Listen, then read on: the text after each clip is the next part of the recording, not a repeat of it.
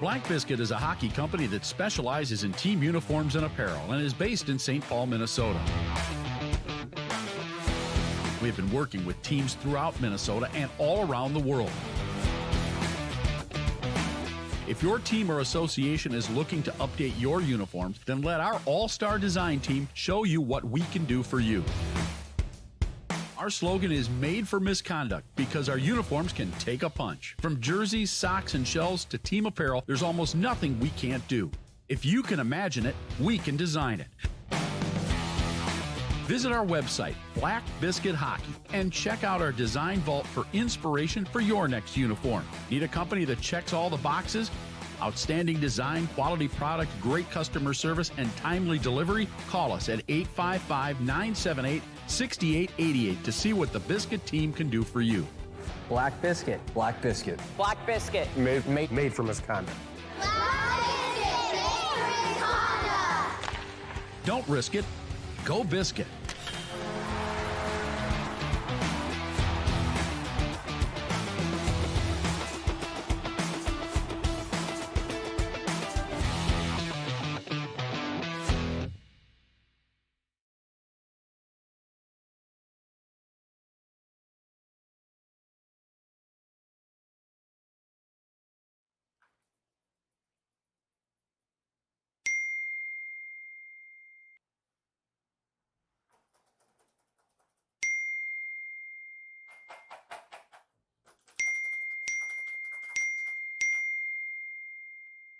Frustrated and wasting time doing your own taxes? Getting confused by complex forms? Waste your time no longer. It's time for you to check out Bonus Accounting. Kenny and the team will help you with taxes, bookkeeping, and payroll services. Now that's an accounting hat trick. Leave it to the industry experts and check them out today. Use promo code Grove City Hockey for a sweet discount and also to receive exclusive GCH merch. Bonus Accounting, the firm of the future.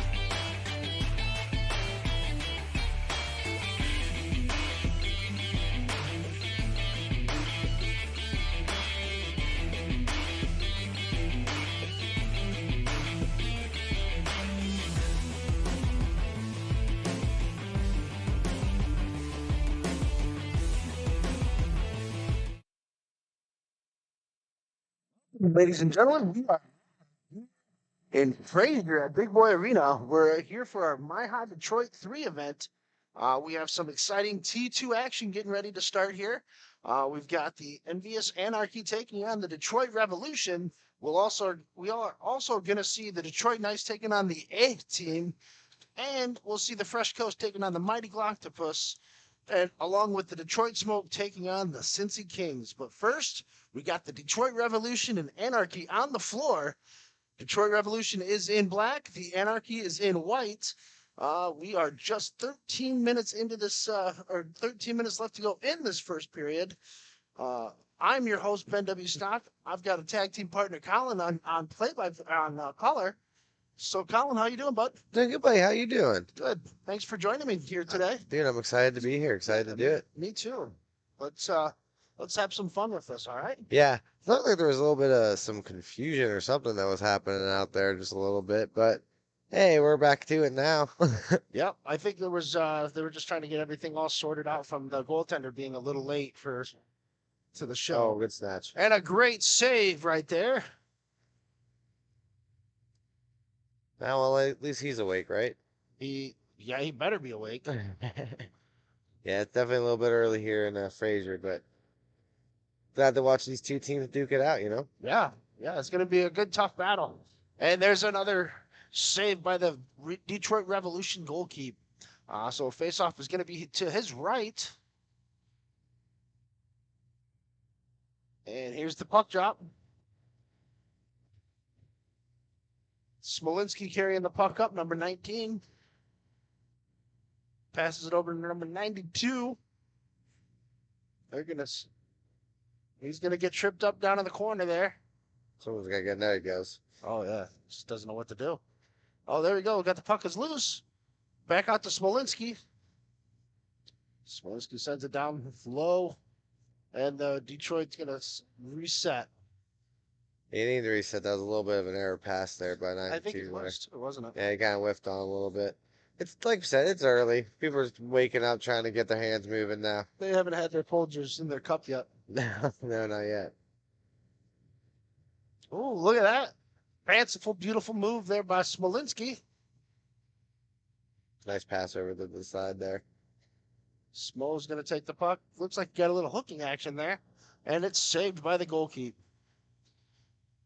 Now, Detroit went 1-1 yesterday. Mm-hmm. And the Envy Anarchy only went, they went 0-2. Yeah. So we're going to see what happens here. Well, I mean, this is always kind of that Sunday team, though. A lot of times they have a bad Saturday, and they usually come out pretty strong Sunday. See if they live up to what they usually do here. Absolutely. Yep. Definitely a dark horse, that's for sure.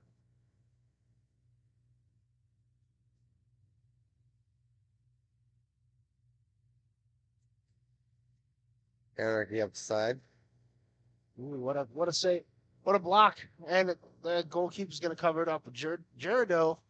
Eric Gerardo is going to make the save, going to prop the face off to the left.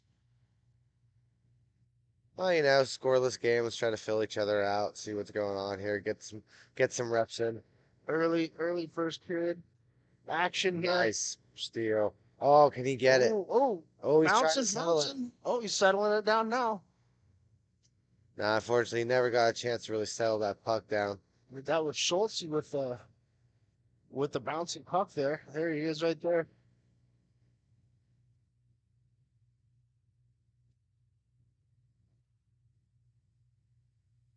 Good job having possession of it right now. De-revving their own zone. Mm-hmm. Yep, that's Kyle Schultz with the puck, number 22.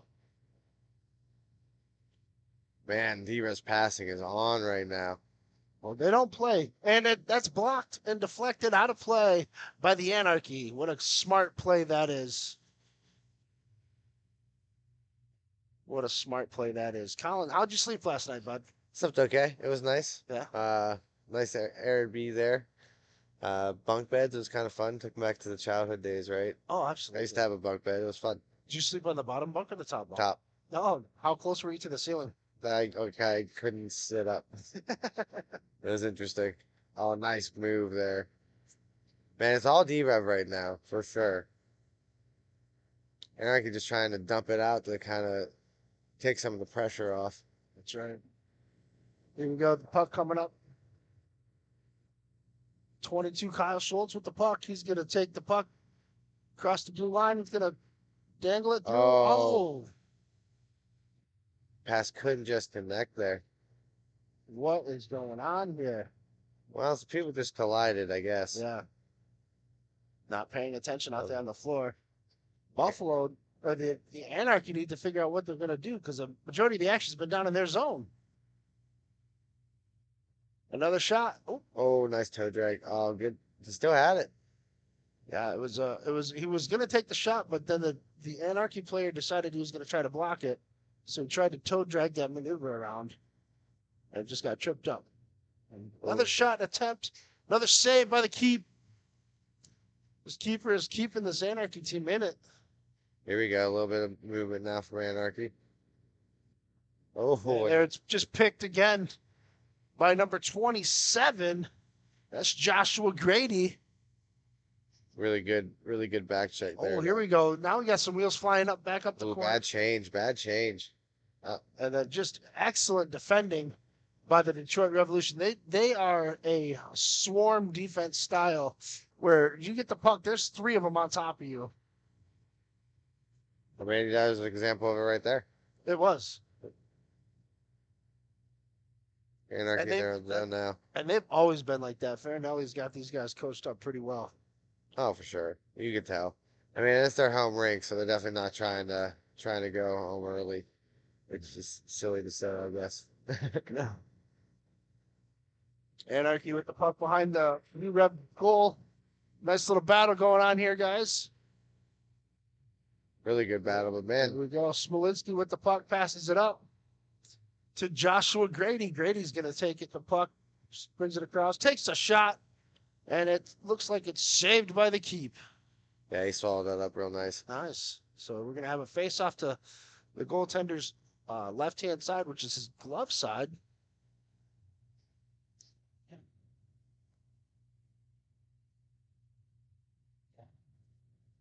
So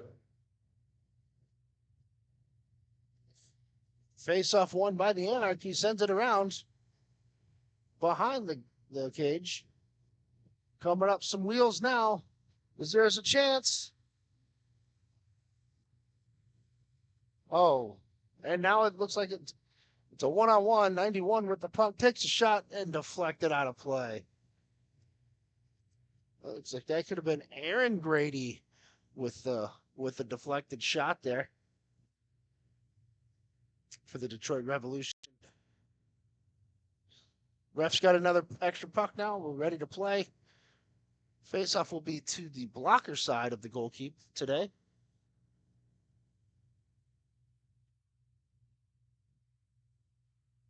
Face-off one, and up and deflected up into the ceiling.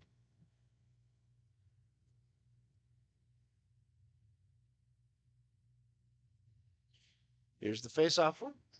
Won by the Detroit Revolution. Sends it back out. Just smart puck possession by the Detroit Revolutions. Classic D-Rev hockey right here. Oh yeah, no, they're doing a great job of possessing the game right now. I kind of got to give it again, like you were saying earlier, to Anarchy's goalkeeper, really keeping them in it early in this game, because it's definitely been a D-Rev's game for sure. If he wasn't awake before, he is now. Oh, for sure. 92 drops it back.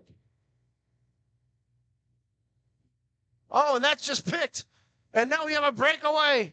Will the Anarchy Oh, score? wow. Number 88. That is not on my list, but what a goal by number 88 for the Anarchy. No, that was an incredible steal there. Yeah, I mean, he picked him clean and said, you know what, I'm going to capitalize on the mistake that you just made and give myself the best opportunity to put that puck in the net. And that's what he did. And what a great play by number 88. Oh, for sure. No, that was, and it's crazy. We were just talking about how it's been D-Rev's game the whole time, but you know, I feel like that can happen to you sometimes. Well, you know, all it takes is a mental mistake like that. And there you go. And now it looks like the D-Rev are a little flustered. nah, I think they got control still here. Well, you just saw number 92 take that shot, and he didn't even have the puck on his stick. So now we've got another rush coming. Oh, and it's turned over. picked up by Blazkowski. Oh, what a drop pass. What a drop back. What a better save. I'm surprised that didn't go out of bounds or out of play. D-Rev settling it back down. Doing what they can. 98 with the puck there. That's Colton James.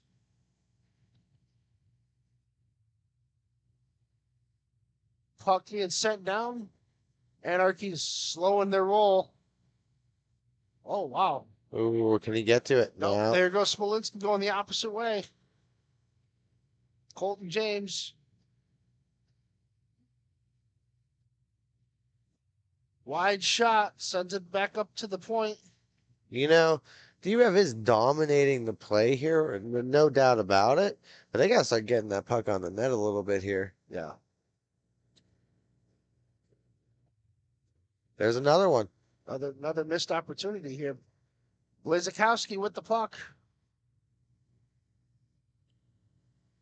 Look like off the body and Yeah, out there. that was deflected by an Anarchy player. That actually it's going to send. They're going to take it out of the zone.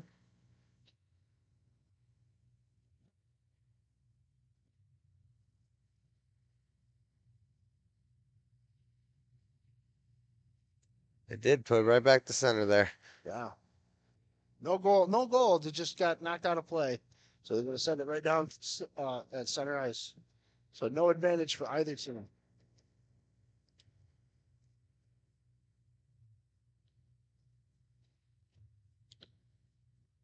Schultz with the puck, sends it up to Blazkowski. Yeah, Blazkowski. Here's Tyler. Sends it across to Smolinski. Smolinski's going to take the puck. Oh, what a move. Oh, another missed opportunity. Forward to backhand to backhand and just could not get that puck in the back of the net. Well, they're just missing the net, unfortunately. They're making all these wonderful plays, or wonderful moves, and just unfortunately not getting them in the back of the net. So now this will be to the goaltender's blocker side. Down here on the left side of our rink from our angle. D-Rev with the shot. Blocked again by the Anarchy. This is what we were saying. The Anarchy had a couple of rough games yesterday, but they always step it up on Sundays. What a nice save out to and the rebound shot too was there. What a good, this goaltender is on right now. Yeah, he's on fleek. Next thing you know, we're gonna see some Anarchy's still with the puck. Here's a shot and saved by the keep. Eric Gerardo with the save. It's going to be right here in front of us. You know, and it's hard as a goaltender, too, to be sitting for that long. I mean, and not facing anything. He didn't really face much. I mean, yeah, he had that one goal kind of go in, probably caught him sleeping a little bit, but yeah, he hasn't faced a lot of shots. No, I don't. Yeah, I was going to say maybe 3, 4. Yeah, I just about that. So, Anarchy's going to send it all the way back. Nothing left to do here except let the time run out. That's right. And that will take care of the first period. It is 1-0 in favor of the envious Anarchy. We're going to take a quick pause for station identification from our sponsors. Everyone has their own unique pre-game preparation, and most of them are pretty different. But there's one thing in common, and that's Jack's Hockey Wax. Get this locally produced wax that isn't shipped from across seas, but made here right in the U.S. The best smelling, best feeling, and best performing hockey wax on the market. Oh yeah, and I almost forgot to mention, they sell tape too. Visit them at jackshockeywax.com to get your order today. If it isn't from Jack, put it back. Have you let office hygiene get away from you? Place of work starting to stink? It's time to call MagiClean. Windows? Check. Washing? Check. General cleanup? Check. Now that's a Magi-Hattie. Reach out for your free consultation today. MagiClean. Keep the cleaning to MagiClean.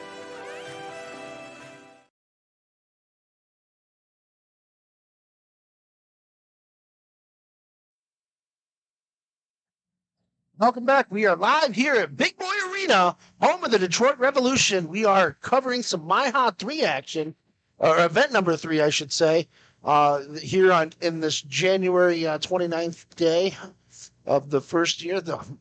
Already 1/12 of the month is up, or of the year is up. Yeah, it's kind of crazy.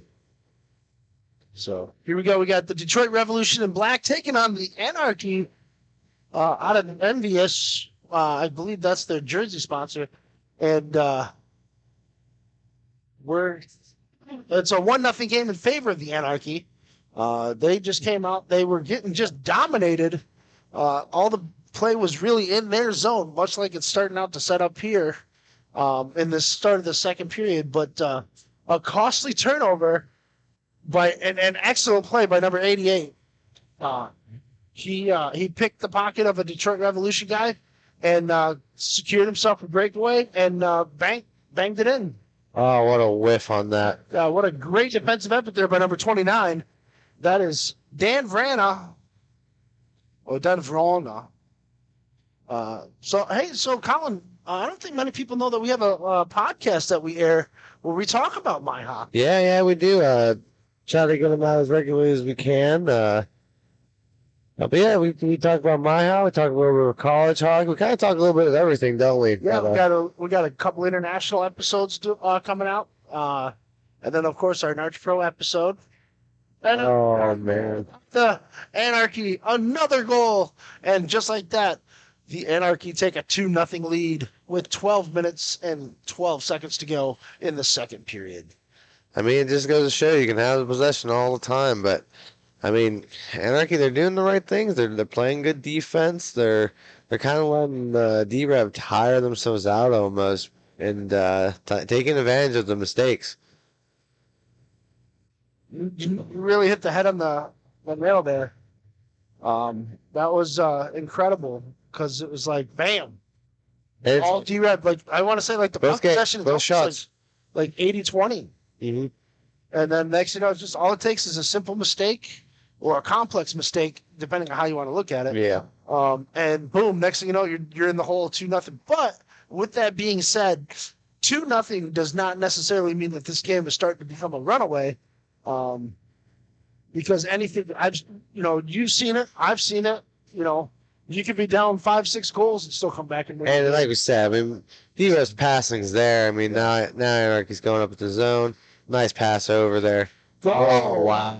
What a play. That was... Dragged the defender guy way outside, made the pass across, and that goalkeeper just did not know how to handle that. It's 3-0 in favor of the Anarchy.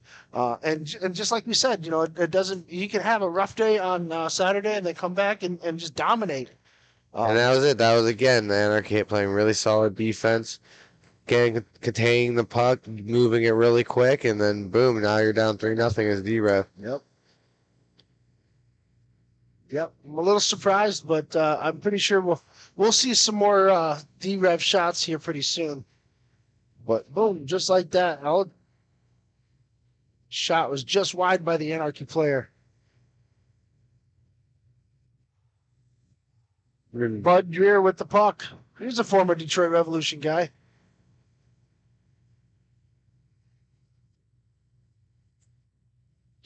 Well, Anarchy's really trying to pick up here. Nope. And deflected out of play by Kyle Schultz. So now we're going to see a face-off just to the left of the goalkeeper, right in front of our action camera. I think, right? Is that what our action camera is? Yeah, right there.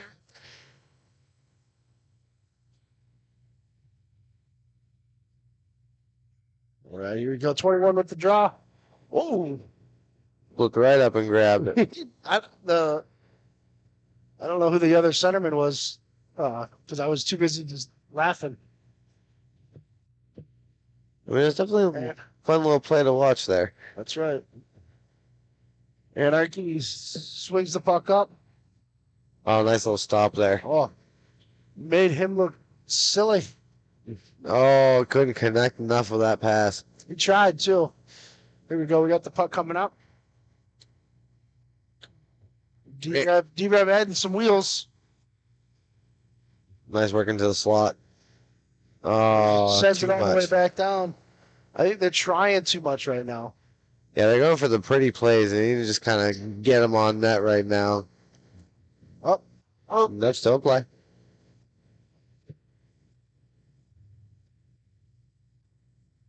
so I mean, very different team right now for the Anarchy? than the second period. Yes.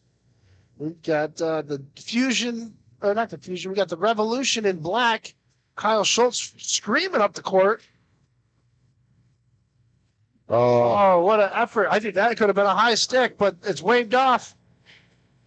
Schultz with the puck. I always love watching Schultz play. Number 22. yeah, he's pretty good. He's got that hustle and that drive to not want to make mistakes.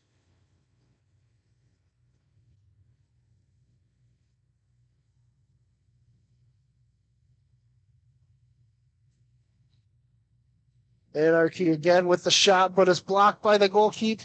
And ooh, we got a little body check going on here. Looks like they're calling that. They're gonna call it too.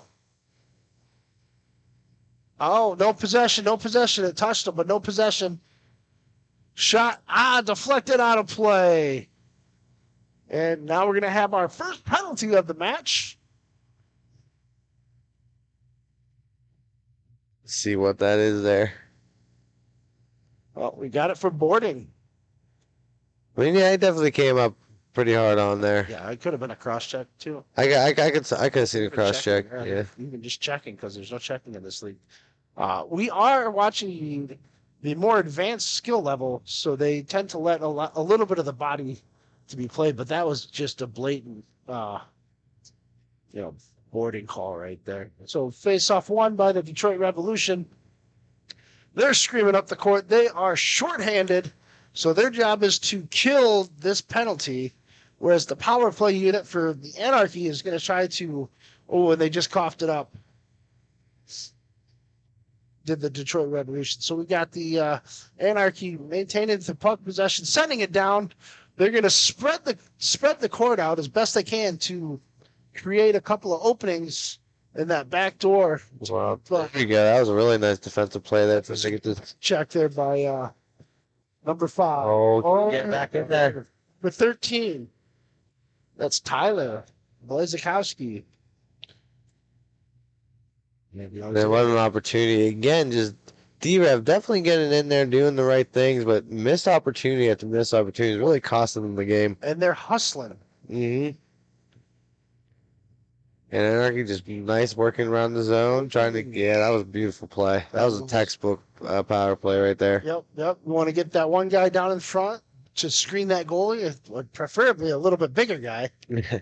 Because I think they put their smallest guy there, but sometimes those little small ones are the scrappiest ones to put down there. Oh, 100%. Yeah. We're looking at 5 minutes and 40 seconds remaining in the second period. We have the Anarchy leading 3-0 over the hometown Detroit Revolution here in the first game down here at Big Boy Arena. If you're in the area of Fraser, come on down and take in some MIHA action here. We would love to see you. Detroit Revolution flying up. Smolinski with the puck. One man show. Oh, there's an appearance call. I mean, he was just trying to stop an unstoppable force, right? Immovable objects. So now the Detroit Revolution will go on the power play. Well, three on three action for a second, and then D-Rev will come out with the power play. Yeah, I think it's only like a few seconds remaining because the door's open on the. Yep, this puck drop. So it'll be a reversal, and we'll see if the Detroit Revolution can get on the board.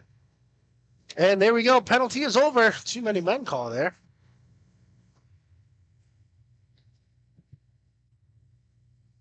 Nice work by D-Rev.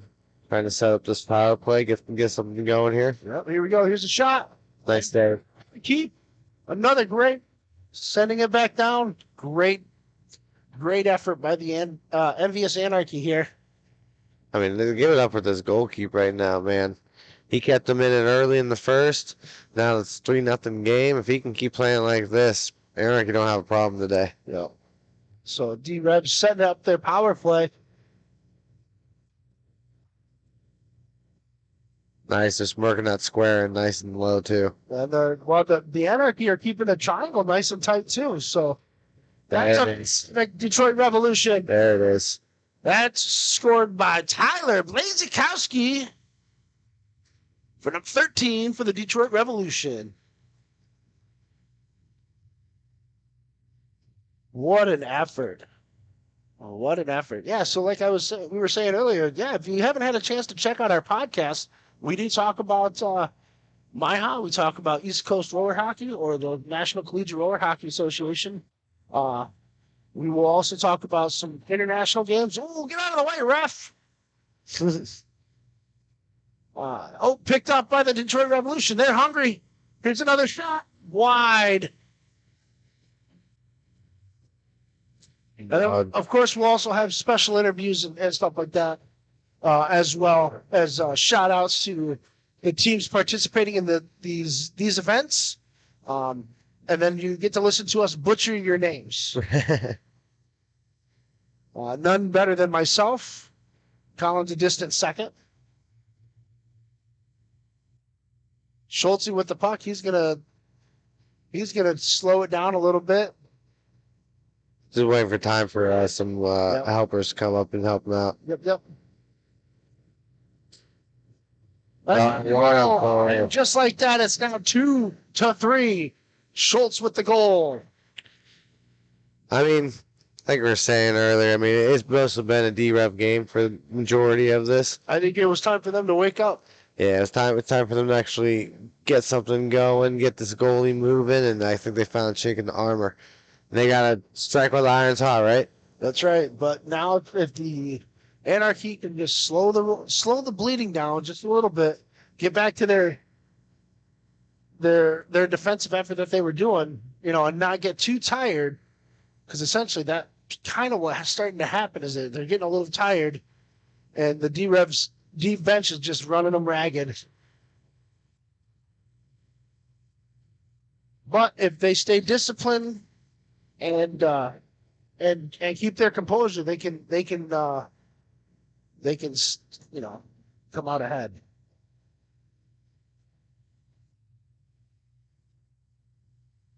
Nice shot by the Anarchy there. Yeah, it was great. D-Rev coming in, lost it. Here we go, Anarchy on the counterattack. 3-on-1, and right into the belly of the beast that is the goalkeeper.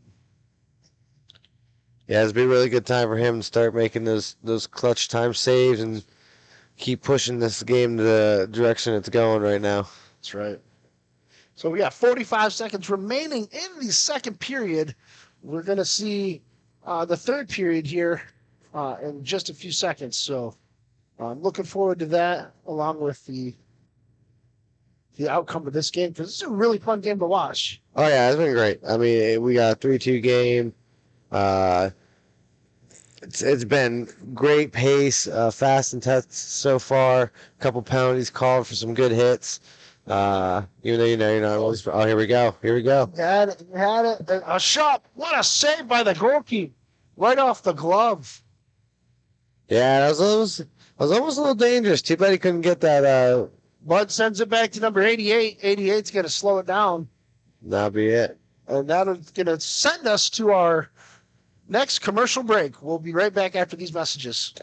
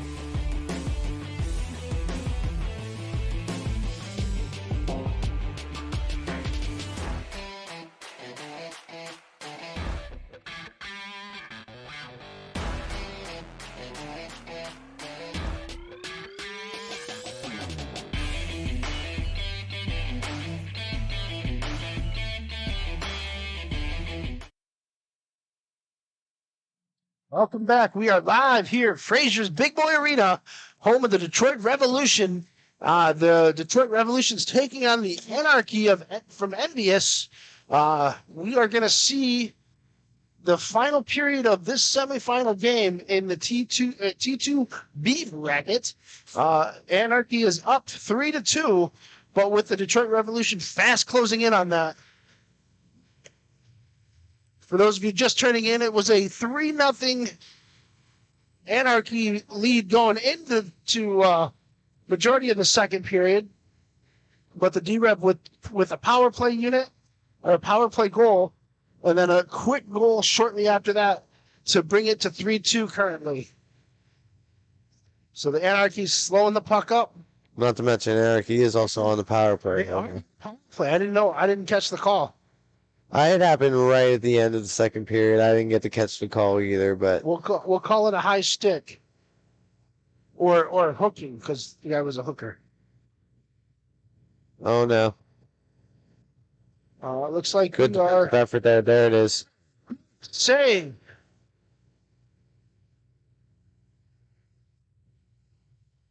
Loose, and that puck is loose, and then finally the whistle. Well, I mean, the players can't cover it up. The goalie has to cover it up. Well, no, that's what I'm saying. But he was doing his best job to cover it. Oh, for sure.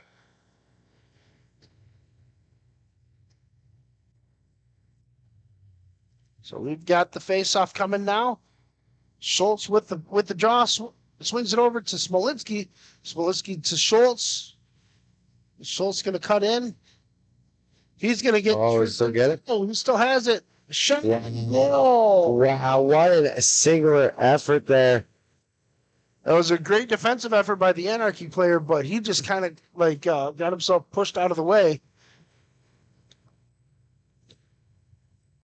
And just like that, we are now tied. 3s. Again, not really too surprised that D-Rev made a pushback. I mean, you never want to give up a shorthanded goal. That's unfortunate, but No, because they've scored on even strength and on the power play, and they now scored on the penalty kill. Down low, 21 takes a shot up in the air, could not hang on to it. Roy sending it up to number 27. That's Joshua Grady. He's going to send it back to 91. Aaron Grady, that's his brother. Oh, that could have been bad. Roy Lozon with the puck. He's going to swing it back around.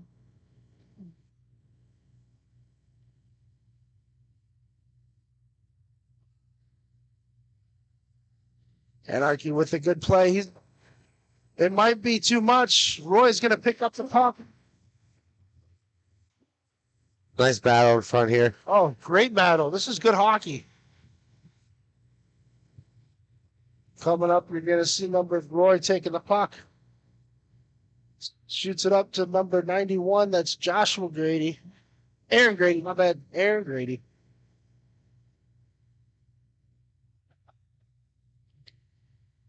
Aldrich was the puck. That's Tyler Aldrich. He's going to send it back to Roy.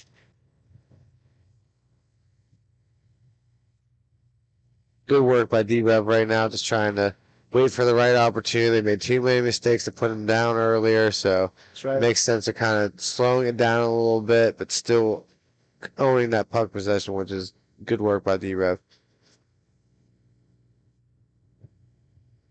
So Anarchy's flying up the court. Not anymore. No, turnover by the Anarchy. Shot saved by the goalkeeper.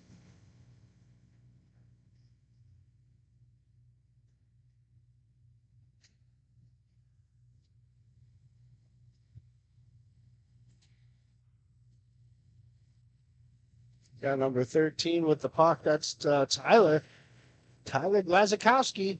He's going to take the puck. He's going to get challenged by Jake Schiffman. 88 with some pressure.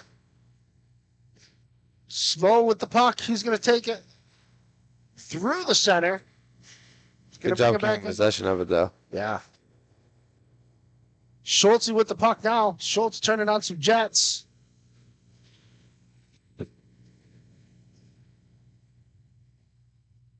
Oh, what a nice back behind the back pass there. Oh, what's what happens when you get lazy? Tyler needs to step up. Those are the kind of mistakes you don't want to see as a coach.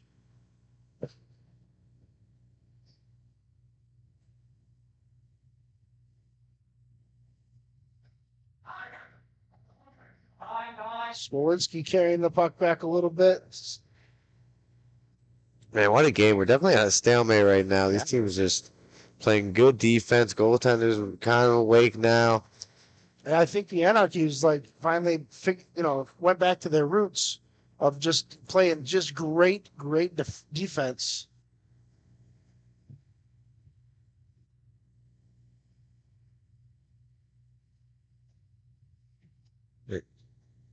Oh, nice work down low there.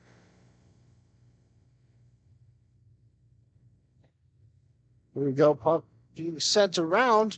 Anarchy's going to fly up the court now. Jake with the puck. Still in play. Blocked and chipped. Smo with the puck. He's got a 2-on-1 situation. Schultz called for it. Comes through. Anarchy's got a chance here. Set their feet. Oh, and a shot and a goal. And that's Schultz's third goal.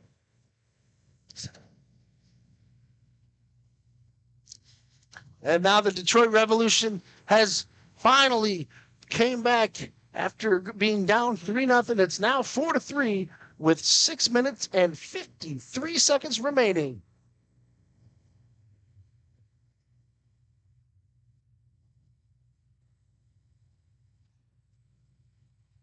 Roy sends it up. Number 27, Grady. That's Joshua Grady, number 27. 91, that's his brother, Aaron Grady. And, whoa, that puck was loose. But great defensive effort by the Anarchy. 21's given up.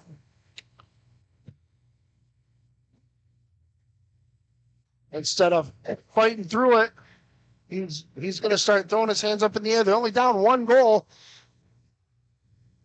And all it takes is another mistake by the D-Reb, and the Anarchy's right back in it.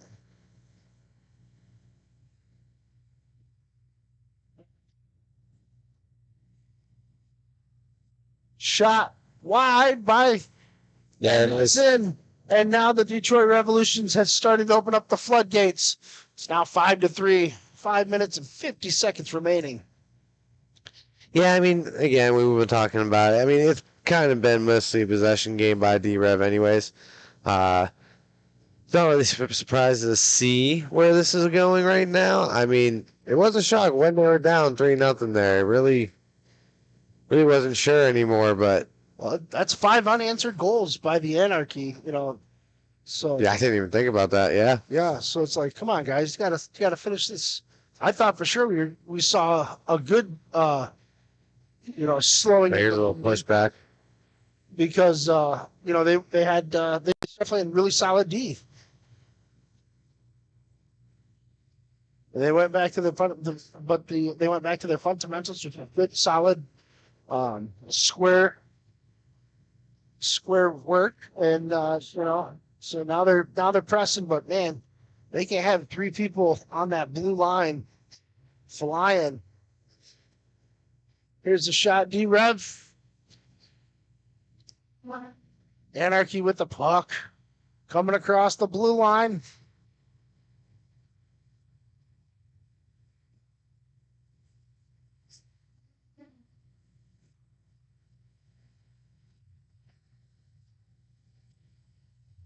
Anarchy desperate to get something working here. Right.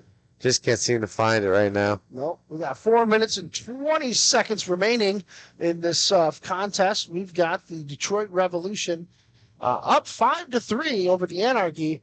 And what a game. They were down 3-0 and has scored 5 unanswered goals. Within the last, what a move. 6 unanswered goals in the last 10 minutes. What a move. That was dirty. So I think we're going to see a timeout here.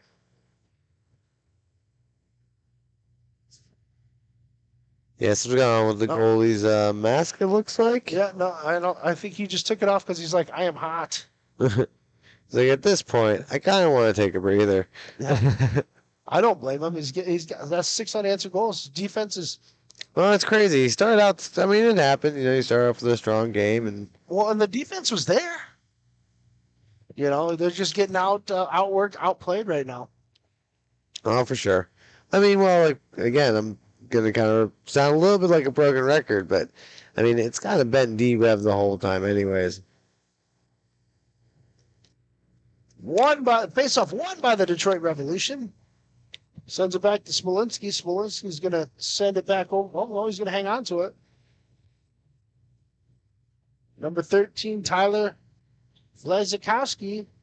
Smo sends it up. Hits. But the referee getting in the way.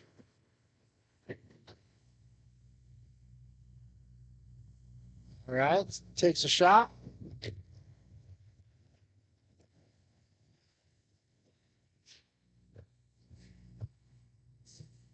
You doing all right there, bud? Yeah, just we're doing a little camera situation here. Oh, okay. Just like that, we got another save. 2.5 minutes to go in this third final period between the Detroit Revolution and the Anarchy down at the Big Boy Hockey Arena in Fraser, Michigan. If you guys are in the area, please come on down. If you're not, stay on the broadcast and listen to us live.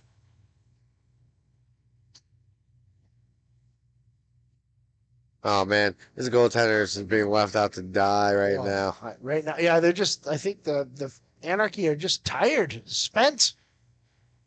I mean, it's like you said previously in, I believe, the second period. I mean, you look at the sizes of the bench here, you know, such a deep bench for D-Rev. They're going to stay fresh more so than what Anarchy is capable of doing. And some teams like that. They like to play a lot and have a lot of game time. And sometimes they're running a 12-man bench. Yeah. Which is pretty big in the roller hockey community. I actually prefer a 12-man bench. I don't know about. Are you guys doing the 12-man bench for your guys' crew? Are you guys doing 8? I believe 8, but that's more of a Sean DeCott's question. It's always who shows up, though, right? That's true, too. But D-Rev slowing it down in their own zone here. Yep, slowing it down. We got 1 minute remaining. 1 minute remaining. So we're going to see if the Anarchy can chip in 3 goals in this last minute period, or last minute of the game, or if the D-Rev's going to add to their total. Not a lot of sense of urgency on the Anarchy's team. And costly turnovers. But now the Revolution are going to be playing sloppy at the last minute. You never know. Oh, what a glove save by Eric. Yeah, no, that was a really nice save. He's awake. He's here. Yep. No, good game. D-Rev definitely brought it. I think, like we said, they've kind of had possession of this game the whole time and whatnot, but you know, it wasn't surprised to see those mistakes happen and the Anarchy go up there quick in the first with those 3 goals. But hey, here we are now. Yep. D-Rev the winners here, 6-3, huh? Yeah, 6-3 is the final. We'll cut out for a commercial break. When we come back, we will see we're going to see the Detroit Knights taking on the A team from Canada. So be prepared for that. This copyrighted telecast is presented by Grove City Hockey. It may not be reproduced, retransmitted in any form without the expressed written consent of Grove City Hockey, LLC. We thank you for your understanding and hope to continue to enjoy this complimentary broadcast. To purchase footage, email grovecityhockeyllc@gmail.com.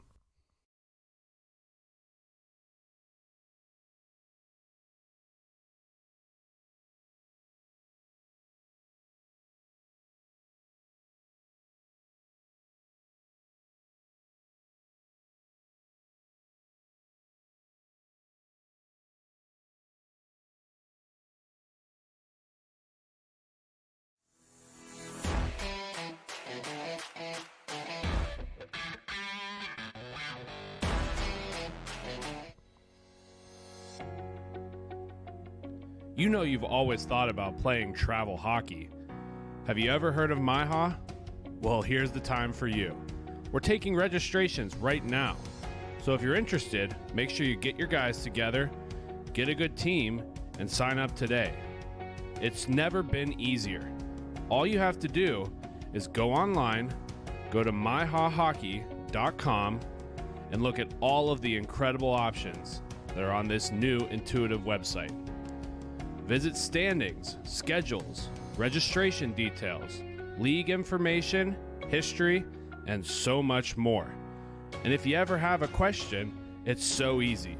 Just go to the contact page and reach out to Carl, and he'll help you right along.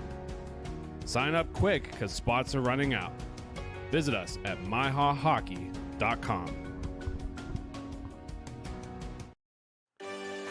Have you let office hygiene get away from you? Place of work starting to stink? It's time to call MagiClean. Windows? Check. Washing? Check. General cleanup? Check. Now that's a Magi Hattie. Reach out for your free consultation today. MagiClean. Keep the cleaning to MagiClean. Everyone has their own unique pre-game preparation, and most of them are pretty different, but there's one thing in common, and that's Jack's Hockey Wax. Get this locally produced wax that isn't shipped from across seas, but made here right in the US. The best smelling, best feeling, and best performing hockey wax on the market. Oh yeah, and I almost forgot to mention, they sell tape too. Visit them at jackshockeywax.com to get your order today. If it isn't from Jack, put it back.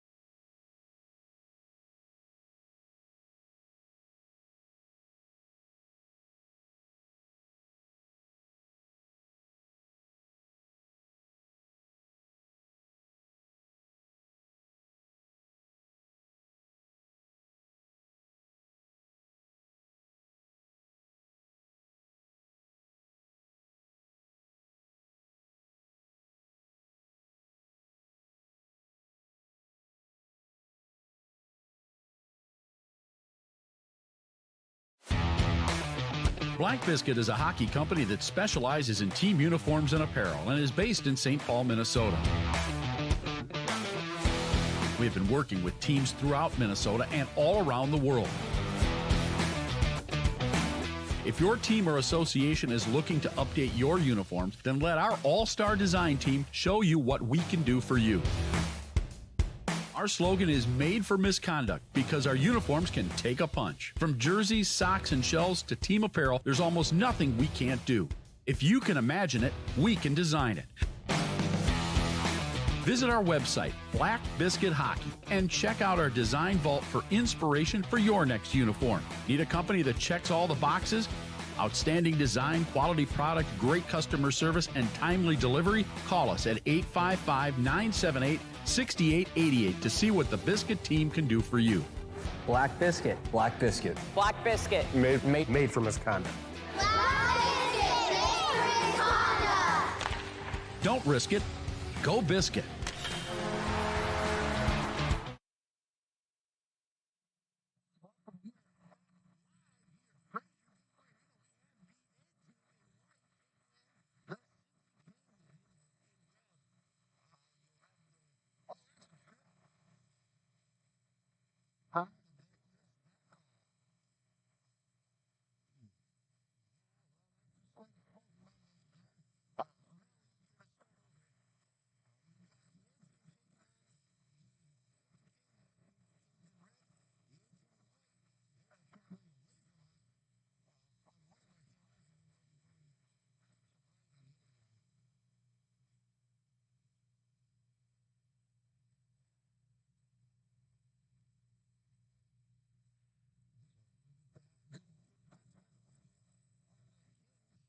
Another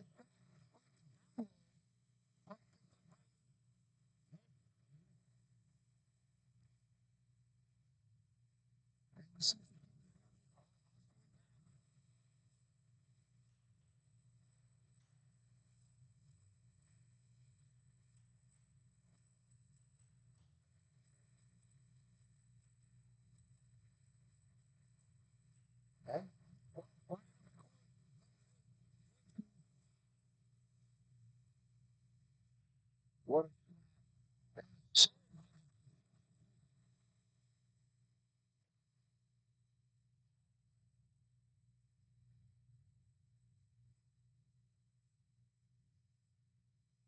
No. Detroit Yeah. team taking on the Detroit Knights. Yeah. Man.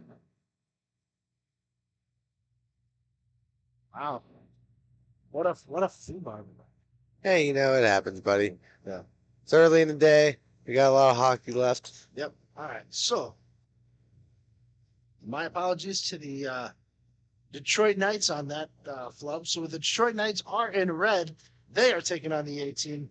The A team out of Canada with their maple leaf red and white jerseys. Very reminiscent of the like Olympic team jersey. In Canada, yeah, for in like 1980. Yeah. But A team, really good team. Been really fun to watch this weekend. I mean, I don't think they lost a game yesterday. A team? Yeah. I can't say. No, they did. They lost. We lost one game. Yeah. Either way, we watched They take out. lost. They lost to Cincy Kings. Yeah, that's right. That's right. Well, then we watched them beat the unfortunately now knocked out envious Anarchy. What a play! Tic-tac-toe play, but just wide. I'm digging these Knights jerseys. Oh yes, they're very remnants of Vegas Golden Knight jersey. They just went with a more red to kind of disguise it. Oh no, they're remnants of the look very much like their third jerseys. Yeah, well, I almost think it's very reminiscent to like a European team Yeah. setup. You know what? Yeah, You know what I for sure. mean? Like the pants have like the Union Jack style.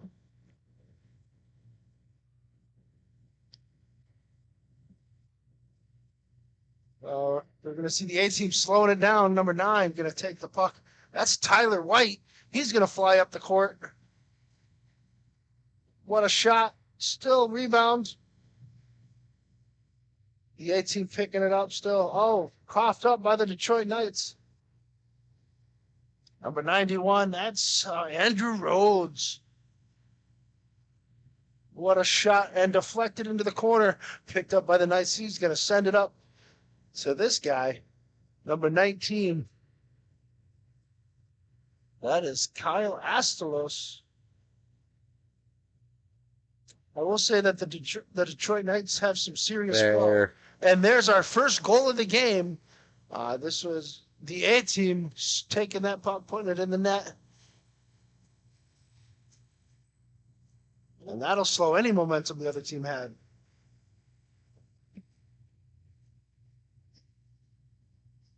I mean, it's been a great effort both ways. They're going back and forth here.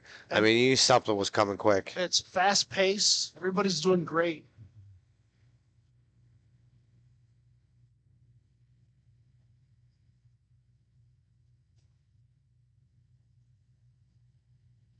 And the A team taking the puck behind the net. Sends it out to number 14. That's Nate Ocampo.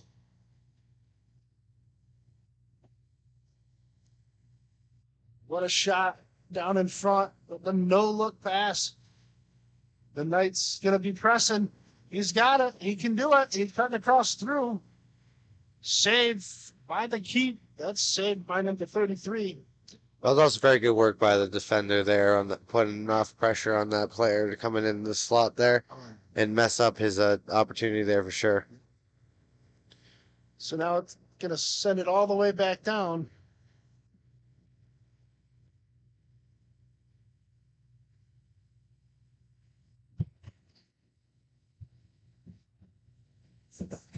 We've got the A team pressing.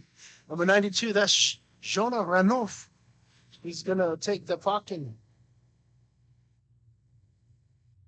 gonna get tied up there. Now we got the Knights screaming back the other way. What a shot by number 15, Seth Robbins. He wants to burn the house down.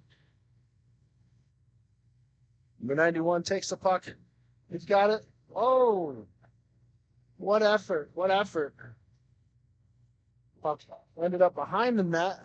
It's a great save up and out of play.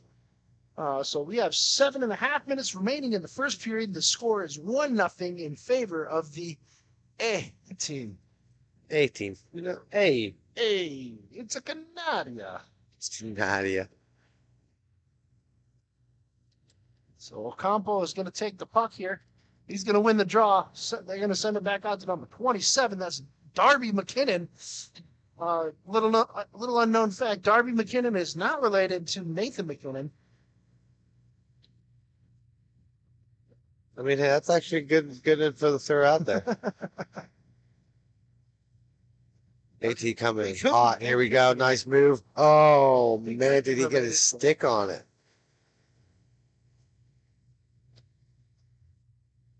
Slowing it down. Number 12, Calvin Higley, one of the leading scorers on this team.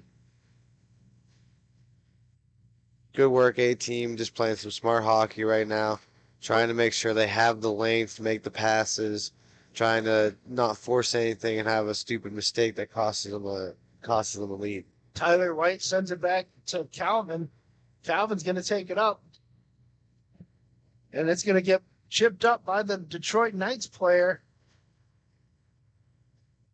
Oh. Number 5. And a save by the goalkeeper. You didn't really know where it was there for a I second. don't think anybody knew where it was. So number 5, that was Gary Smith on the shot for the Detroit Knights.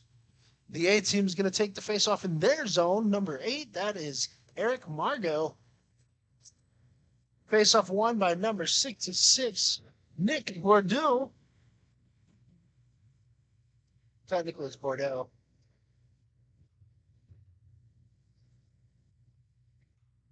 Darby McKinnon sends it around.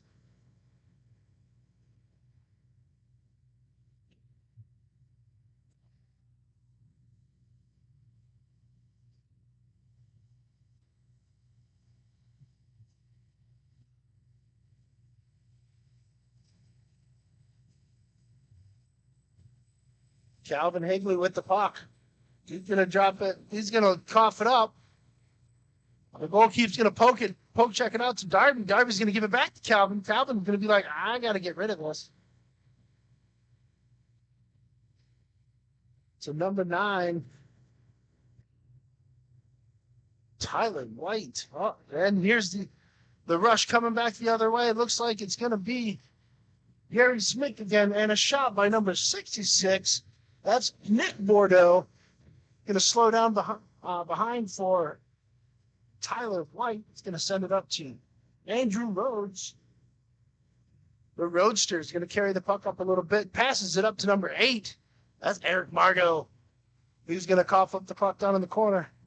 Nice work on the back check there by Detroit. It's just solid effort right now. I mean, both teams not really giving much of an injury. Other than that first goal, it's been pretty steady on the back and forth here. Yeah, they're both playing really good defense, and they're both playing really good offense. Both teams getting chances. Both teams playing excellent, smart hockey at the moment. So we're going to send it back out to Eric Margot.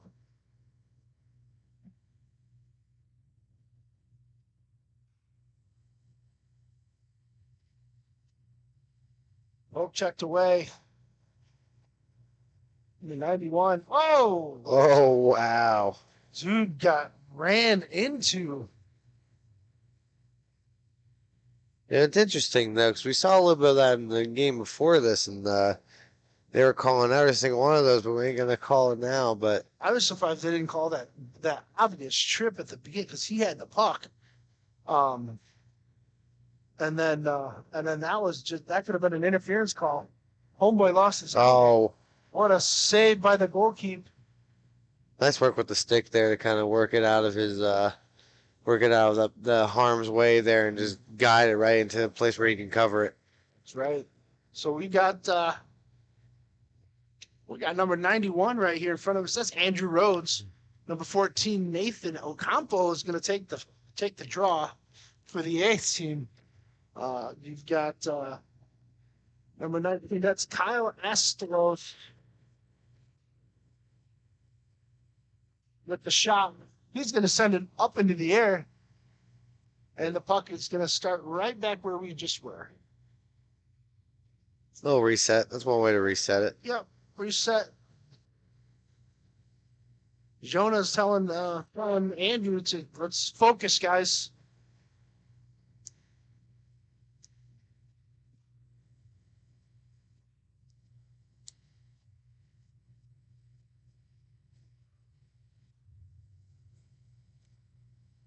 Nice work by the 18 to regain control of that puck. Working it down low here into the slot. Oh, what a toe drag. So Kyle's got the puck. He's going to settle it down. He's going to shoot it up. We got 1 minute and 45 seconds remaining in the first period. What a shot just wide by number 87. That is Brandon Kowalski. Brandon throwing his weight around too, and is covered up by the goalkeeper. So we're going to see the puck on the opposite side here of the rink.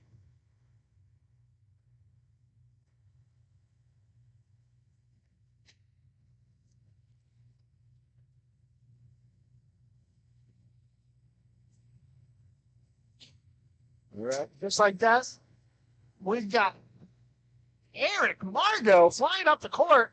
He still has the puck. He's on a breakaway. Shoots, he scores! Just like that, Eric Margot extends the lead 2-0 in favor of the A team. Yeah, no, that was fantastic. One-man show right there. That was incredible. It was a one-man effort, not one-man show. No, fair enough. Come on, fair man. enough. You got to give props where it's due. My bad. Oh, you would have been pissed because you were the goalie. Yeah, I would have been upset. I'm in a minute.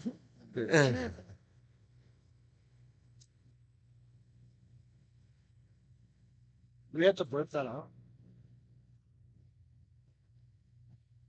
Oh, you're good. So we got number 12, Calvin, swinging up the puck, crossing the blue line. He's going to slow it down a little bit, loses it, shoots it, sends it around. Puck was picked up, but it was intercepted by Eric. Eric Margot again sends it across to number 27. That's Darby McKinnon. And just like that, we are going to end the first period 2-0 in favor of the A team. We'll be right back after our sponsors give us a few bit of info. Everyone has their own unique pre-game preparation, and most of them are pretty different. But there's one thing in common, and that's Jack's Hockey Wax. Get this locally produced wax that isn't shipped from across seas, but made here right in the U.S. The best smelling, best feeling, and best performing hockey wax on the market.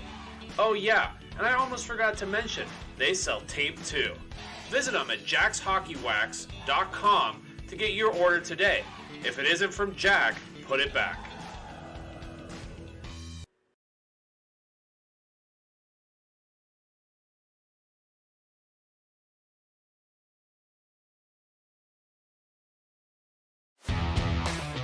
Black Biscuit is a hockey company that specializes in team uniforms and apparel and is based in St. Paul, Minnesota. We have been working with teams throughout Minnesota and all around the world. If your team or association is looking to update your uniforms, then let our all-star design team show you what we can do for you. Our slogan is made for misconduct because our uniforms can take a punch. From jerseys, socks, and shells to team apparel, there's almost nothing we can't do. If you can imagine it, we can design it. Visit our website, Black Biscuit Hockey, and check out our design vault for inspiration for your next uniform. Need a company that checks all the boxes? Outstanding design, quality product, great customer service, and timely delivery? Call us at 855-978-6888 to see what the Biscuit team can do for you. Black Biscuit. Black Biscuit. Black Biscuit. Made for misconduct.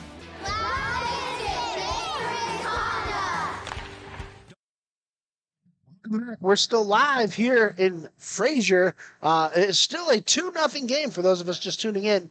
We just had a little minor difficulty with some technical difficulties here. That just took out about a minute worth of airtime. So we do apologize for that.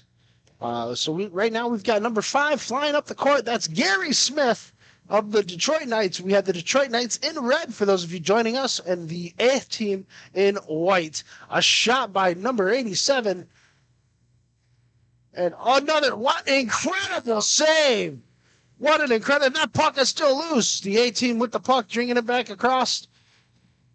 And oh no, just like that, it could be 2-on-1.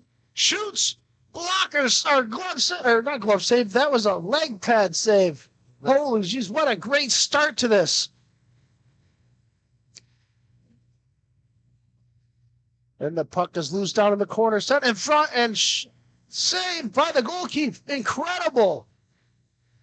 This is an insane start to a second period. It's an incredible start to this period. Here we go. 2-on-1, 3-on-1. Puck's up in the air.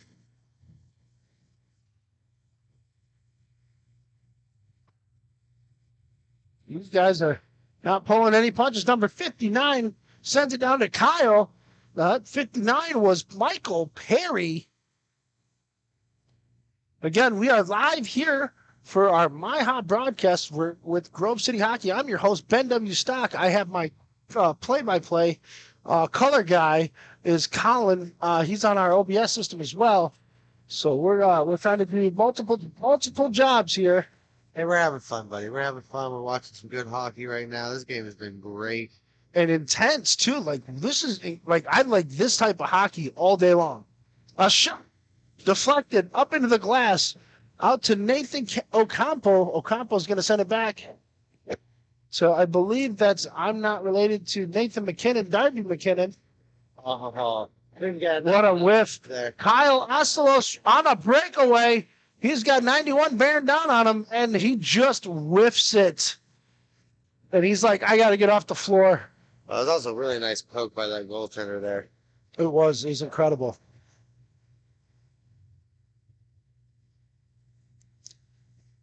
Here we go.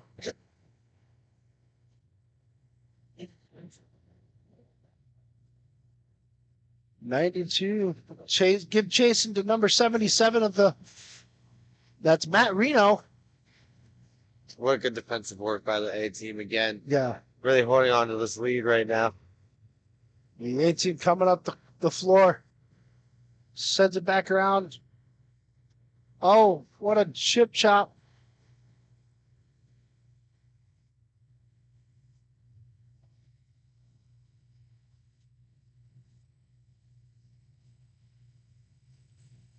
What a shot on a breakaway by number 92. That's Jonah Renouf. Again, wide of the mark. And number 87, that is Brandon Kowalski. He's going to take the puck. He's going to go around. He's going to try to shoot, go top shelf, but is blocked by the goalkeeper. And another attempt by number 5, and that was blocked. What an incredible goalkeeping. You're not getting to see the angle I'm seeing right now, but man, you should have seen the kick save there to get that leg out and save that puck. That was full-on splits. Just wide again. Nice work by the goaltender to seal up that post for that wraparound. This is a pretty intense game right off the bat here. I mean, I'm not gonna say that the A team is safe at all. I mean, Detroit is getting some really nice opportunities. He tried to go between his legs on that one, did Calvin. But they said no. So number 2, CJ Melson, he's going to get bodied up a little bit. They're going to send it out to Jonah. Shoot, scores! And just like that, it's still 3-0 in favor of the A team. And this is not a blowout by any means. As we saw in the last game, a team go up 3-0, only to lose 6-3. I mean, the biggest thing that Detroit needs to really like kind of step up here and kind of fix is that they're having a little bit too much of a defensive breakdown. They're having great opportunities on the offense for sure, but gotta do something about the defense here. They're just letting them have too many easy walk-ins here. Yeah. This is true. And we got a player complaining to the refs about the body play. Kyle going to take a shot off the post. He had him beat, but that was off the post. Our cameraman Jake was just shaking his head like, how did that not go in?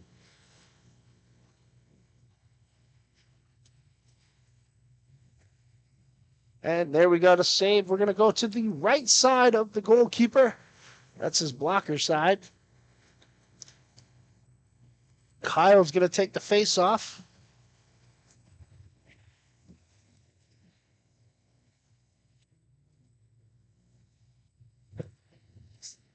Face off won by the Knights. Sends it over to number 59. He's going to send it all the way up to his other teammate here. Oh, there's a... Wow, they're not going to call that?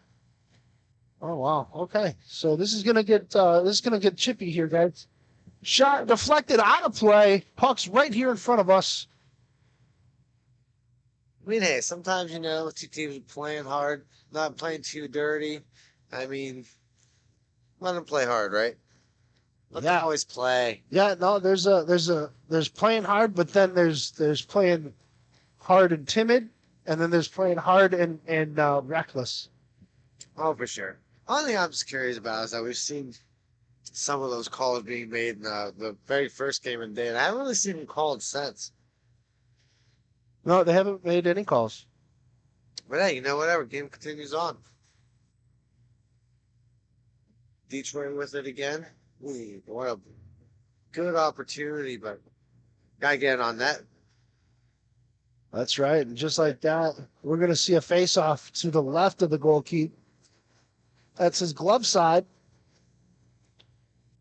We kind of saw a similar thing with the last game. The Detroit was just kind of missing the opportunities, but then D-Rev came back. So I wonder if Detroit Knights could do the same thing.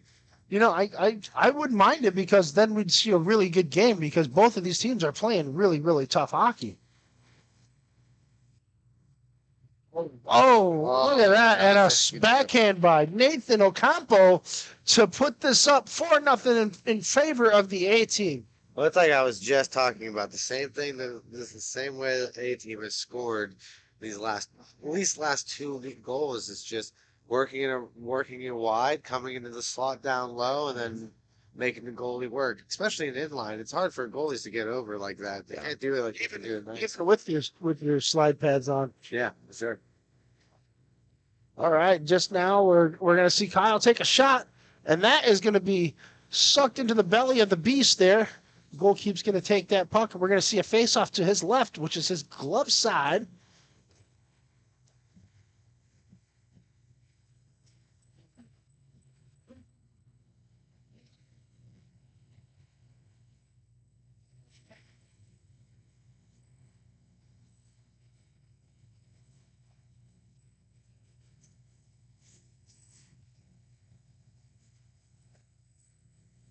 The A team coming down the court here. Puck is still out. Nathan Ocampo is going to send it over. Back end. Ooh, what a backdoor shot by number 9. That is Tyler White with the goal. He was fed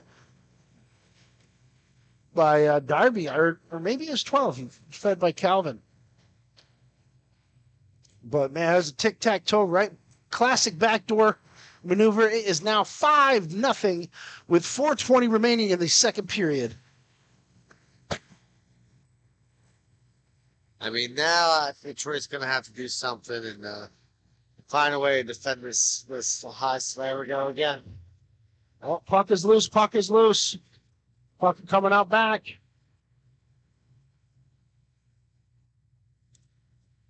Oh, just a costly turnover. Oh, that's off. But they're going to let it go. They're going to let it go. Just come Puck's up in the air.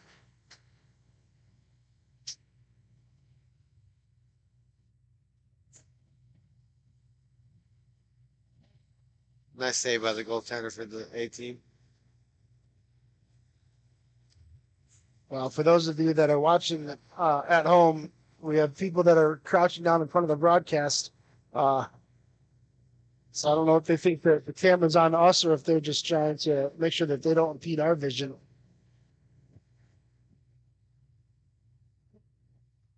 Three minutes to go. That's 3 minutes to go. It's 5-0 in favor of the A team from Canada. Canada, eh? Canada. Good work by the A team so far. I mean, 5-0 game. There's another one. Scores by number 91. That's Andrew Rhodes.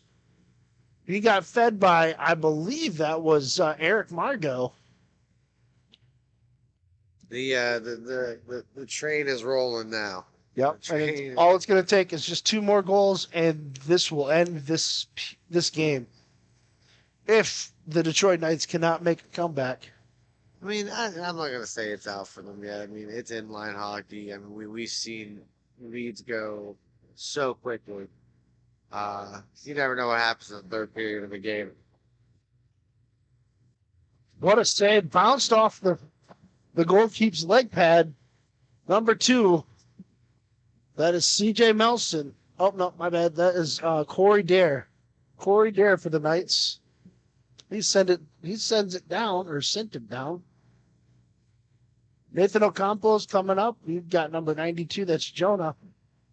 Oh, wow. That was close. Eric Margot with almost another goal. Great, wonderful save by the attendee there. He just got his toe on that to keep that out. Incredible. Rhodes with the puck.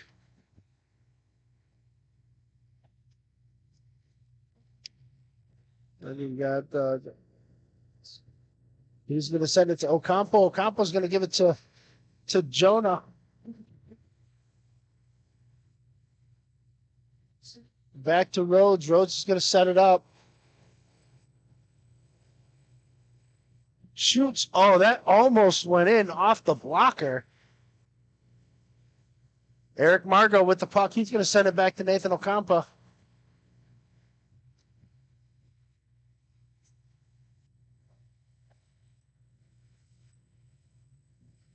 And they're just going to slow it down, maintain puck possession, come in and take a shot. Nice attempt there, but good work by the Detroit Knights defense there to poke that away. But the A team will cover it. This is true. This doesn't even feel like it's 6-0. No, it doesn't. I mean, we know it is, but I mean, Detroit Knights, it's not like they're playing horrible offense. It's just their defense has definitely been lacking, and that's what's hurt them in this 6-0 game. That's right. What a shot. Oh, just wide. We got 20 seconds left. A long stretch pass. Shoots. Shoot. Save by the keep. And that should do it for this period. It is 6-0 in favor of the A team. We are going to come back for the final period between these two teams. So right now we're going to take us to a station identification with Colin. Go ahead, bud.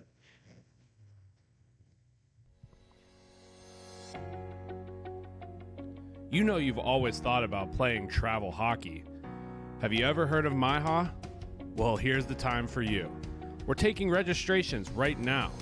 So if you're interested, make sure you get your guys together, get a good team, and sign up today. It's never been easier. All you have to do is go online, go to MIHAHockey.com, and look at all of the incredible options that are on this new intuitive website. Visit standings, schedules, registration details, league information, history, and so much more. And if you ever have a question, it's so easy. Just go to the contact page and reach out to Carl, and he'll help you right along. Sign up quick because spots are running out. Visit us at MIHAHockey.com.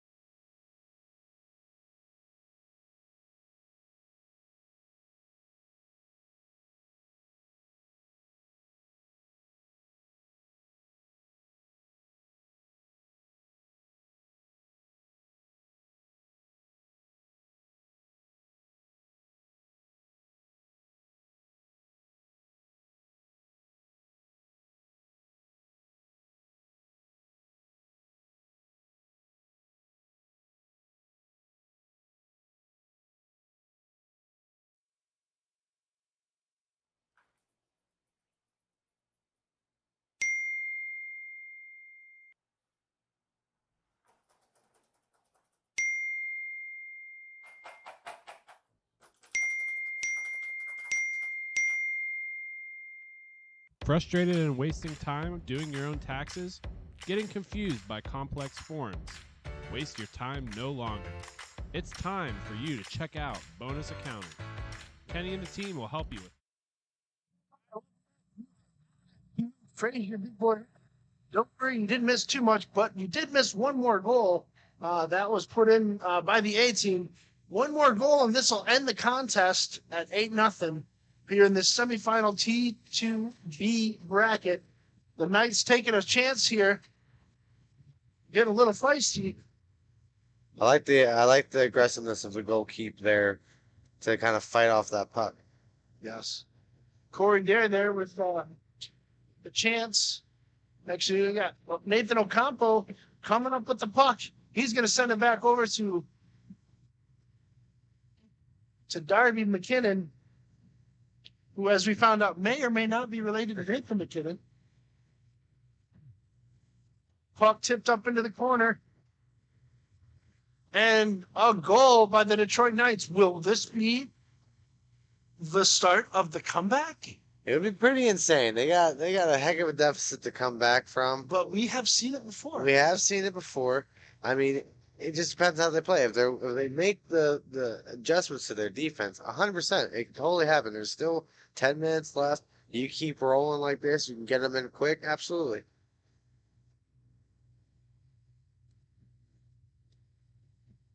A team in possession now.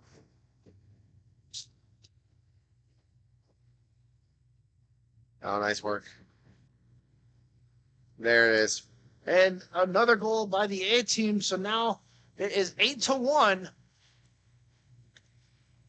And all it takes is one more goal by the A team, and that will conclude this contest. And again, it doesn't feel like it's an 8-1 game. This is a back and forth, hard fought battle between two teams giving it their all. And another chance here by the Detroit Knights. That could have been a tripping call, but was waved off. We got Nathan Ocampo sending across over to Jonah. Jonah going to take the puck. He's going to come across center ice with it. A-team working it out. Shoots.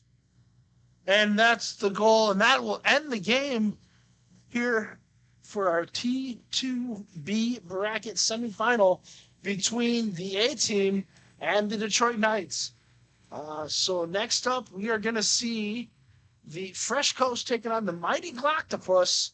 So we're going to take a minute and be back with station identification here at Fraser Big Boy Arena.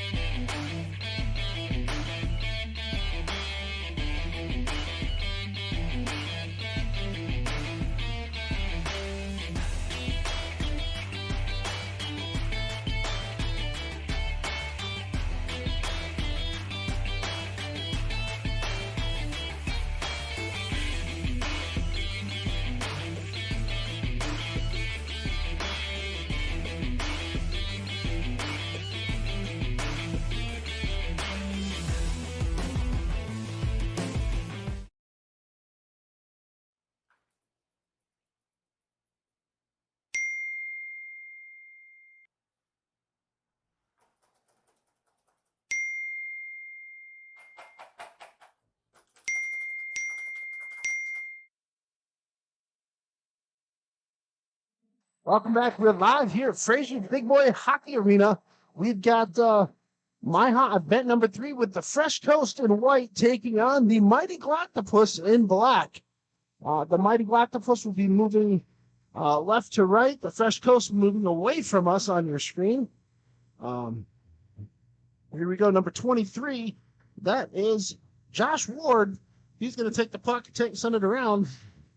And the Octopus coming back on a counterattack, but they're going to send it back down to slow it down just to get reset.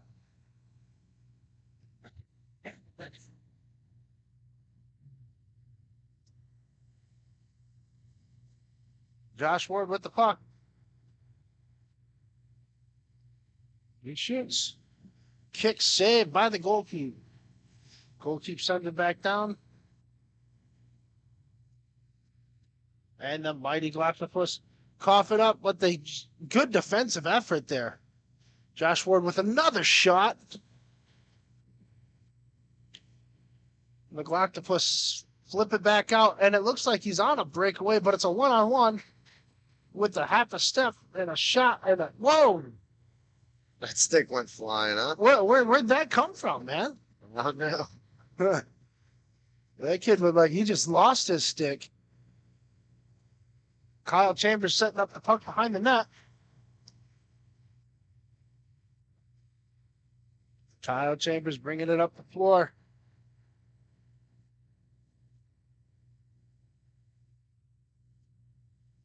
Shot, just wide. Well, I like the idea he had there, but unfortunately the Octopus did kind of get in there and interrupt that play a little bit, and then no more opportunity for the Fresh Coast. That's right. So here we go. The Octopus sliding it through. Jacob Robinson in net here for the Fresh Coast. Up the court is number 22. That's Derek Graham. And just like that, the Octopus kind of stalled that attack. And they're regrouping now on the counter. Coming across number 6. Not on our roster. Do apologize for that.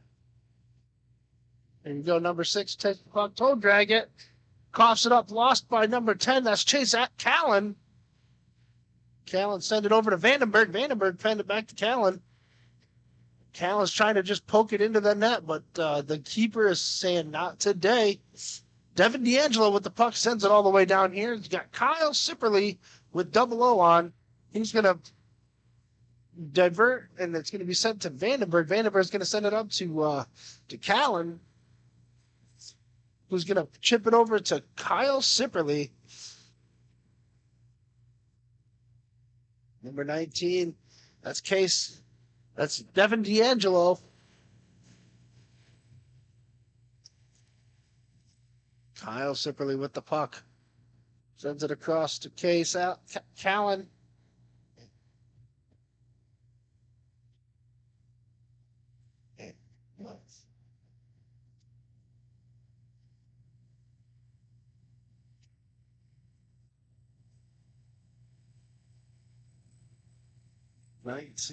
That's Devin D'Angelo flying up the court. It's going to get pushed out to the outside. Chip shot in. It's poke checked away by the Mighty Octopus. What a save by Jacob Robinson. And we're going to see that. We're going to see a face-off to his right, which is his blocker side. Really like these jerseys. They're pretty fresh, aren't they? Yeah, yeah. Let's see what you did there. Nice win by the Goats.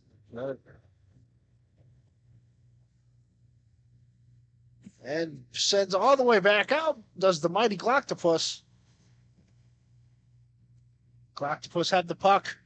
They are going to settle it down behind their net. Here we go, the ensuing attack. Number 26, that is Andrew Ledwidge.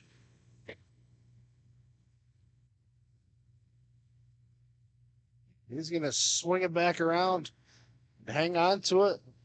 He's going to drop it over to Tyler Grimshaw.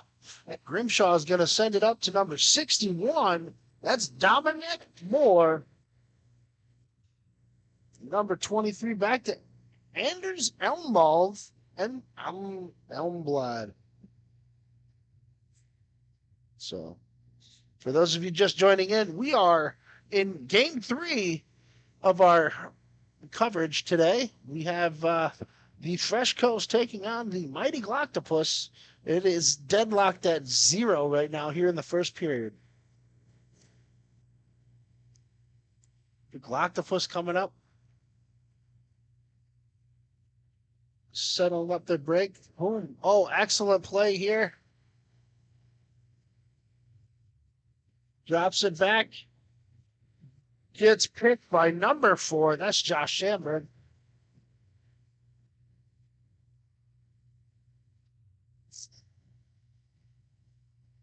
The Coast putting on some fresh paint on there on this puck. Number 76, that is not on my roster. Nice steal by the Octopus. Yes. On the counter attack, here we go.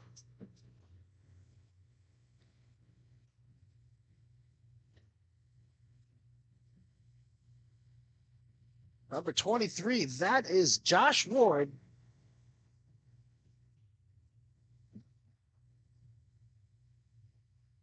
'88 with the puck. He's trying to trip it up. Got wheels for Ward. Ward's going to take the puck just wide of the net. And here we go. Battle down in the corner, and the Octopus are carrying it through. Sipperly not putting any pressure on that opposite side. Vanderbilt steps up. Here we go. Number 63, good defensive effort. Number 22, that is Derek Graham with the puck. Chase Callan to Vandenberg. Vandenberg takes a shot, but it's blocked by the Octopus defender.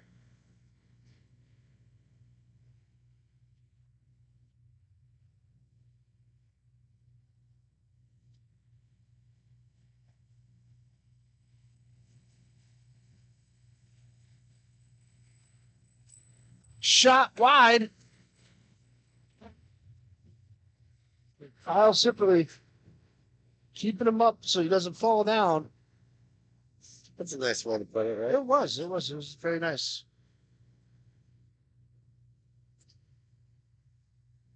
Ooh, that save down there into the corner. Swings it back around. It's going to be picked off by number 19. Oh, no. Number 88 with the puck. He's going to take it. And it's going to be caught up and gobbled up by Jacob Robinson. They're going to hold up the puck behind the net. Vandenberg swings the swoop. They're going to settle it down again. Number 19. That is Devin Giangelo. Put on the brakes and made the other guy fall all over the place. Fresco's just kind of set up the breakout pass here.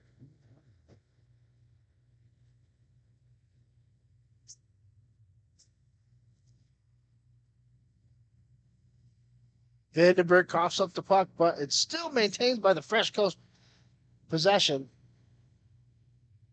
Shoots, blocked by the defender. He's feeling that one for a second. Yeah, that was a stinger. Well, it looks like he's good to go. Sent it back around. That was number 23. That's Anders Elmblad. Yeah, Elmblad. We'll get that eventually.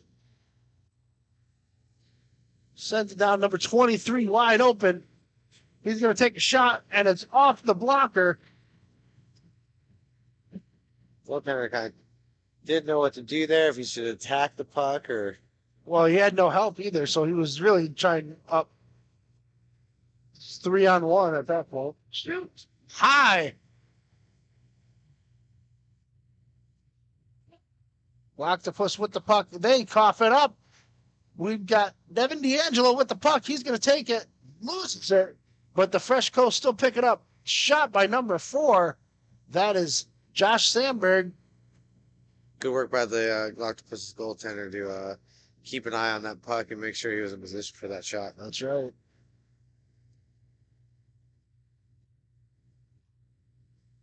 Chambers setting up the puck.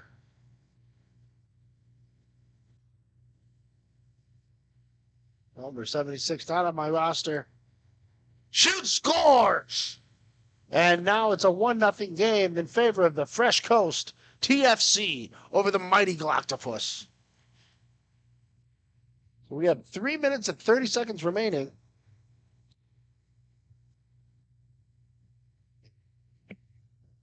In this first period stanza. Good work by the First Coast there. They've been definitely owning the time on attack for sure. I mean, not that Octopus hadn't made some good moves here defensively and whatnot, but I mean, I kind of felt it was coming for them first. I kind of had that feeling they were going to be the first to score the goal. Oh yeah. Now we're going to see the Octopus try to maintain possession, but they cough it up, and another shot at high up into the net. Does that puck fly out into? So we're going to have a face-off.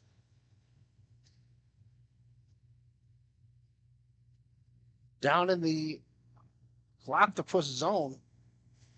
They're trying to figure out which side they're going to go on. They're going to go on the right side of the goalkeeper, which is the blocker side. Puck dropped, won by the Octopus. They're going to swing it around behind their net. Now they're charging. Charging hard. Shoot! Good save by the goalkeeper. Huge rebound opportunity. Good work by the defense there to help their goalie out there and clean that up. That's right.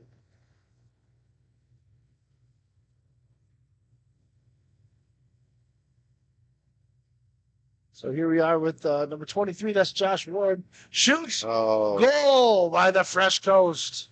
And just like that, it's now 2-0 after with 1 minute and 35 seconds remaining in the first period.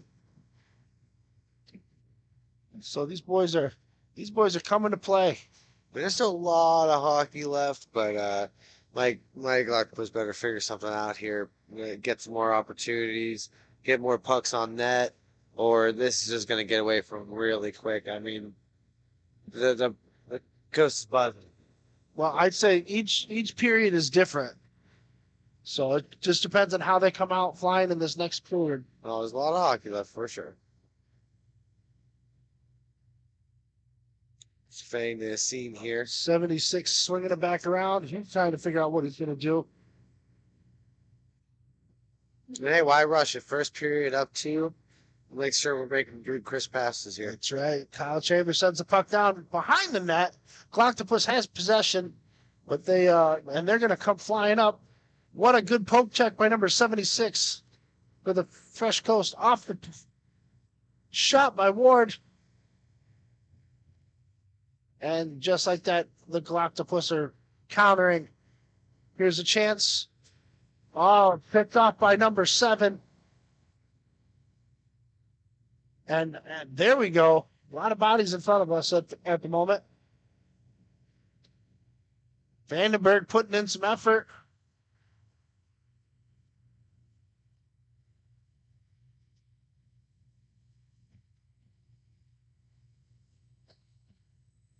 And that'll conclude this period. It is 2-0 in favor of the Fresh Coast. We're going to be right back with our commercial sponsors just now.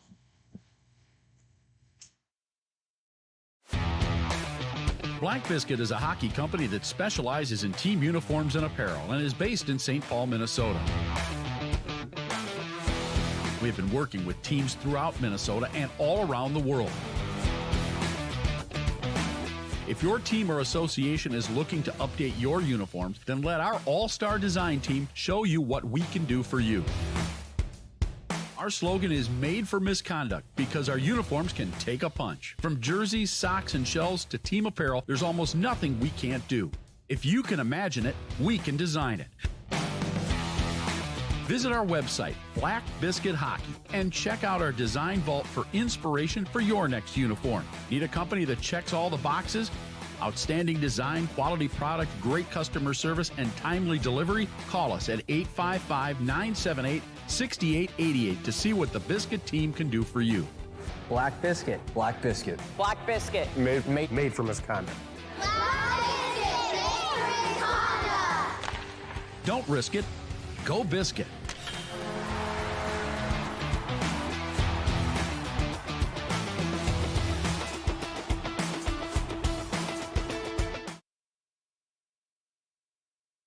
Welcome back. We are live here at Big Boy Arena. We got the Fresh Coast taking on the Mighty Octopus. It's a 2-0 affair in favor of the Fresh Coast. We've got food coming. I just saw food. So right now we've got the Mighty Octopus on the attack. Taken out. Counterattack. Shoots blocked by the defender. Thank you, sir.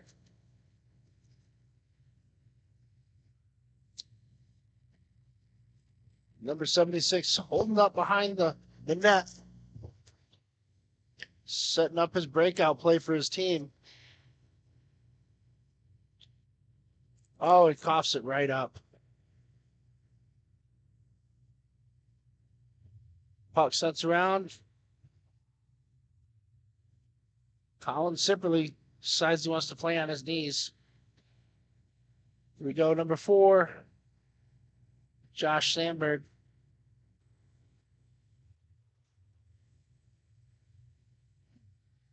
15, that's Brad Bernia.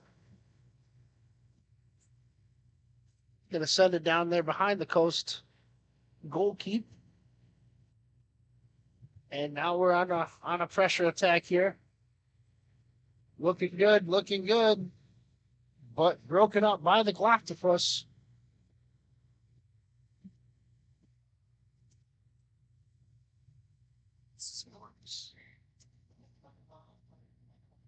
Number 10 coming up with the puck. That is Chase Callan. Callan holding it up behind his net to set up his breakout. It's coming up the floor. Sends it over to number 19, D'Angelo. D'Angelo takes that shot too, but just off the mark.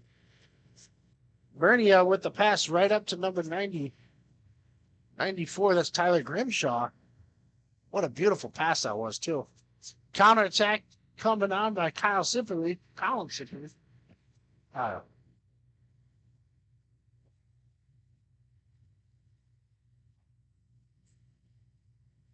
Again, solid work by the Fresh Coast again, coming out, picking up right where they left off in the first period with the possession play. I mean, there is, if they could have scored that, put that on net, that's another goal right there. That's right. Here you go. Grimshaw with the puck. He's going to chip it over. Goaltender saw that all the way, though. All the way. We got a rolling puck. They finally settle it down to D'Angelo. D'Angelo passes it back up to number 10. That's Chase Callan. He's going to get the puck. D'Angelo with the puck. They're battling it out. Number 6 still not on the rostered list here.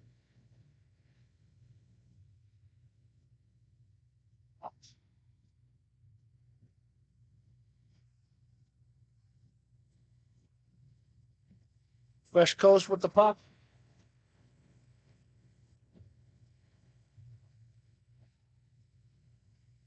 Here we go with the counterattack on the Octopus. Shoots it off the goalkeeper's chest.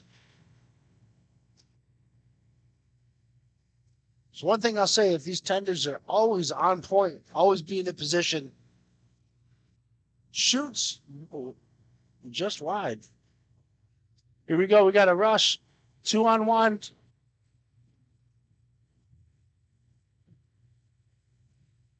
Shoots off the side of the post, off the side of the net. Excuse me.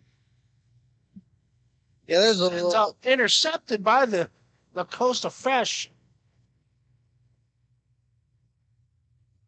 Was Kyle Chambers. Kyle Chambers is like, where's my help? Trying to tuck it in there, but the goaltender, good job sealing it up. Yep. Goalkeeper's got to help out. He's going to... Ooh.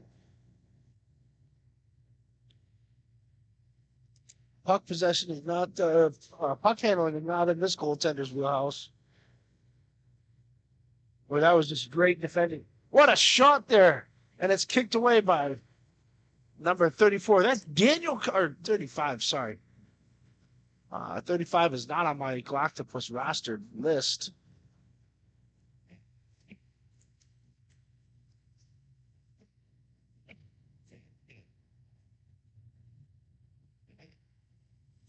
I mean, hey, the pace is still where it's at.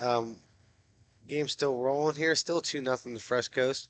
I mean, so far, it's still kind of been the Fresh Coast game. Like, Octopus is still getting those opportunities, but I don't know. There weren't too many defensive breakdowns for the Octopus. yeah. Yep. Nah, that's not a call. No. I know they were thinking it was, but that's not a call. No, they all threw their hands up in the air like they were doing a YMCA chant. Here we go. We got Vandenberg with the puck. There's a hook. Interference call and a shot. Off the post and up off into out of play. And just like that, we're gonna have our first power play of the game for the Fresh Coast as they take on the Mighty Octopus. We're gonna have to defend. Let's see how it turns out.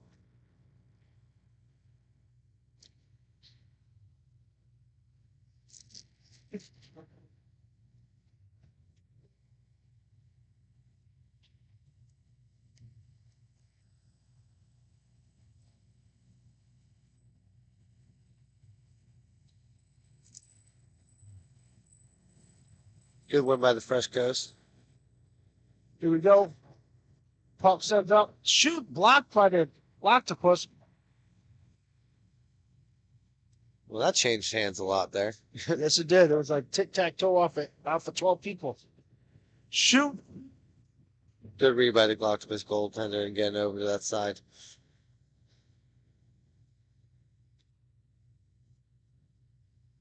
Fresh Coast working it in. Ooh, nice attempt for the tip there. Puck right back out for the There Fresh it Coast. And that's in by Kyle Chambers. Is now 3-0 in favor of the Fresh Coast.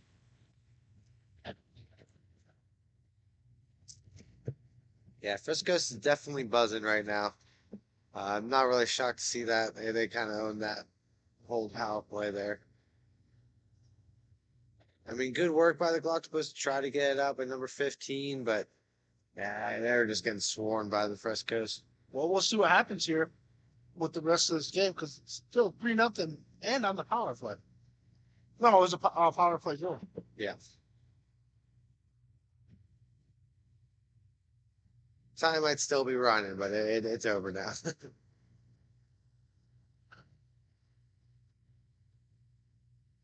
And again, great work by the Fresh Coast goaltender. He's standing on his head. He's standing tall. He's not letting them take anything.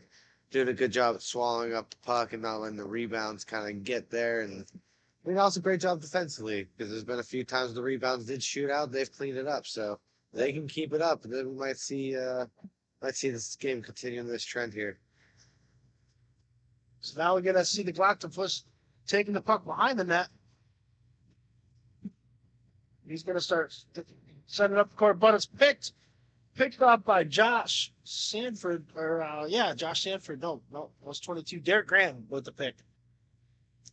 Wow, what a play. Goalkeeper playing way out on that one. What a play. But you know what's nice? When you have a goaltender that's able to move the puck around like that, that's like having another defensive player out there. Absolutely right.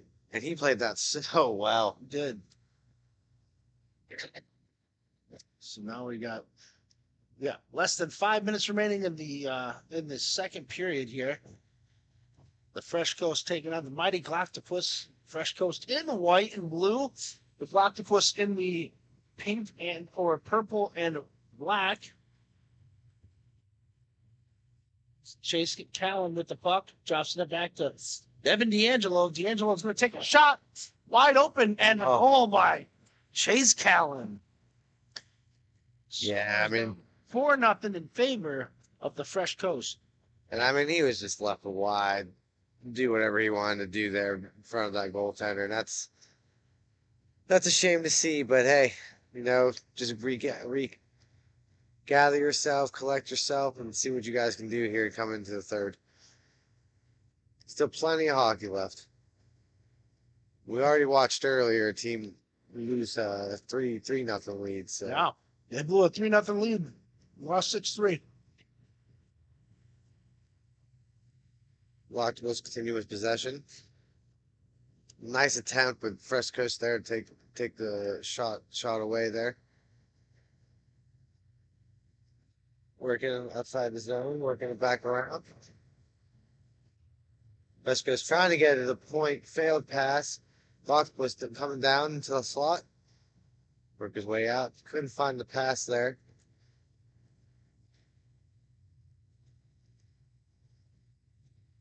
We've got number 63 here with the puck. That is Josh Pesco for the Octopus. He's going to take the puck, keep it behind his net. He's going to send it up to number 15. That's Brad Bernia.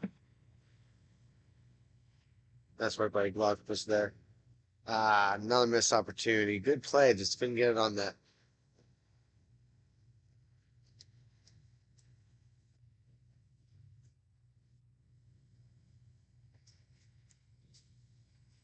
What a shot. What a shot.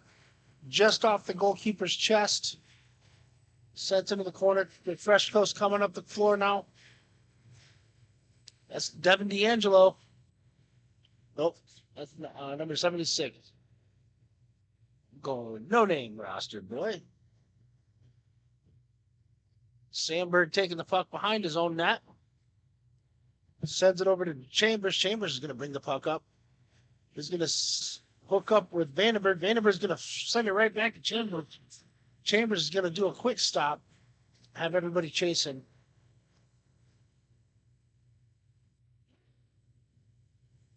Well, we lost The puck, but managed to make a good play and give it back to Sandberg. Sandberg's going to take that puck and he's going to send it right back down to number 76. Chase Callan shoots backhander right into the belly of this goalkeeper. The phenomenal save right there. I mean, give it up to the Fresh Coast again, though. You're just seeing them continuing to control the play here, control the pace of this game. Again, Galacticos have to make some adjustment here to try to change this coming out of the second period here. Quick goal would really help them out. 4-0 with 1 minute and a half to remain in the second period.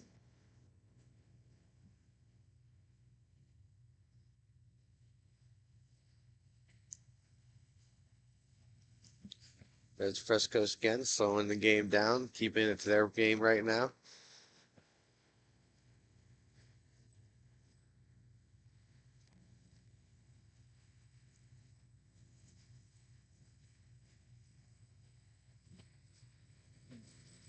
Fresh Coast coming through, just wide. Picked up by Chase Callan. Callan going to send it back down to Kyle Sipperly. Sipperly's going to hang on to the puck behind his own net. Yeah, the Galacticos gotta get that high scoring chance in the slot area covered up. I mean, they're giving them all the time of day in that area, and that's going to lead to these goals. 30 seconds remaining. 4-0 in favor of the Fresh Coast over the County Blackfoot. Picked up by number 23. Shoot! Oh! What a steal! What a nice spin Josh there. Ward with the pick, and then he just buries it home. That was a wonderful play. Good steal, good work. I mean, he fought off the defender behind him and then just turned around and shot. It was a wonderful play. That's going to end this period. While we're listening to that horn, we're going to take a quick moment to pause for station identification.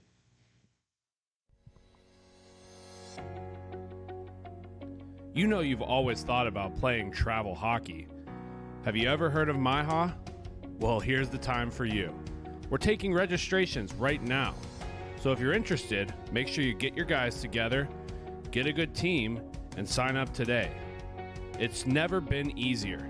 All you have to do is go online, go to MIHAhockey.com, and look at all of the incredible options that are on this new intuitive website. Visit standings, schedules, registration details, league information, history, and so much more.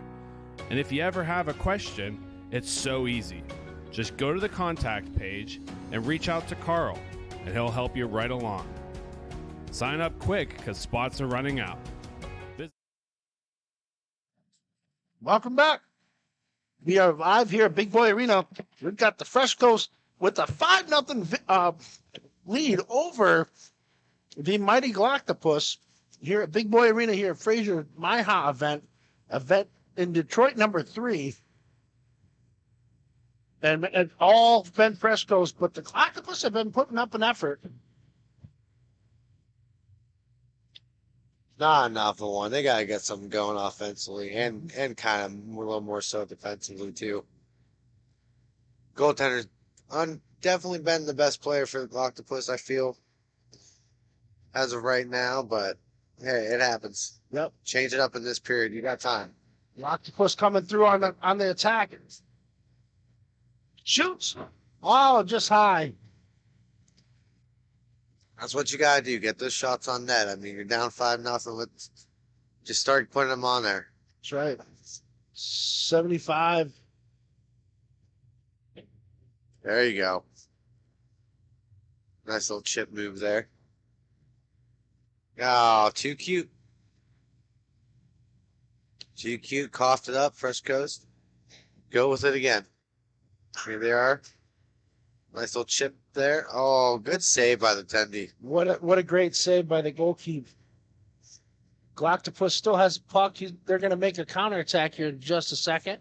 They're settling it down. What a stretch pass. However, the goalkeeper caught up on that, and it was a save by Jacob Robinson. The idea was there, but kind of went out of the reach of the... Just out of reach of the receiver. Which, hey, it happens. It happens. Josh Sandberg with the draw. It's good to see the players laughing and still having fun, no matter how this game is going out. That's always good to see. Yeah, it's not like a chippy game. It's a No. hard-fought battle. No, it's definitely teams respecting each other here and just playing a good, clean, hard match here. Yep.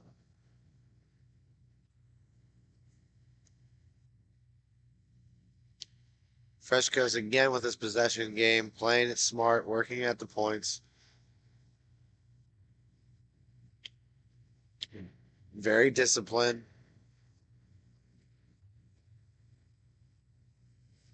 I mean, the way they're working together to keep the puck out of the harm's way of the Octopus, I think it is something to see. Yeah, so now here we got the Fresh Coast taking the puck. Gonna bring it in, Josh Sanford. He's gonna hang on to that. He's got two guys on him. Kyle Sibley is gonna come up, but that was intercepted by the Octopus. Now it's a one-on-one situation. Shoots just work. wide, picked right back up by the Octopus by number 61. That is Dominic Moore, and boom, the Fresh Coast clear it out. The Octopus pick it up. They're going to send it across ice to number 6. Number 6 is going to feed it back to number 15. That's Bernia. I'm liking seeing the hustle, though, still in the Octopus game. They don't want to lose this game. They're trying to find something, get that spark to turn this around. That's right.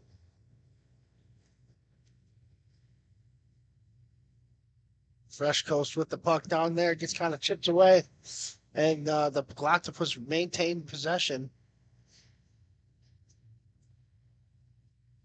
Number 6 with some speed.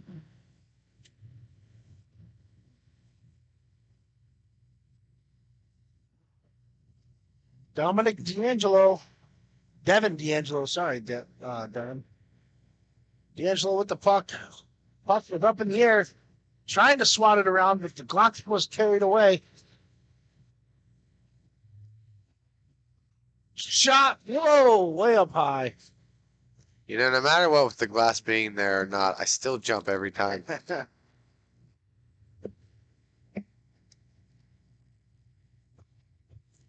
Octopus trying to get something going again. Nice little chasing in the corner. Chipped out by the Fresh Coast. Now with possession. He's got a lot of space and room. Shoots it just wide.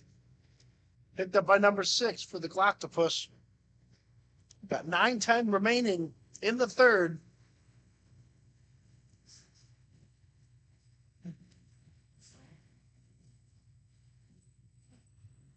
And that's going to be sent right up into the net, tipped away by the Fresh Coast, so it will stay in the zone. I mean, fantastic game by this netminder for the Fresh Coast.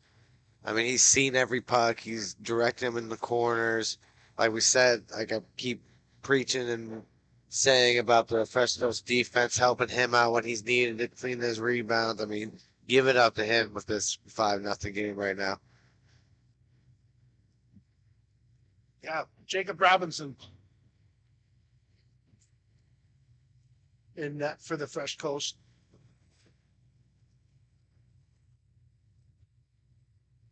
Mighty Mac on the back of their jerseys. Pretty cool kits. Oh, yeah, for sure. Here we go. We got Kyle Chambers flying up the court. He's going to take a shot. Blocked by the keeper for the Octopus.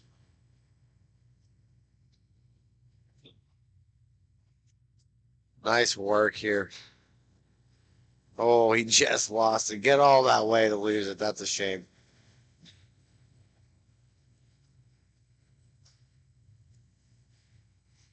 Octopus on the counter.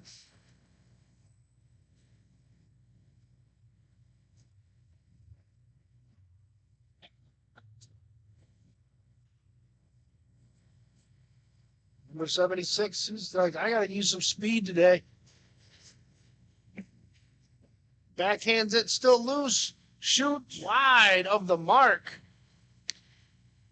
Man, if another player from the Fresh Coast spun around and scored like that, that would have been something crazy to see. Sending it back down to Kyle Sipperly. Sipperly gonna slow the puck down here.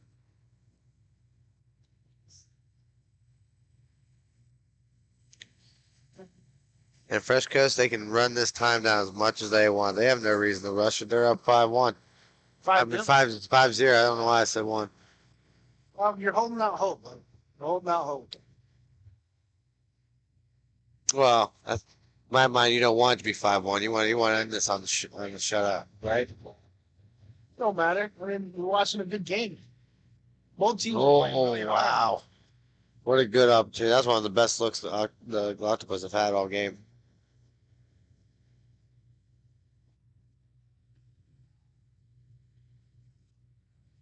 Pass throwing way up in the air, but uncatchable.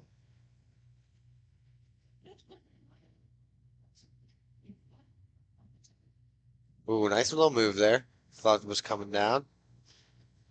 Octopus with the puck, taking the shot right into the beast's belly of the goalkeeper.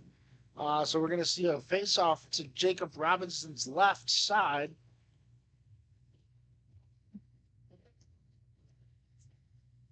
We got 5 minutes and 40 seconds remaining in the third period.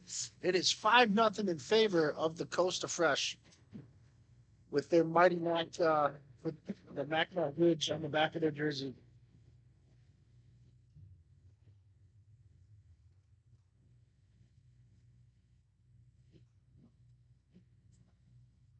And again, more crisp, clean pass in there. Wow.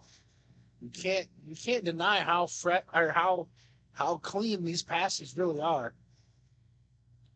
And I'm sure the camera doesn't pick it up as clean as we're seeing it.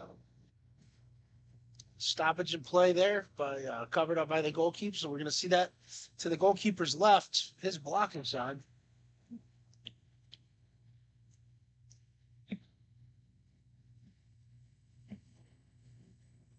Octopus with the draw win there.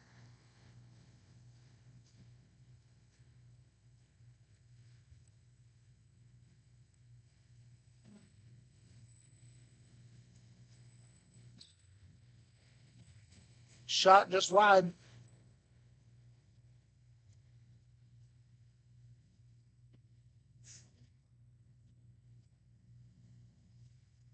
Here we go. We got the counter attack coming with the Octopus. They're going to take the shot just wide.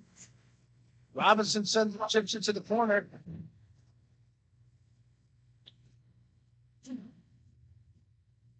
Good work with the body there, trying to get this puck back. Good defensive playing by the Fresh Coast. Send it up and around.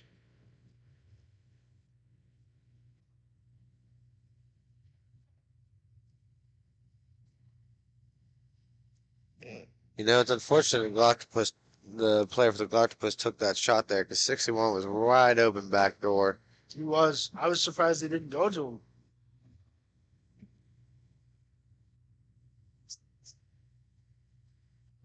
The Octopus with the puck. 61 right there. Send it up to the point. Gonna be set. Should be set right back down. There it goes. Simply putting down the pressure. Chipped away and sent all the way down. Let's clear it out.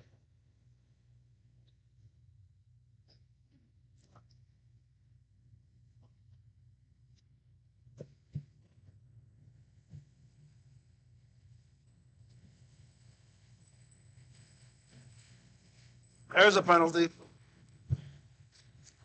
That's a penalty on number 19, Devin D'Angelo. 2.5 or just under 3 minutes to go. We're going to have a power play for the mighty Octopus here at the Fraser event. I got to do a quick shout out to our buddy Damon Pajak. He decided to comment that I said the shutout words. Now if the Octopus scored, it's all my fault. I will take blame for that, my friend, if that happens. And of course, as I say it, the Fresh Coast take their first penalty of the game, and here we are. Shout out to Damon. Congratulations on your firstborn there, bud. Oh, yes.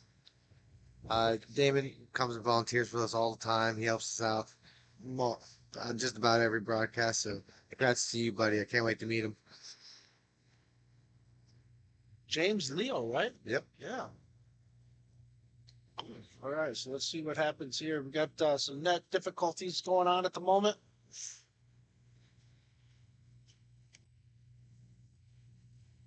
It's trying to get back on the moorings there. I think he's got it upside down. There we go. He's got it. All right. Took him a minute. Here we go. Puck drop.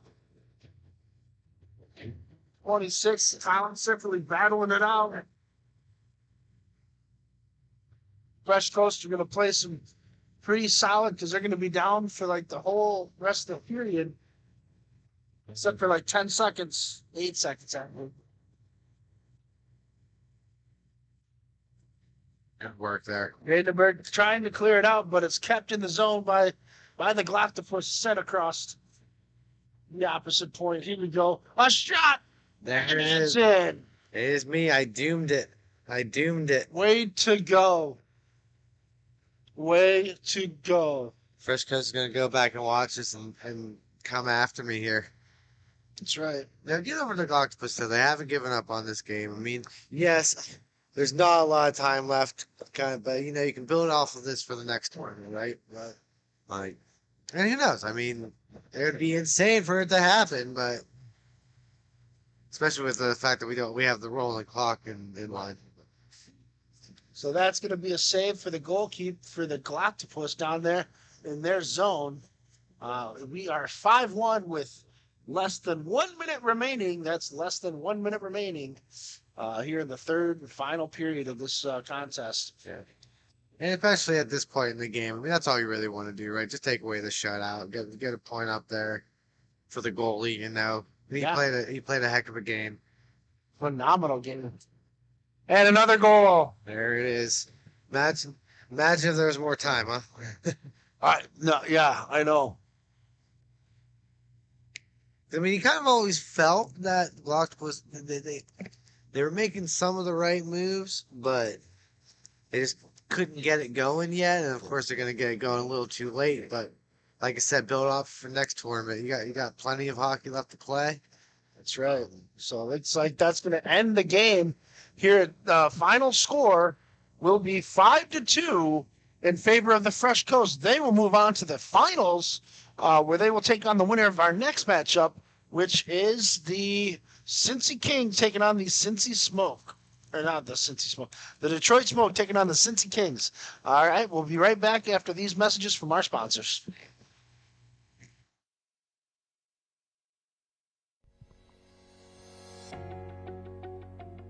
You know you've always thought about playing travel hockey. Have you ever heard of MIHA? Well, here's the time for you. We're taking registrations right now.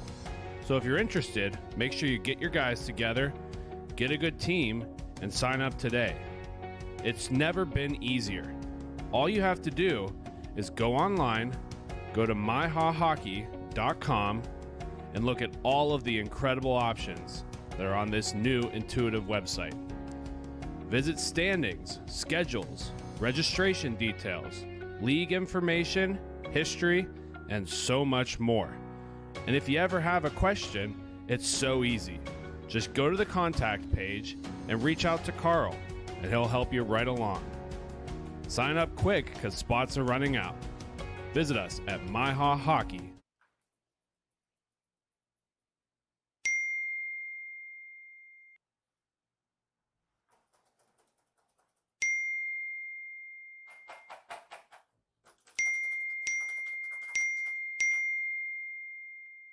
Frustrated and wasting time doing your own taxes? Getting confused by complex forms? Waste your time no longer. It's time for you to check out Bonus Accounting. Kenny and the team will help you with taxes, bookkeeping, and payroll services. Now that's an accounting hat trick. Leave it to the industry experts and check them out today. Use promo code Grove City Hockey for a sweet discount and also to receive exclusive GCH merch. Bonus Accounting, the firm of the future.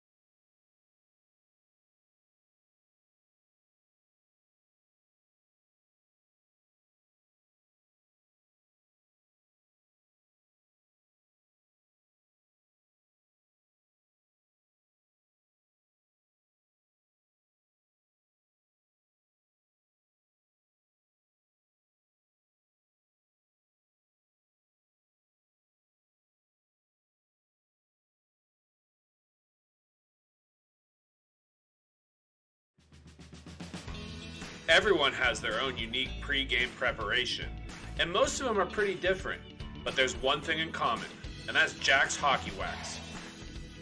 Get this locally produced wax that isn't shipped from across seas, but made here right in the US.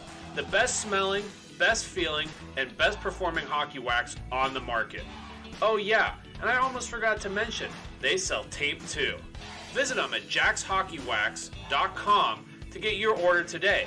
If it isn't from Jack, put it back.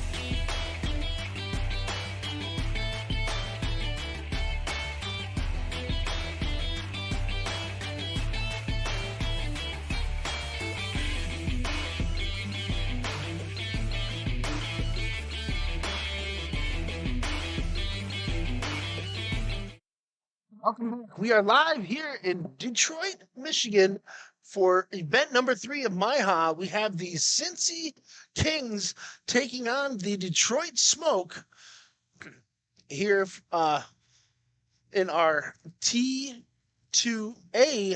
other semifinal bracket. The winner will take on the Fresh Coast in the championship final game. So right now we got the Kings in green and the Smoke in the red and gray on your screen. The Kings will be going away from us on one of the cameras as the Smoke will be coming towards us.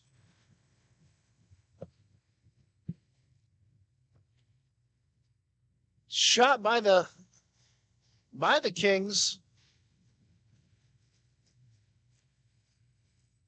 And it's picked up. Salvageable. Number 77 takes that puck. He passes it over to number 6. That's Nick Okada. Received that puck from Jack Telford.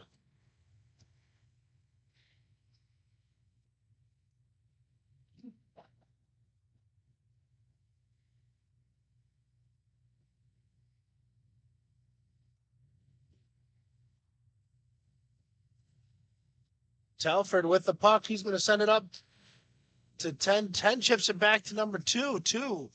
Chris Weiss.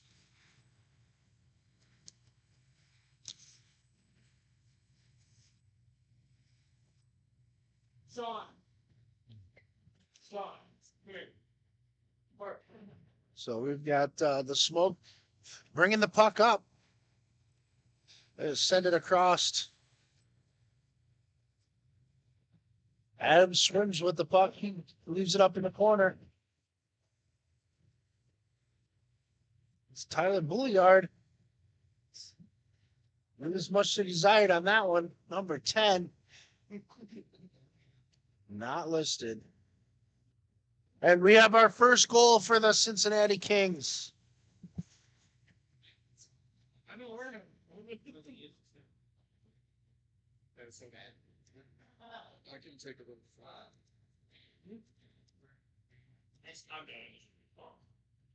Oh, but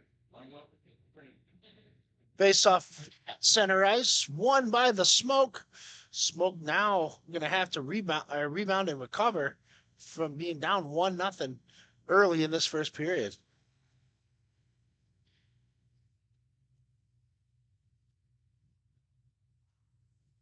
Blocks.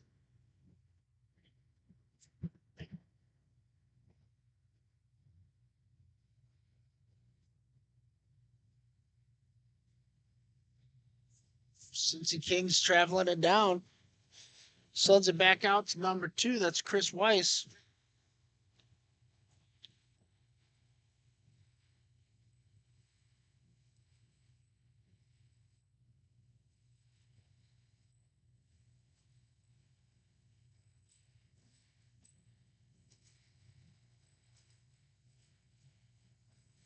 Okada with the puck sends it over.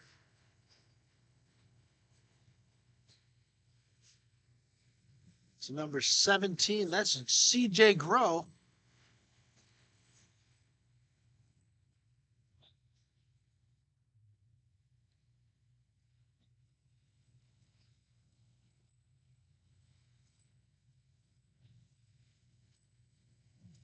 Number 2 back to Chris Weiss. He takes a shot that high up into the air and into the corner. It's going to be sent all the way back down.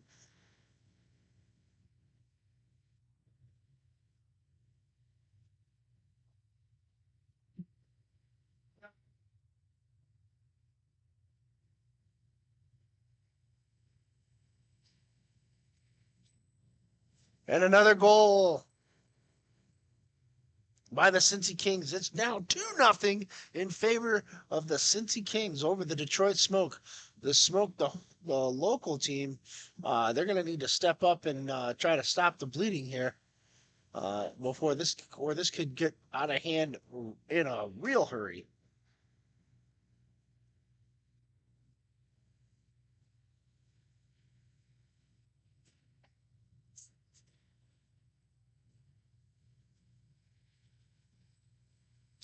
Puck Puck blocked by the Smoke.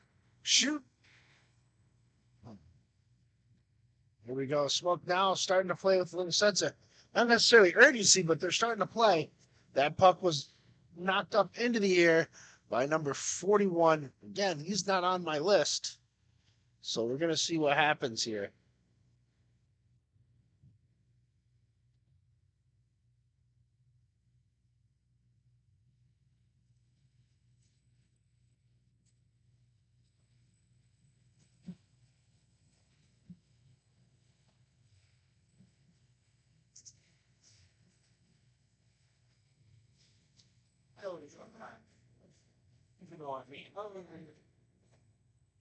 Here we go. Smoke with the ensuing attack, and it's sent back, blocked. Get some physicality going on here. Pulled away by Okada. He's going to send it over to his boy, Chris Weiss.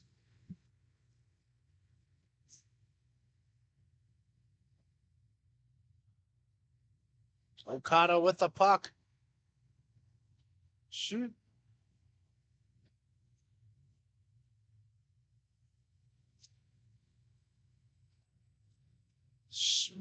Kick saved by the goalkeeper. And the Smoke still have possession. He shoots another save by the keeper. Incredible keeping.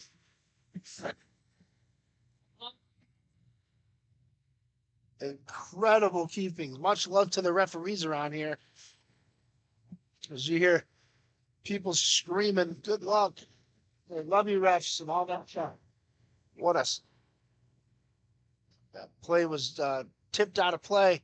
And we are going to have a face-off to the goalkeeper's right. Everybody's favorite ref, Tom Ward, dropping the puck. And here we go. Dropped. Salvageable. Smoke hanging on back to Swims. Pouliard takes a shot.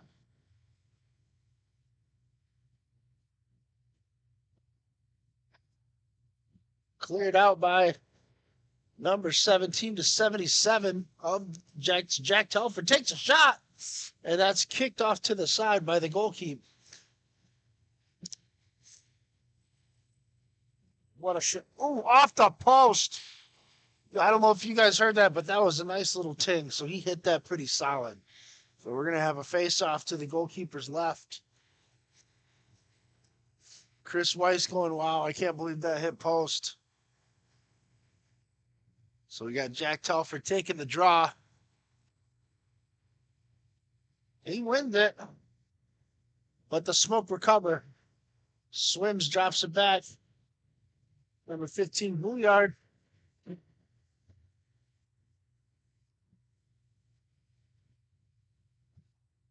He's going to take it.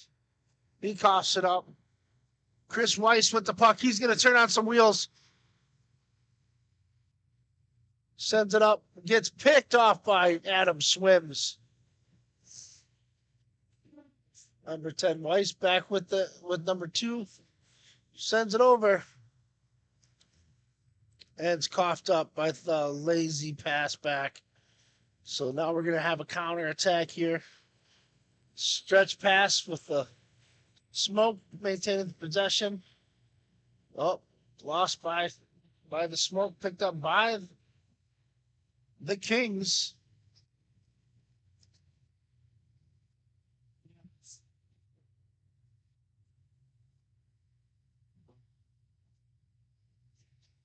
Kings with the puck. Here we go. We got the Smoke on the counter. Smoke takes a shot. And it's in between the goalkeeper's legs.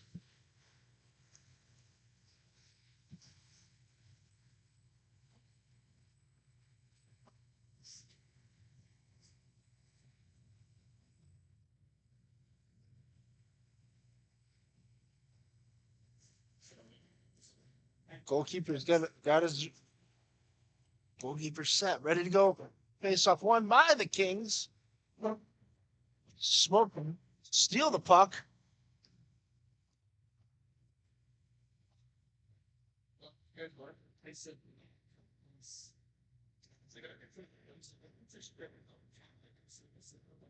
Number 71, that is Aaron Schwartz. And that puck is tipped up into the netting. Okada with the puck in his hand right now. He's going to toss it to the ref. And we're going to reset, try this again. We got 4 minutes remaining in the first period. It is 4-0 or 2-0, sorry. 2-0. 4 minutes remaining in the second. In the first period, sorry guys.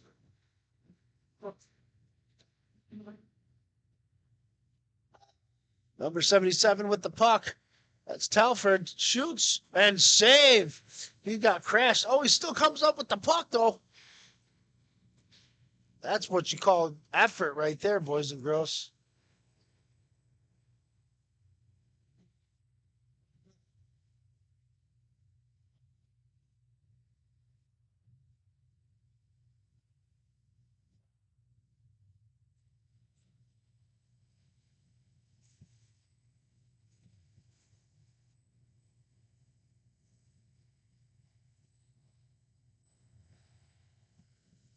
Smoke bringing the puck up. We've got the Smoke with it on the far side. Chipped away by the Cincy Kings as they're on the counterattack as Okada swings it over to number 10. 10's going to take it. Shoots! Still alive, still alive. It's loose, loose, loose. And the Smoke are going to bring it back. Send it up, but it's going to be kicked off by the Kings.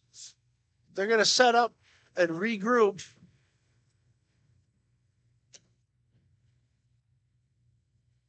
2-5, 5-2.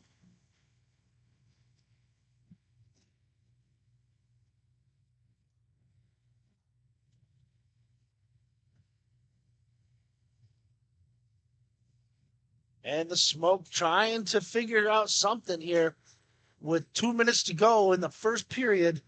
And the Kings are another opportunity. And that looks like that was another goal. It is now 3-0.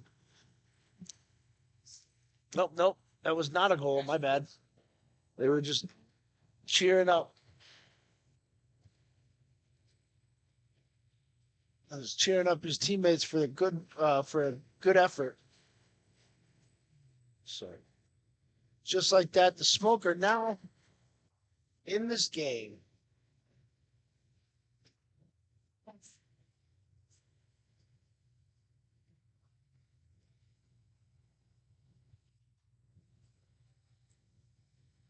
So we got number 5 taking that shot.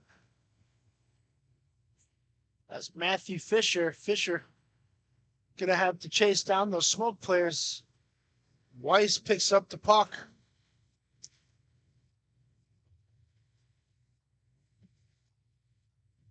TJ trying to put some pressure on the Kings. Here comes Okada. Okada flying up the court. He's going to do a behind-the-back pass. What a pass. What a shot. What a save by the keeper for the Detroit Smoke.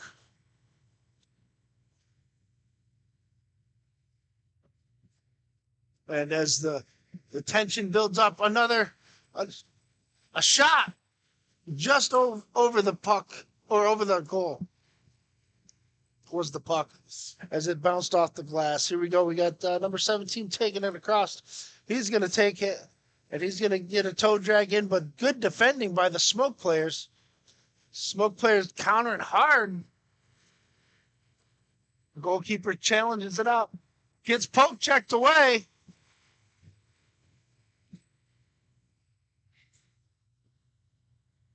And they're going to call that a hook on number 2. And that'll start out the penalty play or power play for the Detroit Smoke and a penalty kill for the Cincy Kings. We'll be right back for station identification just now. Have you let office hygiene get away from you? Place of work starting to stink? It's time to call MagiClean. Windows? Check. Washing? Check. General cleanup? Check. Now that's a Magi Hattie. Reach out for your free consultation today. MagiClean. Keep the cleaning to MagiClean.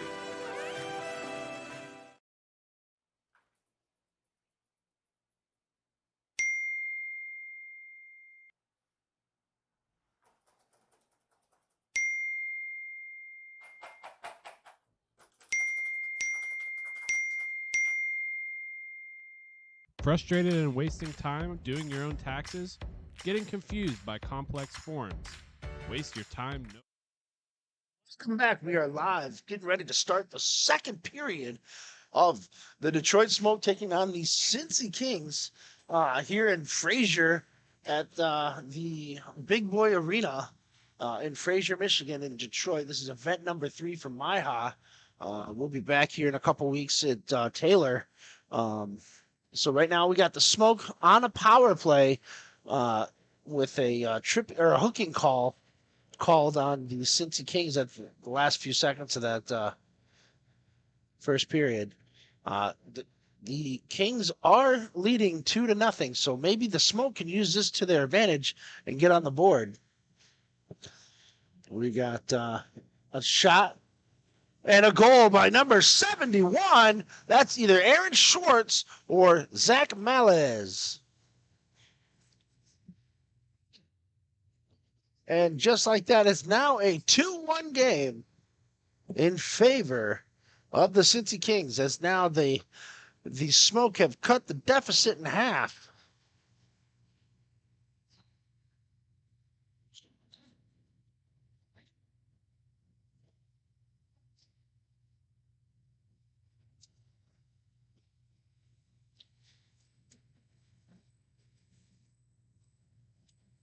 Another shot. Oh, just wide. Another shot, and that is deflected out of play. We're going to see a face-off down in the Cincy zone. As now maybe the legs are starting to get a little tired for the Cincy Kings.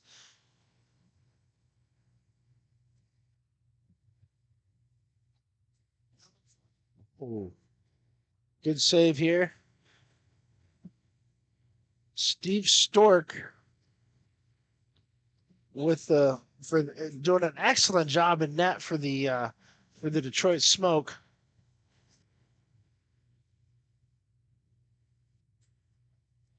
We got some battling going down here in the corner. The Cincy King and the Smoke. Kings are in green. The Smoke in the gray and red.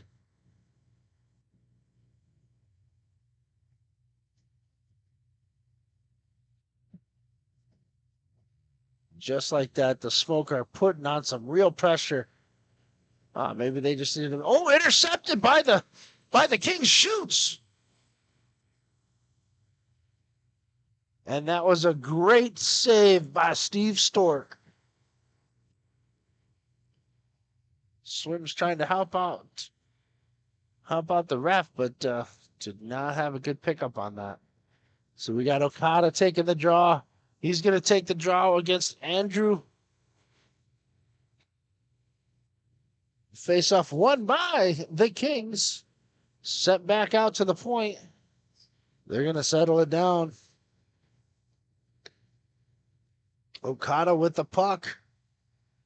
What's Okada going to do? He's going to try to stretch it through, but broke off by Adam Swims. Adam Swims played in Europe for a little bit. It was 1 or 2 years.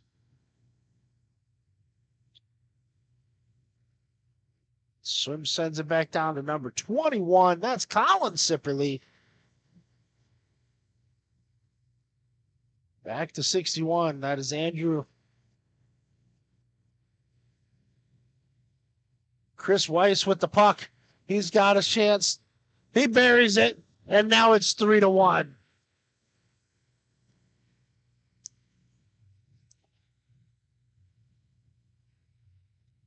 Steve just did not see that. It's 3-1 in favor of the Cincy Kings here at Big Boy Arena. If you guys are in the area, please swing on down. We've got excellent hockey here. There's also a couple of ice hockey games happening around too. There's plenty of action for you and the family. So come on down. Ooh, that could have been hazardous. That's boarding. So now we're going to see a power play for the Cincy Kings. So let's see if they can't add to this.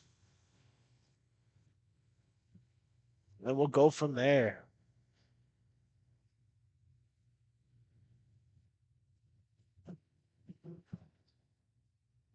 So the smoke with the wind, hanging tough on the, sends it back out.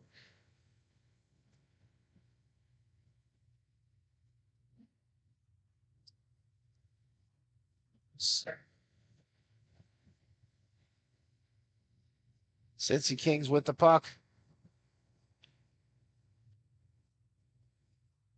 Blocked. Smoke gonna have a chance. Oh, there we go. Will he be able to pick it up or nope? He's gonna just come on back. He's gonna be like, nope, we're on the power kill or penalty kill. We don't need to take any unnecessary risks right now. So they're keeping their triangle nice and tight. I got number 5 blocking their goaltender. Blocked. Just a bit wide.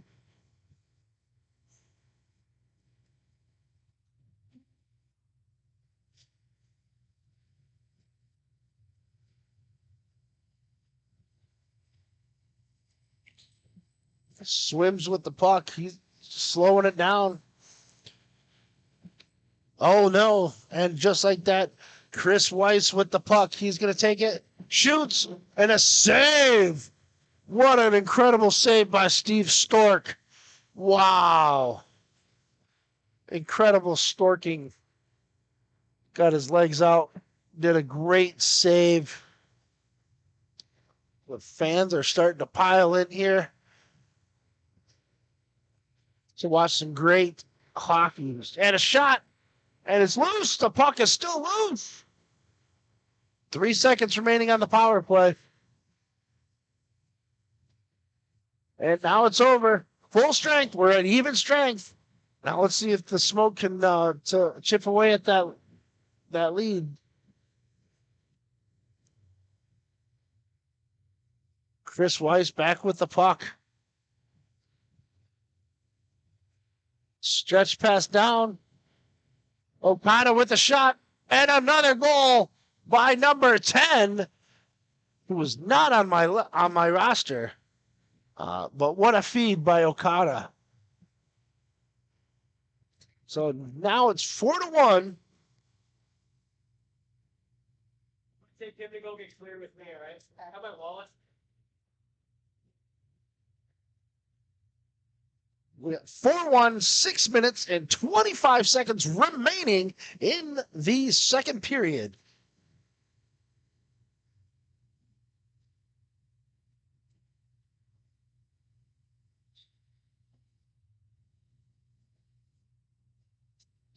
Okada lets that one cut through.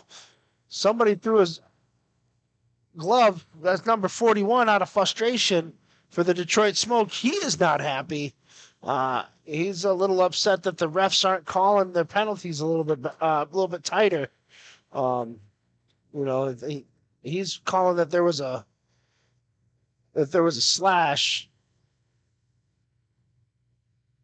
And I'm not disagreeing with him. I think that could have been the game could be a little bit tighter. But I know they're trying to just let him play, but it can get a little hairy real quick. So here's the Smoke taking the shot just wide. He's going to follow his own follow through.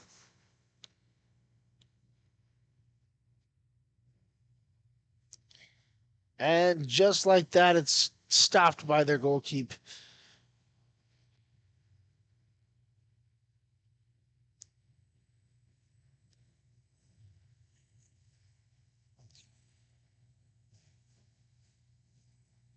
We have less than 5 minutes to go in the second period, ladies and gentlemen.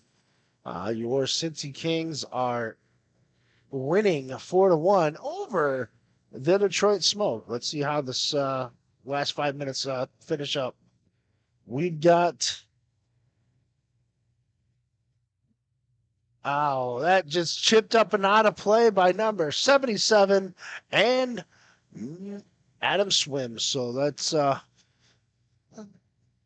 take a quick pause here. We're going to get the puck back. We do. Tom Ward's got the puck right now. He's going to drop it at center ice.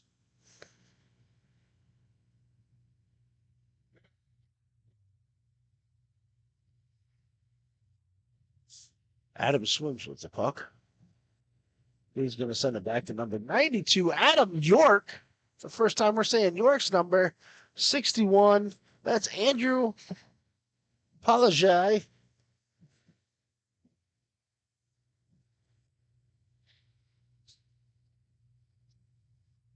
Shoots. Save. Oh, you got the Cincy Kings player got pushed into the goalkeeper by Adam Swims there. So we're going to see how this turns out.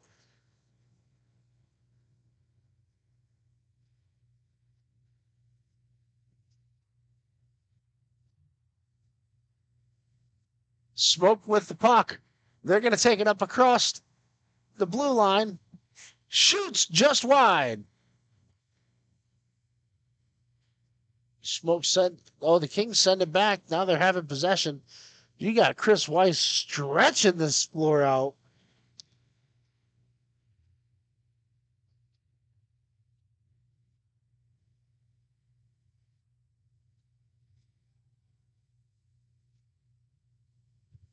And the Kings putting on some pressure.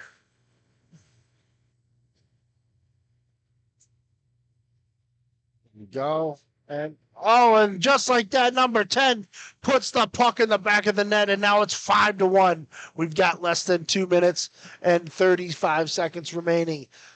Next, we're going to see who is up next?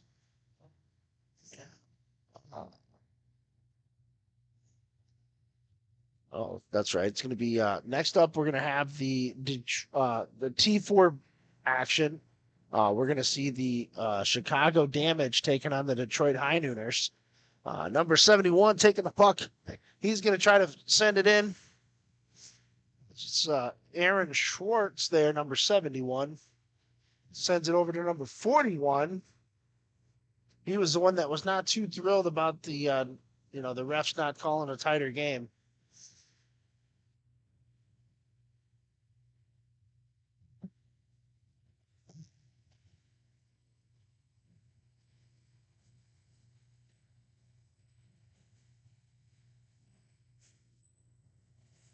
Oh, still in there. Schwartz with the puck. He just doesn't have any help right now.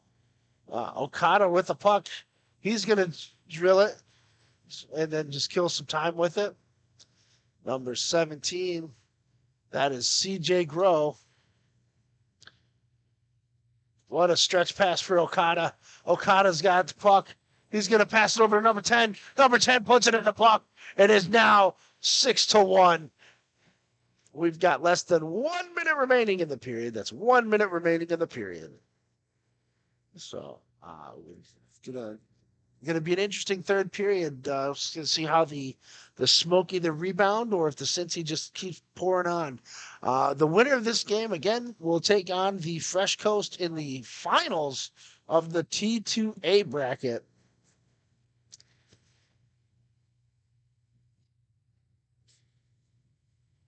Oh, and another opportunity here, and just a bit wide by Chris Weiss. And Adam Swims chips it up. Number 19, they're going to slow it down. Wide open down there. Shot blocked by the goalkeeper.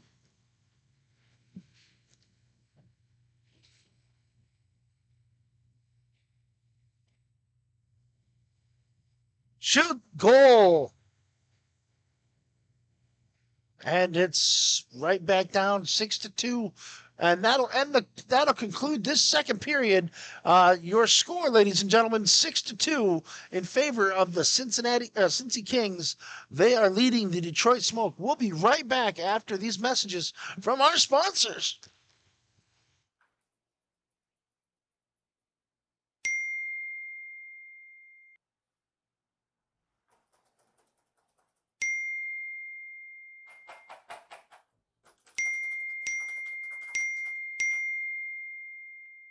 Frustrated and wasting time doing your own taxes? Getting confused by complex forms? Waste your time no longer. It's time for you to check out Bonus Accounting. Kenny and the team will help you with taxes, bookkeeping, and payroll services. Now that's an accounting hat trick. Leave it to the industry experts and check them out today. Use promo code Grove City Hockey for a sweet discount and also to receive exclusive GCH merch. Bonus Accounting, the firm of the future.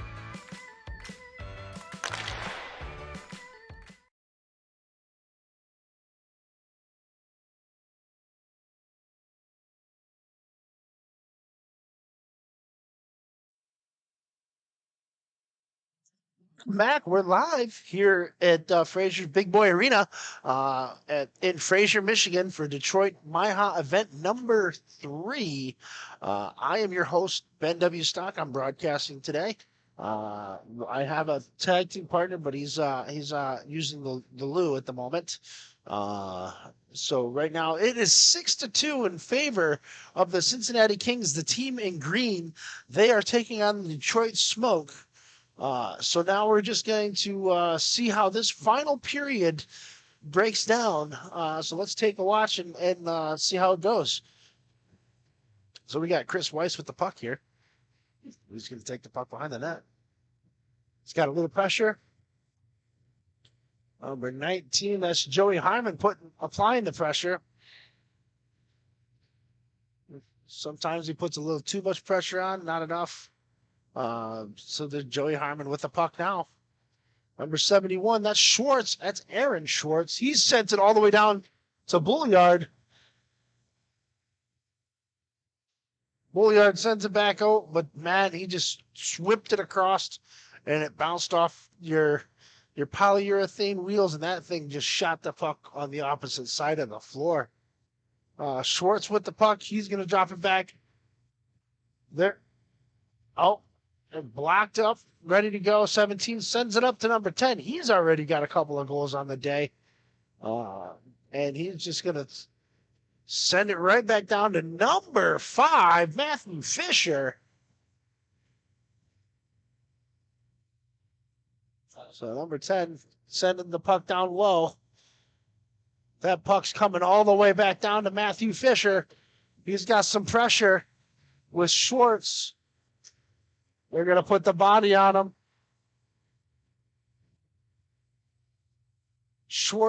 Fisher with the puck. Schwartz with the pressure. Shoots. And a save. And that'll be blown dead. And we'll be seeing the face-off to the right of the goalkeeper, the blocker side.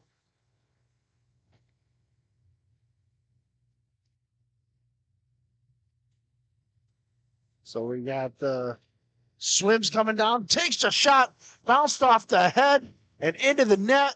He's not happy. And rightfully so. It was a terrible shot. No, it was actually a really good shot. So let's see what happens. Let's see how the Smoke rebound from just being owned right now. It's still early. It's still early. Anything can happen. Smoke trying to do something creative here. Little extra passes, They just need to start putting the puck on net and banging those rebounds. A shot by Okada. That puck was just wide.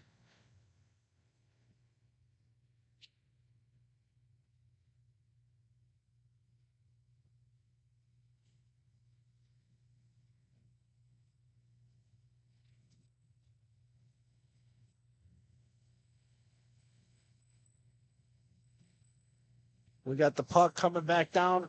And number 17, he's going to hang on to it for just a second. Almost coughed up, but Okada with the puck. He's going to chip it back through. But, man, the pressure on the Smoke right now. Swims with the shot. Blocked by number 2. And Okada with the puck. He's on a breakaway. And that's in. So that's another goal. 7-2 in favor of the Cincy Kings. Or Cincinnati Roller Ducks on their jerseys.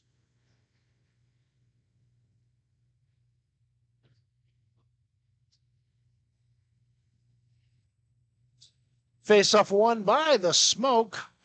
Smoke's going to come back through, but it's picked off away by Matthew Fisher.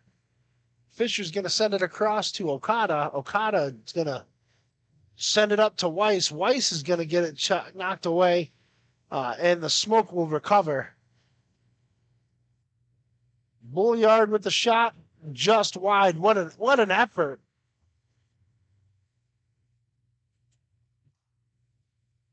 And the Kings coming after him.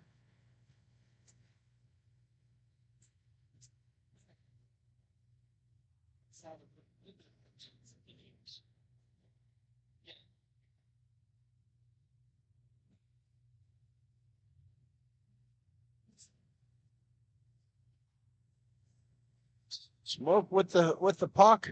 We got 8 minutes, just under 9 minutes to go. Loose puck behind the net. Okada with the puck. He's going to send it up to number 10. Number 10 is going to come in through a little fancy footwork, but it's going to get chipped away by the Smoke. Smoke's going to counter as they're coming up. Bulliard with the puck. He's going to take it. And then drops it back to number 19. 19 is going to send it over to 71. 71 with the shot. That is Aaron Schwartz. But it's just not on target. And I am now joined with my other tag team partner, Sean. How you doing, buddy? Doing good, Ben. Glad to be here. Thanks for having me on. Yeah, no problem, man. No problem. So what do you think of the game so far? So far, I mean, it's pretty interesting. I thought this was going to be a lot more closer of a game here, 7-2 with Cincy Kings up. They're a very good team, but the Smoke with Schultz, they usually run the T2 division a lot of the time. So well, Schultz is not on the Smoke anymore. You got Aaron Schwartz, but there's no Schultz. Schwartz is an excellent player too, player as well. So I mean, he's their catalyst.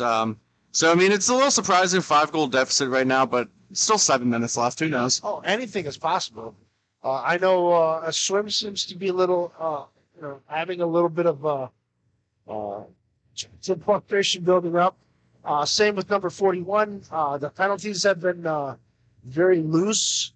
A couple of the players thought it could go the other way, or it could be a little tighter called. Yeah, I mean, it's a great game. Okada with the puck. He's going to send it over to Weiss. Weiss is going to take a shot here. And it's going to be blocked away. Yeah, the one thing I've noticed here, especially all the way back in Cincinnati and last night watching these games, the Cincinnati Kings, I think could improve on their composure. And they get frustrated very easily. And that's what knocks them out of a lot of their games because they take a lot of errant penalties. Well, they've only lost one game. And that's the thing. Like if they clean that up, I mean, yeah, they're running away with they're running away with every single game. But they always let that get the best of them. Like even the smallest call yesterday, they were arguing with the refs. I'm like, dude, you're up by like 3 goals right now. Like focus on that, keep the lead. No, what a nice save by the goalkeeper there. So yeah, and so like I said, the winner will take on the Fresh Coast. Now the Fresh Coast is the team that has beaten the Cincy Kings. But then the following day in the finals, the Cincy Kings came back and beat the Fresh Coast. So yeah, and the Fresh Coast is another very good team too as well. They are that lone team. They had a little bit again in that Cincy tournament. That Saturday day when Fresh Coast beat them, that was there was a lot of controversy, players yelling at each other, penalties going on, and it's going to be interesting to see if they hold on to this lead, how that's going to go into a championship game where the stakes are at its highest. Yeah. It's going to be interesting to see how it's going to play out too. So we had a timeout called. So we have 6 minutes and 5 seconds remaining in the third period. It is 7-2. Cincy Kings are ahead. So we're going to be checking out what the face-off to I believe is right here in front of us, which is the goalkeeper's left, if I'm not mistaken. Oh, no, the goalkeeper's going to be on the other side, so it's going to be on the right side of the goalkeeper. Smoke need a goal here at least within the next minute or so to keep them in it, because then you got a couple extra minutes to get into that 2-minute lead area. Yep. If you can get that, if you can get two goals here quickly, then you get that stop clock going, and that'll really help out the team. But I don't know. The Cincy Kings have been playing some pretty smart possession hockey here. But look for it to get a little more physical here in the last 5 minutes of this game. Wide open man right in front of the net. If they can just find a lane to shoot it and get it on, I mean, that's a perfect redirection situation. Absolutely. So we got the puck coming across here. Back to Okada, then Okada drops it back to number 77. 77 is going to take the shot. Looks like it was hooked. Yeah, there was a lot of stick checking there, and I do think one got him on top of the arms. I'm surprised he got a shot off, to be honest. That's a lot. Yeah, I was surprised. That was a save, too, right? Yeah, he got it. Because the way he reacted looked like he could have been, celebrating a goal there. These guys tend to keep their emotions in check a little bit better than some of the T4 players or the T3 players. So it's nice to... So sometimes it's kind of hard to tell if the puck went in. That's what sets championship teams apart, right? I mean, having that composure, making the save at the right time. It's not making the save all the time, but at the right time. At the right time, yeah. Well, and then acting like you've done it before. That's the other thing too. It's like, yeah, anybody can throw their fist bump, throw a fist bump in the air, but when it's 7-0, 8-0. You don't want to be that guy that's fist bumping on that. And it looks like we got a goal right there for the Cincy Kings. That was number 10. That's his third of the day. He's not on my list. He almost ruined that opportunity. He pulled that puck up from the face-off dot, had plenty of space, but decided to get it right into the slot. I thought he almost wasted too much time there. I would have let it rip immediately, but he knew what he was doing. Yeah. So, with the score now 7-2, we have less than 4 minutes remaining here in this third period. And again, the winner will take on the Fresh Coast in the championship game later this afternoon. Yeah, this is definitely not the result that the Smoke wanted here, but Cincy Kings, this is probably some of the best hockey I've seen them play. This is only their second turn. This might be their third, but this is their third. I was about to say, they're one of the few teams that's actually played all 3 T2 tournaments so far.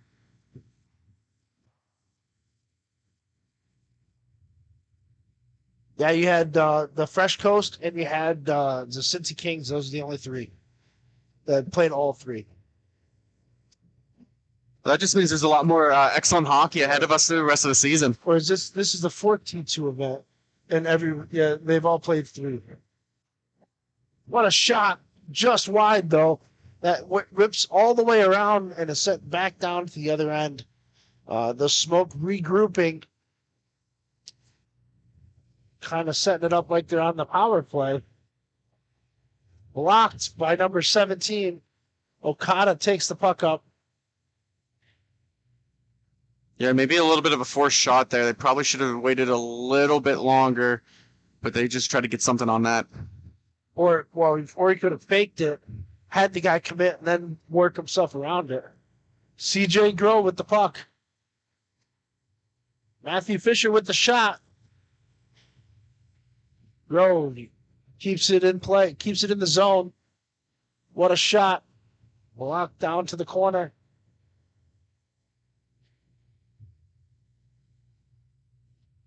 Slow movement here. I mean, no pressure. That's a good block shot right there. Way to take it on the chin. What a good effort by number 61. That is Andrew.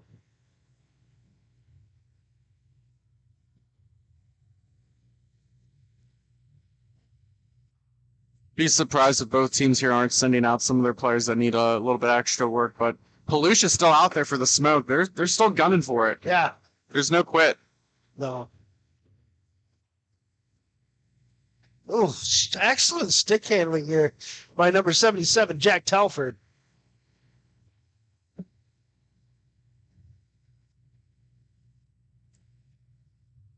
We got the puck coming out the smoke.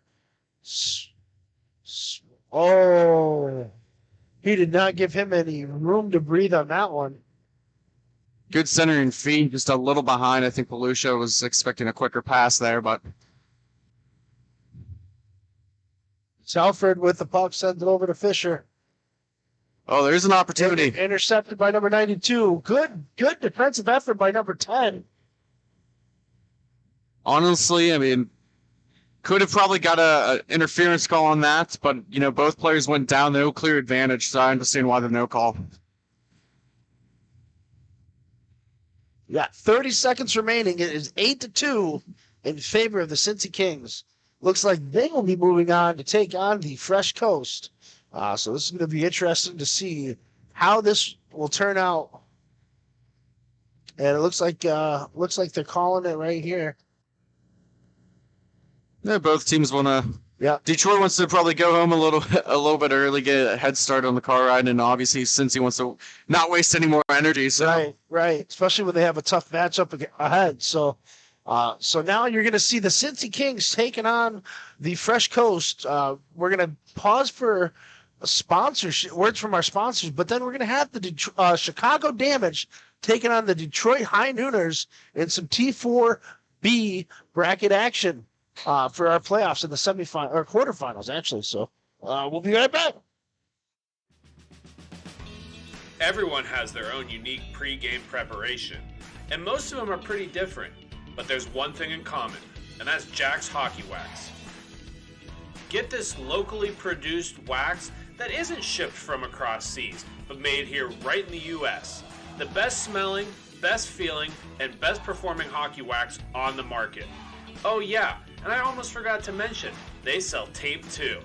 Visit them at jackshockeywax.com to get your order today. If it isn't from Jack, put it back.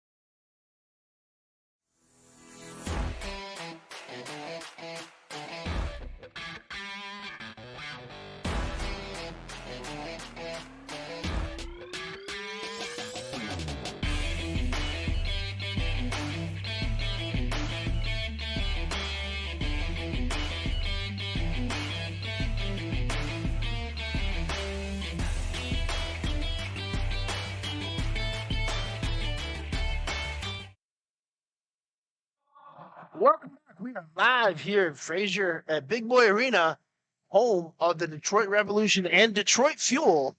For MIHA action, event number 3 here in Detroit. We have the Detroit High Nooners taking on the Chicago Damage. We are going to see, this is T4B quarterfinal matchup with the winner taking on the Buffalo Fusion. All right, so we got the face-off won by the High Nooners. High Nooners will be in blue and white and orange, and the Damage will be in black and orange.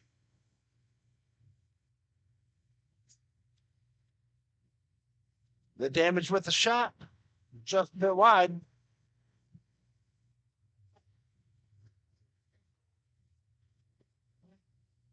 So,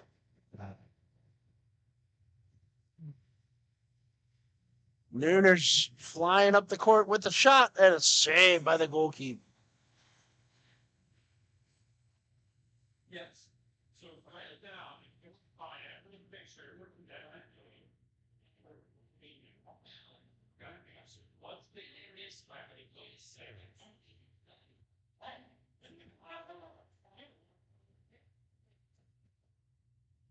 Oh, you said all right, then All right, Chicago Damage with the puck.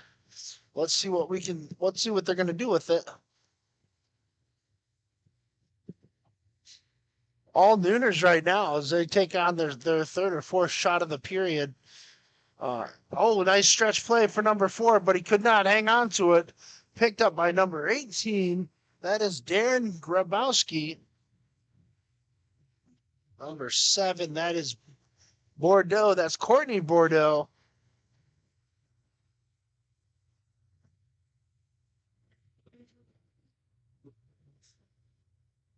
Courtney Miller here on the defense. Picked up by number 19. That's Michael Sailors.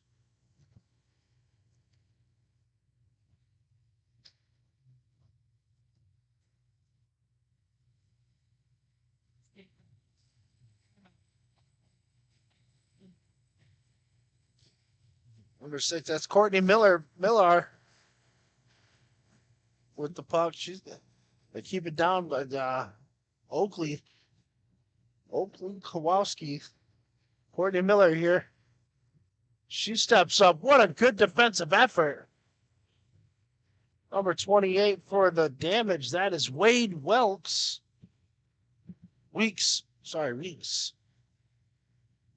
Looks like an L.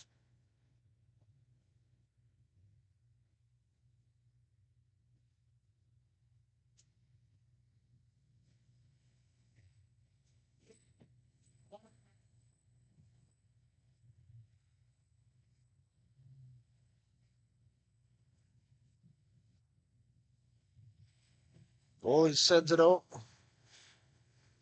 We've got the Damage. There's Chris Immel with the puck. He loses it. Picks it back up. He's going to skate with it.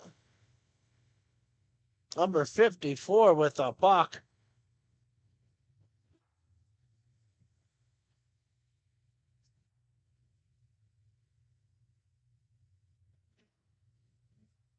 There we go. 54 gets it, loses it. Oakley picks up the puck, but she coughs it right back up. Damage takes a shot and a block saved by the goalkeeper.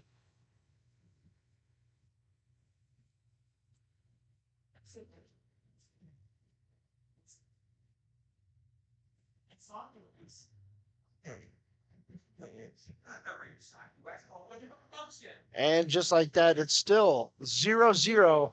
We've got the High Nooners taking on the Chicago Damage in some T4B bracket action.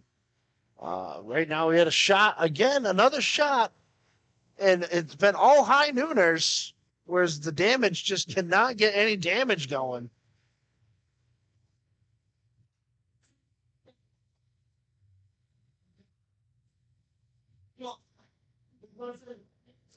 Still loose. Puck is still loose.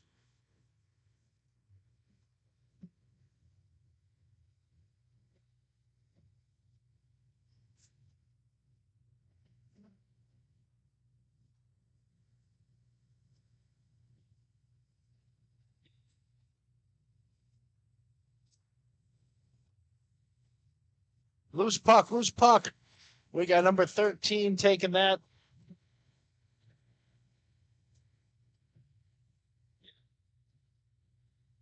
As Charlotte Hodling. Damage with the puck here. Can they put a shot on net? Another shot, another save by the goalkeeper.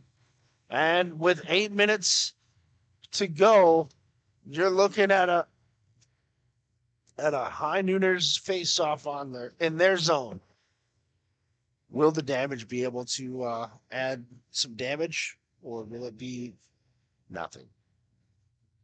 So you got Jacqueline White on the floor along with Oakley, Courtney Miller, and number 7, Courtney Bordeaux. All women on this line. A shot deflected up into the air by the big guy, number 96, Luke Hilty. Number 90, that's Tyler Gardner. My bad, Tyler. Shot, ooh, in between the legs. And another shot, another attempt. Still loose. Courtney Miller. What a great defensive effort. Wow.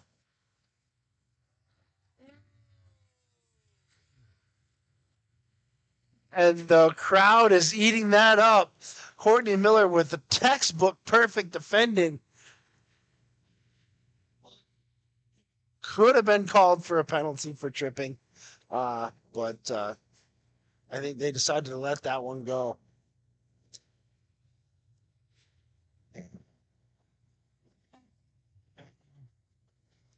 So the crowd loving it. Loving it. So now we got a face-off down in the opposite zone.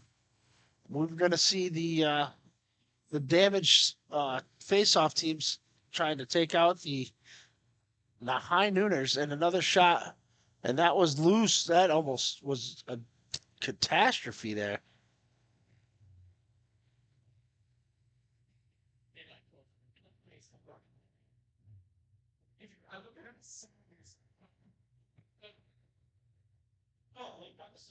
High Nooners with the puck.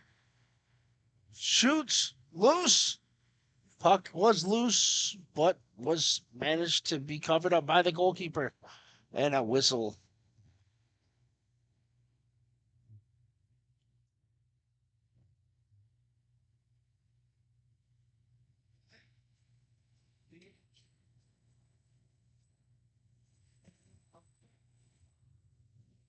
Puck shot just behind the net.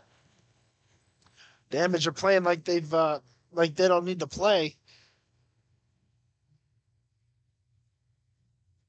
And the High Nooners are like, no, we're gonna play to win. Oakley with the puck here.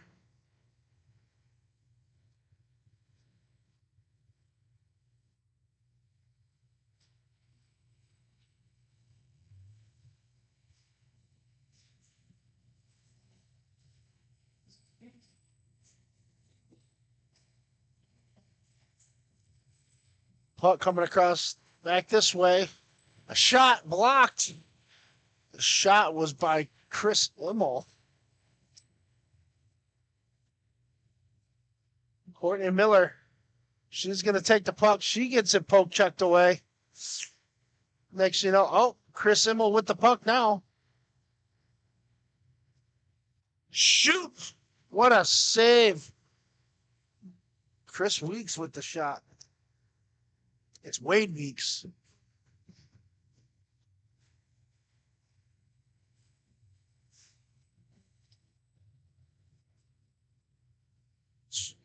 Pickpocketed it up. Number 19 with the Nooners. That is Michael Sailors. The Y is silent, ladies and gentlemen. Puck in the corner. Nooners recover. There was no damaged players right there. And it's covered up by the damaged goalkeeper.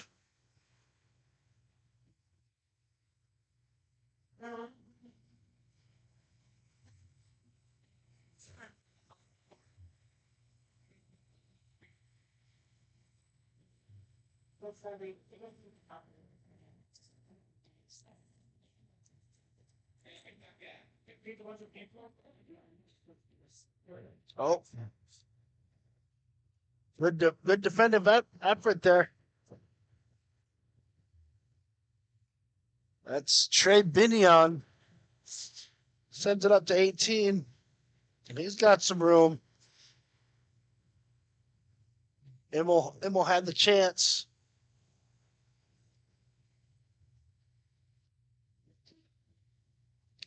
Puck down behind the net. Kicked back out. And it looks like we've got number 18. That's Michael Sayers. No, that's Darren Grabowski. Puck coming back the way of the damage, taking the shot. Binion, and it's swallowed up by the goalkeeper.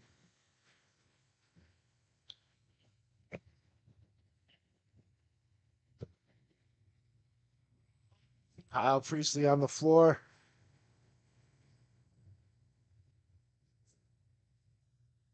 Michael Sayers going to take the puck.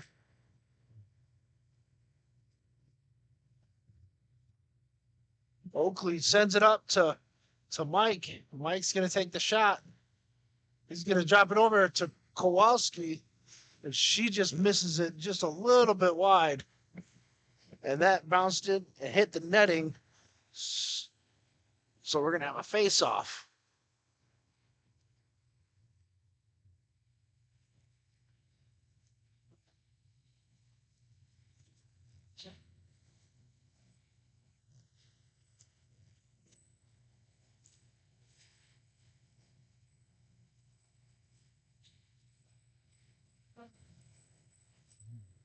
Loose puck, and the good save by the goalkeeper.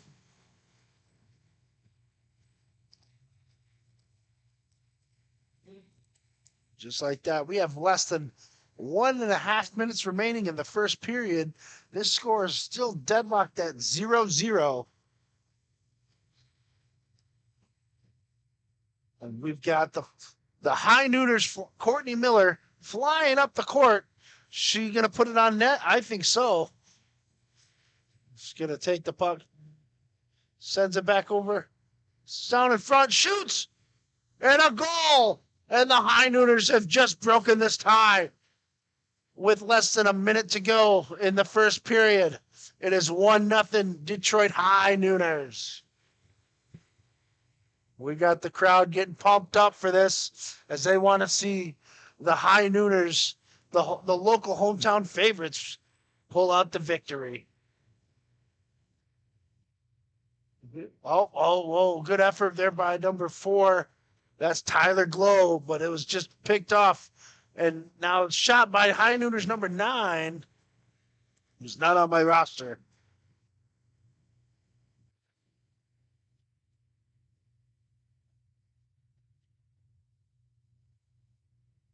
Loose puck. It's still loose, and it's back out.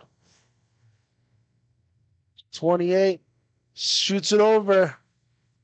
A shot. Good save. Tyler Glow had the shot opportunity. A shot. And that's going to conclude this first period. And it's 1-0 in favor of the Detroit High Nooners. We're going to be right back with the message from our sponsors. Everyone has their own unique pre-game preparation, and most of them are pretty different. But there's one thing in common, and that's Jack's Hockey Wax. Get this locally produced wax that isn't shipped from across seas, but made here right in the U.S. The best smelling, best feeling, and best performing hockey wax on the market. Oh yeah, and I almost forgot to mention, they sell tape too. Visit them at jackshockeywax.com to get your order today. If it isn't from Jack, put it back.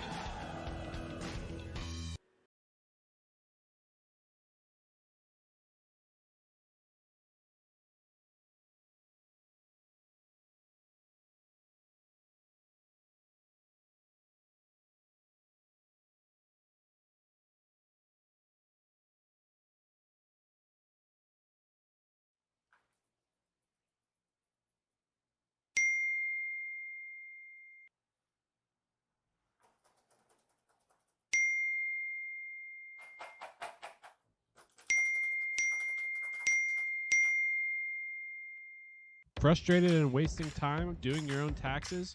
Getting confused by complex forms? Waste your time no longer. It's time for you to check out bonus. Welcome back, ladies and gentlemen. We are live here at Frazier's Big Boy Arena, home of the Detroit Revolution and Detroit Fuel.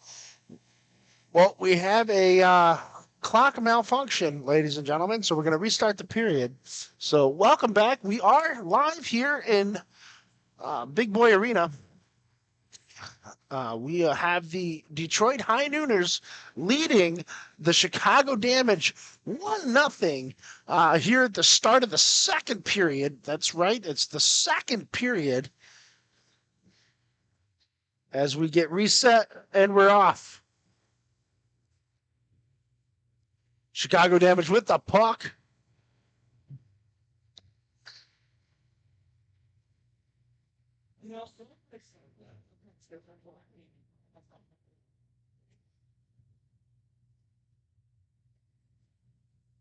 A shot, and that did not make it through with all the traffic in front. The High Nooners are flying up. We got the big guy. Luke Gardenier takes it. Oh, he had it, then he loses it. Set down in front, wide open, and just could not capitalize on it. Oh, you just feel for the High Nooners team as they're just doing everything they can to put on the pressure and build this 1-goal lead and double it. You know, so it's just like, wow, crazy. High Nooners are coming up the court.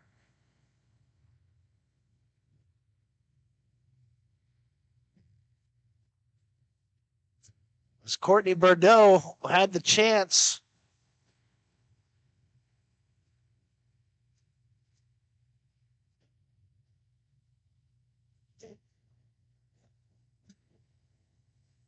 And there we go. We got a stoppage in play. Face-off's going to be to our left of the goalkeeper. That's the glove side. And back with me is my pal Sean. How you doing, bud? Doing great. Appreciate you letting me come on here, and got some cool information, at least about the Detroit High Nooners. Just a couple of conversations. Go ahead, shoot. So I was talking to Josh Pasca, who plays for the Mighty Octopus. Okay. And Kelsey Cush. Most of this team went to the same college he did over at Adrian. And they all played the Division III in the NCAA. By Courtney Millar. What a phenomenal goalkeeper. So going back to that, yeah, with that excellent shot she just had, that D3 Adrian team, they've won like the NCAA tournament every single year that this team was there. Oh, wow. Kelsey Cush, number 11, she was a 3-time All-American. Wow. Well, then not only that, but then you had Cassandra Peona, or whatever, the goalkeeper. She played in the World Skate Games for Team Canada.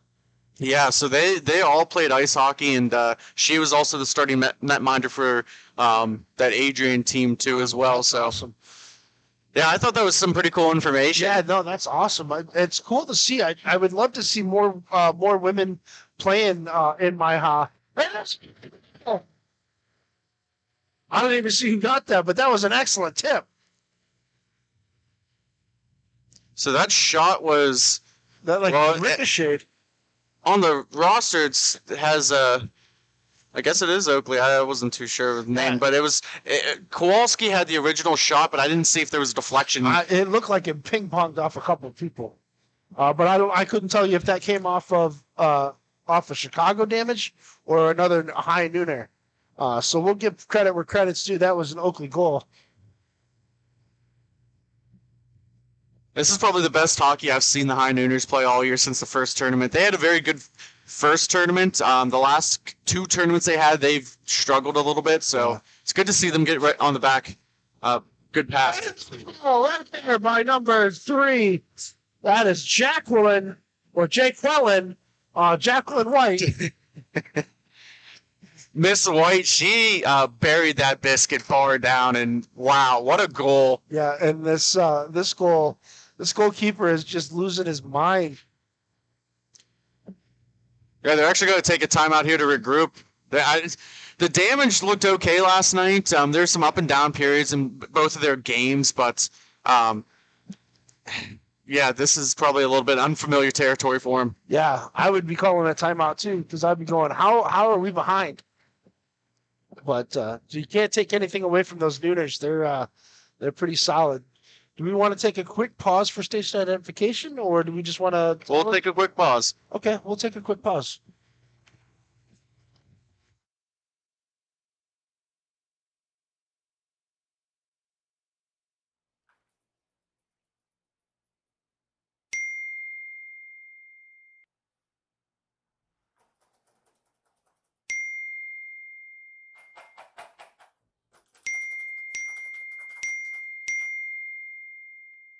Frustrated and wasting time doing your own taxes?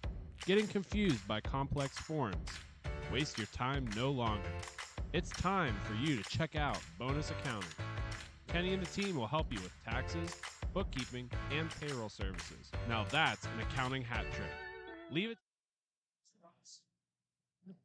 All right, welcome back, ladies and gentlemen. We are back after a quick timeout from on the bench. The Chicago Damage, they called the timeout to regroup after just letting in 3 real quick goals here halfway through this second period.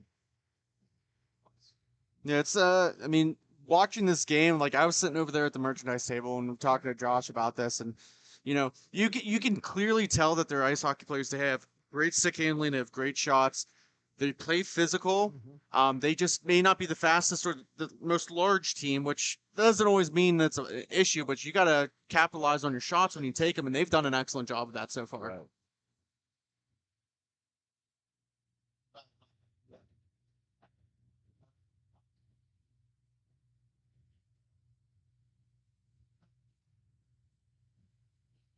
So here we go. We got the Nooners still circling. They still smell the blood. Whiffing on that shot. Good opportunity there for Presley. Yeah, he's going to wish he had that one back. That's the stuff of nightmares. Here's Welks with the puck. Or Weeks. I almost want to say it's Wykes. Tomato. Until he writes in an email, lets us know his pronunciation. I was about to say, Detroit Revolution, they sent that email last night with the pronunciations of all the players. Are always thankful of that. 1-on-0 opportunity. Shoot, score. And now it's 5-0 in favor of the Detroit High Nooners. Could we see? I'm not saying anything, but that shot by Presley was great. Went right in the top corner, right over the shoulder, above the glove of the netminder Begdahl. Yeah, that was insane. He made up for his missed opportunity right down here about a minute ago. Yeah, he did. Like you said, he wished he would have had that one back, and he got one in an opportunity, and he didn't disappoint. So here we are. We got the Chicago Damage finally playing with a little sense of urgency here.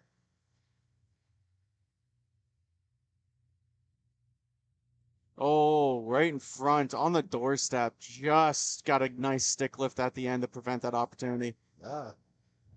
So here we are with another shot opportunity. That just went way outside, sends back around, and they're just going to send it all the way back down to regroup. Oh, that's a terrible pass. Well, they're not paying attention. They're not looking. They're not playing together as a unit right now. What a save by Begdahl. That honestly should have been a goal, and that he's not giving up on the play. That was an excellent save. Great goalkeeping right there.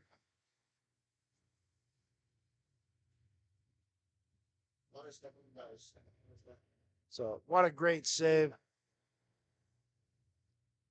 Oh, that could have been high sticking, but he was parallel to the goal bar. I was going to say, he may have got away with one, but didn't get back on the play. It's a 2-on-1 essentially. Oof. Hey, now's not the time to get fancy there, bud. Go! There's a goal. He was screened by his own man, Hilty, in front. And 6-0 in favor of the Detroit High Nooners. We still have 5.5 minutes remaining in the second period. Hopefully the damage can stop this damage, or they're going to be out of the playoffs here. Yeah, I mean, it'll be interesting to see this next 5 minutes because, I mean, we never want to say anything in the broadcast booth, certain words, but it's looking towards that right now. The Nooners are buzzing. Oh, they're playing hard, and they're not giving up. They smell the blood. Here's a chance for the damage. Loose. There's the goal. All right, there we go. They finally cut the lead from 6-0 to 6-1. And that's what I was talking about, that physicality there. They just couldn't have the strength to necessarily push the player out in front of the net. He was able to kind of camp there right in front of the goal crease and get a good shot off. Yeah. And here's another opportunity, another shot. Now, if you're the Nooners, you don't panic. You just go, okay, hey, let's get back to our normal play because it's been working. Yeah, the last thing you want to do is panic in a 6-1 game. You have plenty of leeway. Yep. Just keep on playing your game and you dictate it. Yep. Even if you give up 2 goals here, just breathe. That almost went in too, but just a bit outside on that one. On that backhand. That was a good effort there. Courtney Miller chasing the puck down. She's going to take it. Sends it up to number 11. That's Kelsey Cush. Here's another opportunity. Oh, off the post. Man, are we in Philadelphia? Because I can hear the bells ringing. It's just ringing nonstop. In this game and in the game before. Oh, no. Missed shot's going to lead to a 3-on-1. 3-on-1. Shot, goal. And that's by Oakley Kowalski. That's her second goal of the day, if I'm not mistaken. Yeah, that's her second goal, and that was beautiful placement. There's nothing that Begdahl could do in that situation. 3-on-1 on a missed scoring opportunity down at the other end leads to that opportunity, and they had plenty of time. No one was back checking. No, they kind of gave up on the play. So right now it's 7-1 in favor of the Detroit High Nooners. We are looking for somebody to step up for the Chicago Damage, or the High Nooners are going to continue to keep rolling and doing what they're doing all game. This is the man to do right here, Tony Antonucci. He's got to get them going. He's always been a big part of this Damage team. Sends across. What a good play by number 7. That's Courtney Bordeaux on just outside. You heard the slam. Look at this. Another opportunity.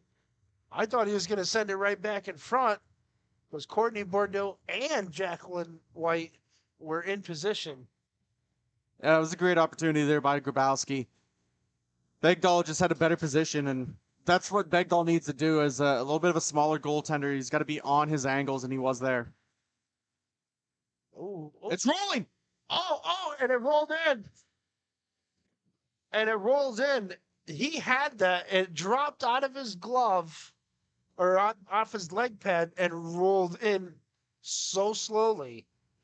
I was about to say, I watched it, caught it with the glove hand, pinched it in between his armpit. It started rolling, and it get right into the legs and still stayed on its edge. Yeah, it stayed on its edge. It just hit his skate and just bubbled across real quick. That is the most unfortunate goal. I mean, Begdahl, you can't do much more there. No, and it's a terrible thing to see because you're like, he made the save.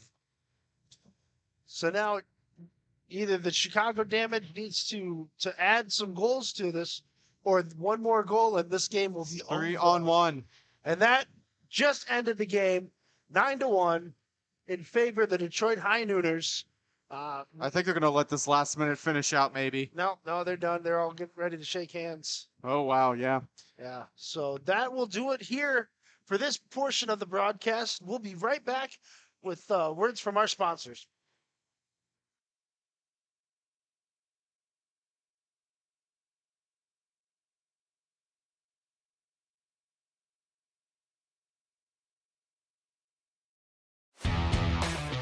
Black Biscuit is a hockey company that specializes in team uniforms and apparel and is based in St. Paul, Minnesota. We have been working with teams throughout Minnesota and all around the world.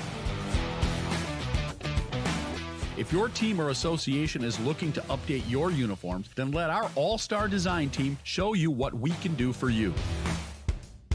Our slogan is made for misconduct because our uniforms can take a punch. From jerseys, socks, and shells to team apparel, there's almost nothing we can't do. If you can imagine it, we can design it. Visit our website, Black Biscuit Hockey, and check out our design vault for inspiration for your next uniform. Need a company that checks all the boxes? Outstanding design, quality product, great customer service, and timely delivery? Call us at 855-978-6888 to see what the Biscuit team can do for you. Black Biscuit. Black Biscuit. Black Biscuit. Made for misconduct. Don't risk it. Go Biscuit.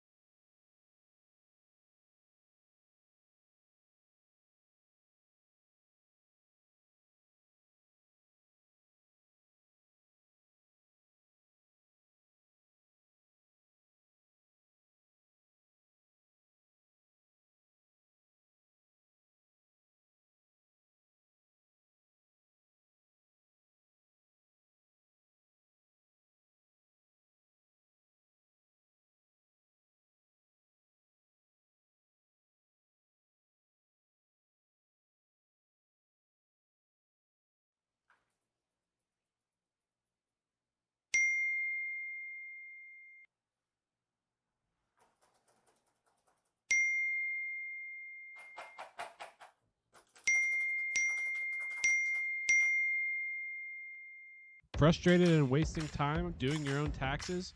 Getting confused by complex forms? Waste your time no longer. It's time for you to check out Bonus Accounting.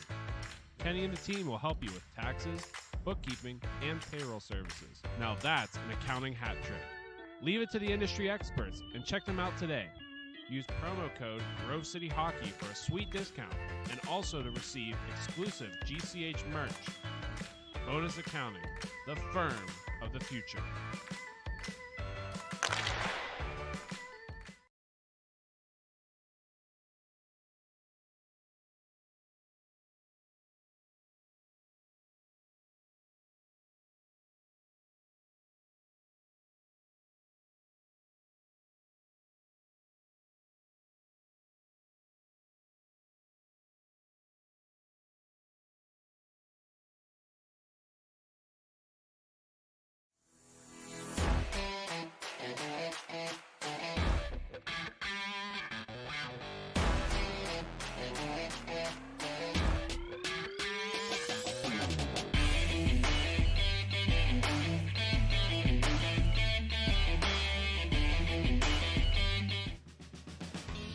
Everyone has their own unique pre-game preparation, and most of them are pretty different, but there's one thing in common, and that's Jack's Hockey Wax.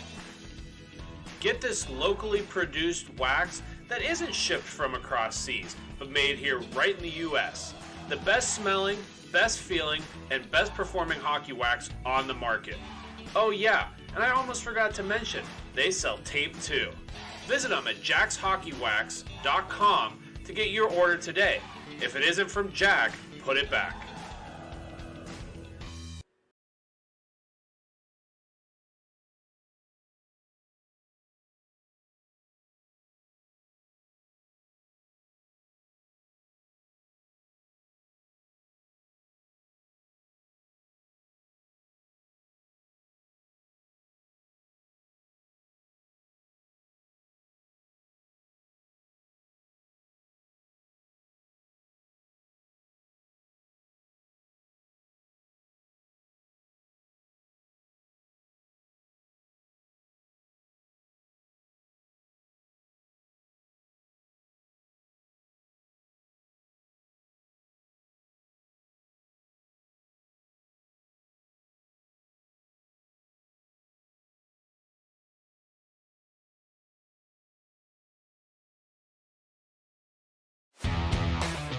Black Biscuit is a hockey company that specializes in team uniforms and apparel and is based in St. Paul, Minnesota.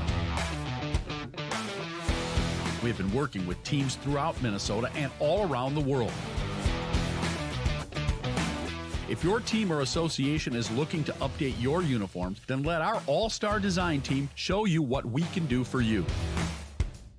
Our slogan is made for misconduct because our uniforms can take a punch. From jerseys, socks, and shells to team apparel, there's almost nothing we can't do. If you can imagine it, we can design it. Visit our website, Black Biscuit Hockey, and check out our design vault for inspiration for your next uniform. Need a company that checks all the boxes? Outstanding design, quality product, great customer service, and timely delivery? Call us at 855-978-6888 to see what the Biscuit team can do for you. Black Biscuit. Black Biscuit. Black Biscuit. Made for misconduct. Don't risk it. Go Biscuit.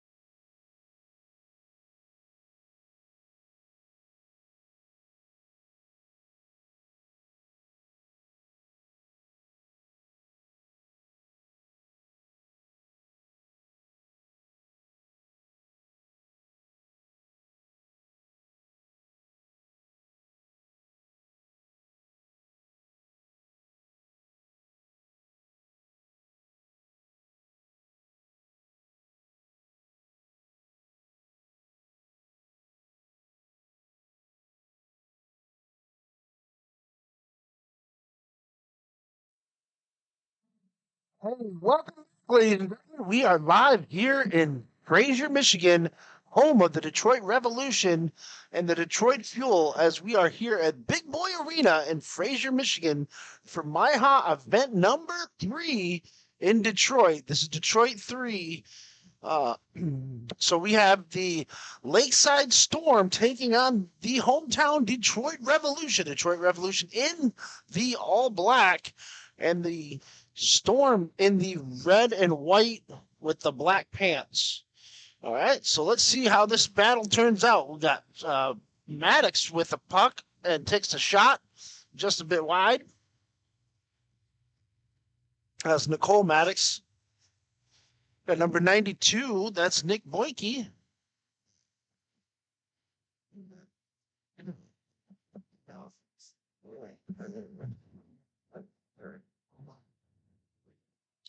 And then we got some drama happening around here. We'll try to get the inside scoop here in just a second as to what's going on. Intercepted by the Lakeside Storm. He's going to come ripping it up. He's going to take a shot, but it's blocked by number 2. That was number 11 with the shot. That's Chris.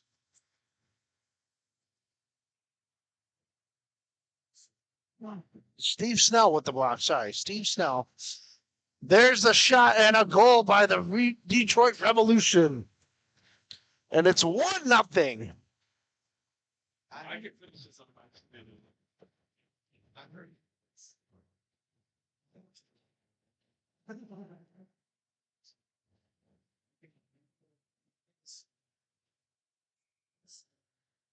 So here we go. We got the face-off win by the Revolution. And as they send it back around, flip it up, they're on the offensive. They're going to take the shot. That's number 7. Not on my list. I apologize. He's not on my list. So that puck was lifted and deflected out of play. So we are going to have a face-off won by the Revolution, but picked up out of the zone by the Storm. Number 22, that is Jay Holland. He's going to send the puck in. That's going to back up around. And the Storm are chasing the puck, trying to clear it out. Two players run right into the corner. And the Storm come up with it.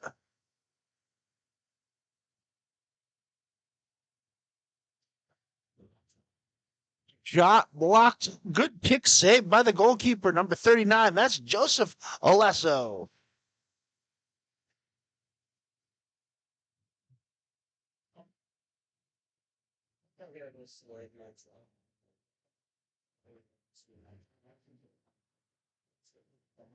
Storm chasing up the puck here. Oh, he had it. Olesso stops it for his teammate.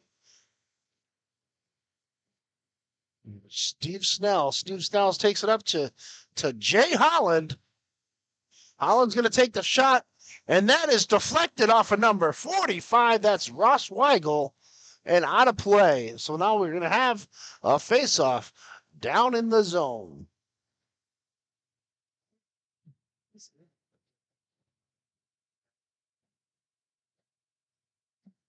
Number 17 with the draw. That's Hai Chi. Sean Hai Chi loses it, but then the Revolution picked it right back up. So it's good effort. Good effort by the D-Rev.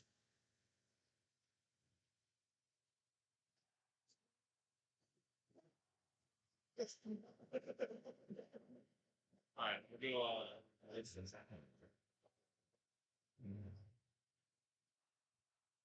That puck kicked out of play.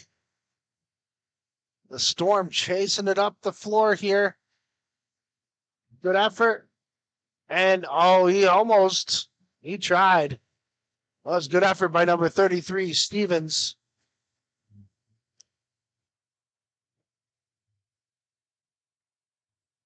Chase Stevens, and then he just hopped off the floor. We've got the puck being dropped off to the left of the goalkeeper.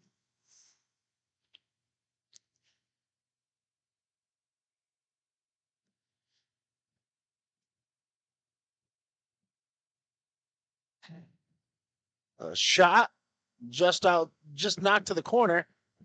Comes back out to the point. They're going to chase it down.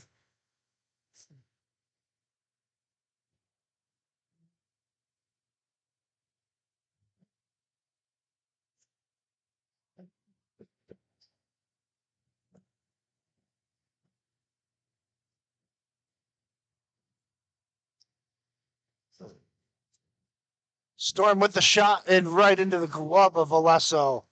And Alesso's like, I'm going to hang on to this for safekeeping. We're going to have a face-off to my left, which is directly in front of me, to the goalkeeper's left, which is his glove side. Again, Detroit Revolution in all black with the red trim outline, and then the Storm in the red and white.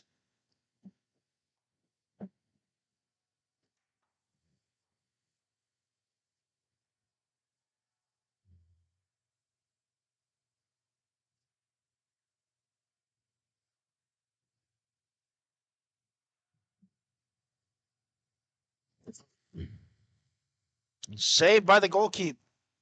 We're now looking at face off to the left. It's the glove side of the goalkeeper. Quick line change for the Detroit Revolution. Storm picks up the puck. They're chasing it up the floor. Chase Stevens, number 33. How's that? There's a penalty. Number 18, William Corey on the penalty.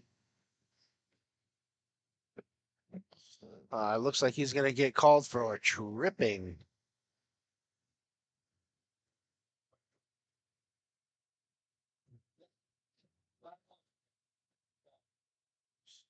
So Maddox is going to take the face off. She loses it. Sent out. Detroit Revolution on the power play, or on the penalty kill. My bad. Detroit Revolution on the penalty kill, whereas the Storm will be on the power play. Loose. Oh, what effort. Sends it right back out. That was good effort by number 22. Noah Wagner or Wagner. And just like that, we're going to see number 11.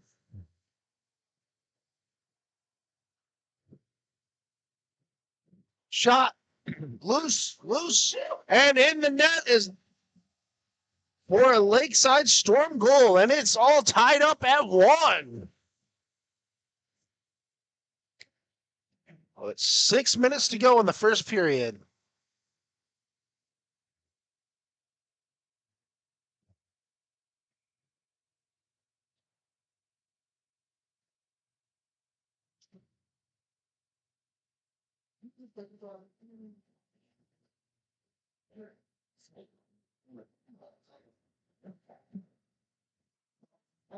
'91 with the nice move, but 17 said, nope, I got some wheels too. As Cole Stevens says, not today. Cole passed it up to his brother Chase,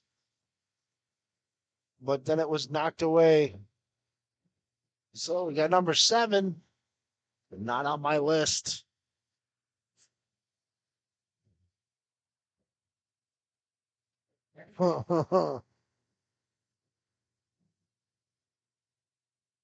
Loose puck. Steven sends it out. Here we go. Another odd man opportunity here. A shot. Loose puck. Still loose. Stevens with the opportunity there. But Alesso said, no, not going to happen.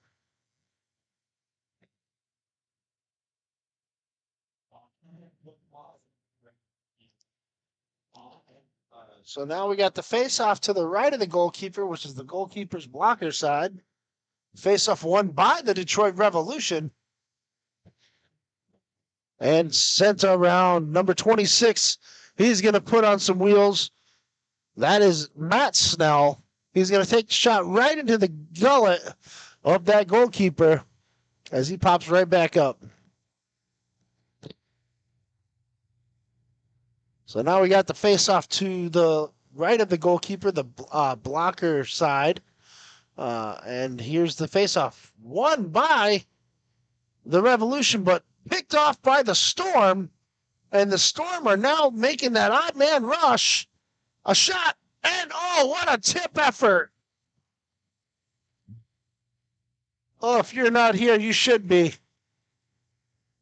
This is incredible hockeying. Got a 22 pass all the way down to number 26, Snell. So that's Holland, Jay Holland, the tall guy. Picked off by Stevens. Stevens going to take the shot. And no way. Stevens was already on his way down.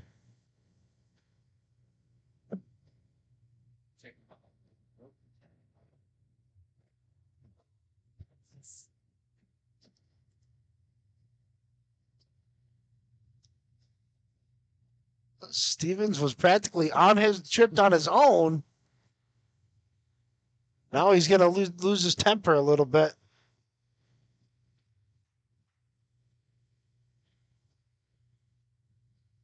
Intercepted by the Storm. Storm keeping it in the zone. The Revolution trying not to panic. And just a bad pass by Stevens. He'll get the next one. And here we go. It's now 21. That's Snell, Steven Snell, taking the shot. Loose puck, and a good save by the goalkeeper. And a line change coming up for the Detroit Revolution. Let's see if the Storm can either answer or if the Revolution is going to add on to their goal total here. 2 minutes to go. It's 1-1 in the first. Oh, we've got just a few. This is getting quite chippy already. Maddox trying to chase, but she's not there. Stevens crossed over to number 17. The other Stevens, so brothers trying to hook each other up. Just didn't work. Maddox with the shot. Loose puck, and then Maddox with the follow-through rebound. And it's now 2-1 in favor of the Detroit Revolution over the visiting Lakeside Storm. Grant Wagner's like, I got to take my helmet off, catch a breather real quick.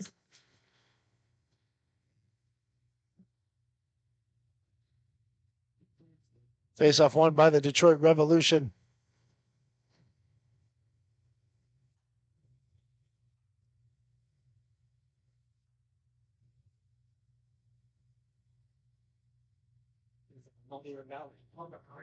Revolution with the puck. Sends it across to the other side. And a shot and a goal. And just like that, in less than 1 minute, 2 goals. We got 30 seconds remaining. It's 3-1. The Detroit Revolution starting to add to their total. But the Lakeside Storm, they're not going away quietly.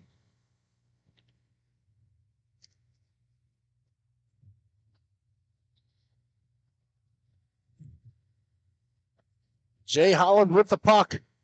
Gets intercepted. Stevens loses it. Number 11 gets picked by Maddox. And that will end the first period. It is 3-1 in favor of the Detroit Revolution. We'll take a pause for a quick message from our sponsors.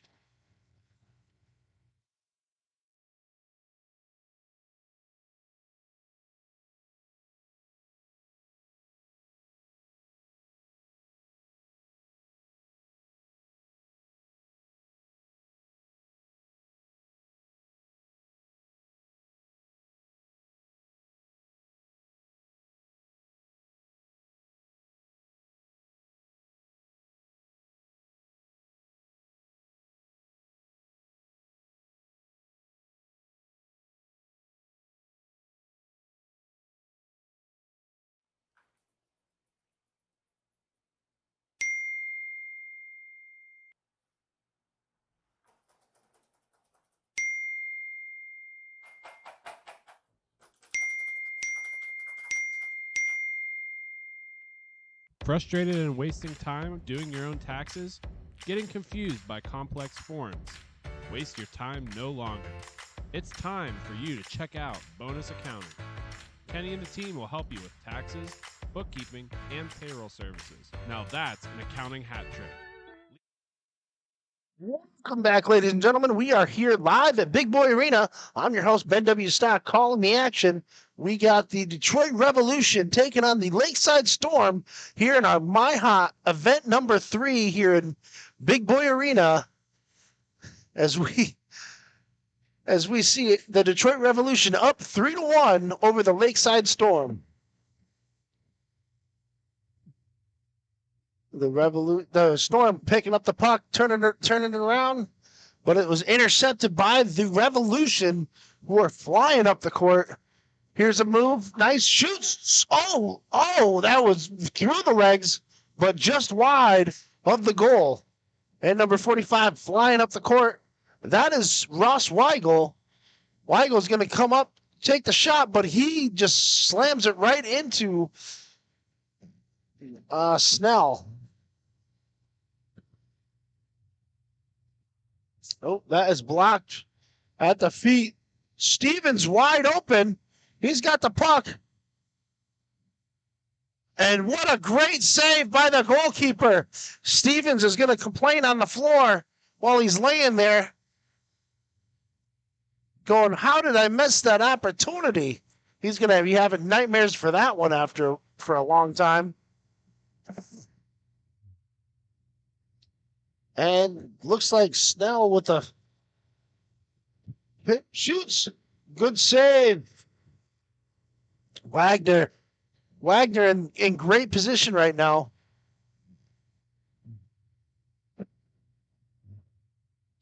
Number 20 takes a shot. Blocked into the left corner.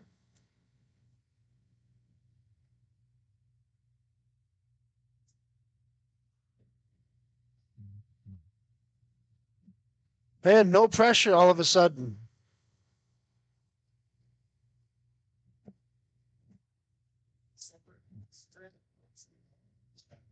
So now we've got the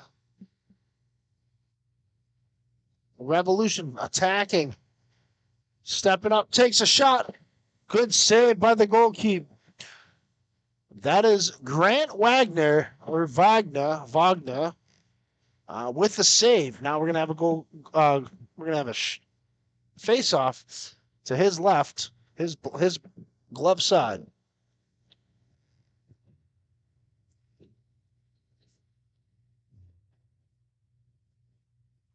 Oh, right to him. And he couldn't do anything with it. He had it, and it was right there. Oh, Jay Holland with a whiff. And here comes Cole Stevens, trying to look for his brother Chase. But now it's a 3-on-2. Holland with the puck. He tries to center it in. Loose puck. Chase Stevens with the puck now. Let's see, will he stay on his feet or will he try to go down? Shoots and blocked. He goes down, and another penalty call on the Detroit Revolution. His Neymar technique seems to be working out really well. So that draws another penalty on Jay Holland of the Detroit Revolution. So we are going to have a power play for the Lakeside Storm, the second of the game. Will the Revolution be able to fend off this penalty kill? Or will the lead be cut in half?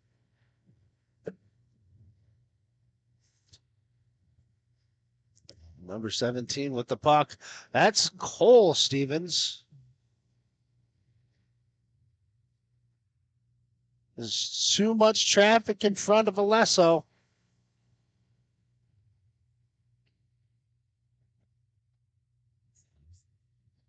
Stevens out here at the point. What's he going to do?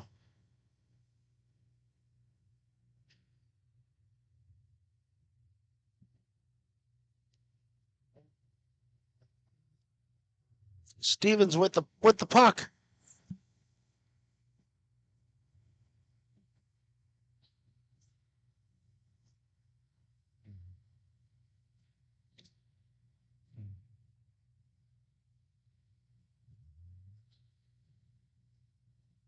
Stevens. Slowing the play down in the power play. Trying to get as much time. Oh, passes it over to number 11. 11 takes a shot, but all that traffic, it just did not find its way through. Right now, boom. Stevens with the chance. And it's swallowed up by Alesso. So now we're going to have a face-off to his left, his blocker, or his glove side.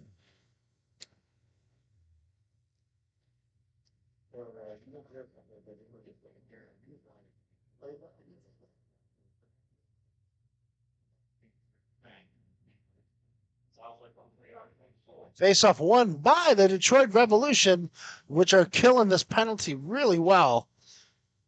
Oh, Stevens catches that puck. Shoot.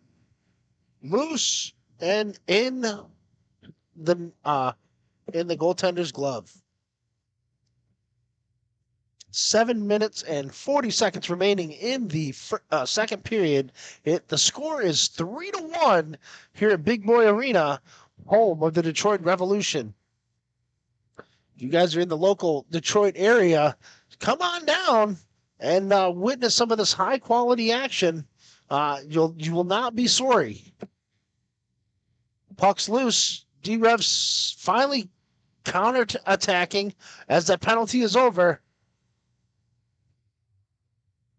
Wide open. Shoot. Blocked up into the air.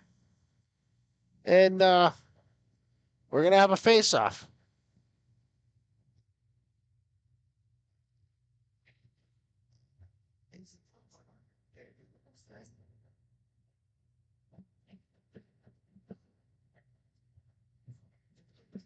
So D-Rev takes the puck.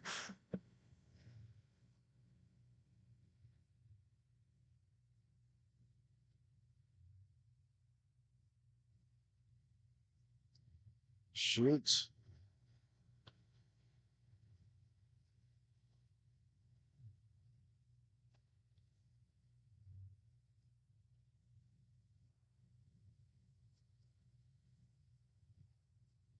Ooh, what a shot. What a save by the goalkeeper, Wagner. Wagner pushing it out to the outside. Stevens. Another save. Poke check by Wagner. Oh, great effort by number 45, Ross. Ross almost got it picked up, but he's given chase to.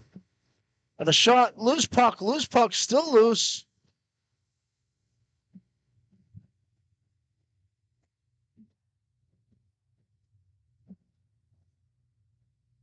Passing down to Ross. Ross to take the shot. He was going low, but it was deflected.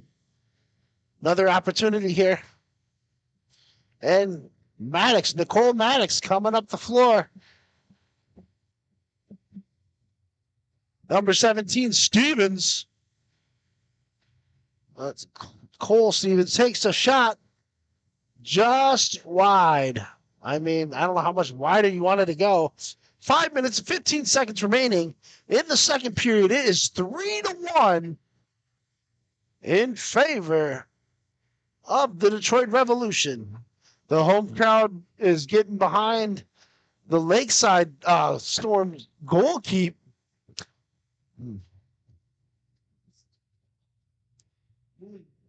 As there's a large congregation hanging out behind his net, shooting the breeze with him. A shot saved by the goalkeeper.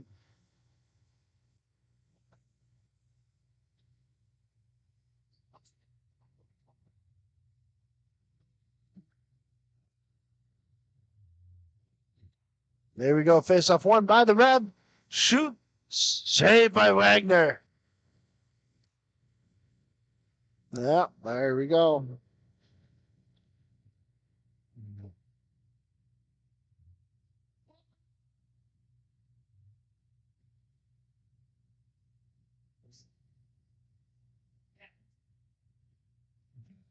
Face off ready right here. Won by the Detroit Revolution. Poked away by the Storm. And now the Storm are on the counter.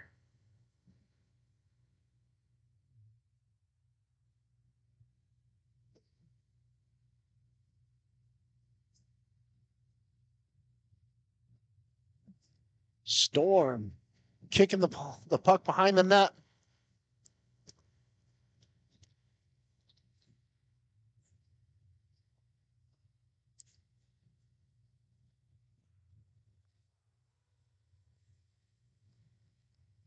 Ooh, Ross Weigel with the puck.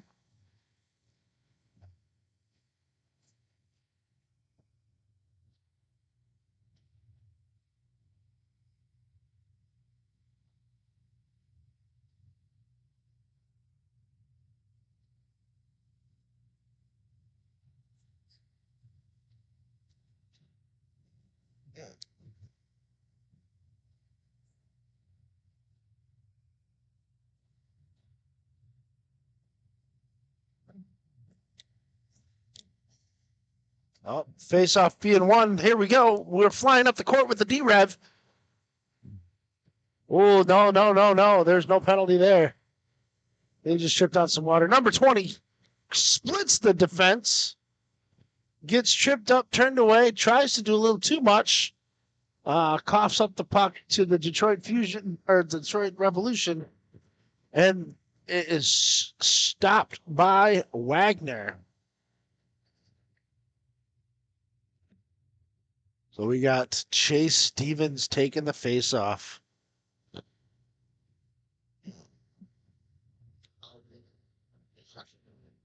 Cole Stevens out there on the floor along with Noah Wagner and number 17.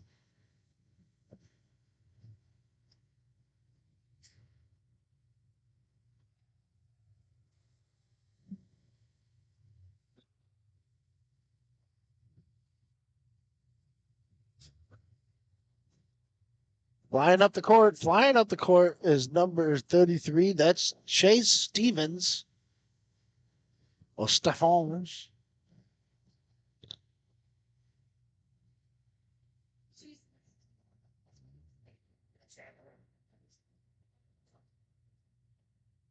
D-Rev had the opportunity but lost it.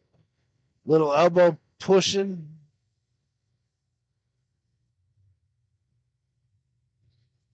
Storm, number 11 for the Storm. Going to take a shot.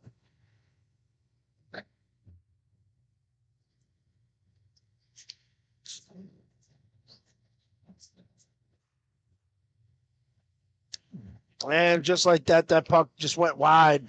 Storm now have an opportunity here to cut that lead in half. Chase a shot, deflected, way up into the netting. We've got 45 seconds remaining in the second period. It is 3-1 in favor of the home team, Detroit Revolution. Faceoff will be to the goalkeeper's left. Actually, it'll be right out in center. Center ice.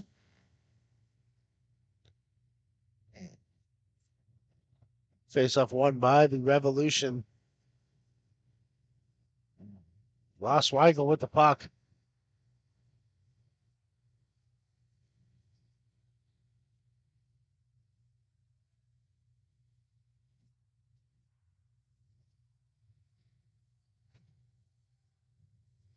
Boy, this is just 1 second remaining. Bang. And that will conclude this period. We'll come right back after these messages from our sponsors as we've got a 3-1 game with the Detroit Revolution leading. All right, we'll be right back. Black Biscuit is a hockey company that specializes in team uniforms and apparel and is based in St. Paul, Minnesota. We've been working with teams throughout Minnesota and all around the world. If your team or association is looking to update your uniforms, then let our all-star design team show you what we can do for you. Our slogan is made for misconduct because our uniforms can take a punch. From jerseys, socks, and shells to team apparel, there's almost nothing we can't do. If you can imagine it, we can design it. Visit our website, Black Biscuit Hockey, and check out our design vault for inspiration for your next uniform. Need a company that checks all the boxes? Outstanding design, quality product, great customer service, and timely delivery? Call us at 855-978-6888 to see what the Biscuit team can do for you. Black Biscuit. Black Biscuit. Black Biscuit. Made for misconduct. Don't risk it. Go Biscuit.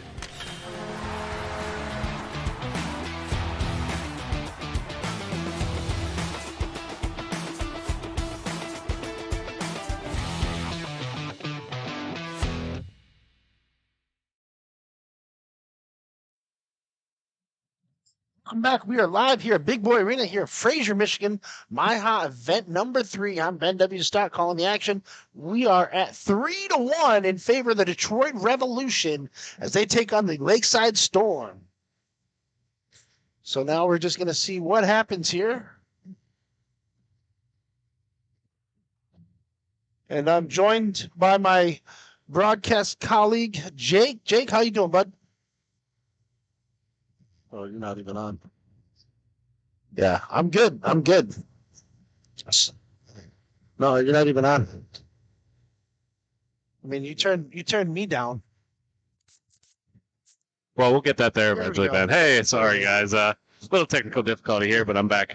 Pleasure to be here, Ben. Just figured I'd jump on the last period here with you. Exciting game so far. What are your thoughts? Yeah, you know, it's gone back and forth. A lot of non-penalty calls, I guess you could say. Not that they were penalty calls, but a lot of the teams from Lakeside Storm feel like it should have been called, but it's like, no, dude, that was all on you. But yeah, it's a hard-fought battle. Both teams skating hard. They're playing hard. They're both getting their opportunities and chances, but they're just not capitalizing on them. So here we go. We got Lakeside Storm coming up the court. That's Ross. Ross going to take a shot. Off the post. That hit the post. I think it actually hit Alesso right in the top of the forehead. Was that what that was? He seemed to shake it off. There was no ting. I the thought that classic hit the goalpost sound. crossbar. Yeah. But yeah, so here we go. Another shot down low. Still loose. Then the Revolution pick it up. They're going to settle down behind their net.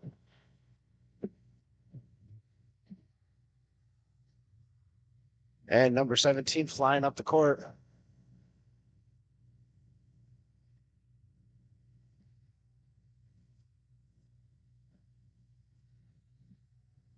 There we go. Coming up with the Storm as number 11. He's not on the list. 17 Stevens. Shoot.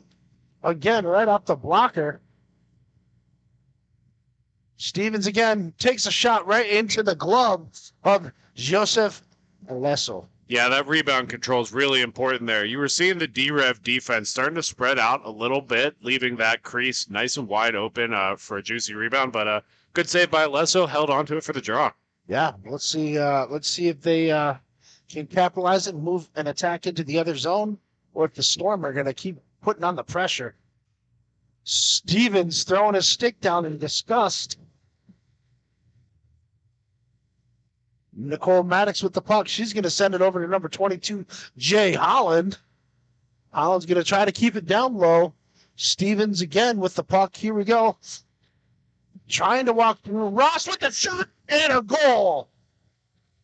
And just like that, the 2-goal lead is now cut in half as the Lakeside Storm now are just down by 1 goal. Yeah, Stevens taking that D-man and leaves the puck beautifully on the back door, and Alesso didn't have a chance. It was just a little bit too far away for him to make any move on the puck and a little bit too close for him to have a good chance to react to it. Right. But no, it was just a great shot, great effort.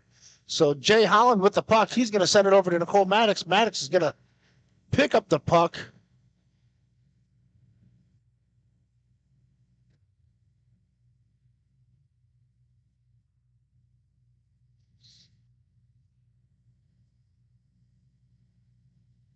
And a save by the goalkeeper. So we're going to see that's going to stay in the Storm zone. Number 92, that's Nick Boyke. He is going to take that face off. Hopefully he's going to pass it out to Maddox. Maddox is going to take it, spin and shoot, but she's just wide. Holland takes the puck, skins it around. Maddox is going to chase it. Yeah, these D-Rev teams, they know so much about each other and have so much chemistry playing together forever that those off-the-board plays and those set-up face-offs, I feel like that's something that a lot of teams lack in this league, and D-Rev just does it so perfectly. Oh, Veronelli and his crew do an excellent job of training these boys and girls to play at the highest level of competition that they can play for their ability. And it shows because everybody works together, they play together, they all just have fun. It's one of those tough things, especially when you get a team that doesn't get a chance to have that time to build that chemistry. Where you see the D-Rev, they're just constantly, hitting their marks, without even having to look sometimes. And they always run a deep bench. Here we go, coming up the court. Stevens going to take the shot just outside. Ross is going to try to stop Maddox, whereas the other Stevens brothers waiting patiently down low. She telegraphed that shot. So less than 8 minutes to go here in the third. We got the Detroit Revolution leading 3-2 over the Lakeside Storm. Winner will go on to face the winner of the Buffalo Fusion and Detroit High Nooners. Yeah, you mentioned it earlier, Ben. D-Rev having such a good and deep bench. You're starting to see the fatigue in Lakeside, not necessarily in their play, but their forechecking ability. They're not following, they're not pressuring high. And D-Rev's taking advantage of just letting that clock tick down slowly and surely. Yep.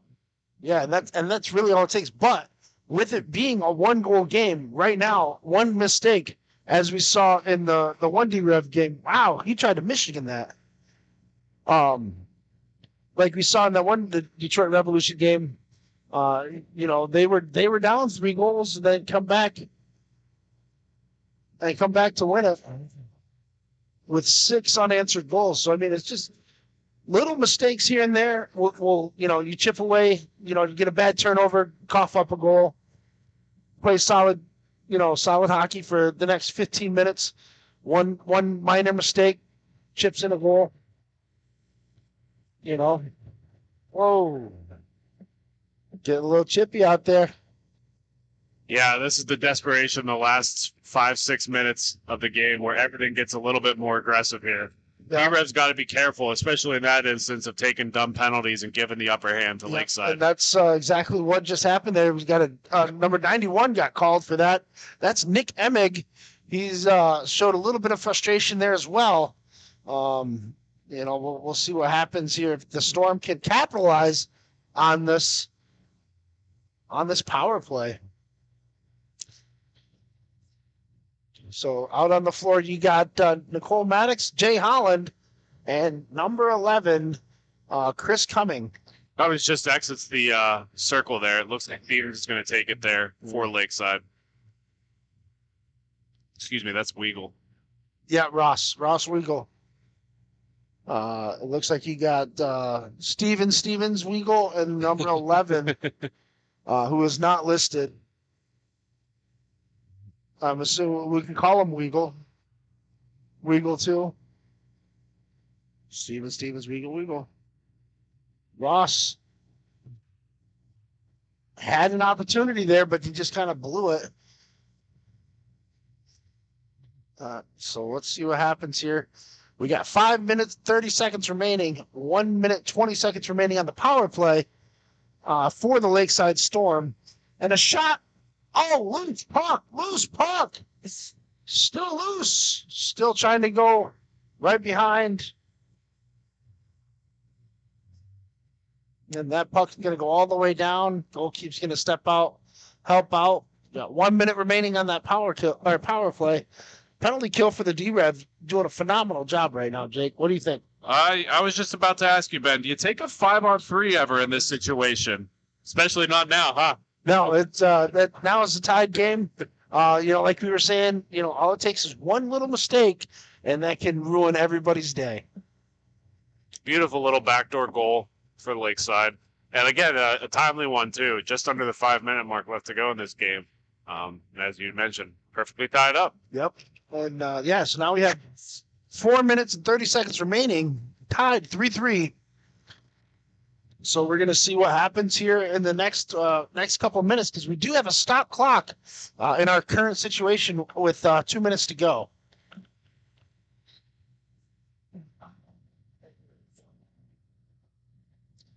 That's a very underrated save that just happened there by the Lakeside goaltender, getting his leg all the way across and just getting a toe on that rebound to kick it to safety. Snell with the puck. He's going to take the shot, and it's deflected into the belly of that beast of goalkeep. Wagner, that's Grant Wagner, if I'm not mistaken, with the save. Puck drops. Here we go.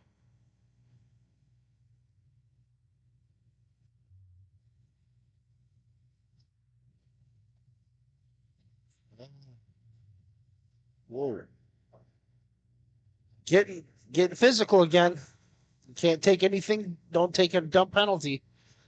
Stevens coming up the court. That's Cole Stevens. Oh, that's wide open too.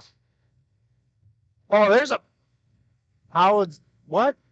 He tripped on his own skates there. It looked like it could have been a tripping call. I think more so than the call versus non-call. He went head first in the boards. Really dangerous fall there. So hopefully he's okay. Seems to be all right. Yeah, he popped right back up, but still, it looked like from this vantage point, he looked like he got tripped up quite a bit there. Good effort by the Lakeside Storm. Number 22. That is Noah Wagner. And we're down to our final 30 seconds before stop clock. Jake, you came on at the right time. This is a good game to be because it was 2-1 when you jumped on, and now it's 3-3. Yeah, maybe D-Rev's wishing that I go back to working on some of our other responsibilities for the weekend. But I wanted to talk hockey a little bit. I don't get to do it very often. It's always enjoyable to watch any MIHA teams compete, let alone two games that are really as close as this one is. Oh, absolutely. Especially when two teams are doing their best to dominate and play hard.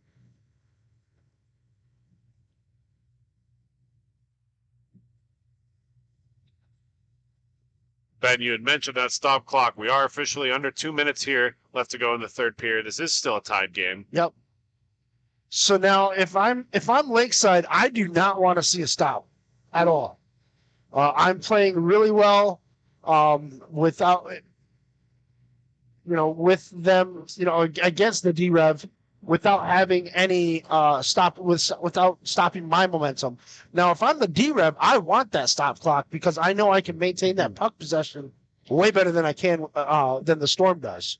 Not to mention, if you look at how technical D-Rev plays compared to Lakeside, how Lakeside is being super aggressive right now. I want to go into overtime if I'm Lakeside. I want to take those last-ditch efforts and not get a chance to set up and get a perfect play going. I want to be able to run and gun. And here's Nicole Maddox with the shot. Oh, just saved. Kick to the corner. She's going to pass it. Oh, no, she's going to take the shot again. And another save. Lakeside trying to fish it up, but stolen. Shot. Glove save. Here we go. Lakeside's just absolutely gassed. Nobody on the bench. Nope. Nobody on the ring. Shot. Oh, that could have snuck in. Number 91's going to try to chase it up. There we go. Oh, see now, yeah. But this is exactly what I was talking about. Like, if I was Lakeside, I want those type of opportunities. And that, wide open net and just blocked by the goalkeeper. Good save. And just like that, we got a goal. for the Detroit Revolution. Now the goalkeeper's helmet is off, so they're talking. They're trying to state their case as to that's a dangerous play. Jake, what are your thoughts on that? Well, regardless of how dangerous or how civil it is, you play to the whistle, and there was no whistle on the play, and by the time there was a whistle, the puck was already in the back of the net. So I think you have to stay with the referee's choice here. It's not really able to be reviewed. Just an unfortunate circumstance. And just like that, they're going to pull the goalkeep. So that way it's 4-5 in favor of the 4-3, Detroit Revolution. Oh, that could have snuck in. And what an effort. I hope that kid's okay. Yeah, I think that's more disappointment than injury there. But really exciting end game for Lakeside. I don't think they should be hanging their heads. No, they played a heck of a game. They played a heck of a game and against a heck of a team. So it'll be nice to see what the D-Rev do against, I believe they're going to be taking on either the winner of the Buffalo Fusion and the Detroit High Nooners. Well, good luck to them. But for right now, I think we're going to take a quick break, Ben. When we come sounds good. We'll send it over to our sponsors for some sponsorship advertising here. This copyrighted telecast is presented by Grove City Hockey. It may not be reproduced, retransmitted in any form without the expressed written consent of Grove City Hockey, LLC. We thank you for your understanding and hope to continue to enjoy this complimentary broadcast. To purchase footage, email grovecityhockeyllc@gmail.com.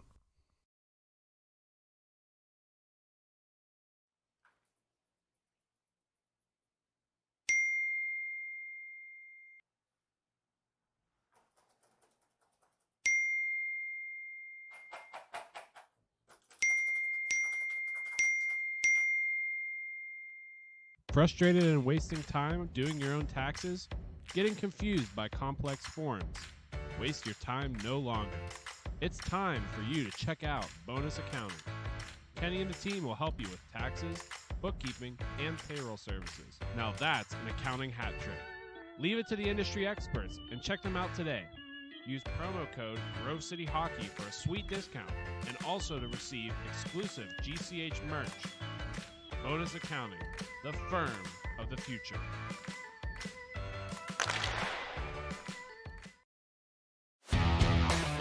Black Biscuit is a hockey company that specializes in team uniforms and apparel and is based in St. Paul, Minnesota.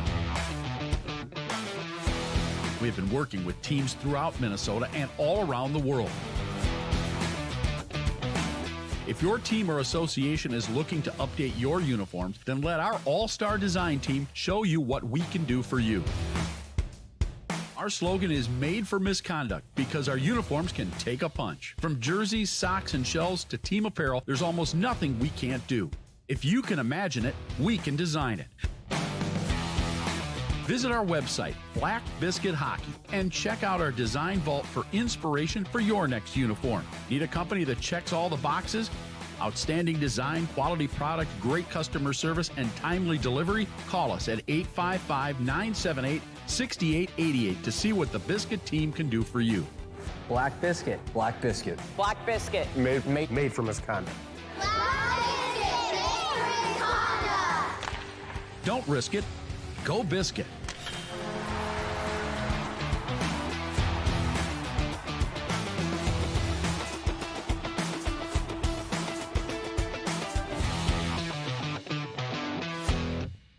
This copyrighted telecast is presented by Grove City Hockey.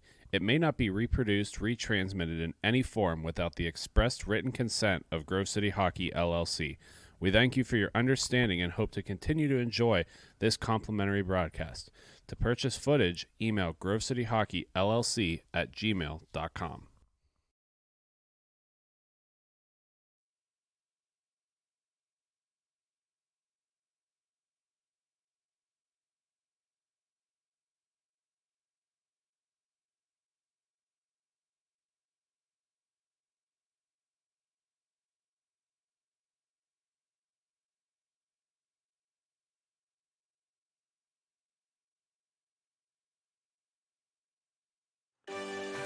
Have you let office hygiene get away from you? Place of work starting to stink? It's time to call MagiClean. Windows? Check. Washing? Check. General cleanup? Check. Now that's a Magi Hattie. Reach out for your free consultation today.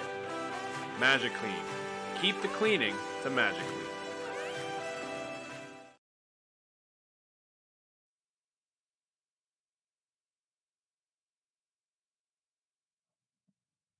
Welcome back, folks. We're back for some more MIHA action today. We got a good matchup here in the T4 division. We got Indy Inline versus the Detroit Fuel. And those purple and red jerseys will be the Fuel working from right to left on your screen. And in the white is going to be Indy Inline working from left to right. In net for the Detroit Fuel. Well, we got a breakout coming down here. Well, we have number 86, unfortunately, is not rostered on here. But we will try to find that out quickly and get you guys back in the know-how.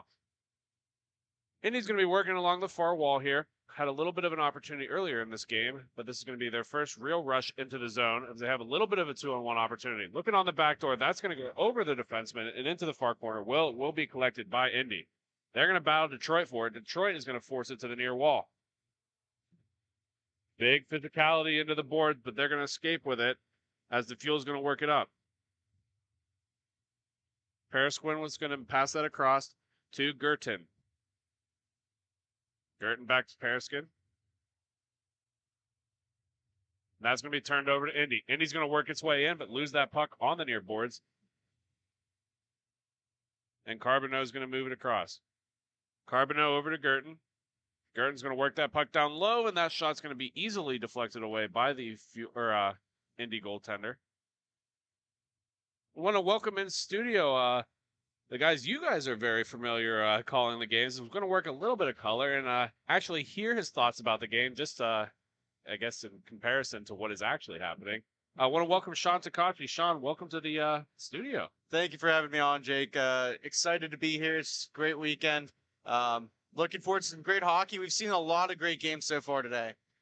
And Sean, we'll be taking a little bit of I guess I'll be taking a beating here as you're the natural pro at calling these games. You're going to listen to a little bit of how us bums call this. But nonetheless, we're going to get underway here.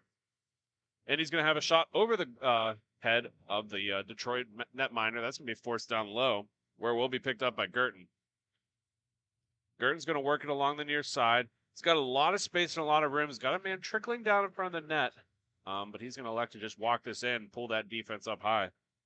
Girton's going to move that over to Clark. Clark's going to go back to Girton. Girton's going to make a nice little move on the near side. He's going to try to push that center, but loses the puck in the process.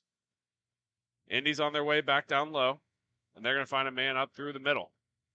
Indy with a 2-on-1 opportunity. Looking on the back door, and that shot is going to be blocked away, and it'll stay in the attacking zone, but it'll spring Girton loose for the Fuel.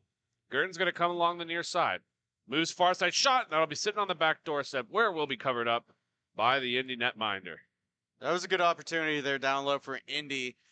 Good defensive play there by the Fuel, collapsing right in front of their nets. Protecting that house is like we say with our youth program. So always a critical thing to do, prevent any shot opportunities. So, I mean, slow game so far, but both teams trying to make most of their opportunities. Yeah, what I've noticed right off the back is these teams are doing a really good job of entering and exiting the zone. They're able to move it in really quickly and move it out really quickly if they have to. Quick turnover off the face-off almost results in a Detroit goal, but then it'll turn away to Indy. That stretch pass is going to just evade the recipient and go over to Periskin. Perisquin's going to move down below the net and hang on to that puck looking for a breakout. Nice pressure by Indy. And that pressure is going to cause a turnover by, looks like Moiki, I believe, but not really sure there. Had an opportunity there. Gee's got one now. A little bit of trouble getting out of their own zone for the Fuel. Well, the Fuel does finally exit as Carbonneau's got that puck on the far boards. He's going to make a move to work down low, but misses across the crease all the way to the near corner. And he's going to pull away with that Gee with the puck. Oh, turnover there. Terrible. McFarland's going to take that puck. That's going to go up into the netting, and we will hang on for a face-off in the Indy zone. Both teams are a little careless with the puck to start off this game. A couple of turnovers right into the slot near that face-off dot has created a couple opportunities here. Outside of that, it's been tough sledding. So, I mean, who can capitalize on the mistakes first? And obviously, I mean, that's a huge factor in any game, but whoever does it in this game first is going to, I think, have the edge in this one. Face-off's going to be one down low by Indy. Works it around the far boards, just out of reach, and that's going to be taken over by Girton. Girton's going to hang on to it in the neutral zone, work it all the way back for Periskin. Periskin's going to work it back across to Girton. Girton, nice little move around the defenseman along the near boards, and he's got a little bit of space on his backhand. He gets forced to the front hand, tries to center it, but broken up by Indy going the other way. Nice little move to work center for Indy. He's got all kind of space. His shot's broken up by the Detroit defense, and that's going to sit right on the red line for a scramble. That'll be picked up by Johnson. Johnson's going to work it middle. Careless turnover as that goes right back to the Indy possession. Indy's going to work it across the top. That pass is broken up. Kresman's made a couple of beautiful plays here. He started off that last rush with a nice toe drag move, and then he got back on the fence to at least keep this puck in the zone. That shot's going to go off the end wall and sit right above the faceoff circle, where it will hit the ceiling and be blown dead by referee Tom Ward. Yeah, Tom, one of our favorite referees here. Always a good guy. Well, you're officially here, folks. We are in the middle of the dreaded tax season, but don't worry, it doesn't have to be that stressful. Make sure you reach out to our friends at bonusaccounting.com. They have done our taxes for the last couple of years. Not only do they make business taxes easy, which is a nightmare for any of you that know, but they also make the personal taxes a way bigger return than I've ever gotten before. Make sure to visit them at bonusaccounting.com. Detroit's going to work this puck down low and find the back of the net. That'll be Robert Girton, the first goal of this contest. And Sean, I will have to say, after watching the first 5 minutes of this game, I don't know that this is going to be a heavy scoring one. That just trickled in low on goaltender and did not really see any flashiness, I'll say. I was about to say, it snuck right underneath the left leg of the netminder Kleber, and he had the initial save there. He had probably about 80% of it, and it trickled in, and that's why crashing the net's so important. Girton sitting on that back door just touches it in, gives the Fuel an early 1-0 lead. Indy looking to respond here, loses that puck back to Girton, the only goal scorer of this contest. He's going to work it across the top to Clark. Clark's going to move it over to Carbonneau. Carbonneau is going to shoot, and that's going to sit right on the doorstep where it will be covered up by the Indy netminder. Rebound control might be an issue here for Kleber. Is that shot that came well past the face-off dot, still was able to bounce out of his glove, and that might be something to keep an eye on here. That might be what the Fuel need to do to capitalize, is just crash that net for rebounds. That puck's going to sit right in the neutral zone as both teams overskated it, trying to get that possession. Detroit eventually will come away with the puck, and they're going to work it back to Louis Clark. Clark passes it middle to Carbonneau. Carbonneau's going to take a big drive, fakes the shot, and the second shot's going to sit on the back door. Another trickler, Sean. The same exact goal from the same exact low area. It's 2-0. What a great opportunity there for the Fuel. Kleber is going to have to get his act together a little bit here, but he's going to need some help from his D in front of him. They got to clear that puck away. They got to make sure that their head's on a swivel. If this is going to be an issue, you know that you got to be a little bit more tighter to the crease and stop pinching up as much. Yeah, he's almost quicker just to take his stick and whack that puck off to the side and let his D get to it first. 2 failed freeze attempts by goalie Kleber. And here's an easy one for Indy that just evades the shooter. Working it. Oh, sorry, Sean. Oh, no, you're okay. I was about to say, both these teams are very good at breaking it out of their own zone. Very structured, sound. And that's going to be an easy save by Timothy Hall for the Detroit Fuel. As, again, the only 2 goals to go in are on 4 rebounds, and he makes sure not to make the same mistake as the Indy netminder. Yeah, and that's always hard to do, too. Especially our dynamic here. I do apologize for jumping in a little bit early there, but something to be in mind for the Fuel here. Just keep on crashing that net. I mean, they found success early and often with it now, so keep on working at it. Just under the 5-minute mark to go in the first period. The score is 2-0 in favor of the Detroit Fuel. They're going to work it along the near boards. Johnson's going to lose that puck to Indy. Indy's going to try to have a breakout, but that stretch pass is broken up by Paris Quinn. Apologies, Sean. I haven't figured out the names quite the same way as you did. So I believe it's Paris Venkin. Paris Venkin. Oh. Of course, if there's any mispronunciations, do not hesitate to let us know. We want to try and make sure we get the correct information there. Hall's going to eat that one up for a draw in his own zone. And Hall, I have to mention, like off rink, he's got one of the biggest beards I've ever seen. It goes all the way down below his sternum, and he somehow keeps it all tucked in his goalie gear and nice and neat.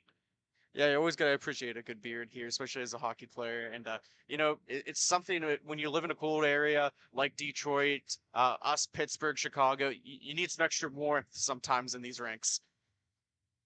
That's going to go all the way back into the Indy zone where it will be picked up by number 66. He's going to hang onto that puck on the near side and work it towards the center. Big blast is going to go low. Beautiful save by Hall as he deflects it right perfectly for another breakout. Gurton, the first goal scorer of this contest, with a breakaway. His shot goes off the iron and up into the netting, where there will be a draw in the Indy zone. I don't know if you noticed this on this down low here. Hall, starting in net, he was very aggressively way out past his crease to go meet that puck for a save. Something to keep in mind if you're Indy, get him to move at least a little bit early. You should have plenty of space on that back end. And he still has to figure out a way to defeat Timothy Hall in net. They better figure out quickly because there's just a couple of minutes left to go in the first period. Plenty of time in the hockey game, but you got to figure out a goalie before you actually score on him first. Figure out where his tendencies are, where his misses are, what his weaknesses are, and then you can create a plan to beat him. Indy's going to move that along the near side. That'll be picked up and turned back in. That'll be broken up on the way in and be taken by the Fuel down low behind their own net. McFarland's going to move that down low. Back all the way around to McFarland. A little bit of pressure by Indy. Oh, fans on the pass. Stays there. Able to get to it first is McFarland. He's going to keep it going off of the near side boards. A third or a fourth move off the near side boards to create space for himself. Plays that up high, and that'll be blocked into the netting.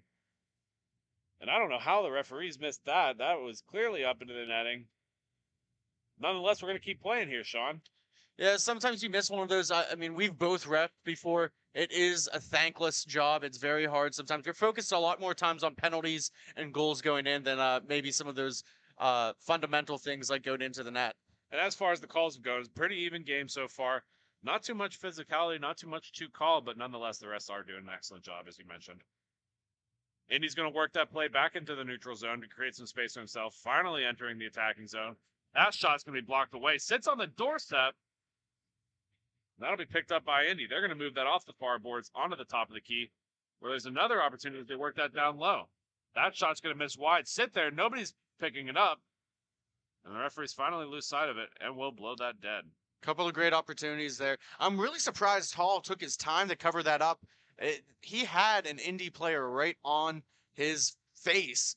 You got to be a little bit quicker with that. If I was Indy, start going, just going hard. Get that motor running a little bit more because Detroit's allowing you to get into this game. Only thing I'll say for Hall on that one, Sean, is sometimes when you do have your leg sealed nice and great against that post, you don't even want to shift for an instance to let that leg slide up and create an easy one. You just want to weather the storm and wait for the referee to blow that dead sometimes. Detroit's going to move that down below their own goal, trying to find a man up front, and that's going to sit up in the high slot. Will be picked up by Clark. Clark's going to work it down low, creates and meets some resistance by Indy. Moikey's going to work that across the far wing for Indy Inline. Passing on the near side. That shot's going to go wide and find its way all the way up to the top where it will be picked up, but with not enough time to do anything. 2-0 the score in favor of the Detroit Fuel. We're going to take a quick break. When we come back, you're listening to Grove City Hockey. Everyone has their own unique pre-game preparation, and most of them are pretty different, but there's one thing in common, and that's Jack's Hockey Wax. Get this locally produced wax that isn't shipped from across seas, but made here right in the US. The best smelling, best feeling, and best performing hockey wax on the market. Oh yeah, and I almost forgot to mention, they sell tape too. Visit them at jackshockeywax.com to get your order today. If it isn't from Jack, put it back. Hi, my name is Tyler Warner with the Grove City Thunderbirds. Thank you for watching Grove City Hockey. This copyrighted telecast is presented by Grove City Hockey. It may not be reproduced, retransmitted in any form without the expressed written consent of Grove City Hockey, LLC. We thank you for your understanding and hope to continue to enjoy this complimentary broadcast. To purchase footage, email grovecityhockeyllc@gmail.com.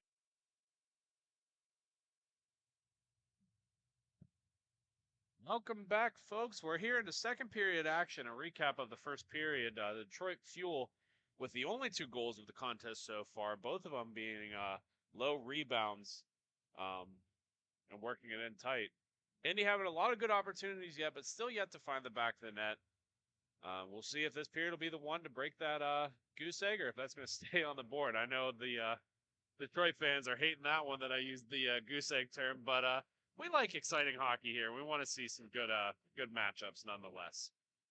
As long as you don't say a magical word, you're A-okay. So that's the most important thing. Detroit's going to work this in down low. They're going to play it off the far boards. Nice little motion control by Detroit, as they're getting the legs moving in a way they didn't have in the first period. I think that's the key. I mean, you got to have some urgency in these kinds of games. Championship weekend, you can't always sit back. You got to force the issue, get heavy on that forecheck, and create some turnovers. Indy's going to work that along the far wall. They're going to pull it back in their own zone to create a system breakout. Kruzman's going to have it along the far boards. Long stretch pass, and that's going to be fought off by Hall. The second opportunity is fought off by Hall. And Detroit's going to come away with that puck. Really good series of event for Detroit there. Great defense, great opportunities with the goaltender, but he shuts him down there. Big shot by Clark's going to go up into the netting, and they will have a draw in the Indy zone. Clavers got back to his game, so that's always a key thing to get your netminder going in the right direction here. When he's off, it can be very crucial, but seems like he's corrected his earlier mistakes here. He's on his angles. And Indy's now they got to scratch the surface here. If they can just get one, then they'll be good. Sometimes it just takes one little crack in the dam to let all the water through. So we'll see how the rest of this contest pans out. Clark's going to move that up across the top of the neutral zone onto the far boards. Fuel's going to look in tight. They move it back over to Clark. Clark's going to have a nice little deke, but that's going to get broken up and forced all the way back out to the neutral zone. Nice little behind the back pass. That shot's going to be fought off by Kleber, and worked out by Spar. Spar's going to move along the far side. Pass coming all the way across will be forced back in. That'll be broken up by the Fuel and go back down to Spar. Spar's going to work that in tight. That'll sit on the doorstep where it will come away as Indy's possession, only to be taken back by the Fuel. Just how much cohesive working together in the offensive zone for Indy right now. They're creating some opportunities here, but they're just in the wrong spot at the wrong time. Spar's going to work that onto the far side, and that's going to come all the way back across to Guy. Guy works that down low to Spar again. Spar's going to work it along the far boards, all the way up to Moiky. Moiky's going to stop up tight, work his way back in. His pass is going to go off the skate of a Fuel member and all the way to the end wall, where it will be picked up by Indy. Guy's going to fight for that puck, and that's going to be forced all the way down, where Moiky will have to come all the way back to retrieve it. That's a good effort there by Guy. He kept the play alive for an extra 20 seconds to buy him some time and force Detroit just to clear it. Spar's going to be forced off that puck by the Fuel, but he'll be the first one back to it as he works it back to Moiky. 10-minute mark to go in the second period. Again, the score is 2-0 in favor of the Fuel. That's going to be broken up by the Fuel, and they're going to work that along the top. Bad change by the Indy defenseman. It results in a turnover there. That shot's going to go off the end wall and spring loose. Guy, who's got to hurry. Guy does get the puck first. He's got an opportunity here. A little breakaway for Indy. He works it in tight and just held onto it too long. That goes off the post and onto the far corner. I was just about to say, Jake, he hit the post. I think he waited maybe a hair too long. Just was not able to get Hall to bite on any of those moves and ends up ringing it off the iron. Really good effort there by Hall as he's able to stand tall on that breakout play. He's able to keep this game interesting. I mean, you couldn't have a better opportunity than that one by Guy, and he's been out there for a very long time. He's finally going out for a change. Something to be a key factor here. Indy's only got 6 skaters. Well, in the same breath, Detroit only has 7. So really short benches for both teams here. Making sure they get it lots of rest, lots of short shifting here, Sean. You want to have your best players out there, but they're no good if they're tired. So you got to keep everybody energized and keep them going as long as you possibly can. Kruzman's going to take that shot, blockered away by Hall, up into the netting, and they will call it dead for a draw. 8:30 remaining here in the second period, Jake, and I don't know about you, but it's been a very exciting game so far, at least in terms from technical knowledge and standby. Both these teams very good at getting into their structured breakout and very technically sound. Yeah, Sean, I couldn't agree more. And that'll be another missed opportunity for the Indy inline team as that goes up into the netting again. Hall was down and out, way out of position, but was able to get something on it and push it out into the netting. Yeah, Hall's a very aggressive goalie. That's something Indy's going to have to. Guy tried to make a move, and that's in! And of course, it's the only player on the roster who we don't know, but that's going to be number 81 for Indy inline. It kind of looks like he's wearing the old State Wars style jersey, so not sure who he is or who he plays for, but congratulations on Indy finally cracking the brick wall that was Timothy Hall. Faceoff's going to be one back. Indy's going to go back to collect that puck, and they're going to stop up short. Nice little evasive move to work it along to the far side, where Kruzman will pick it up. Long stretch pass off the far boards to Moike. He will be the first one to it. He's looking to turn it in, but leaves it for Spar instead. Spar doesn't take that puck, so Moike's going to take it himself along the top of the zone. He's going to work his way in on the far boards, forced off the puck by the Fuel, but Spar will be the first one to it. Spar back to Kruzman. Kruzman's going to pass it all the way back down to Moike, over to Spar again. Spar with a nice little one-touch deep.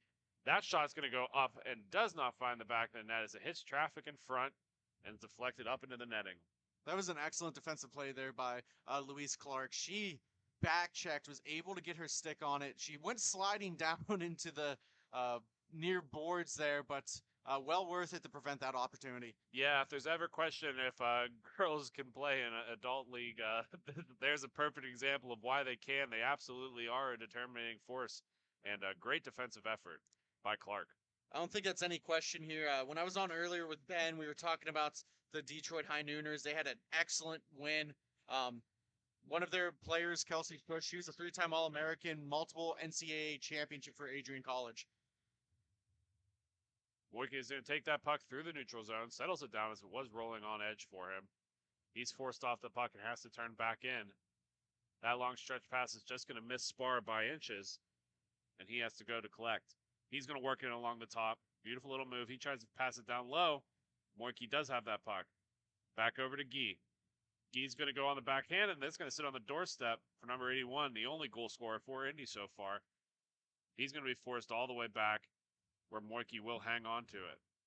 5:30 left to go. 2-1 the score. The Fuel over the Indy inline. That shot by Moike is forced off by Hall, and that's going to sit low. Another shot is going to be forced off by Hall, and Clark will pick it up. Clark has numbers if she hurries. Clark works it on her backhand to get forced down low. She's going to move that back in once again. That shot's going to look for the back door, but just out of reach and forced all the way to the corner. Another opportunity gets kicked away by Kebler. That was a good look there by at least Detroit. Clark, she cycled it back and she threw it towards the net here, creating some distractions, at least for the Indy defense. Guy's going to take that puck up for Indy Inlines. He's going to work it along the near boards.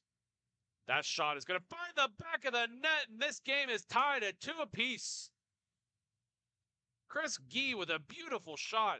Took it in the zone all on his own and found the back of the net over the glove of Timothy Hall.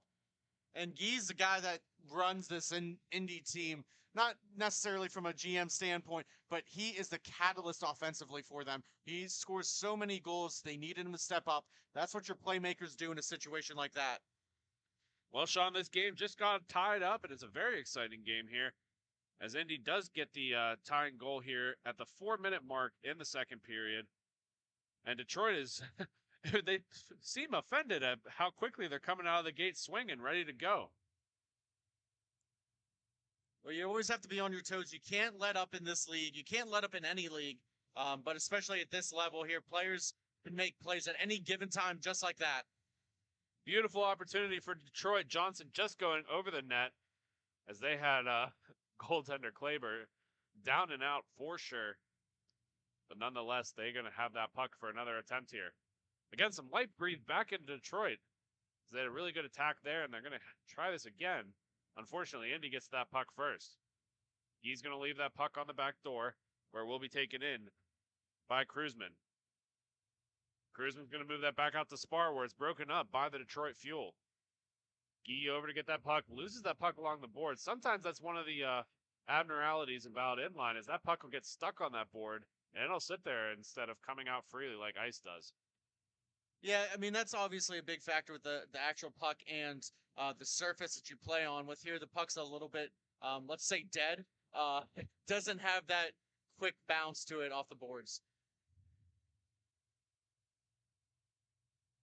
McLevy's going to be broken loose, and his shot is just going to be fought off by Hall and work all the way to the far boards. Fuel's going to go pick it up. I'm going to try this again, Sean. Peresvenkin, yeah. Peresvenkin's going to move that puck down low all the way across and be picked up by Johnson. Johnson to Peresvenkin again. Peresvenkin's going to go up off the boards to McFarland, who's going to overskate that, and Kruzman for Indy will pick it up. He's going to work it down low. 81 for Indy again. One of the goal scorers in this contest broke the goose egg for Indy. Yeah, McFarland's pass was a beautiful pass. He's just the player's got to receive that a little bit quicker. Speaking of McFarland, he's going to work it on the far side of Kleber. That puck's going to sit up in the air for eternity, where it finally falls down. Spar able to kick it up to himself and work himself into the neutral zone. Spar looking over his shoulder for reinforcements. Passes it across the crease. That shot's going to go high and over the net, forced onto the near side, where Spar will get to it first. Spar trying to play that puck up high. He's going to be worked down low, where he will meet some resistance and is forced to pass it all the way out and around to Moiky. Moiky back down to Spar. Spar's going to move that across. McLevy's going to lose that puck, gets back to it in time, and tries to force it out to Moiky. Moiky's going to pass it down low for Indy number 81. That's going to be knocked away by Hall, where there will be a foot race for the puck. Detroit will lose that race as that goes back to Spar. Spar looking on the back door, and Moiky just overskates that. He'll go back to collect and reset this breakout. Under the 1 minute mark to go in the second period. Once again, the score is 2-2. Moiky's going to play it off the far side to Kruzman. Kruzman's going to work it down low to McLevy. McLevy works a beautiful move back in, but just overskates that puck, and Hall will try to swallow it up, but gets broken up. Detroit Fuel coming on the way down on a 2-on-1. 30 seconds left to go in the play. Detroit Fuel pass on the back door, and he finds the back of the net. Carbonneau with a beautiful one-timer right over the glove of Kleber. And this game is 3-2. What an excellent play there. Good passing, way to trust your teammates, and Charbonneau finishes it off, goes hard down. What an excellent shot, and they recapture the lead. That's exactly what they need. Yeah, Detroit never giving up the lead. did bring it to a tie, but they take that lead right back as the refs are going to let this wind down and have time expire. Well, Sean, when we come back, we're going to have third period action. Score 3-2 in favor of the Detroit Fuel. You're listening to Grove City Hockey.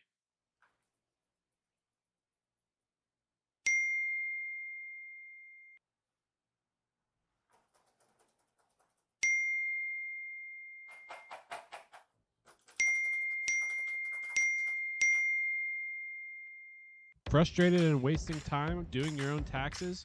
Getting confused by complex forms? Waste your time no longer. It's time for you to check out Bonus Accounting. Kenny and the team will help you with taxes, bookkeeping, and payroll services. Now that's an accounting hat trick. Leave it to the industry experts and check them out today. Use promo code Grove City Hockey for a sweet discount and also to receive exclusive GCH merch. Bonus Accounting, the firm of the future.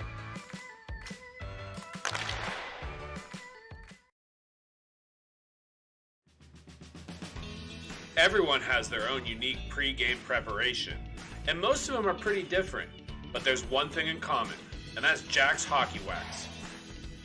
Get this locally produced wax that isn't shipped from across seas, but made here right in the US. The best smelling, best feeling, and best performing hockey wax on the market. Oh yeah, and I almost forgot to mention, they sell tape too. Visit them at jackshockeywax.com to get your order today. If it isn't from Jack, put it back.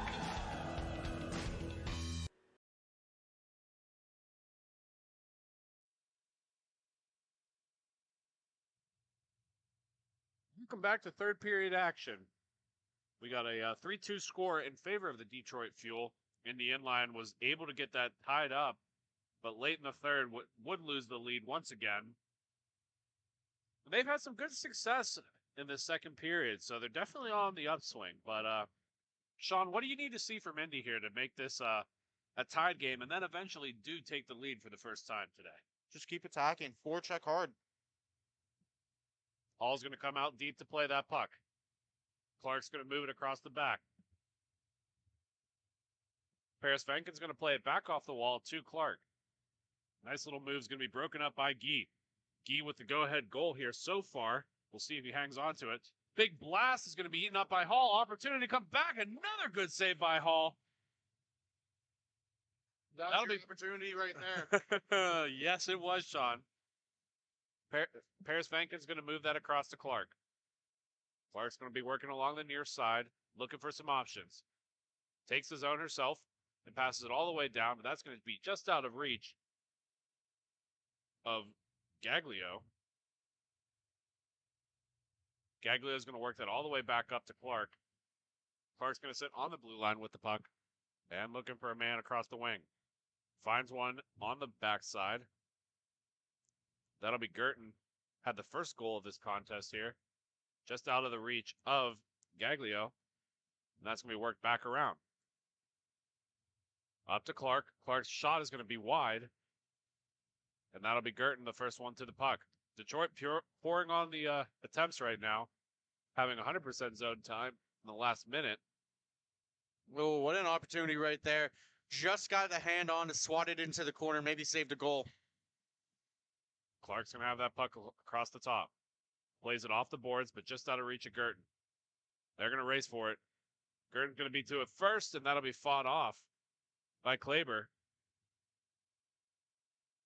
Girton with this puck on the top of the wing. Forced back in by Moike. And passes it over to Clark. Clark's going to go back to Girton. Girton looking to get a little bit of space, but Guy's providing some good forechecking pressure. Moike playing that puck down low as he forces it off, and Girton will have to go all the way back out with the puck. Girton gains an edge, and his shot is going to find the back of the net. Robert Girton had that puck forever, worked it all the way across the zone, all the way behind the net, all the way to the near side, and it does end up finding the back of the net. Excellent individual effort there by Girton. Just didn't want to give up on the play at all. Sometimes you got to be selfish. And selfish he was. He made it work.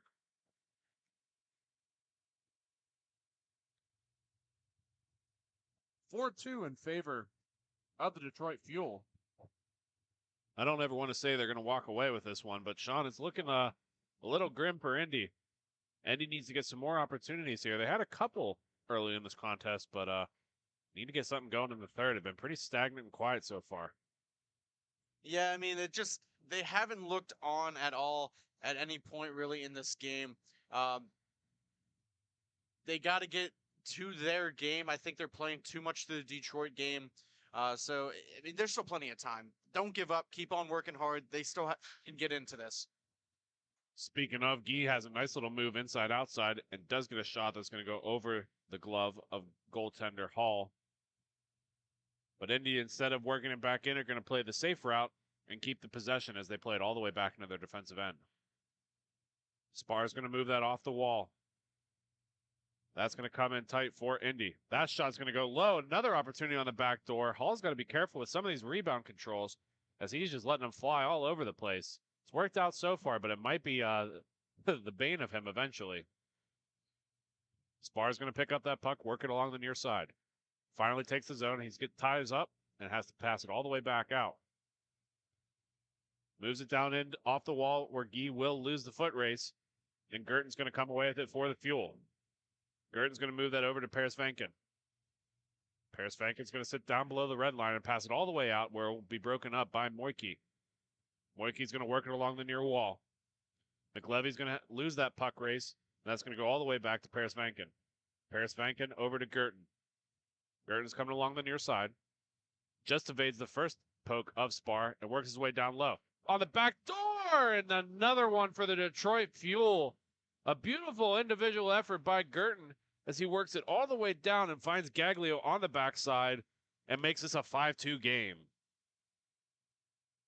Again, just another individual effort there. Great puck protection. Here's the difference between the goals for Indy compared to Detroit. Detroit's getting as close as possible to take that shot. Indy's got to get a little bit closer. They're taking shots from beyond the face-off circle. Just the shorter the distance, the better chance of a goal. Easier said than done, but 5-2 for the Fuel. And the Fuel are once again going to have possession here as Clark's going to finally work its way into the attacking zone. She's going to be on the far wing looking for a man on the near side. That pass just gets away from Gaglio, who just had the most recent goal for the Fuel. Gaglio is going to play it all the way back. Paris Vanken's going to move it back into the zone to Clark. Clark's going to go on the back side, but that's a beautiful little stick by Kleber, who forces that puck wide. Gaglio is going to take that puck, work it all the way back deep, where Paris Vanken will pass it up. Pass broken up by Spar. 2-on-1 opportunity for Indy. On the back door, beautiful kick saved by Hall as he worked that down low. That's going to move all the way out, evades the recipient of that pass, and Indy will have to go back to collect. Yeah, you got to sell that shot a lot more. Just wasn't selling it with his eyes, his head movements. You got to be better. He read that pass the whole way. Clark's going to pick this puck up for the Fuel as she works it down low. Clark over to Gerton. Little pressure by Indy as they realize the desperation that has finally set in. Gaglio is going to fan on that pass. Hall's going to have to come play it out, keep it out of his own net. Hall leaves that there for Gerton, and Gerton gets on his afterburners. Gerton entering through the zone. Blows by the first D and gets forced onto, but Kleber will shut the door.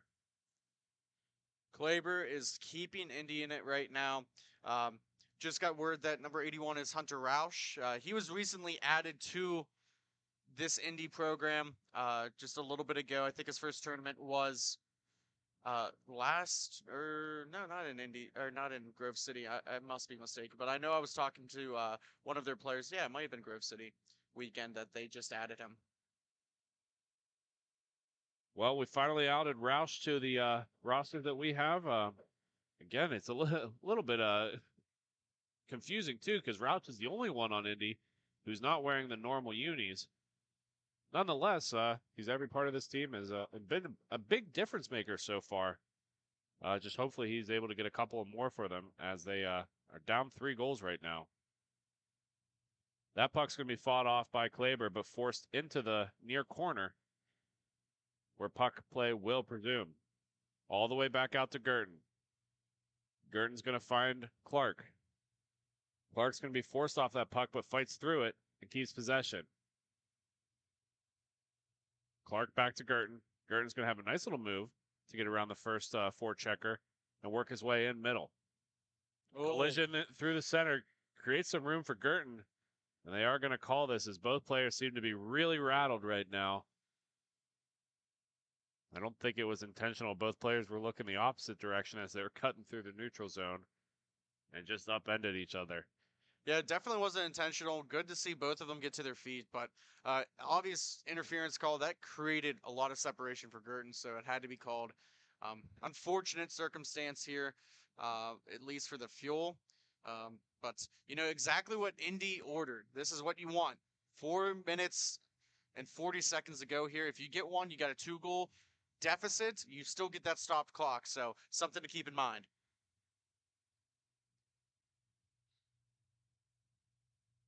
Indy taking the face-off circle. Again, a man advantage for Indy Inline as they work that up to Moike. Moike's going to play that down to Spar. Big blast by Spar is going to miss wide and go all the way across to Guy. Guy's going to work that back up to Moike. Nice little pressure, a nice triangle D by the Fuel. Moike's going to take that to the far boards. Working it in lower and lower. Not able to find any pass recipients. Works it down to Guy. Guy back to Moike. If they can find a lane, they had a man wide open in front of the net for a good 20 seconds there. Spar back over to Moike. Moike's going to work that up towards the blue line. Back down to Roush. Roush is going to have that puck. He's going to work it in tight. Oh, just out of the reach of Spar, and he's going to get that puck fought off by Hall, and that's going to go down low where Clark will try to clear it. Clark clears it right into Roush's stick, and Roush is going to work that back up. Back down to Roush. Roush is going to go on the cross side for Guy. Guy's shot is going to be bouncing and just evades the stick of Spar, but Roush will be the first one to it. Roush back up top to Moike. Moike with an opportunity here. Big drive, and that'll be fought off by Hall. Clark will be the first one to it, and she's able to clear that. And Detroit's going off for some fresh legs. Kleber coming out to play that for Spar. Spar's going to work it through the neutral zone. Spar on the near side. Nice little inside out move and finds the back of the net. Number 69, McLevy, with a really good power play goal to make this game just a little bit more interesting for Indy Inline, excuse me. And that play was also set up here. You had Hay down in front, screening the netminder, being that distraction, was able to at least cause a screen, and that led to the power play goal. We're going to have a timeout here, but when we come back, more third period action. You're listening to Grove City Hockey. Have you let office hygiene get away from you? Place of work starting to stink? It's time to call MagiClean. Windows? Check. Washing? Check. General cleanup? Check. Now that's a Magi Hattie. Reach out for your free consultation today. MagiClean. Keep the cleaning to MagiClean. Hi, this is Jake Drzinski, defenseman for the Grove City Thunderbirds. Thank you for watching Grove City Hockey. Make sure to like and subscribe. This copyrighted telecast is presented by Grove City Hockey. It may not be reproduced, retransmitted in any form without the expressed written consent of Grove City Hockey, LLC. We thank you for your understanding and hope to continue to enjoy this complimentary broadcast. To purchase footage, email grovecityhockeyllc@gmail.com.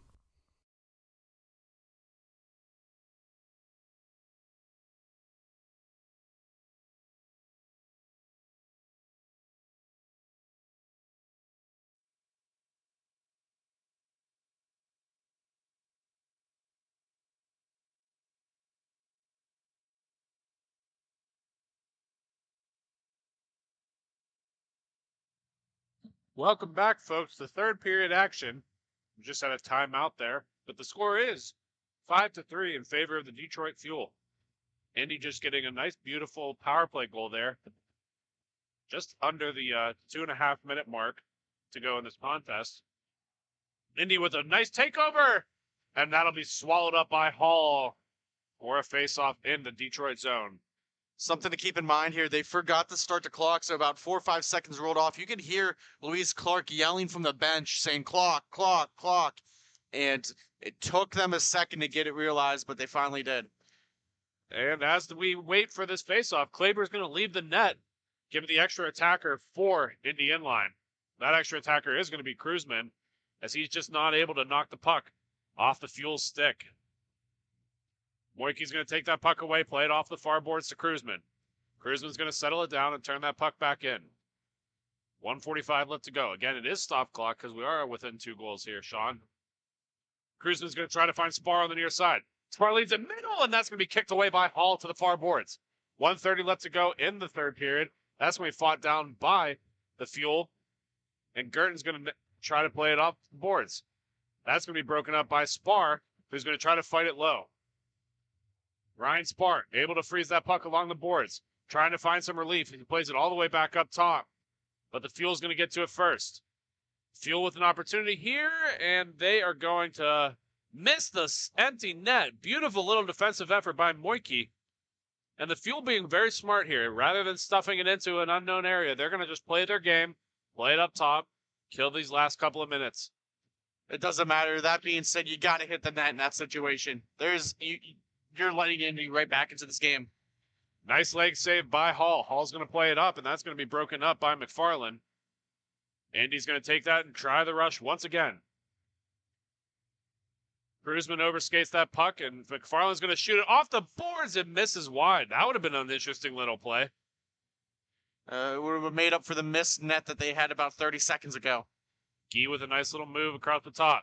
Fans on the shop. The puck still sits there. Gee able to get to it first. Plays it down low. Nice little clearing attempt, and oh, that was an opportunity for Roush. Just doesn't able to capitalize on it. He's going to play it up top to Moiki. Moiki down to Gee. Gee, another opportunity. Big blast fought off by Hall. That puck's going to sit down there. And Gerton's going to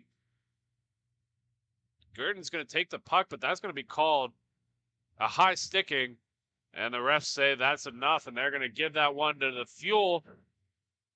So your winners of this contest, the Detroit Fuel 5, Indy Inline 3.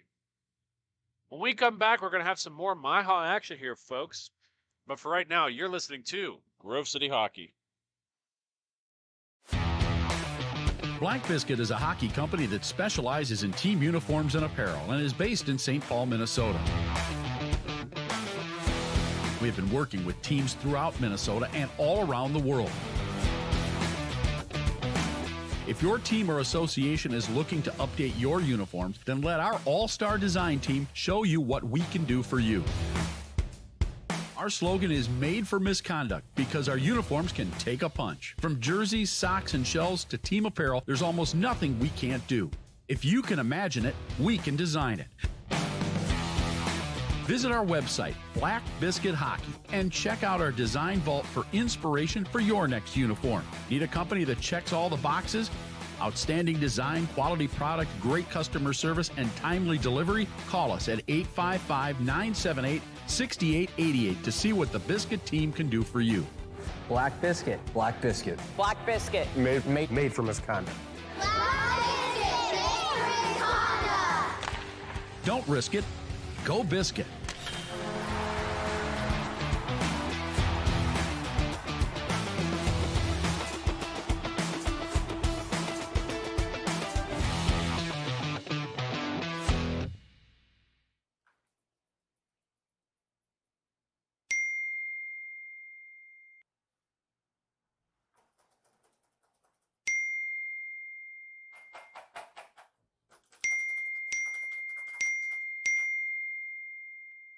Frustrated and wasting time doing your own taxes?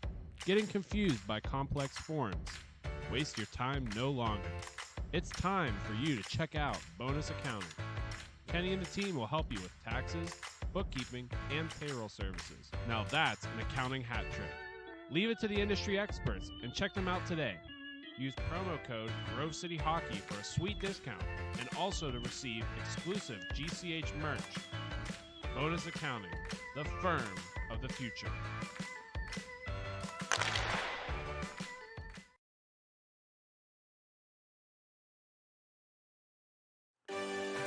Have you let office hygiene get away from you? Place of work starting to stink? It's time to call MagiClean. Windows? Check. Washing? Check. General cleanup? Check. Now that's a Magi Hattie. Reach out for your free consultation today. MagiClean. Keep the cleaning to MagiClean.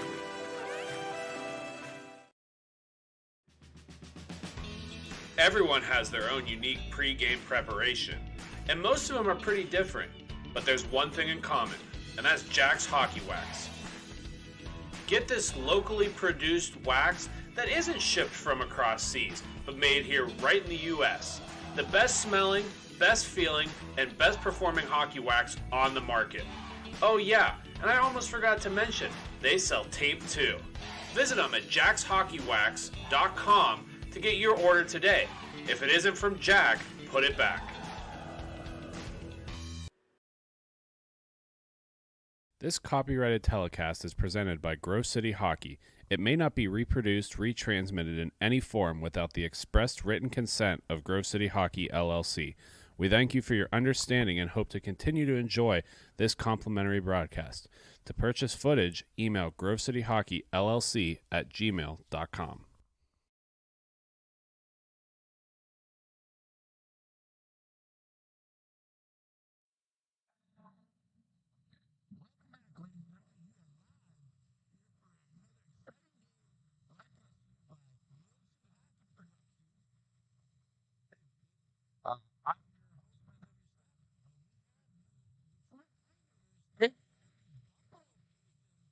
The Nooners are riding a game high 9 goals to 1 decision over the Chicago Damage earlier. So now we've got the Buffalo Fusion in green, and the Detroit High Nooners are in their classical blue and orange and white kits. So let's see how this turns out. So here we are. Welcome back. We're having some fun here in Fraser, at Big Boy Arena here in Fraser, Michigan. This is MIHA event number 3 for Detroit. Then we have a Detroit number 4 back at Taylor here in a couple weeks. So right now we are going to enjoy some high-class hockey action right here.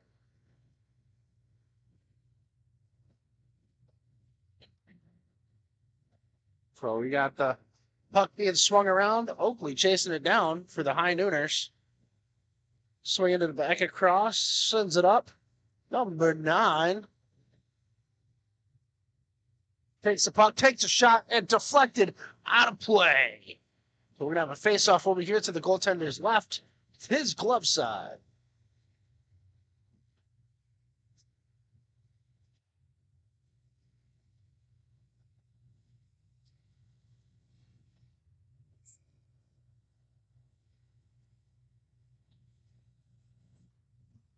Face-off won by the Nooners, but picked up by the Buffalo Fusion.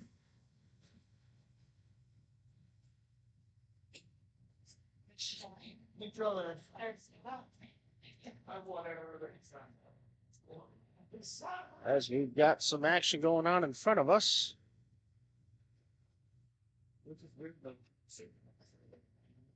Here we are with the Fusion settling things down. High Nooners pressing. Shot saved by the goalkeeper. Yeah, okay. Nooners coming up. Yeah, it gets the joke on.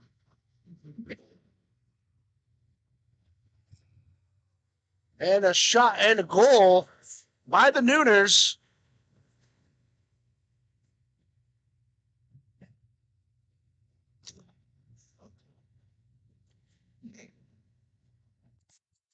You all set? You turned mine down. You turned mine down. Yeah, you turned mine down. Hello? Can you hear me? Oh. Maybe it was just that. All right. Shot Taken off, deflected. Nets off. But they're going to continue to play. The refs, I don't think, sees it. Loose puck, loose puck, loose puck. Number 7, Courtney. That's Courtney Bordeaux.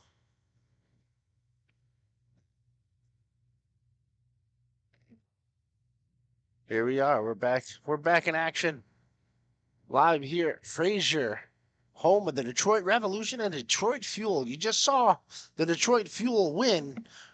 They got past the Inline. Now we're watching the Detroit High Nooners as they take on the Buffalo Fusion. And it looks like the Buffalo Fusion are backpedaling after a heavy offensive front by the Detroit High Nooners. The High Nooners came in feeling awfully frisky, and they're just using that to attack. A shot. Oh, just wide.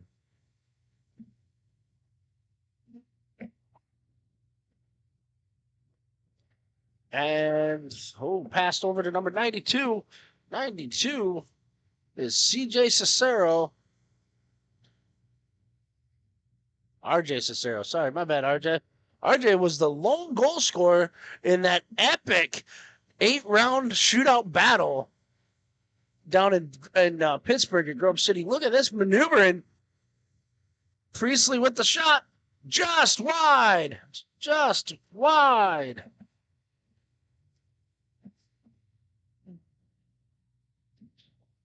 Ooh, look at that. And a shot. Goal. That's a goal by number 53. He's not on my roster. Phantom player number 1.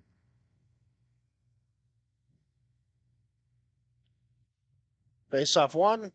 The score is 1-1 with 8:30 remaining in the first period. We have the Detroit High Nooners taking on the Buffalo Fusion. The Fusion are in the green. They are going away from our camera, and the High Nooners are coming towards us.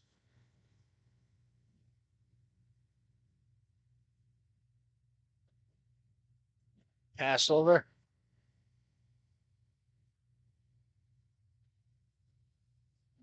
Oh, missed opportunity there. No pressure. He had the chance to put pressure right there, and he let Double O, Michael Newman, just take off on that one. That shot was deflected up into the netting.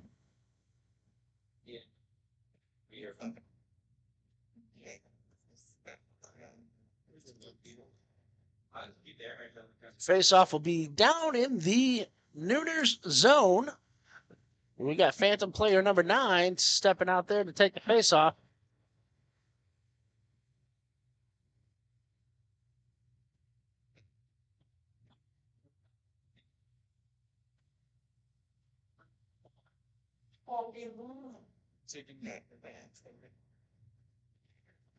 There we go. Shots are coming through. And another save by the goalkeeper.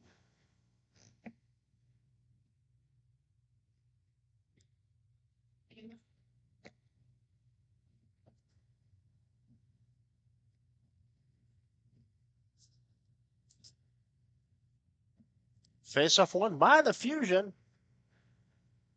Puck bouncing up in the air. And another goal by the Fusion. This one by, I believe his number is, I will know here in just a second. Number 28. That is Scott Zatara.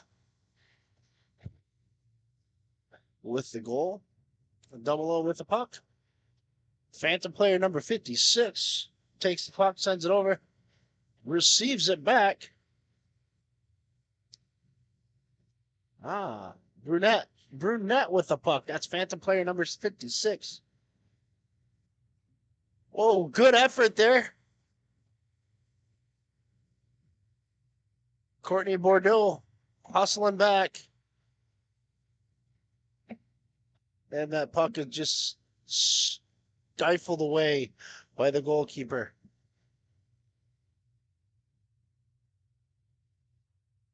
Now the Tendy will be the one to really step up and help out this High Nooners team.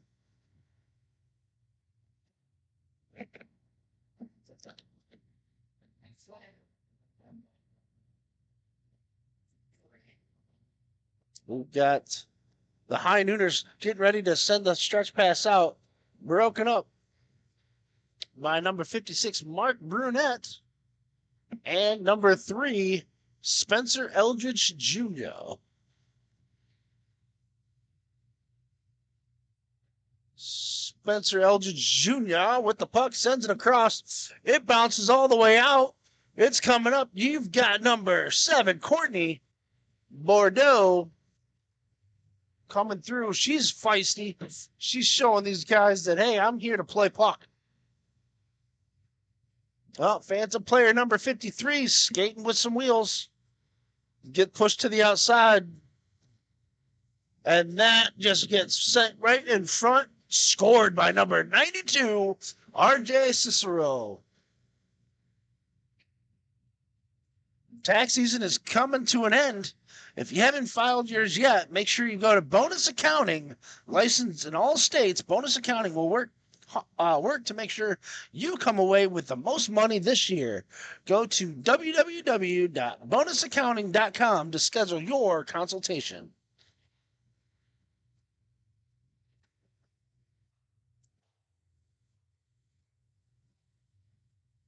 Puck is bouncing around.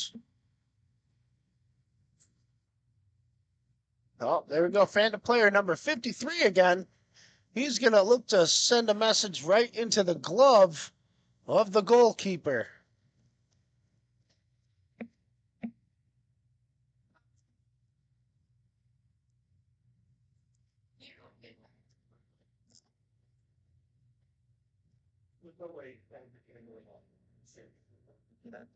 And we have a face-off coming down. Face-off sent down. And Nate Marute getting attacked by Phantom player number 9. Coming across. There was nobody there, but there's 3 Buffalo Fusion players hustling hard. Here comes 53. He's going to take a shot, and that's over the goalkeeper's shoulder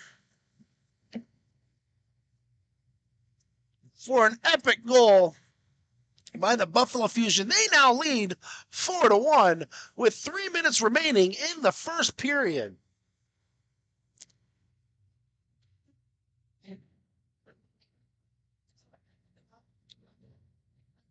Will the Detroit High Nooners be able to stop this onslaught? I think so.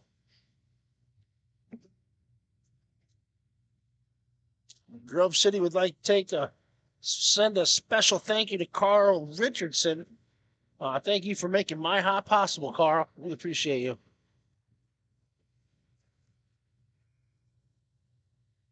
And just like that, we got a stoppage down here in front of the Fusion goalkeeper. That's Jordan Snyder, the keeper for the Fusion. Phantom player number 9 wins that. Number 13 sends it across over. Oh, that was a bad pass. And now it's all 28 for the Fusion. Oh, number 13, that is Charlotte Hodling.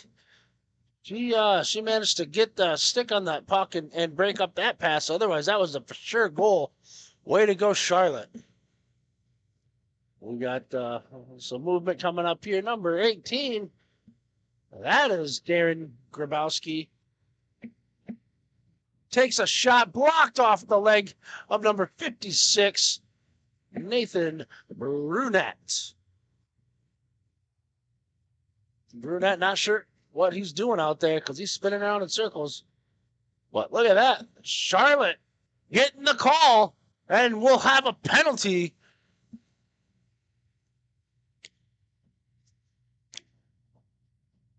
Looks like they called a holding on that. Oh, trip. He just dragged her down. His initial call was to the arm.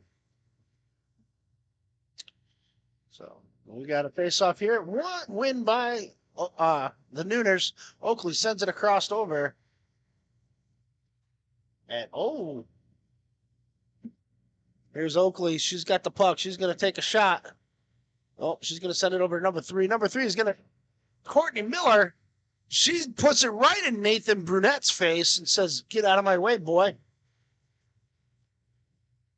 Number 3. That's Jacqueline White.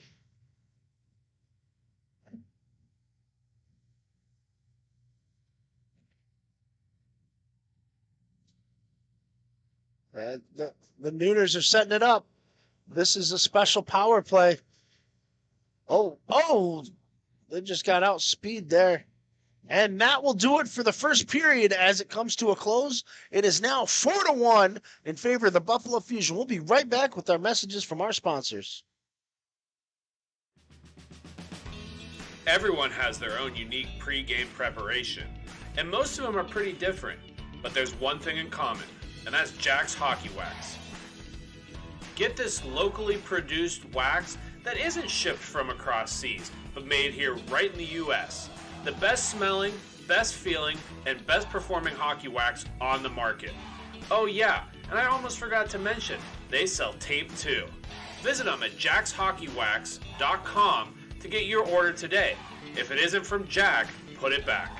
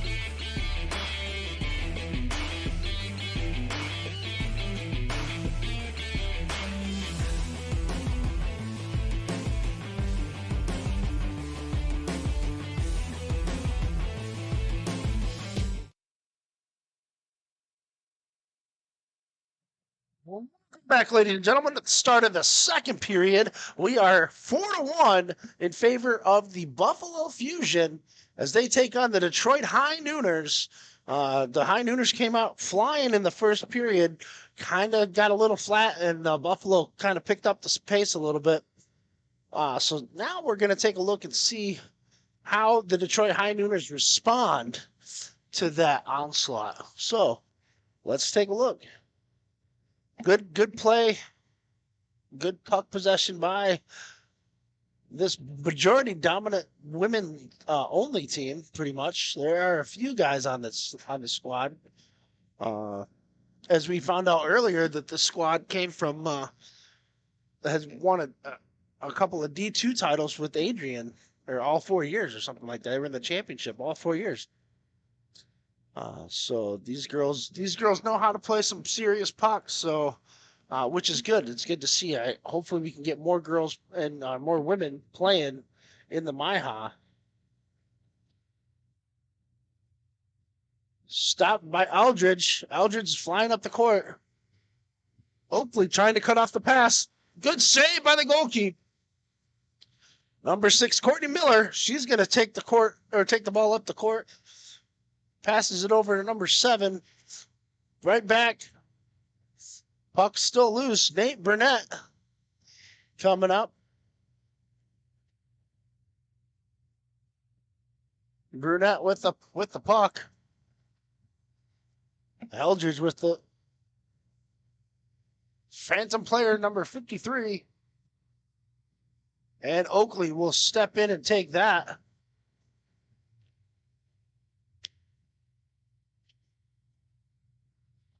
So Spencer taking it all the way back down.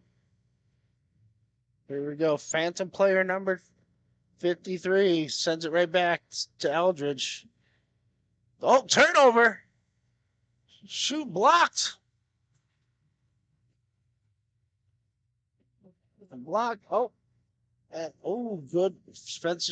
Phantom player 53 passes it over to Burnett. Burnett is going to come into the circle and sends it back down to Eldridge Jr.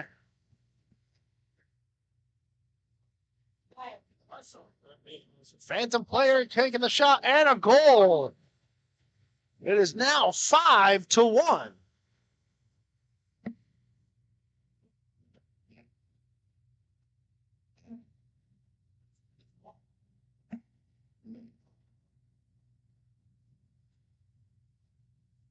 Five to 1 in favor of the Buffalo Fusion here at Frazier's Big Boy Arena. There's 5 sheets of ice here. All sorts of fun and games for those that would like to come out and take a look at some high class, high quality hockey. So number 13, that's going to be Charlotte Hodling. She's going to settle the puck down. Passes it up to number 19. That's Michael Sayers. Shot and beaten up by the goalie. That shot was taken by Grabowski.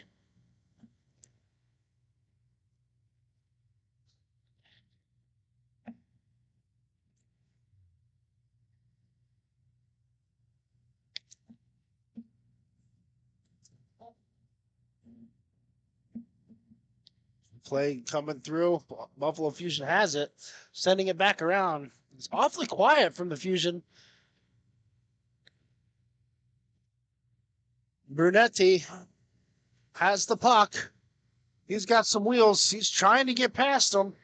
Centers it, but nobody's there to help. Oh, he was there. And a goal. And that was scored by number 28, Scott Zatora. Or Zatara. And just like that, it's now 6-1. Can the Nooners stop the bleeding and start infecting their own bleed onto the Fusion? I think they can. It's still early. But they got to start. They got to stop the bloodletting now.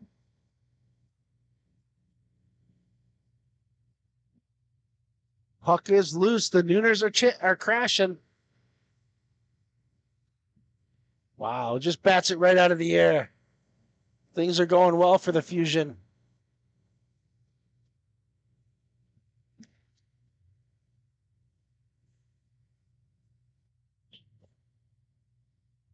And across.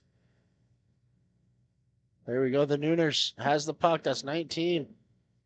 Sayers coughs it up, does the Nooners. And the Fusion on the counter attack. And, there's a good thought process, but just could not connect on it. Scott Whiting just could not get a tip on that. Shot blocked. And that puck is going to be settling out around. Now it's behind. Pops back out.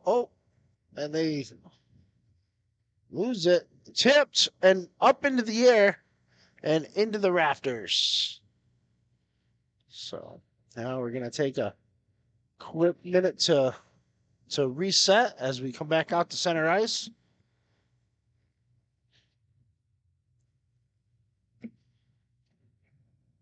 Phantom player number 9 is taking the face-off.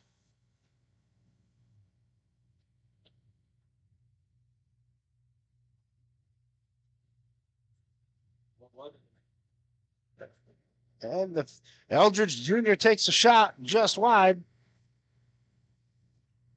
Number 92. That's RJ Cicero. He just missed it.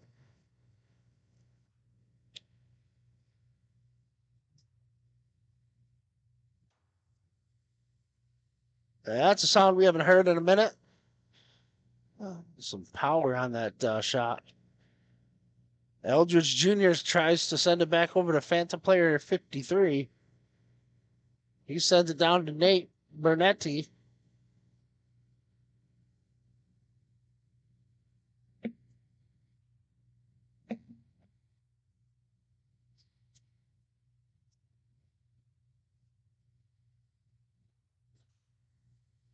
And, ooh, that's saved by the goalkeeper. Phantom player number 9 has the puck. He's skating across the blue line. He's got to move. Jukes shoots, and it's saved by the goalkeeper. Picked back up by the Nooners, who sends it right back out to Oakley.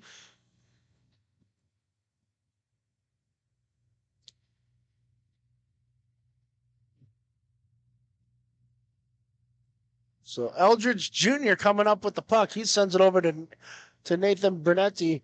However, it was intercepted by Oakley.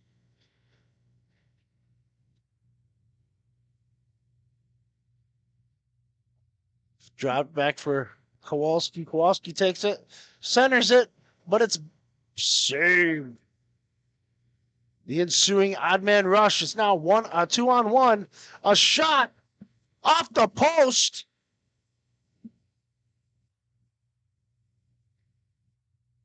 And it's just like that. The damage looks to be over for the moment. We have 5 minutes and 20 seconds remaining in the second period. It is 6-1 in favor of the Fusion. Good save by the goalkeeper.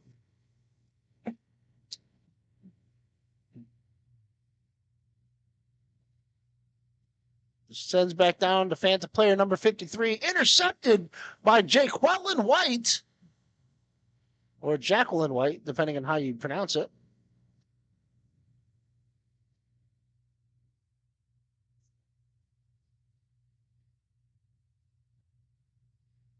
And Phantom player number 53 swinging up the floor with the puck. Nuno sends it over to Michael Burnett.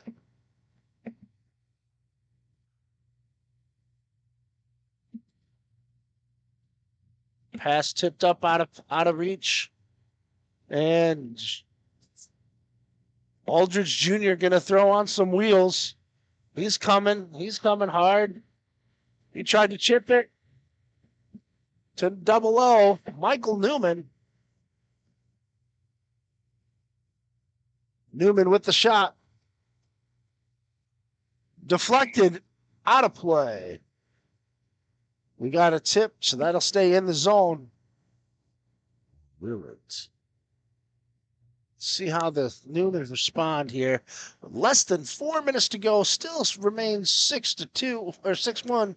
I apologize, 6-1 here at Frazier's, Michigan at Big Boy Arena.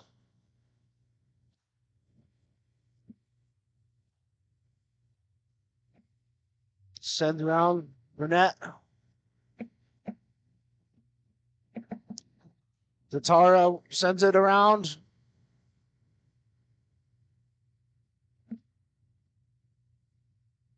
Here comes Sayers with the shot. Miffed Presley with the follow-up, but misses. And the Fusion are on a return. Counterattack. See what they can do. Now, coughs it up. Sends it right back down to the Nooners, number 13. That's Charlotte Haddling. She's going to come in. She's going to do a juke. And just... and made the save, did the goalkeeper. Jordan Schneider with the save.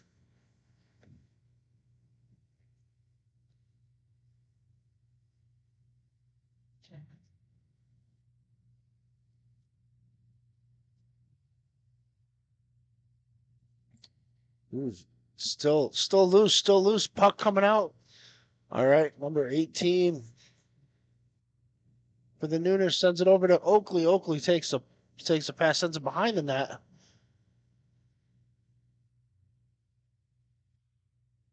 Then number 18 takes a shot. Goal. And now it's 6-2 with less than 2 minutes to go in the second period. Let's see, can the Detroit High Nooners make a comeback?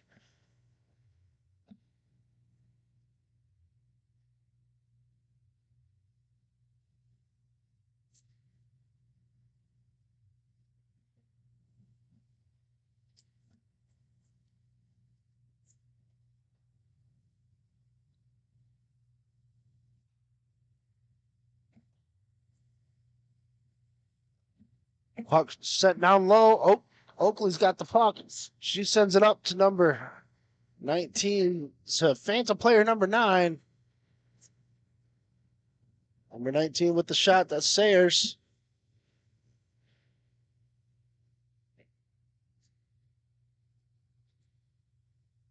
Double O with the puck, Newman.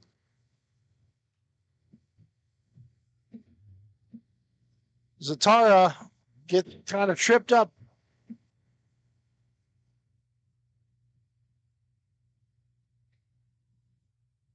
Puck coming through. Oh, he had a chance, did Priestley. And the puck goes up and over. Hits the glass right in front of us. Phantom player number 9 does have kind of a breakaway. Has one person on his outside. Still loose.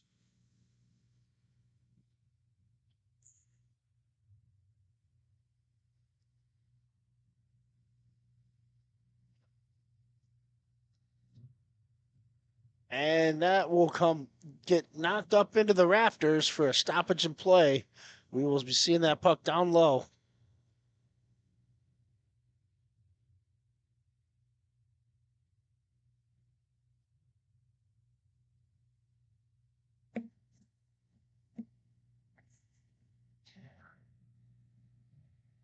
And that will end the second period as we take a minute to listen to our sponsors here at GroveCityHockey.com.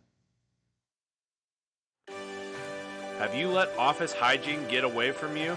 Place of work starting to stink? It's time to call MagiClean. Windows? Check. Washing? Check. General cleanup? Check. Now that's a Magi Hattie. Reach out for your free consultation today. MagiClean.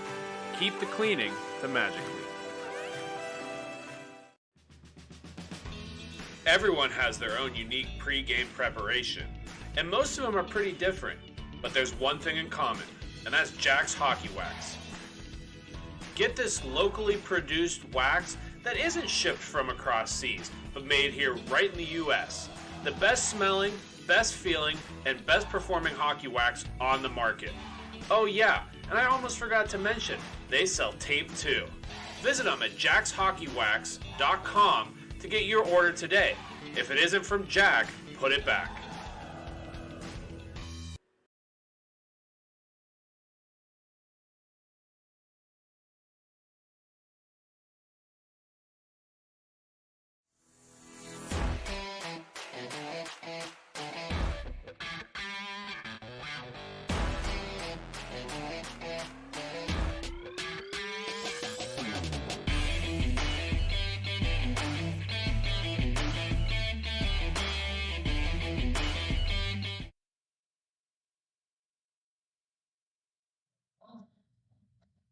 Welcome back, ladies and gentlemen. We have the Detroit High Nooners trailing 6-2 over the Buffalo Fusion, or to the Buffalo Fusion. So we're trying to see if they can mount a comeback here. The Fusion just been dominant so far this whole game. Here's Courtney Bordeaux.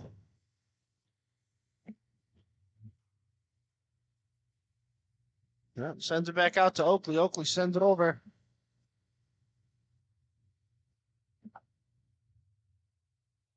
That was a good save. Jordan Schneider with the save yet again. And the shots are coming.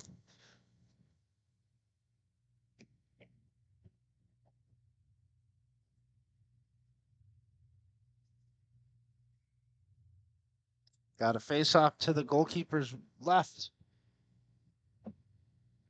And just like that, it's cleared down the entire zone. Oakley with the puck.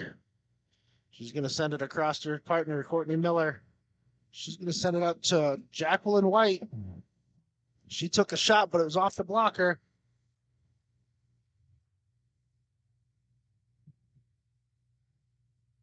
Nate Burnett takes a shot. Save.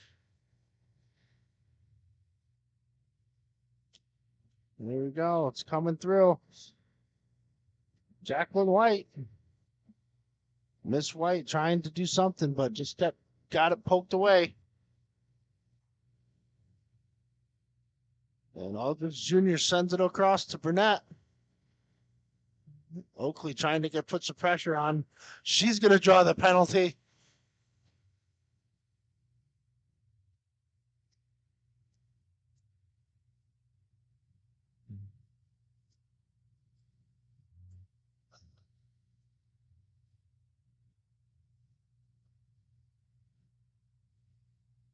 '53's got the puck. Oh, and a goal. And now it's 7-2 with 11 minutes and 30 seconds remaining in the third.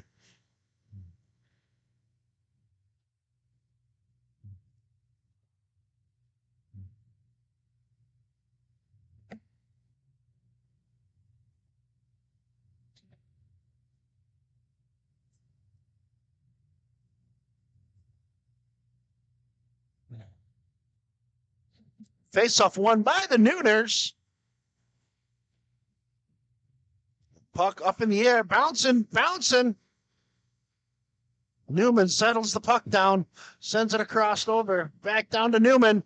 Newman takes a shot and a save by the goalkeeper. So now we're going to have a face-off down in the left end of the zone.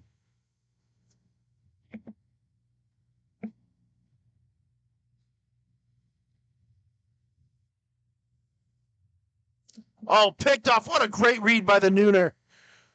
But then it was just chipped away by a good poke check by Newman.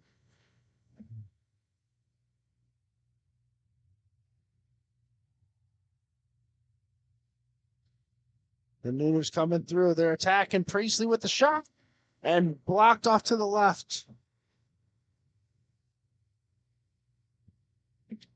Fusion taking on the counter.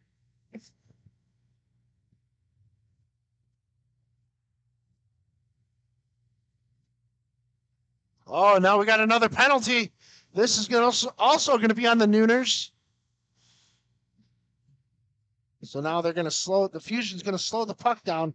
Let's see what happens here. 40 with the attack. That is Scott Whiting. Shot taken. Still loose. That puck, now we have a stoppage and we're going to get our penalty. Looks like it's going to be a tripping call.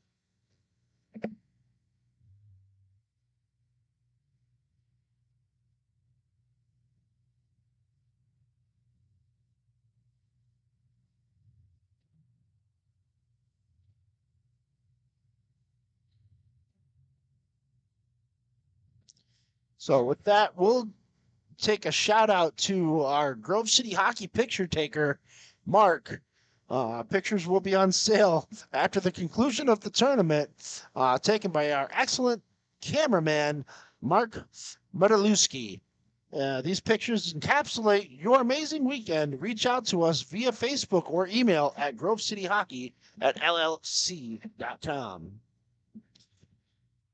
And we're back. We're looking at the Fusion trying to play that bumped up out of play and hit the rafters. So we're going to see where they're going to drop this puck off.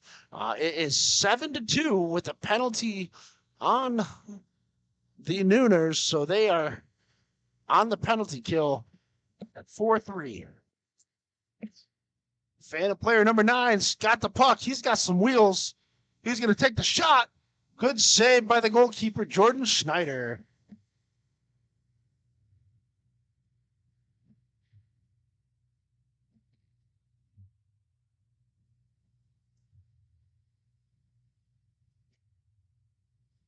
Phantom player number 9 still doing it. He's killing this penalty.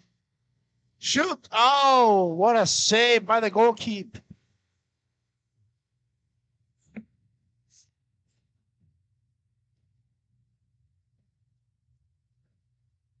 Phantom player number 9 looks like he needs some oxygen. Because he killed off the majority of these penalties.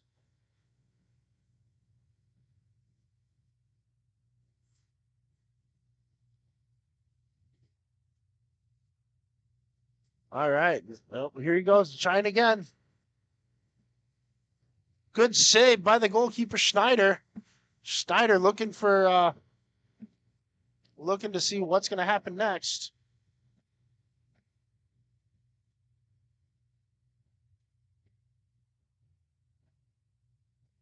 Is he actually doing anything in there?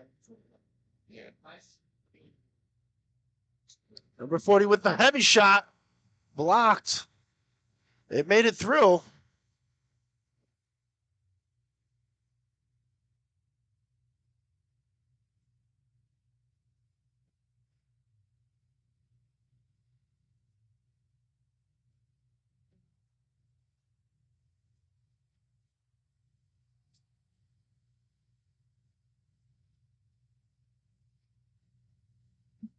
And the Fusion taking the puck, scrapping it around.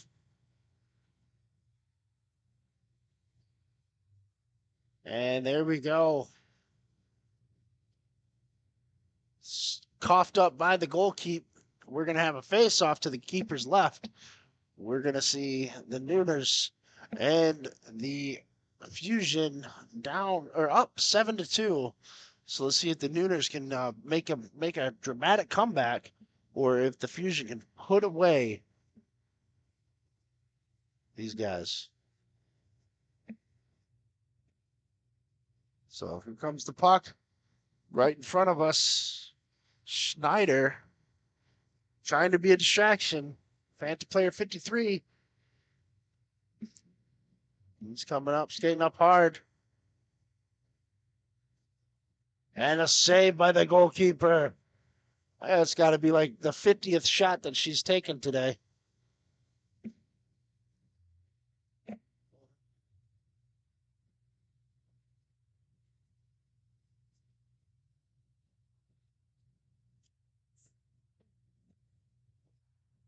Heavy shot, save by the keeper.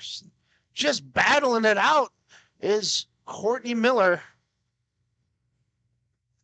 Up to Courtney Bordeaux.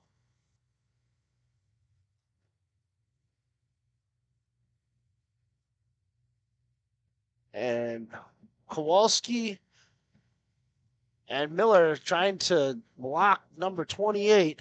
That is Zatara from any kind of rhythm.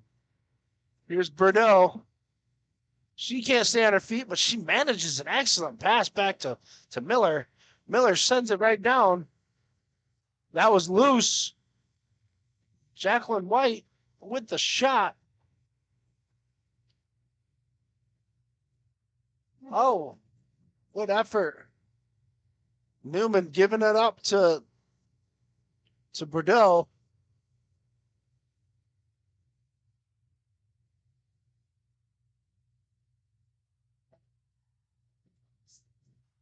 Oh, good team effort there. Miller called for it. She shot it. And there's a loose puck. But it's going to be taken out by Eldridge Jr.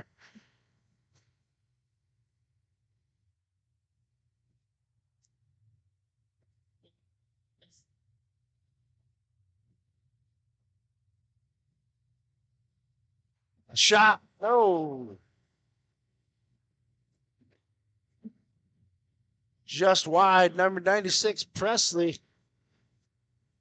Passes it up to 13. Charlotte tried to center that puck, but was not able to get her stick down. Got a chance here for the Nooners. Bouncing. She's got, whoa. And less than 3 minutes to go in this contest, and it's 7-2.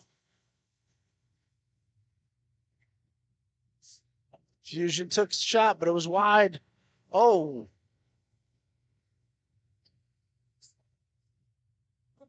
Puck bouncing. We got a basketball out there. And 92 with the puck. What a save by the goalkeeper.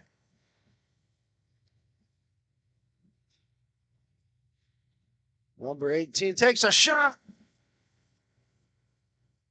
That was Darren Grabowski.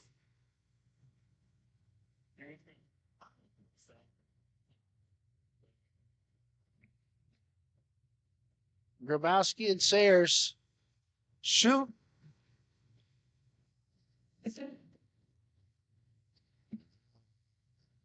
And just under 2 minutes remaining. Score still remains 7-2 in the third period here. What a shot by number 13, Charlotte Hotling.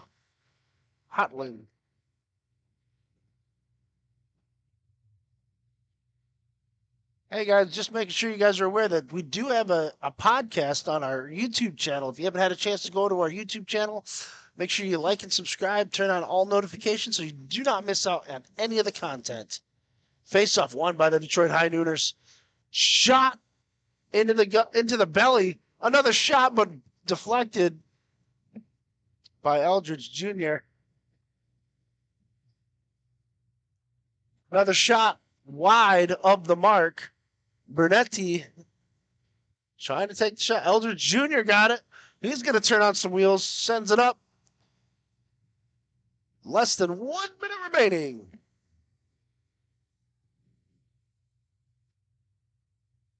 And there we go. We got Nooners going to start throwing some effort in here.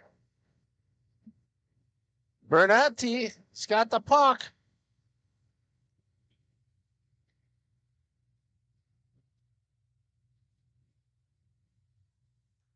Sends it down. It's going to wrap around.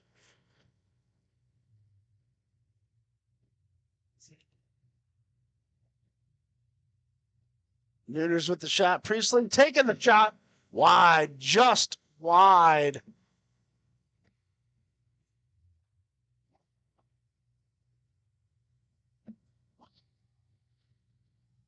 And 2-1.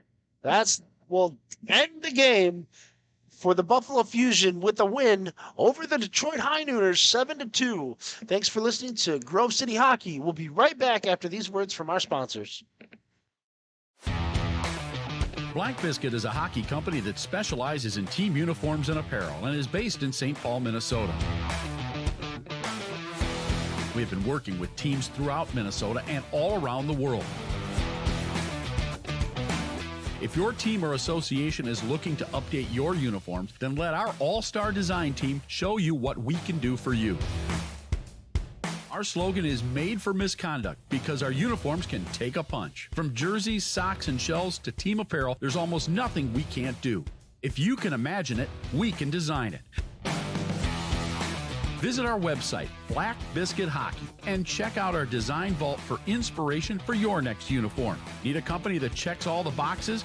Outstanding design, quality product, great customer service, and timely delivery? Call us at 855-978-6888 to see what the Biscuit team can do for you. Black Biscuit. Black Biscuit. Black Biscuit. Made for misconduct. Don't risk it. Go Biscuit.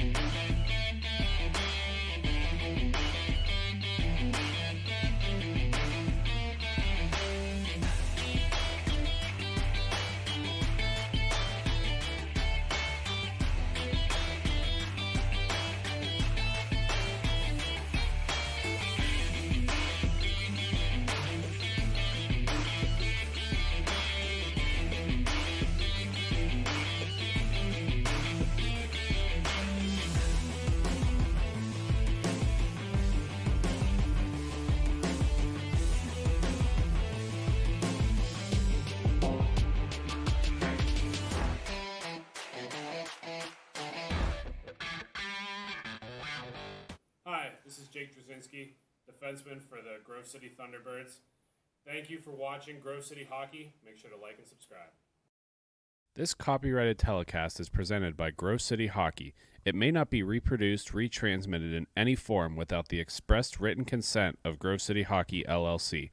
We thank you for your understanding and hope to continue to enjoy this complimentary broadcast. To purchase footage, email grovecityhockeyllc@gmail.com. Have you let office hygiene get away from you? Place of work starting to stink? It's time to call MagiClean. Windows? Check. Washing? Check. General cleanup? Check. Now that's a Magi Hattie. Reach out for your free consultation today. MagiClean. Keep the cleaning to MagiClean.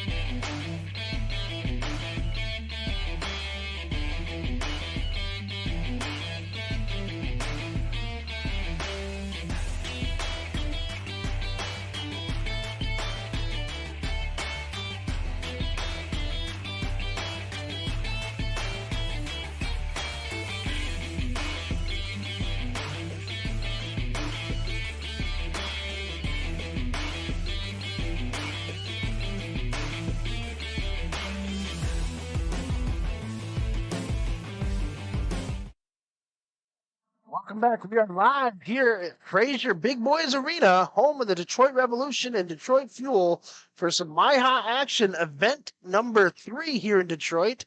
We've got the Crusaders from Grand Rapids taking on the Detroit Knights. Here we are in the T2 or T3A championship, semifinal championship game bracket, I should say. Winner goes on to take on somebody, I'm not sure. But yeah, so here we go. We got the Crusaders are in the gray. The Knights are in black. We've got a save by Ed Harris. Incredible save. Quick change now by the Crusaders. Let's see how well they handle up. Looks like they have the deeper bench tonight.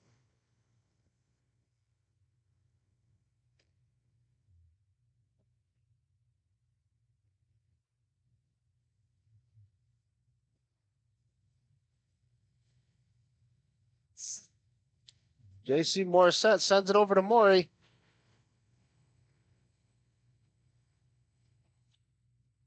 And that is a save by the goalkeeper.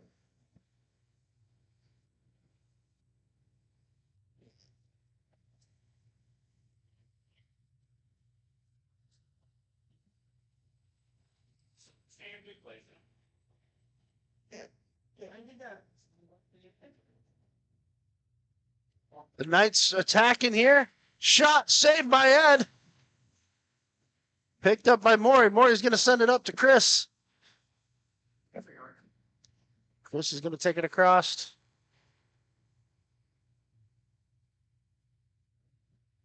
Sends it over to Zach. Zach sends it back over to JT Morissette.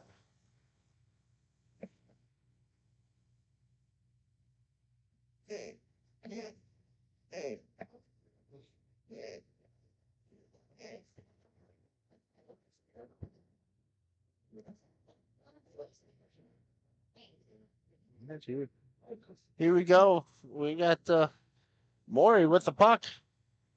Back over to JC. JC back to Zach. Zach sends it up to Ike and Allaby. And we got a penalty. And the Knights will go on the penalty kill.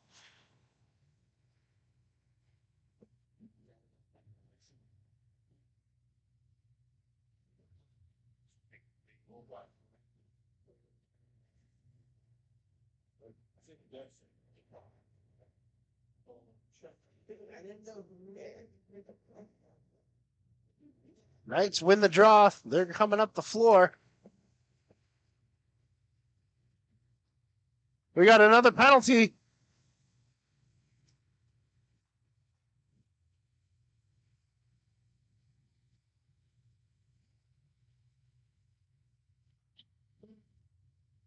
Looks like we're going to get a hooking call here in just a second.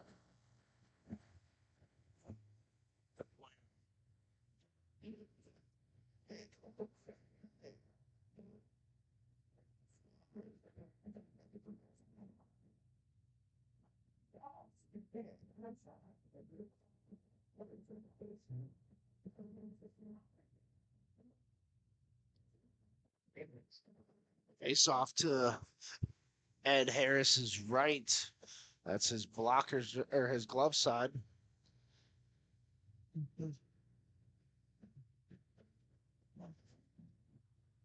Face off won by the Knights. We will now have a 3-on-3 situation.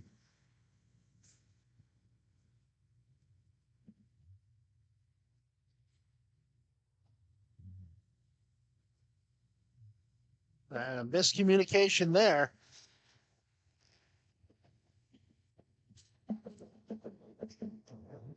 Zyrick with the puck. He had a chance there.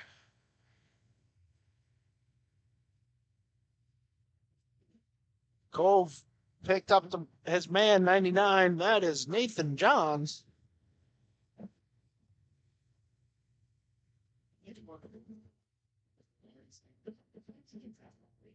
Shot low, save by Harris. I'll be up there in a minute. We are 8:45 into the game, remaining in this first period. We have 2 penalties being killed right now, 1 on each team. So that's why you're going to see a power play here for the Knights. And right now, good save. We got less than a minute remaining in the other power play.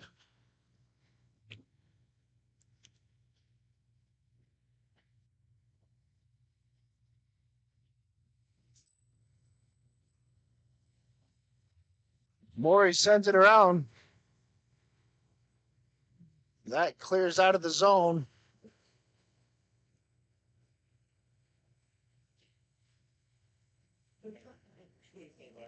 With the puck coming up the floor with the Knights. You got Taylor Britton on the inside for the tip. She shoots, she scores.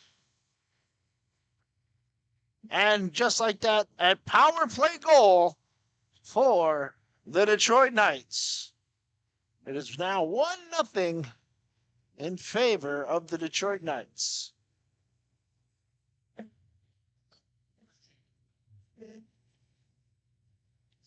Face-off won by the Crusaders from GR. Grand Rapids got the puck. Takes a shot, blocked by number 3. It bounced right off the skate. Taylor tried to pick it up. She couldn't.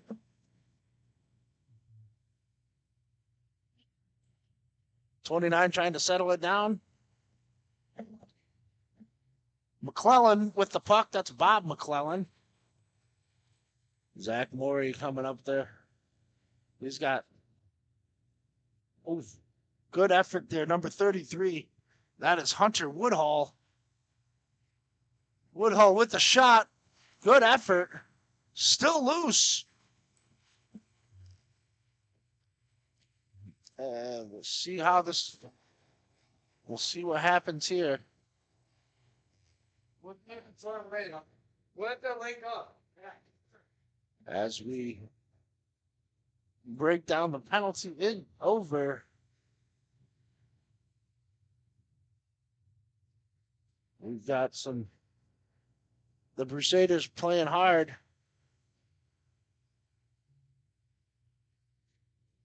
Sends it across.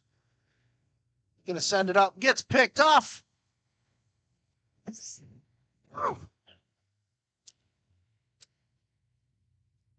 Shoots.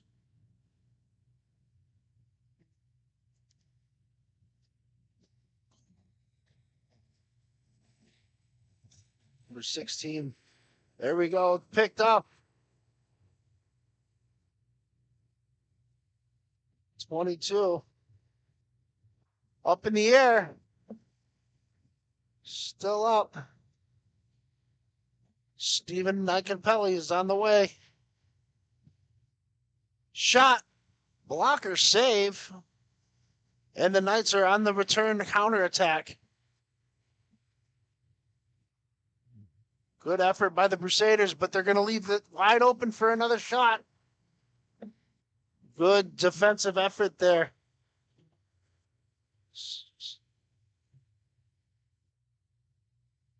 Taylor Britton with the puck.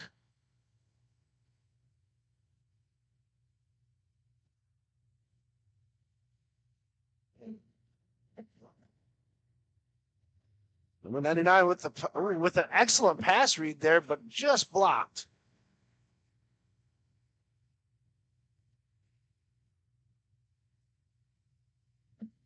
Stephen Icapelli with the puck. He's going to take it. He's got the shot blocked, saved, up into the rafters. We have a face off to the left. That's the blocker side. Let's see what happens, how this turns out.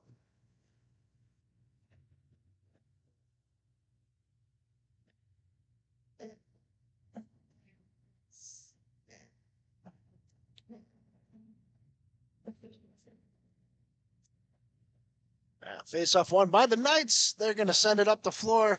Number 8, that is Steve Kish. He's got the puck. He's going to take a shot. Deflected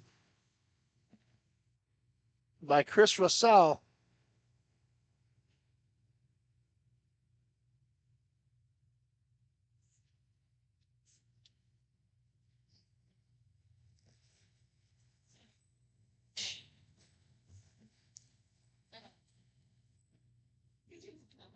Puck is a bouncing. Zyrick and Russell were battling for it. Come Taylor Britton.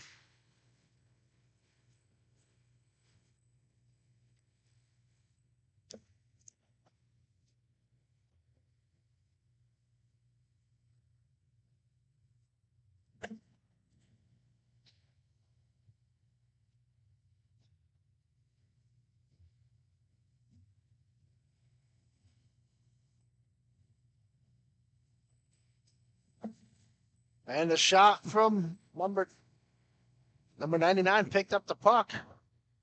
He's got a chance here. JC with the pass up to number 8. Chris is going to take the shot just wide.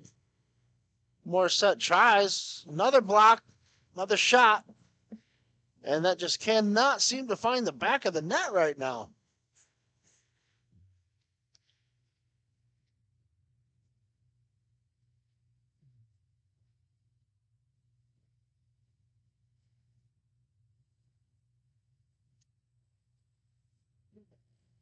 Oh, that was a good effort there by number 28.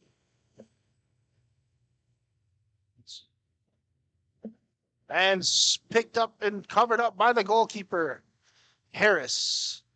Well, we're going to have a face-off to the right of him.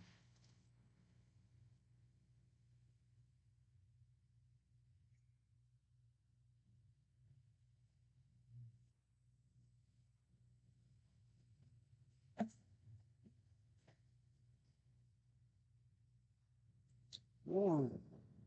And that is a goal for the Knights, scored by number 22, Torrengro.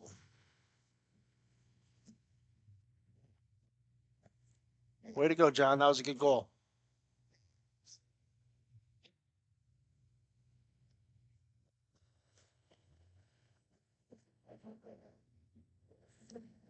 Face-off won by the Detroit Knights.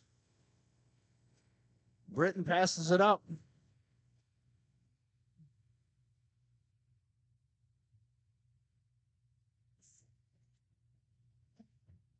Britton tips it.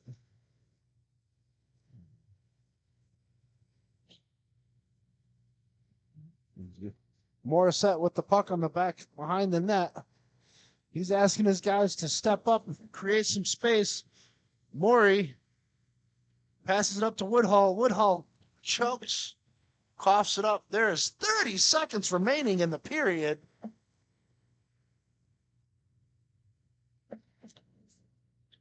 Taylor Britton with the puck. She's just deking everybody out here. Sends it down to the corner. 15 seconds remaining. Let's see what happens. We got the Crusaders attacking hard. We got Morey's got his chance.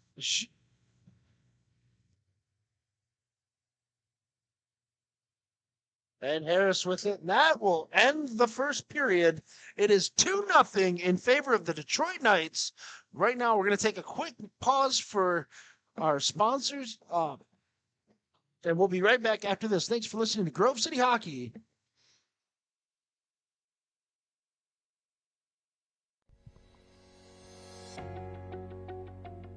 You know you've always thought about playing travel hockey.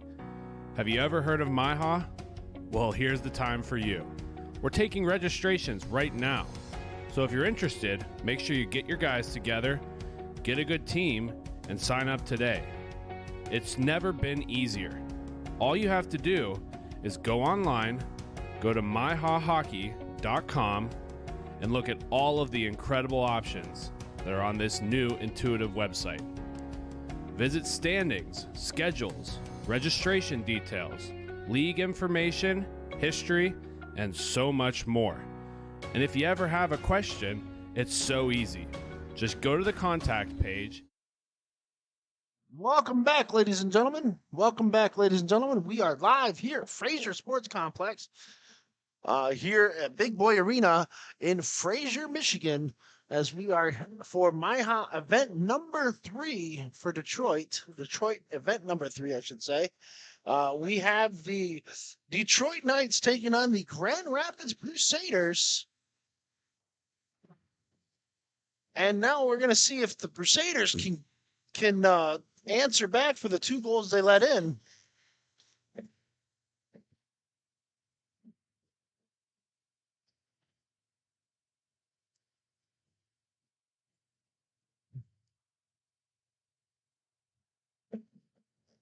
So right now we got number 86. That is Amron. Amron had the puck, lost the puck, gave it back to his teammates, though.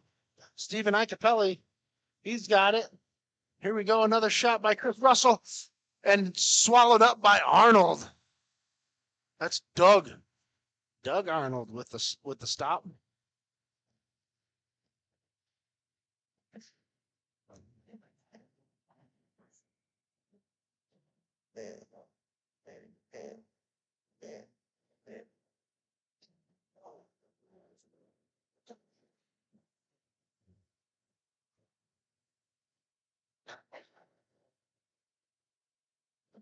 And number 3 pushing up the floor. That's Bob McClellan.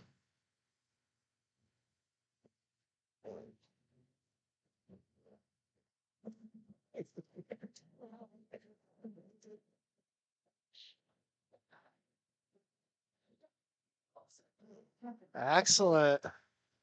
We had a save there by the goalie. Oh, it's a goal? Oh, wow.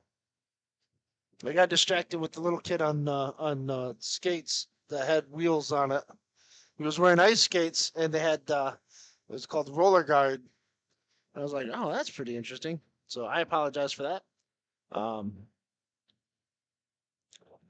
3-0 Detroit Knights over the Grand Rapids Crusaders. We have the Crusaders are going to have to step up and really change their game plan if they're going to want to play in the next game. Number 22 steps up, picks the pocket. That is Tarango.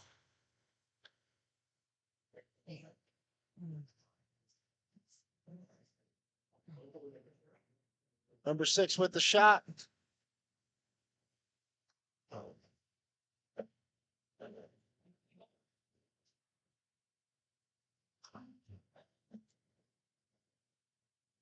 Morissette sends it down, but just too much mustard on there as McClellan takes the puck and sends it over to Cockman. Cockman sends it up to Johns.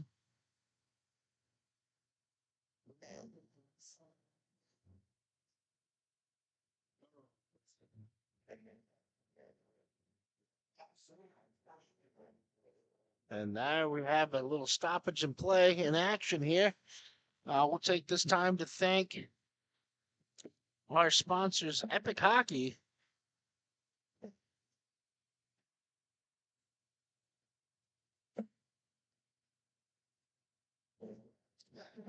Play coming down. Shot by Ortigo, but it was blocked.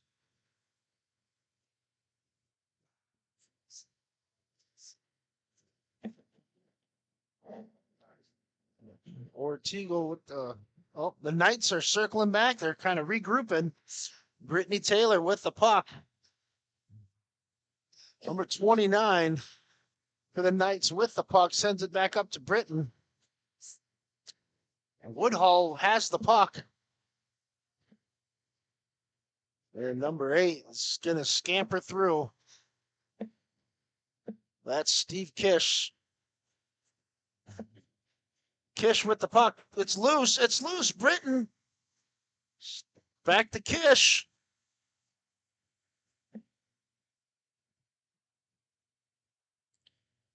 And just like that, it's blocked. Now there's a chance for a breakaway with Ortigo. He's got it. Shoots wide.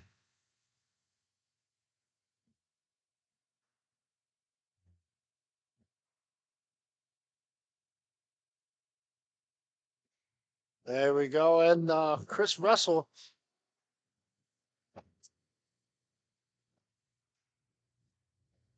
There we got a penalty there.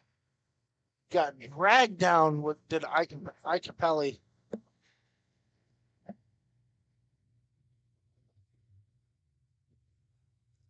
So we got a power play unit for the Crusaders popping up.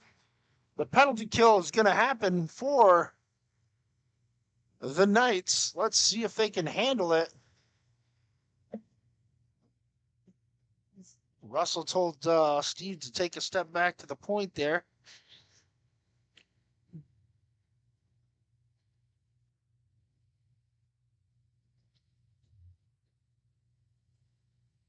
Faceoff was won by the Crusaders.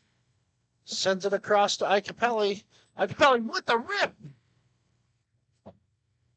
Russell sticking with it.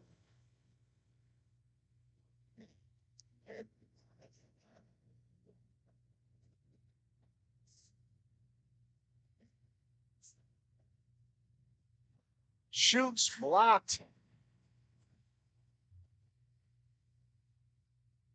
And just like that. Oh, almost saved. But it's still loose. Ortigo sends it right back down. Amron.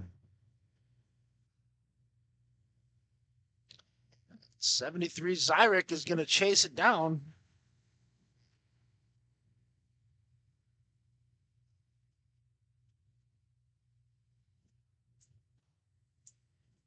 Oh. Arnold with a quick save.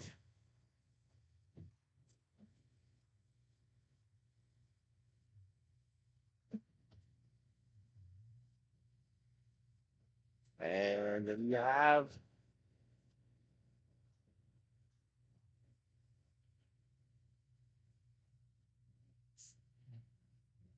We've got the Crusaders attacking hard.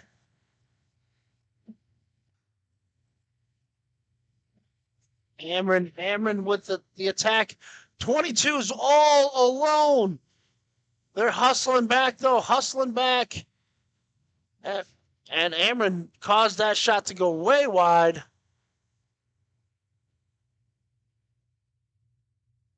It was good defensive effort by these boys from Grand Rapids. Still 3-0 in favor of the Knights. But the Grand Rapids team is really hustling to make it so that they're trying to close the gap because they're taking their chances too.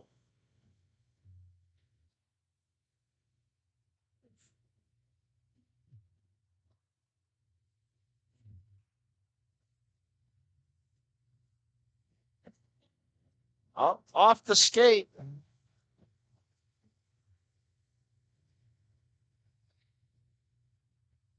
Flip down. Oh, gets by.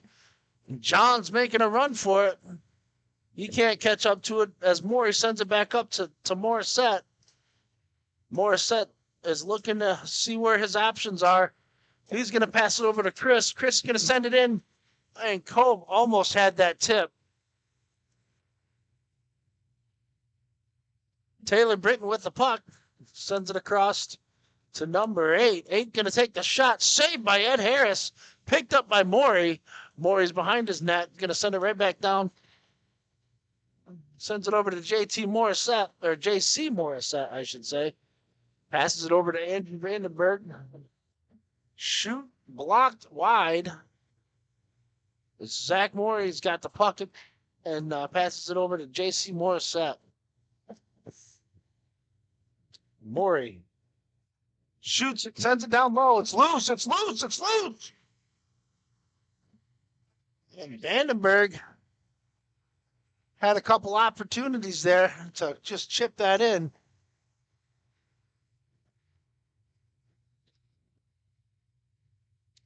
And we're going to see a face-off to the left of the goalkeeper, his blocker side. We got number 8. That is Steve Kish taking the draw. The penalty is over. And a shot. Goal by Zach Maury. And that cuts the lead down 3-1.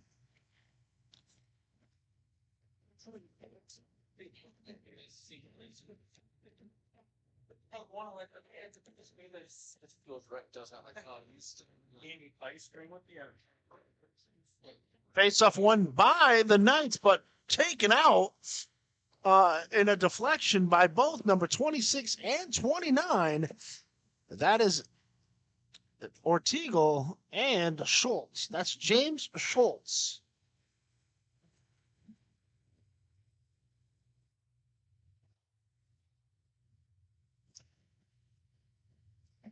Puck sent back down, picked up by Zyrick. Woodhull's got the puck. He's going to swing it through. What's he going to do with it? He's going to drop it back. That puck is going to swing on through.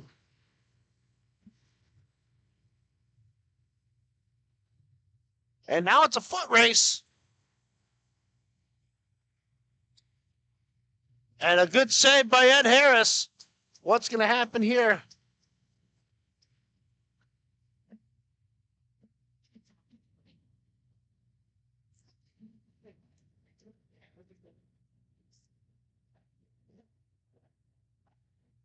Woodhull with the puck. He's swinging it up. What a play for Ortegal.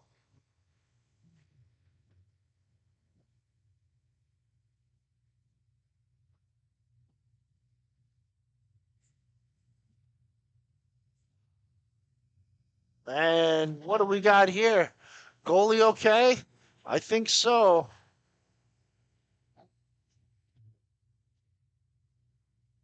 Yeah, we got the goalies doing okay. So we're going to take this time to mention our YouTube channel on GroveCityHockey.com. Don't hesitate to check out all the content. Like and subscribe. We have player interviews. We have a podcast that we do. Don't be afraid to head over to Grove City Hockey on YouTube. Just type that in your search bar. Turn on like and turn on the like or hit the like button. Turn on all notifications so you don't miss out on anything that we drop. And we got a face-off, and it's still being contested. The Knights will win the face-off. We have less than 2 minutes remaining in the second period. It is 3-1 in favor of the Knights.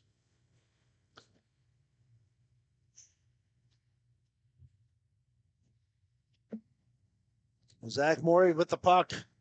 He's already got a goal. Will he add another one to it? Ooh, good effort.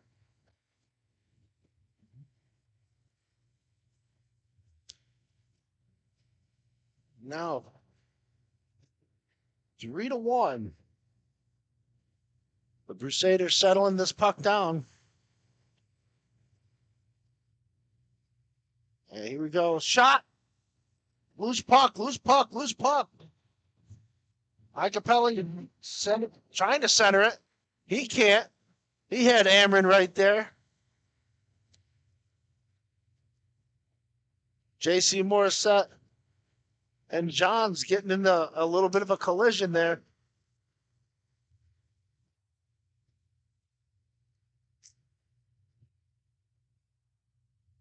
"45 seconds remaining in the second period.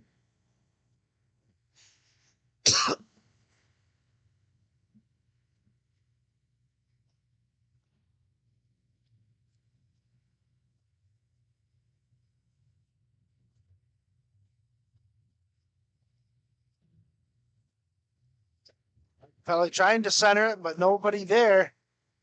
Shoots. Was loose. It's loose. We got 15 seconds. 15 seconds left in the second. Will they make it? Loose puck. Loose puck. It's still loose. And we have a cover. We have less than a second. That'll end the second period. It is now 3-1 in favor of the Detroit Knights. We'll be back for the third period after a message from our sponsors. Everyone has their own unique pre-game preparation, and most of them are pretty different, but there's one thing in common, and that's Jack's Hockey Wax. Get this locally produced wax that isn't shipped from across seas, but made here right in the U.S. The best smelling, best feeling, and best performing hockey wax on the market. Oh yeah, and I almost forgot to mention, they sell tape too. Visit them at jackshockeywax.com to get your order today. If it isn't from Jack, put it back.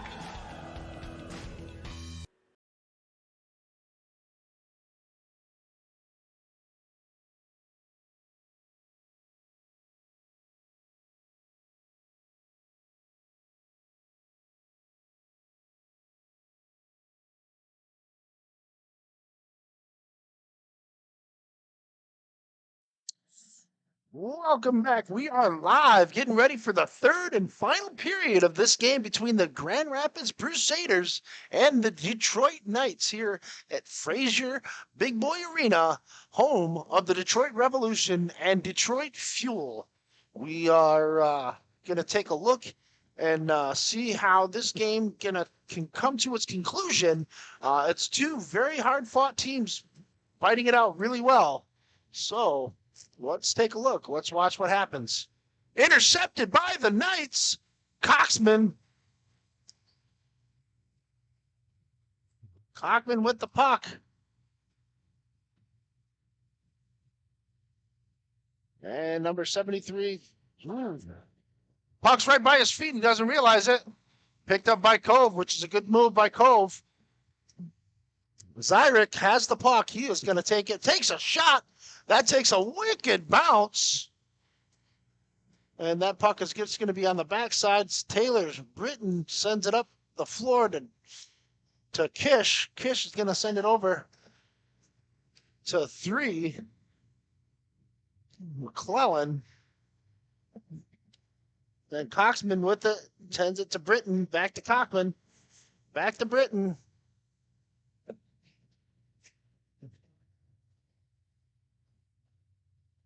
A shot. Wide. It's wide. Loose puck.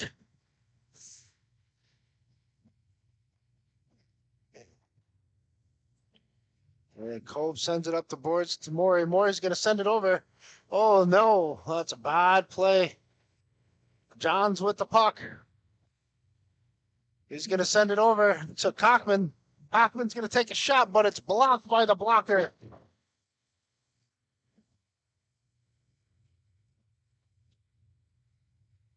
Maury asking the ref for a call, but, bro, I don't think you get a call when it's your own teammate.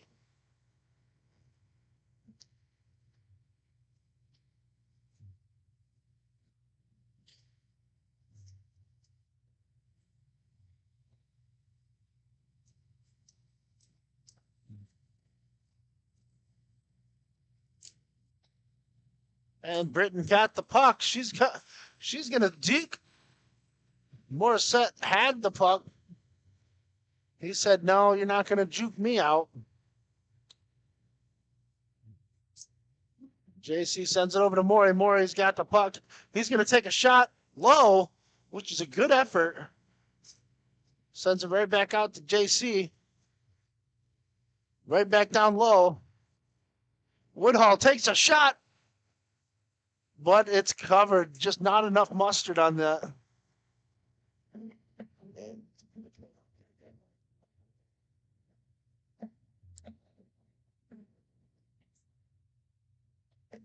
So we're going to have a face-off to the left of the goalkeeper. His blocker side will be the exposed side.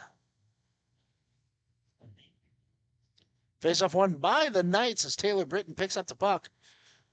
She is going to swing around. She juked one defender. Or one attacker, I should say. She passes it over. They're going to send it right back out. But it's intercepted by Morissette. Morissette's going to take it. He had an opportunity there, but he just didn't pull the trigger. Maybe he just didn't see something he didn't like.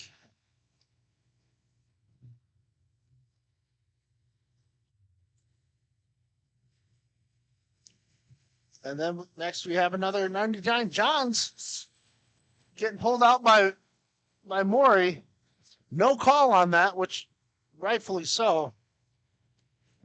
But good defensive effort by Maury.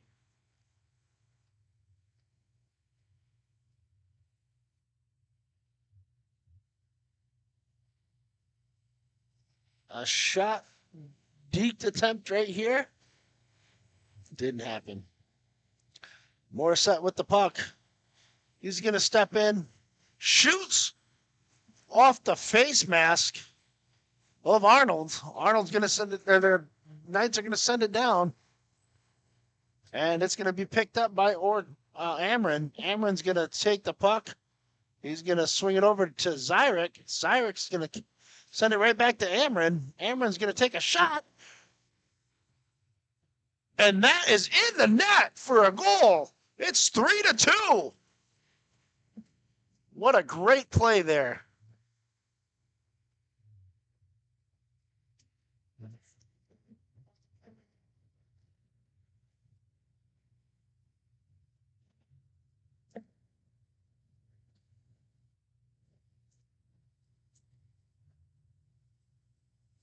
Here we go.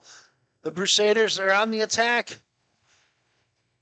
Another attempt. Still loose. Puck is coming all the way back, though. Chris Russell with the puck. Oh, whoops. Andrew Vandenberg Cove could not hang on to that puck. Cockman with the puck. Sends it out across. Gets chipped, but it was not enough for the breakaway attempt. Taylor Britton with the puck. She's going to hang on to it. Sends it across back over to Cockman, who sends it right back to Britton. Britton sends it up, but it gets kicked and blocked by the attacking player from the Crusaders.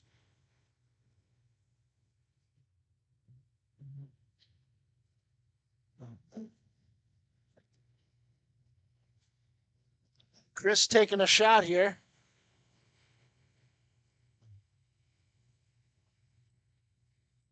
And we have a stoppage in play. So 7 minutes and 30 seconds remaining in the third and final period of this T2 or T3 action. Winner will go on to the championship game.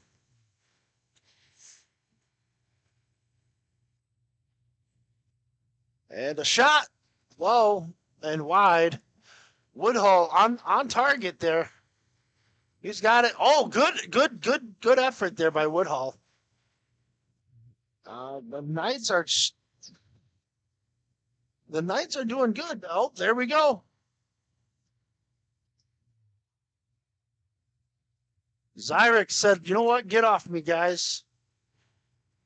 And shoots right into the belly. Loose! And that puck is still loose. And now you got number 22, Toringo, coming up this way. Oh, he threw him right on.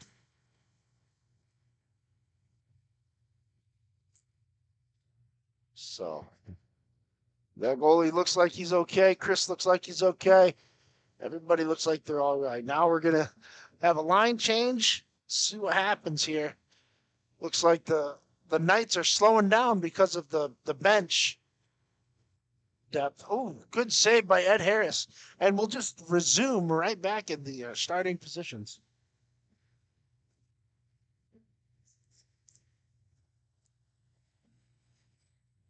Face-off won by the Knights, but blocked by the ref.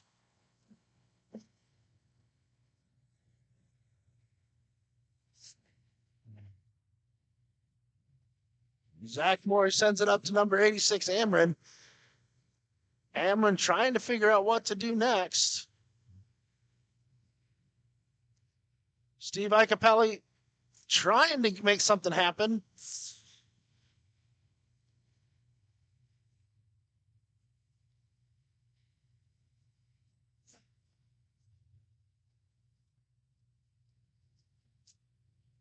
Morissette picks it off to Icapelli.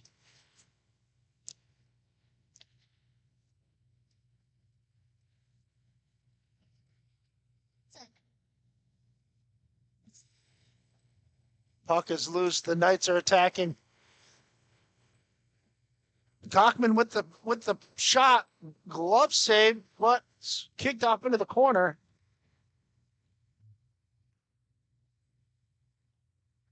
And Morissette with the puck sends it back over to Maury. Maury's got the puck. He gives it up to Amron. Amron is going to take the puck and get it poke checked away, but Icapelli was right there to pick up the shot.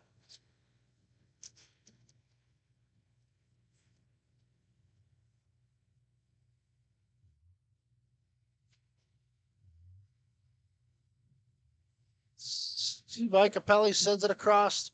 J.C. Morissette has the puck. What is he going to do with it? I'm going to send it back down. Shoot. And 4 minutes remaining. It's 3-2. 4 minutes remaining. 3-2. Oh, there's no call on that. There's no call on that. That could have been called, but there wasn't anything.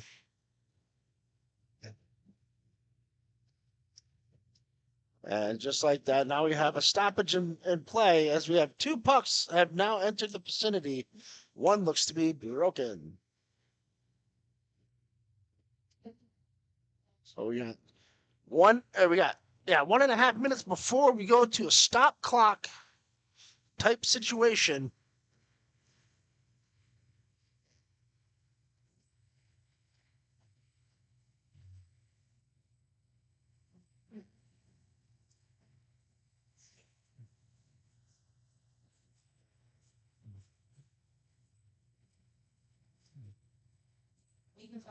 Taylor Britton with the puck. She's got it. She's going to settle it back down for the Knights.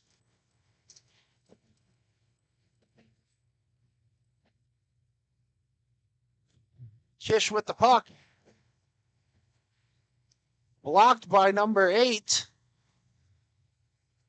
Cove with the puck now. Let's see how this turns out. Zyrek could not hang on to it. Oh, no. Turnover. And just like that, the Knights are safe for the moment. 2 minutes, just about 2 minutes, and we'll have stop clock.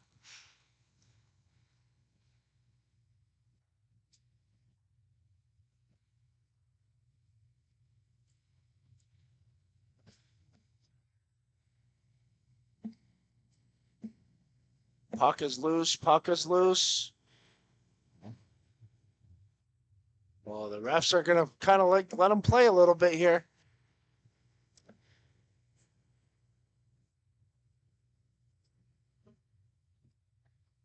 So right now we got Chris Russell playing. Woodhull with the puck. He takes a shot. It's loose.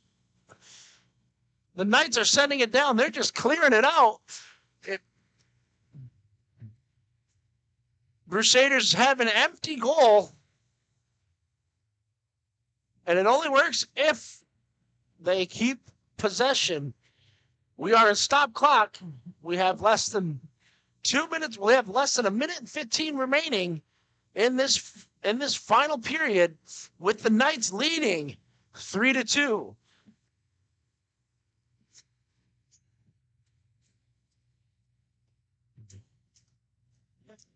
Steve Icapelli with the shot, but it just got tripped up.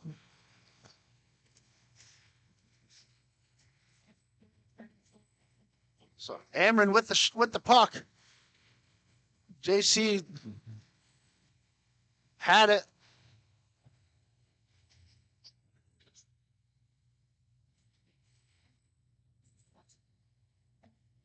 "30 seconds remaining.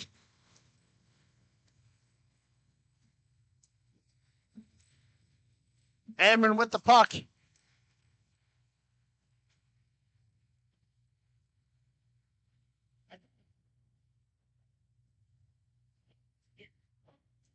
Shot and deflected out of play. That kid's going to be hurting. 14.8 seconds remaining in the final period. If Grand Rapids Crusader cannot find an answer for Arnold, they will be out of luck.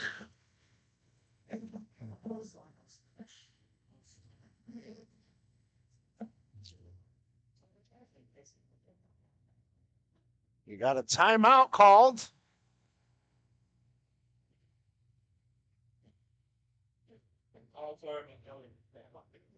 So with that, timeout being called.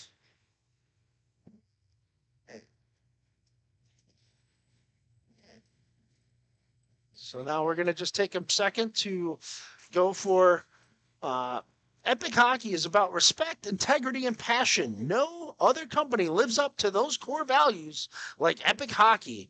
Epic Hockey takes the time to create each new product, making sure that each one is up to standard that owner Daniel Costa has set. Make sure you check them out on Facebook, Instagram, Twitter, and their website for all their product reveals. Don't forget to check out Conway and Banks hockey bags. For those of you that need a new bag, type in Grove City Hockey in all caps to get 10% off. And now we're down to our final 15 seconds remaining. Face-off won by the Crusaders. Now they've got 9 seconds. Trying to do what they can. 5 seconds. A shot. It's loose. And just like that, I think there's a second remaining on that.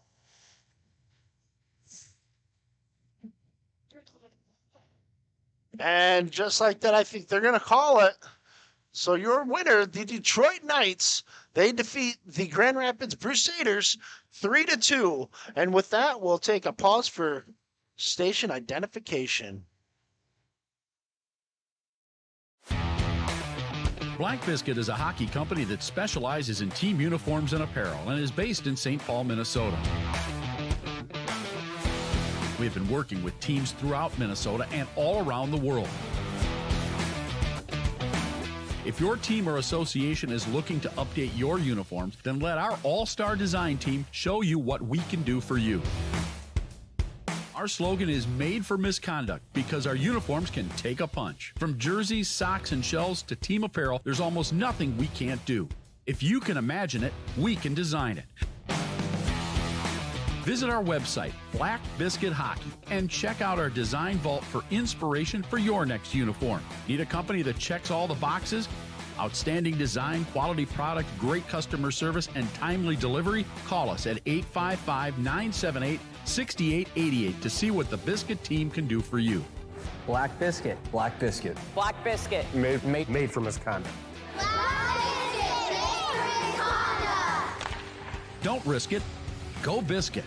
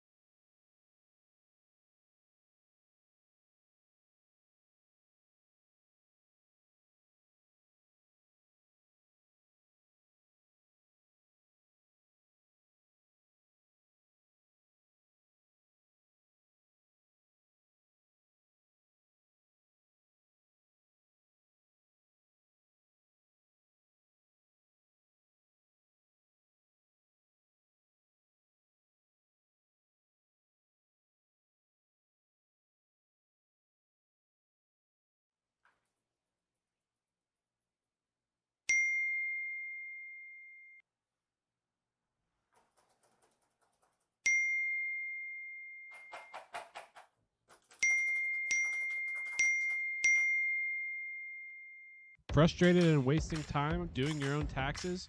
Getting confused by complex forms? Waste your time no longer. It's time for you to check out Bonus Accounting. Kenny and the team will help you with taxes, bookkeeping, and payroll services. Now that's an accounting hat trick. Leave it to the industry experts and check them out today. Use promo code Grove City Hockey for a sweet discount and also to receive exclusive GCH merch. Bonus Accounting, the firm of the future.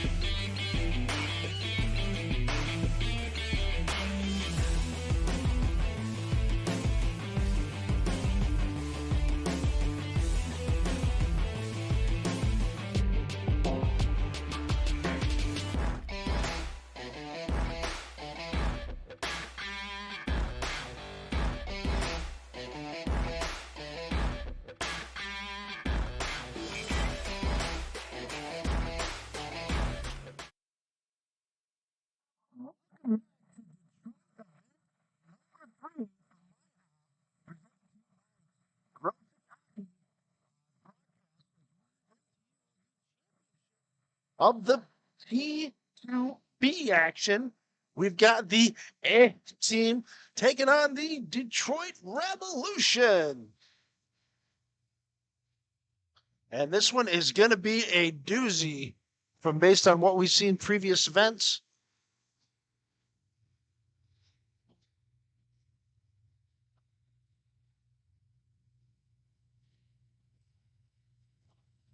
So we're going to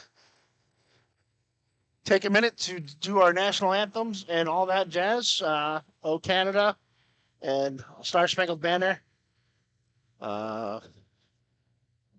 And that concludes that.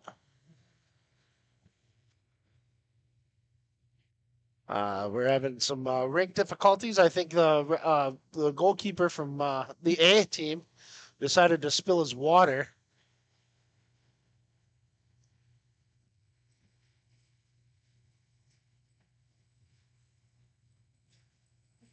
So, with that being said,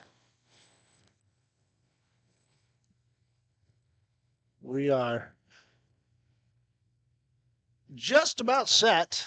We are here live in Fraser, Michigan, home at the Big Boy Arena, home of the Detroit Revolution and Detroit Fuel.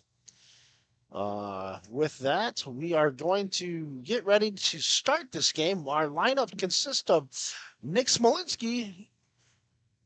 Let's see. We got Nick Smolinski, Tyler Blazikow. 22 is not on my roster. And 92 or 98. Colton James, that's it. Colton James. All right, here we go. Face off won by the Revolution.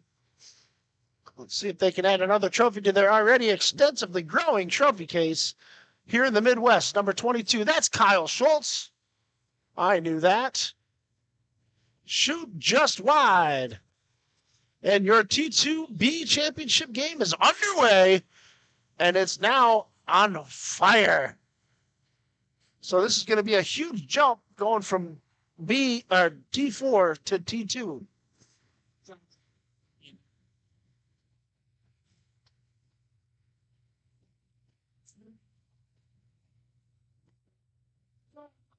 Small sends it up to Tyler Blazikow.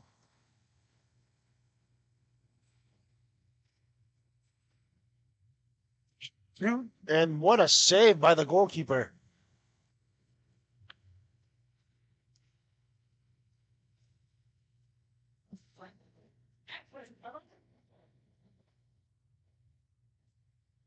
Oh, picked up by number 91, Andrew Rhodes. Rhodes throwing the body weight a little bit.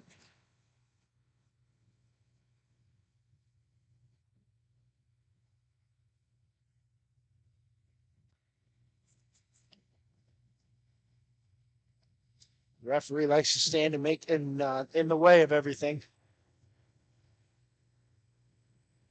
Schultze with the puck. Shoots, just blocked.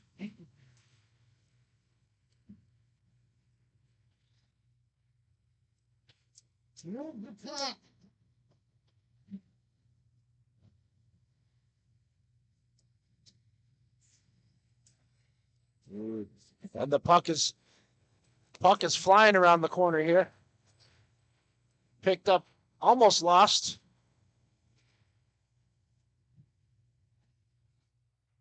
We've got number 18 to 12. That's Calvin.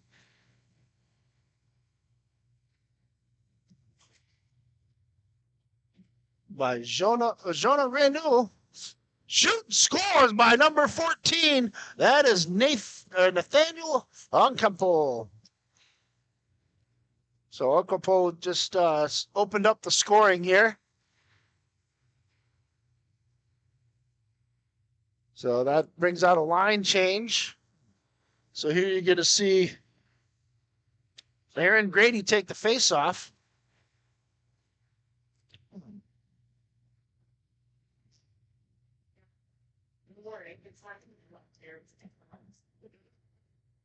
The A team's up 1-0 over the Detroit Revolution. And what a shot that was. Looks like he's going to get pressed by Darby, not related to Nathan McKinnon there. So he was pushing him out to the outside.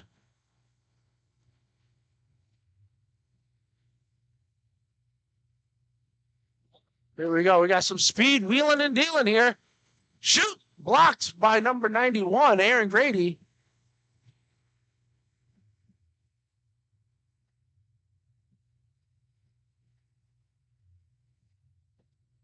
Number 27 with the shot. Picked up number 8. That is Eric Margot.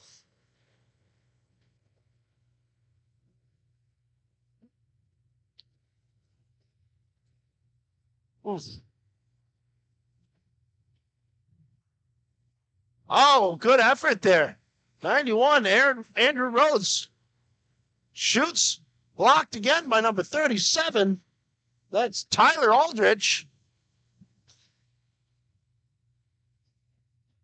Jonah takes a shot, but that is deflected up into the netting. And we will now have a face-off on the far dot circle, opposite of the camera.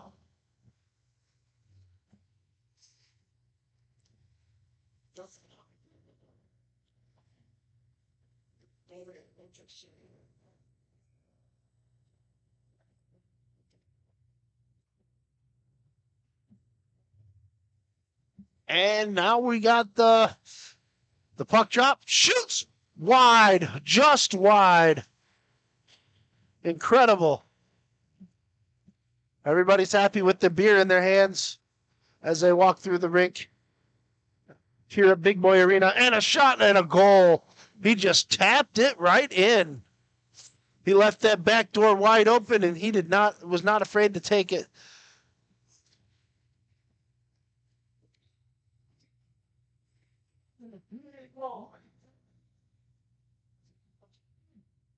So now that just puts the Detroit Revolution into a serious hole early on in this game. If they're going to keep playing like this, this is going to be a long game for them. Smo with the puck.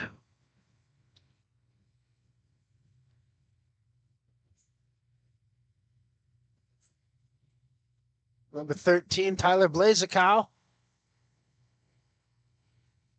Shoot, blocked. Good save by the keep into the glove, and that'll be a stoppage in play as we take a face-off to the goalkeeper's left, his glove side.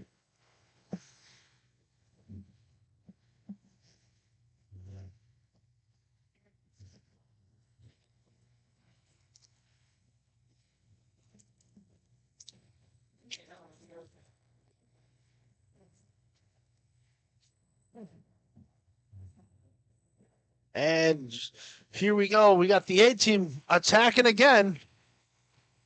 They're playing smart hockey. So here's a shot. Oh, 18 was right there. Looks like he's got a couple of neck tattoos. Must have been drunk that day. Takes the puck. Number 19, that's Smo. He's got some speed. He turns on the wheels. That gets tipped up out of play as we are down 2-0 against the A team with 7 minutes to go in the first period. We're going to have to face off here. Line changes are all set. Puck being dropped. Tyler sends it back over to Smo. Smo takes a shot, and that's kicked off to the corner. Down low. Puck still loose behind it. Back up to the point. Blocked away by the A team.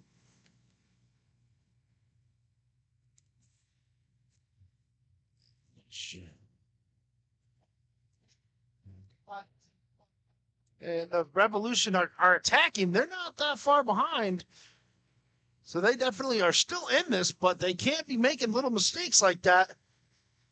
Here's a shot. Oh, almost tipped and almost backdoored again. .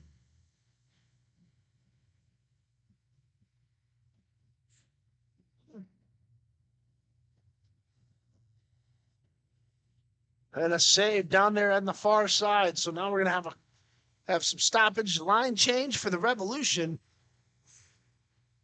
Going to see if they can't keep up this pace. They have the deeper bench, so they should be able to push the pace.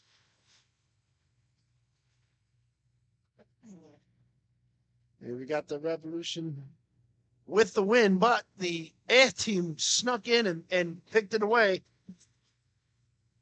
Far side, number 8 shoots it.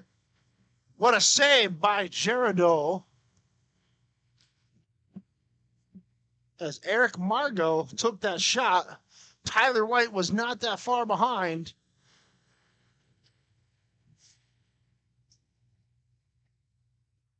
So you got Nate Ocampo, who's got the team's first goal, and Calvin Hiley, he's out there. The Revolution trying to make something happen.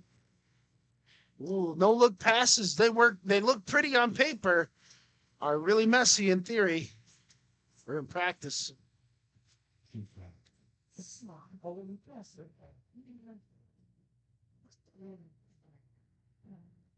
So we got the Ed team coming up. They're cycling just like they're supposed to.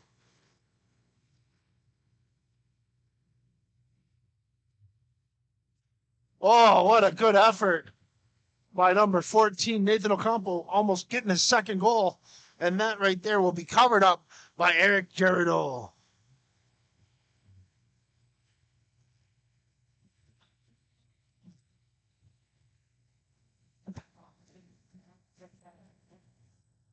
So Nathan Ocampo will take the face-off. Kyle Schultz as well. Schultz with the win. He sends it back around to Roy. Roy couldn't hang on to it, but Schultz right there. Oh, no. Ooh. Margot with the stick handling skills here. Shoot. Wide. 91. That is Rhodes.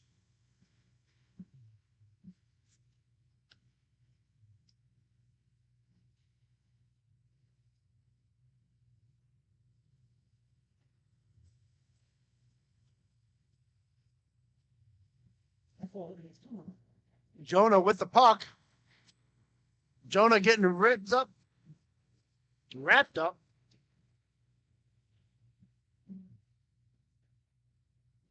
And this is our first championship of the game. I'm your host, Ben W. Stock. I am calling the action today. We've got 92 Rhodes. Oh, yeah, that's Jonah Ranu. Shoots. What a save by the goalkeeper, Eric. He props it up. Or Roy pops it up to Schultz. Schultz trying to look for somebody to help.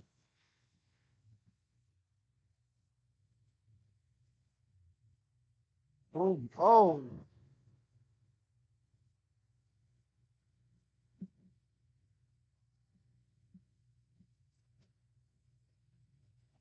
Schultz with the puck. He's got his wheels on.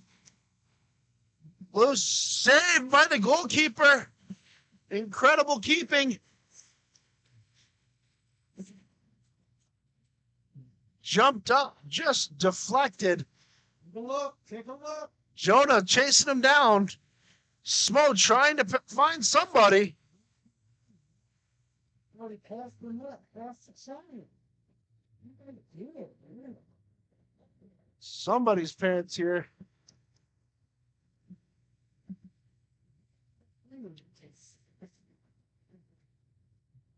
Tyler Blaskow, he's got the puck. He's going to take the pass over to Schultz. Schultz is going to take the puck. He's going to send it around. And then he just kind of coughs it up. That was kind of an errant play there. He was meant to send it back to Smo, but Smo wasn't able to get there. And then just like that, backdoored on number 18. That is Lucas Coity.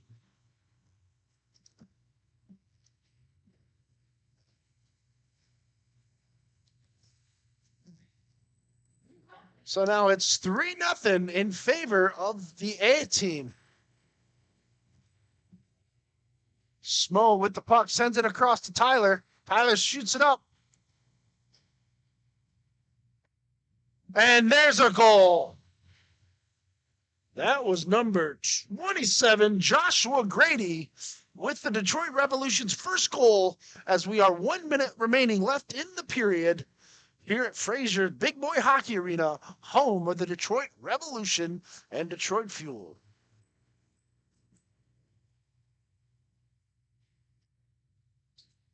The A team on the attack.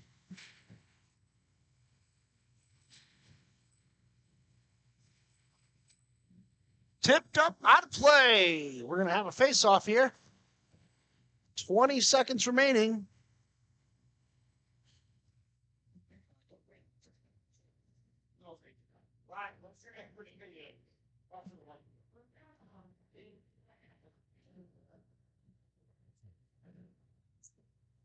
Face-off dropped. And 3 seconds remaining. 2, 1. What a save. And after 1 period of play, the visiting team of the A team taking on the Detroit Revolution, they are up 3-1. We'll be right back with our sponsor messages.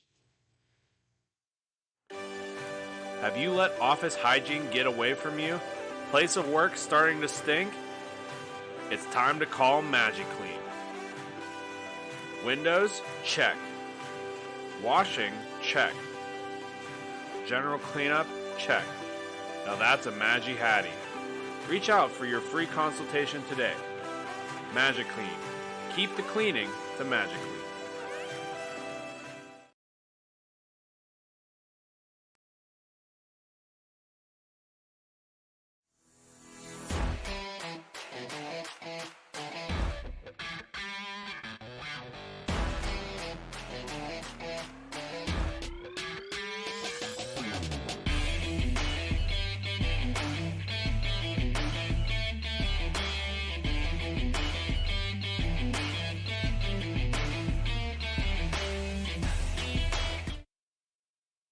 Welcome back. We are live, ready for period number 2. We got the Detroit Revolution taking on the A team, and the A team is up 3-1. Shot. Ooh, deflected. Grady with the puck.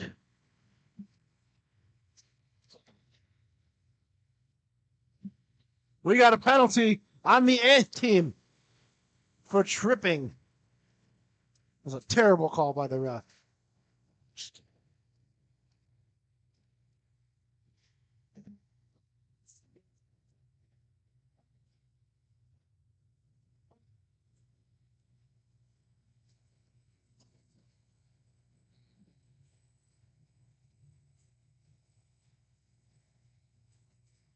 So now we're going to see a face-off here. We got a power play for the Detroit Revolution. Let's see if they can capitalize on it. The A team has a pretty solid penalty kill unit. Everybody seems to play really smart and in their position, so let's see what happens. Schultz with the puck, passes it over to Smolinski. Smolinski shoots. Deflected out. Ocampo's got it. He should have sent it down. I don't know what he was thinking. Jonah with the puck.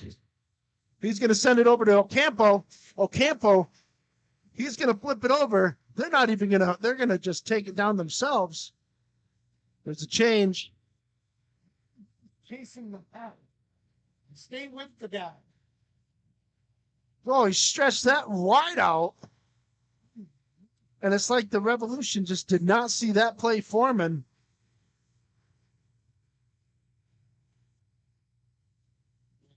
One minute remaining in the penalty. Schultz with the puck. Shoots right into the belly. The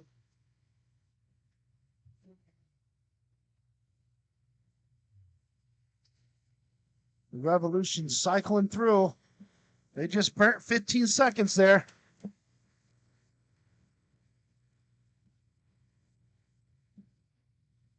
We just burned through another 15 seconds cycling through. Here we go. Is the shot. Oh, that was almost on target.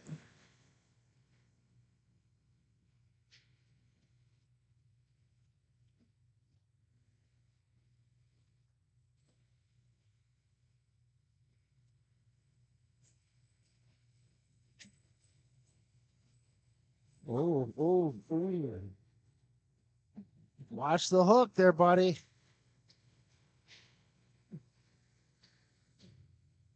The A team putting on a lot of pressure. They killed that penalty. Back to full strength or even strength. And just like that, another shot by number 8. That's Margot White. Or Margot, sorry.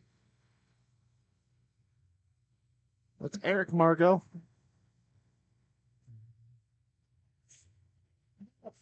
18 takes the stop. Smoke drops it, but nobody's there. 18, that's Lucas Clady. He's got the puck. He's going to come through his little stick handle. Whoa, what an effort. What an effort. I don't know. If you're not here, I don't know what you're doing. Oh, turn and burn. That's 3-on-1. The A team is taking it and just tic-tac-toeing, but they missed on that one.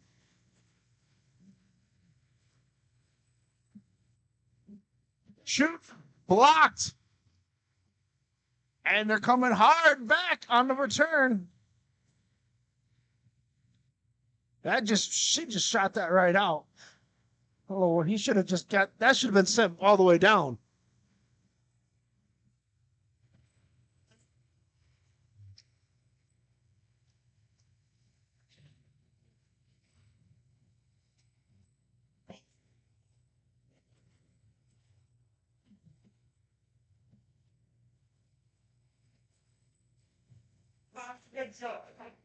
Oh, I'm curious. You did it first.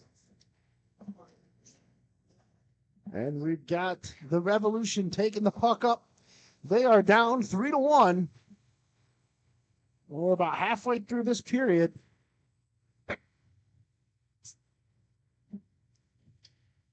Roy with the puck.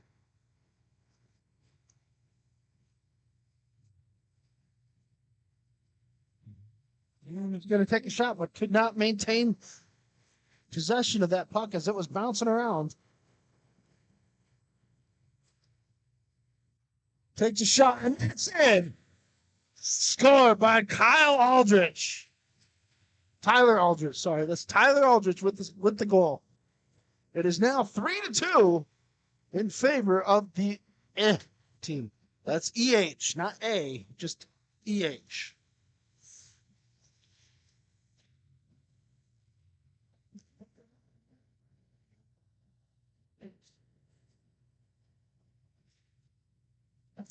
Face off one.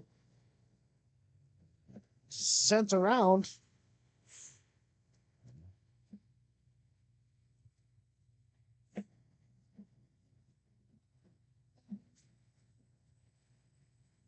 Number 92, that's Jonah. Ocampo with the puck. Loses it, but it's picked up by his teammate Jonah. Covered up by the goalkeeper, Eric Gerardo.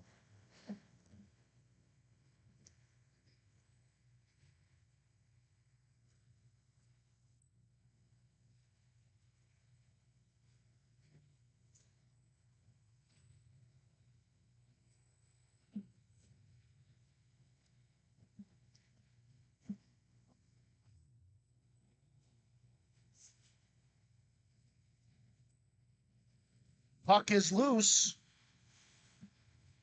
The A team has the puck. They're going to cycle it back down. Number 91, Andrew Rhodes with the puck.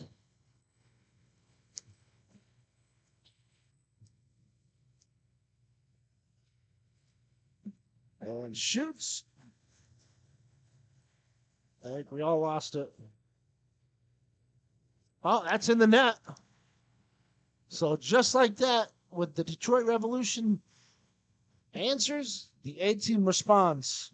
It is now 2-4 in favor of the A team. So now we got 2 more.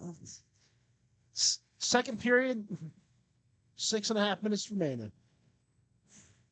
Right here at Big Boy Arena in Fraser, Michigan, home of the Detroit Revolution.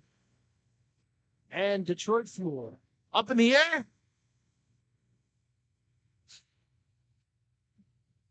Puck is loose. Number 12, Calvin with the puck. Takes it. And that puck is in the back of the net for another goal.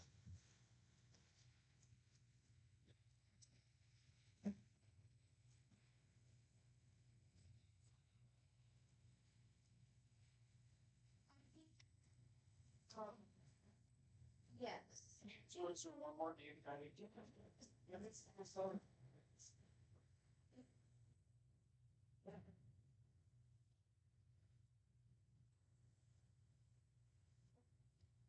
Well, the A team is starting to pour it on. They are not letting the Detroit Revolution get comfortable in their home rink.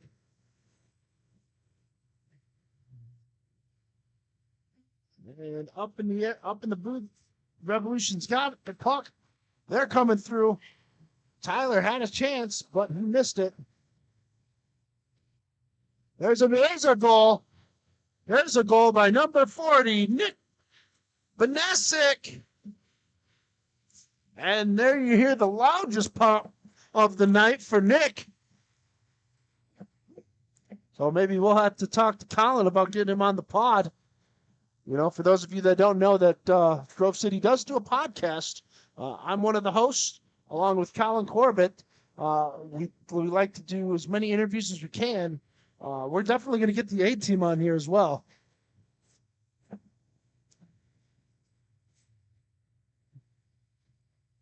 Oh, holding number 27, Darby, not related to Nathan / McKinnon.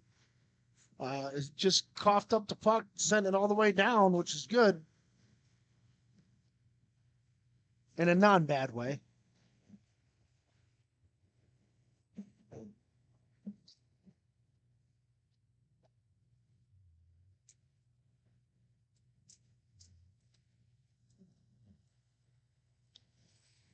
And just like that, the whistle has stopped. We have now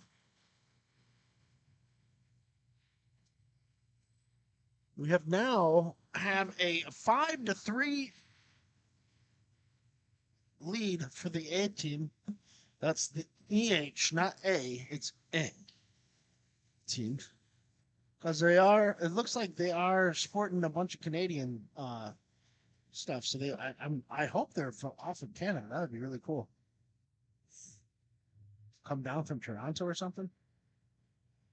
All right, here we go. Number 8, Margot. He's going to pass it to Darby, not related to McKinnon.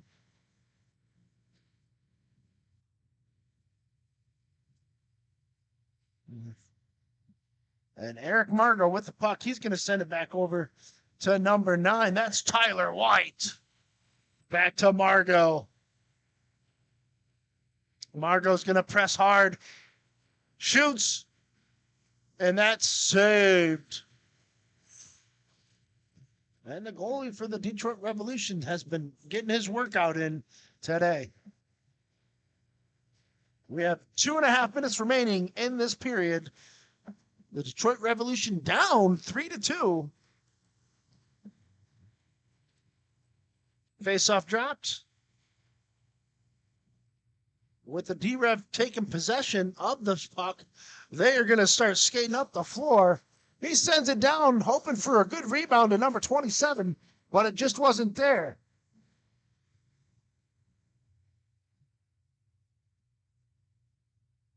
Margot with the puck. He sends it back to Jonah. Jonah's going to hang on to it. He's going to see if he can't get some people to cycle and chase him.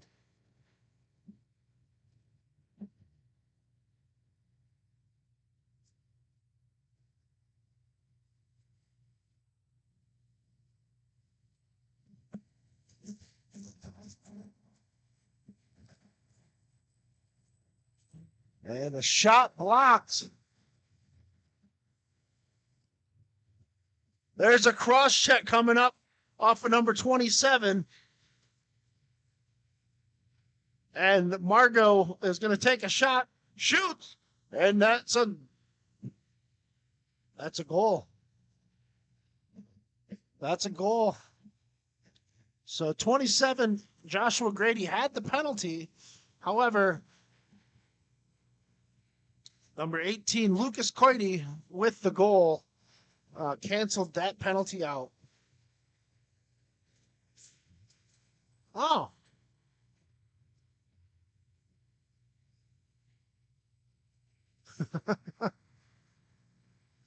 Score is 6-3, ladies and gentlemen. 6-3 in favor of the A team.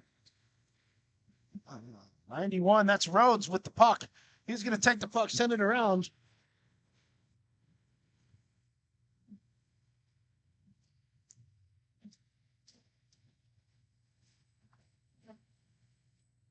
Oh, good effort. 20 seconds remaining in the second period.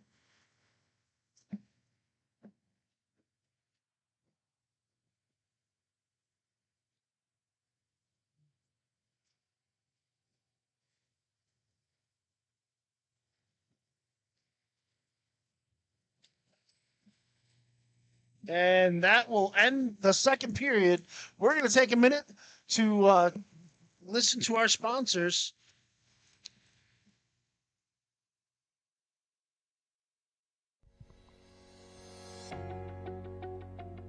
You know you've always thought about playing travel hockey. Have you ever heard of MIHA? Well, here's the time for you. We're taking registrations right now. So if you're interested, make sure you get your guys together, get a good team, and sign up today. It's never been easier. All you have to do is go online, go to MIHAHockey.com, and look at all of the incredible options that are on this new intuitive website.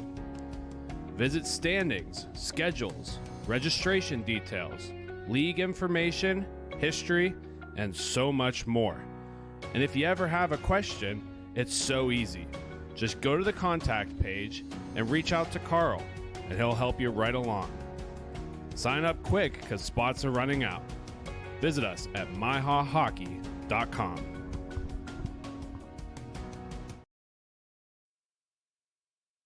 Welcome back, ladies and gentlemen. I'm your host, Ben W. Stock, broadcasting the championship final game of the T2 B bracket with the finals between the Detroit Revolution and the A team. And just like that, the Detroit Revolution has just cut the lead down to 2 more. So they are trailing 4-6 here at Fraser Hockey, their home rink here in Fraser, Michigan, here at Big Boy Arena.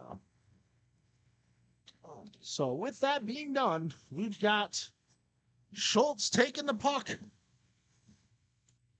at the draw, and the A team will now.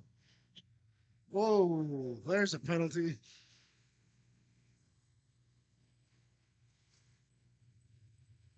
And now we're not sure who's going yet.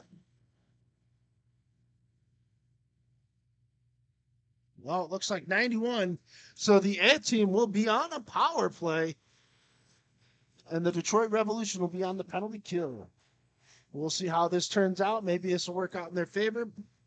We'll see. Still anybody's game. Face-off won by the Detroit Revolution.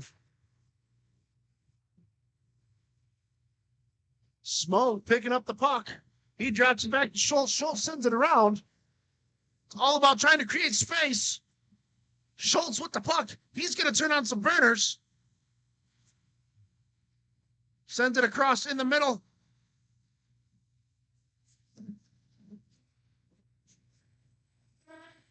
Just like that. All that momentum wasted.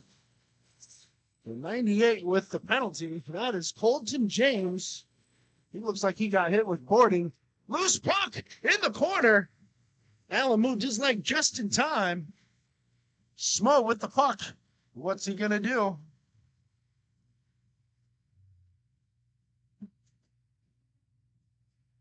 and picked off by the A team as it's now a 3-1 onslaught. And all of a sudden, oh, and there's a goal by number 18, Lucas Coity. That's his second goal of the game. Is it Coity or Katai?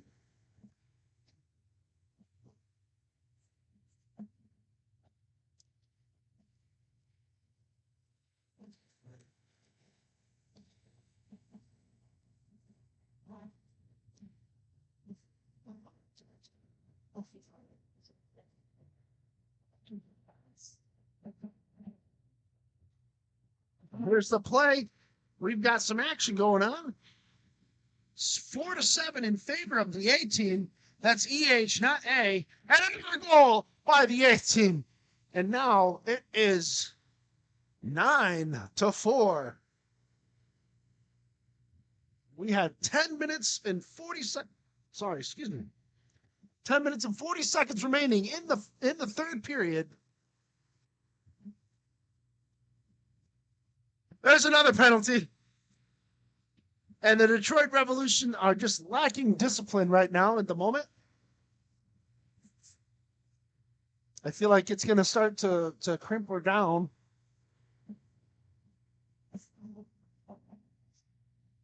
And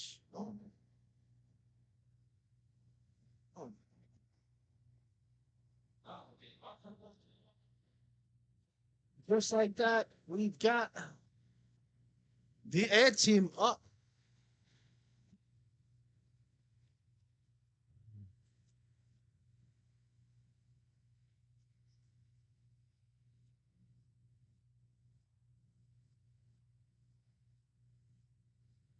Shoots just deflected just outside the post.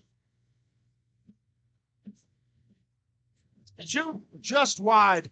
Oh, wow. That was just wide. 91 on the tripping call. That's Aaron Grady. And another goal by number 8, Margot. And I do believe the score is now 9-4 in favor of the A team. That is EH, not A. They are Canadians. That's what they wanted to go with.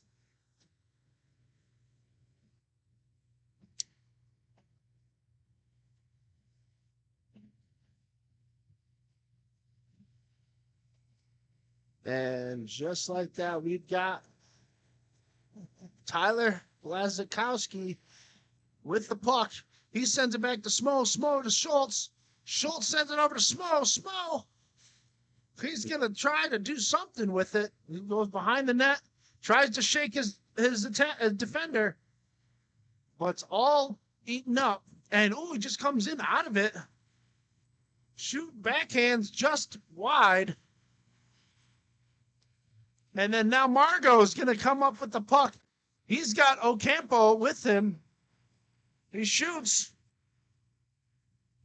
Well, kind of got hindered up there.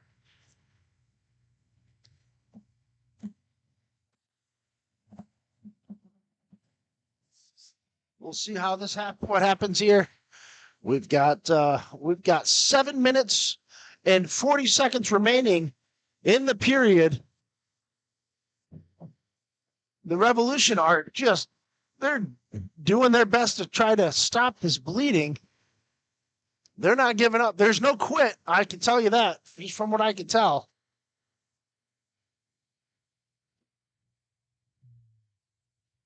And Schultz picks up the puck. He turns on some speed, but then it just goes wide and sends the puck right back out as the A team tries. That penalty is over, so they were successful in killing that penalty. And now he sends it right back out to Lucas. Lucas has got a chance, sends it right back, shoots, and right into the glove. 92, Jonah. He's going, oh no, shoot. And blocked save. Lucas with the puck.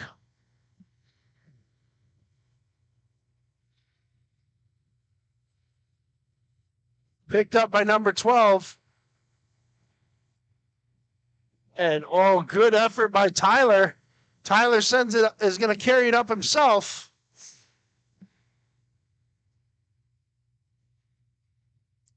That puck was loose for a hot second, but it was just taken care of. And a save by the goalkeeper. What an incredible save. We've got 6 minutes remaining in this stanza.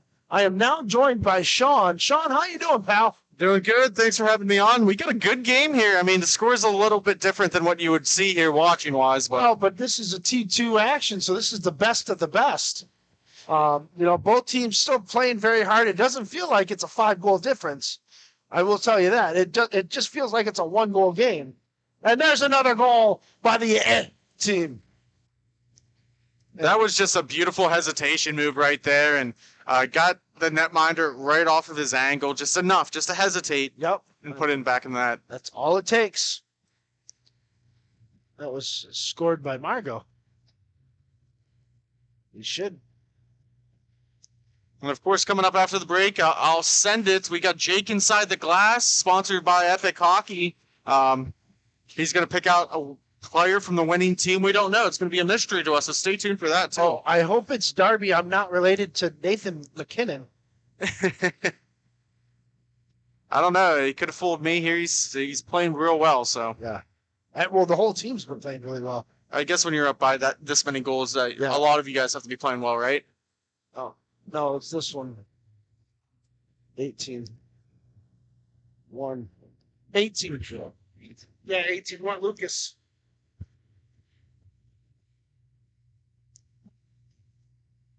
We'll have a face-off here to the left in the USA offensive zone. Not USA, the 18. Wow! So we have in our adult league, we have a USA spelled the same way. They do this very similar thing. US and then Yeah, exactly. Yeah. And it threw me off, so. Well, I know, and I always clarify, too. I'm going, it's the team, not A. It's EH. Well, A. So. Yeah, they're a bunch of Canadians. We're going to get them on the pod and have an interview with a couple of guys. I think that'll be fun. Just get a little history as to how they came up with that name and where they're from and what they're about. That should be good, especially I assume you're going to be doing it after this week, and you can talk about possible championship win here. Yeah. Yeah, unless something drastically changes in the next 3 minutes and 50 seconds, it's almost a lock. Yeah, and stranger things have happened. It'll be interesting. The Revolution, I mean, I'm sure they're going to keep on fighting. Mike Farinelli, we're in his home, so he's watching. He's not going to let this game go down without a fight. Oh, yeah. Yeah, Farinelli just walked right by us. If you're not familiar with Fraser Hockey Land, now Big Boy Arena, Fraser Roller Hockey League, home to the Detroit Revolution, Mike Farinelli. They also host the Detroit Fuel, and they have a championship game later today, too. Yes, they do. And they're in their T4 championship bracket. So, yeah, both teams represented in the finals.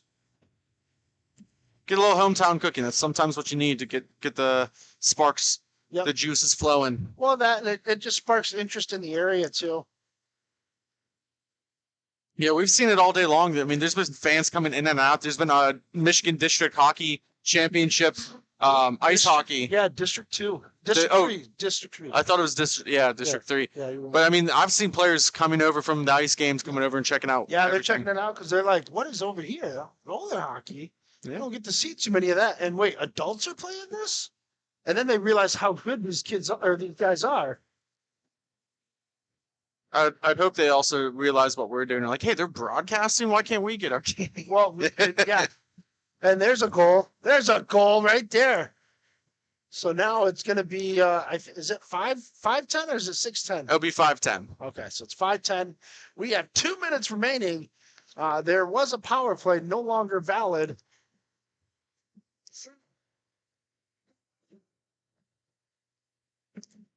So clock rolling still because it's under 2 minutes, five goal difference instead of the 2 goal difference. So, still time, but I mean not much. No, well, and with a puck possession team like the A team, it's tough to get that many goals in there.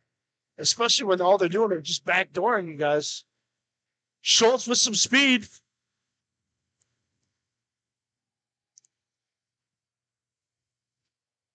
Good little defensive pinch off. You can get this in the offensive zone here. Well, I'm just trying to force feed passes. That's Jonah Renoff with the puck. A very French Canadian name.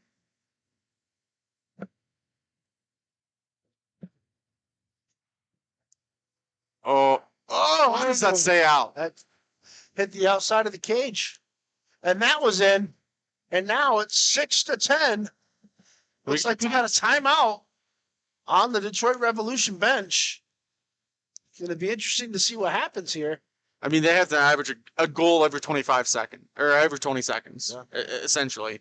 So it's going to be a very tough uphill climb. But, I mean, you've had 2 goals now within the last minute, so I don't know. Maybe if I were them, I don't know if I would call a timeout to kill. It might kill some momentum for them. Well, but here you actually need a goal every 10 seconds in order to even come back. Essentially, now they got the clock running. Maybe a little bit premature, but I think they're doing their timeout. what was in the timeout? I would think they would start the clock when both teams were kind of lined up in the dots. And for some reason, the Revolution are very slow to get out. Okay, they reset the time. Yeah. All right, here we go. So what's been your favorite game so far? Today, it's been hard. I think the Cincy game earlier was a really good one. And that should be a good rematch for them too as well against the Fresh Coast. So I'm excited to see that. But Cincy looked dominant. I mean, they looked dominant earlier today. Yep. Oh, what a save! What a save by the goalie. That's Eric Girardeau, right? Where's Girardeau? That's Gaudreau. Gaudreau. All right. We can't get yelled at. I sent you the pronunciation. No, not on this one. Yeah, that was the team that sent it to us. Oh, I'll have to double check. Final 10 seconds. I don't know if they're going to shoot it. I assume they're just going to dump it back. Yep, and there you have it, ladies and gentlemen. Your winners, the A team, are your MIHA T2B champions. They took out the Detroit Revolution in their home rink. With that, we're gonna pause for a quick sponsorship message, and then we'll send it right to Jake.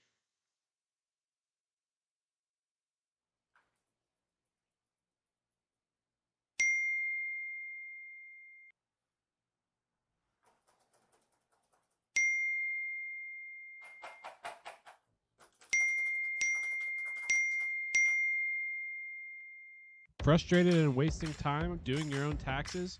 Getting confused by complex forms? Waste your time no longer. It's time for you to check out Bonus Accounting. Kenny and the team will help you with taxes, bookkeeping, and payroll services. Now that's an accounting hat trick. Leave it to the industry experts and check them out today. Use promo code Grove City Hockey for a sweet discount and also to receive exclusive GCH merch. Bonus Accounting, the firm of the future.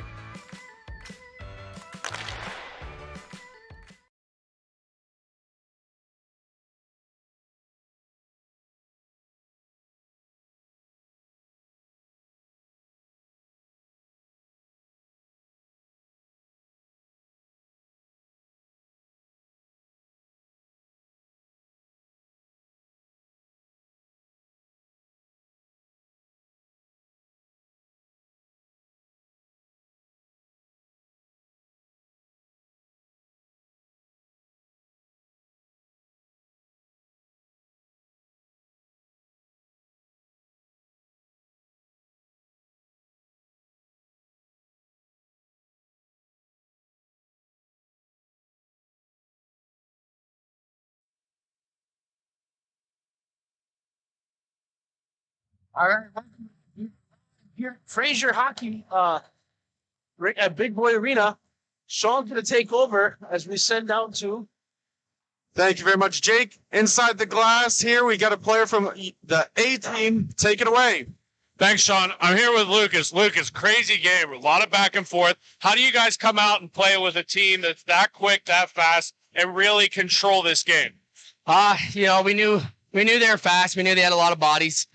So we just had to control the game, keep possession, pick our chances. Can't be going when it's not an odd man rush, and just be specific with what we go with. I noticed most of the goals tonight are 2-on-1s, 2-on-0s, backdoor passes. Is that something you guys talk about, or it just happens in the flow of the game? Oh, for sure. I mean, we're trying to make 2-on-1s all over the floor. Anytime we got possession, we're trying to bring in support there, make a 2-on-1 all over the rink. Again, odd man rushes is what we're looking for, so that's what we're trying to create all game. Lastly, a couple more weekends before playoffs. What do you guys need to adjust, and what do you guys need to come back ready to do whenever it really, really counts? I just think coming back to patience. A lot of the times we get excited. We like to run and gun. We want to put 100 goals in, but I think it just comes down to being patient and picking our moments, picking our times, and capitalizing when we have those chances. Once again, thank you, Lucas. I appreciate the time. Sean, we're going to send it back to you. We're going to have some more T2 action here as we have Fresh Coast playing some really fun games here. Thanks, Lucas. Thank you very much. We'll be right back. Coming up after the break, the Fresh Coast taking on the Cincy Kings. We'll be right back. Black Biscuit is a hockey company that specializes in team uniforms and apparel and is based in St. Paul, Minnesota. We have been working with teams throughout Minnesota and all around the world. If your team or association is looking to update your uniforms, then let our all-star design team show you what we can do for you. Our slogan is made for misconduct because our uniforms can take a punch. From jerseys, socks, and shells to team apparel, there's almost nothing we can't do. If you can imagine it, we can design it.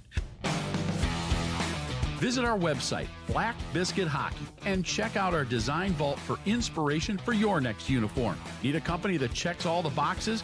Outstanding design, quality product, great customer service, and timely delivery? Call us at 855-978-6888 to see what the Biscuit team can do for you.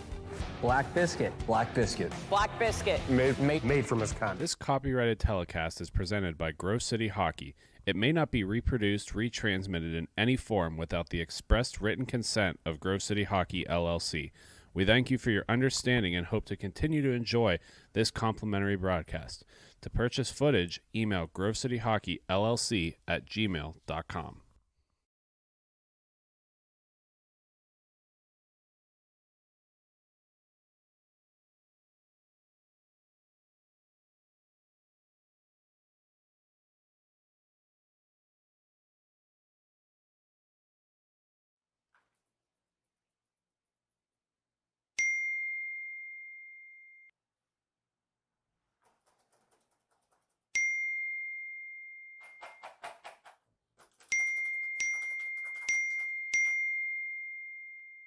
Frustrated and wasting time doing your own taxes?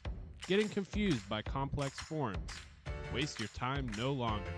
It's time for you to check out Bonus Accounting. Kenny and the team will help you with taxes, bookkeeping, and payroll services. Now that's an accounting hat trick. Leave it to the industry experts and check them out today. Use promo code Grove City Hockey for a sweet discount and also to receive exclusive GCH merch.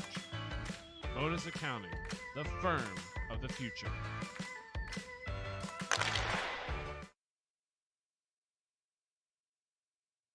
We are back live here for the T2A championship game. We got the Cincy Kings taking on the Fresh Coast. The Fresh Coast are going to be in their black and blue trim. Cincy Kings sporting them as a Mighty Ducks style jersey, white with yellow purple trim. And face-off's underway. We got Jacob Robinson, I apologize, starting in net for the Fresh Coast. Excellent goaltender out of Lindenwood University. Of course, he's right in front of our camera feed here. As Fresh Coast move into the zone. Now, since he's going to take over, setting up behind the netminder. just slow, controlled breakout here. Is both teams look good in their matchups yesterday. Third time these teams are going to play each other this season. In Cincinnati, they split it. Fresh Coast won the game on Saturday. Cincy Kings got the better of them on Sunday. Cincy Kings have only lost one game, and it was to this Fresh Coast team. So should be a very interesting matchup. Cincy Kings looked excellent earlier today. They're going to look to capitalize and get this championship out there. 0-0. Kyle Sipperly, one of the referees too. Nice human being. Got to talk to him a little bit when he came out to Grove City last time when he was reffing. So he had fun. He's also a good ref too, so you can't complain at any moment in time. Obviously, we have Championship Sunday in the NFL. Talking to a couple of the players, Cincy Kings, they wanted to head out and actually watch the Bengals play here coming up at 6 o'clock. So pretty much said, okay, we'll stay here. Hopefully we can either end this game quick or maybe they just don't bring their A game. But they're looking forward to supporting their hometown Cincinnati Bengals as they're going to try to go to the Super Bowl for a second straight year. Now come down the lane with CJ Grom, one of the catalysts here for this Cincy Kings team. Very excellent puck mover. Oh, what a redirect tip in front. An excellent save by Robinson. So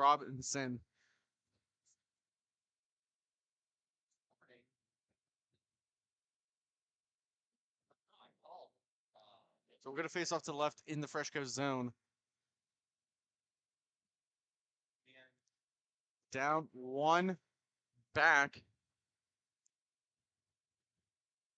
That was Telford who won that face-off clean. Now skating up here all by himself, tried to feed one in front, and Robinson is going to lunge out to cover that for a draw. Tied up down low is number 10 for the Cincy Kings.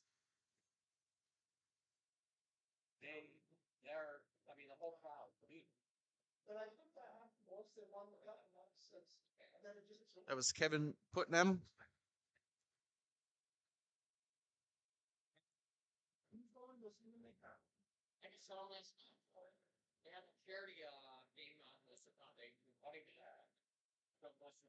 Slow movement here. Fresh Coast finally break it into the Cincy Kings zone. Have Harden in net for the Kings here. Double check. Make sure that was him. That's got the nod in net.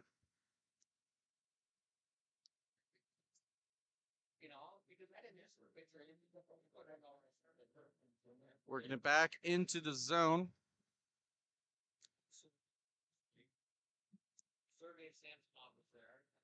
Trying to retrieve it was Michael Vandenberg in the far corner. He's going to work it all the way back to his D-man.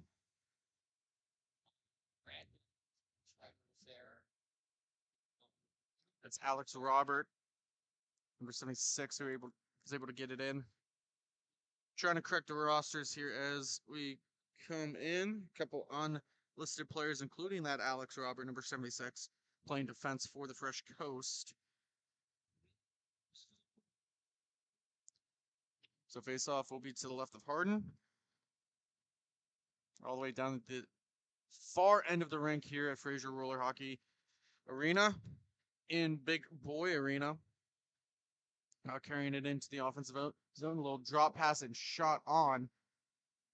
That hits Sipperly's shin pads in front. That was Fisher who was trying to drop pass it. Now falling up on it, trying to get there. There's Okada. Okada falls down. He's still battling for it with Sipperly, trying to work it with one hand. The physicality is going to start to pick up. These teams, when they met in Cincinnati, it was a little bit of a physical matchup. So wouldn't expect anything less from this moving forward. Cincy Kings won 8-1 on the Sunday, November 13th matchup. November 12th, Fresh Coast won 5-1. So a couple of almost, I don't want to say big deficits. And there it is. There's the first goal of the game. It should be number 0. no, it should be number 19, Devin D'Angelo from number 0, Kyle Sipperly. D'Angelo had the redirect. So early 1-0 lead here for the Fresh Coast. D'Angelo, who was the goal scorer, was able, stepped into the faceoff dot. Now battling for it is Ward. Gets it in deep, gets it to D'Angelo. He has a toe drag move and trying to hold on to it was Harden, and he does. Pinching that left elbow down. Making sure that puck doesn't squeeze through.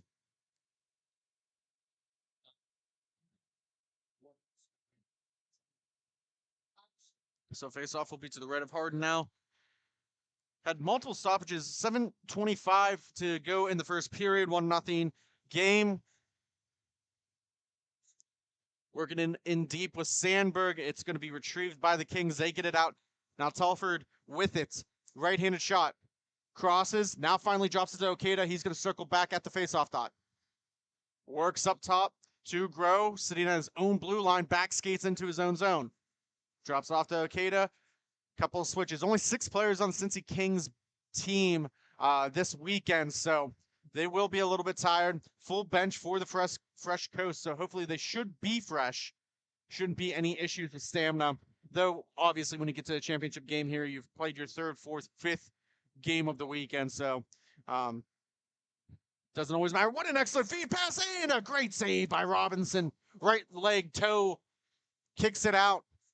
A great feed by Grow, was able to get right on the stick. Now coming back is Okada. Backdoor feed off the back of the blade. That goes into the corner. Couldn't get that redirect on net. And now the Fresh Coast counterattacking. That's Derek Graham. Right-handed shot carrying it in behind Harden. Now works it all the way around to the faceoff dot, trying to get it to the slot. A little movement from his teammates and dumps it all the way back to Alex Robert.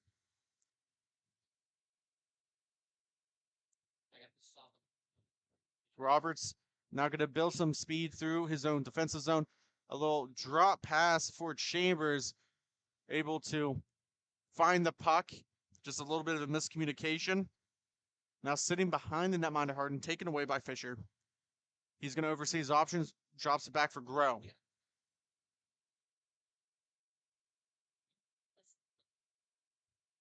And that pass that was intended for Fisher gets knocked down by Robert. And now just softly dumped into the Fresh Coast zone. Chambers going to retrieve it.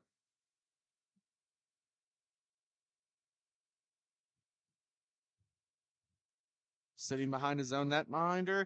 And finally taking it out is Vandenberg.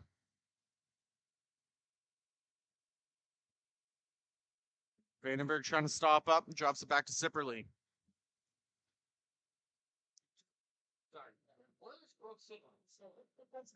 Nice. Nice. So we're going to all the way back to Sipperly. He's going to walk the blue line. Just going to slow it down. Under 5 minutes to go.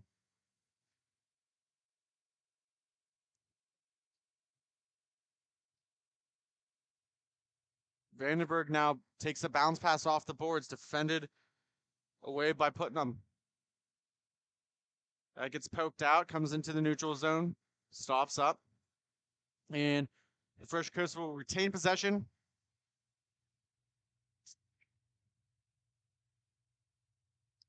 On the forecheck is Putnam. And switching around, trying to direct traffic. Okada now switches positions. Kings with the heavy forecheck. Fisher trying to pinch off his man. He does, but then he falls down. It's still going to be a 2-on-1. Backdoor feed. Gets it on, and what a great save by Harden. Vandenberg couldn't elevate the puck. Now it's going back the opposite way. Sipperly defending. And what a great back check by Callan. Now it's starting to become a scramble. Sipperly defends it over. Callan picks it up. Being harassed by Weiss. Got 2 Kings players down low. And that's going to be a hooking call, and it's going to be on Fresh Coast, so Harden heads to the bench. It's going to be 5-on-4 action, 3:30 remaining here in the first period. Cincy Kings with the delayed penalty call. They have it now in the Fresh Coast zone. They're going to set up. Okada at the blue line. Drops it down low there, going with couple people here on this near wall. Finally gets a man in front of the net, trying to get it around. And that gets cleared into the netting and out of play for face-off penalty. Finally going to be called. 3:04 remaining in the first period. Fresh Coast will take the first penalty of this game, this championship game, and a 2 to the A division for this weekend. Referees are Tom Ward and Alan Chapman. Two good friends of ours. Excellent referees, too. Some of the best you'll ever see. So glad to have them here in this contest, calling penalties, goals. 2:35 to go in the first. Still 1-0 lead here for Fresh Coast. Looking for a big penalty kill. The Kings looking to knot it up. They're trying to put on that championship performance like the Cincinnati Bengals. Okada drops it down low. Gets it out! And what a goal! Top shelf cheddar for Jack Telford. It's going to be tied at 1, 2:11 of the first period. Power play goal was able with a nice redirect on Jacob Robinson.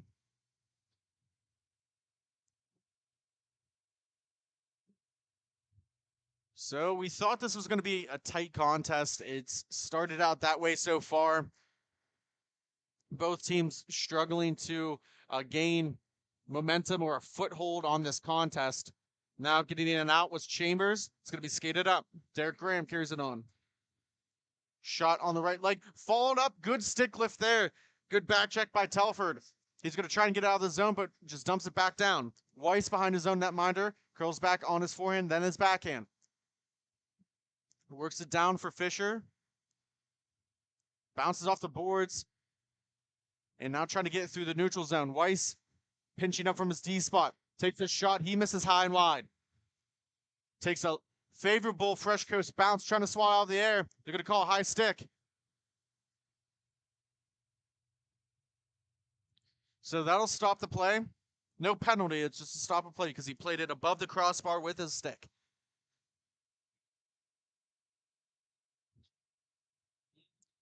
Just as a reminder, as we go down to the other end, to check out our friends at jackshockeywwax.com for all your wax needs. Even if you need laces, stick tape, go and they will take care of you.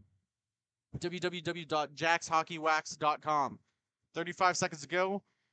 Puck comes through the neutral zone, racing after it. Now chipped down low by the Kings. 2-on-1. Fisher hit, sitting on the doorstep. Overseeing his options, and good stick there by Robinson to get it into his glove and cover it up.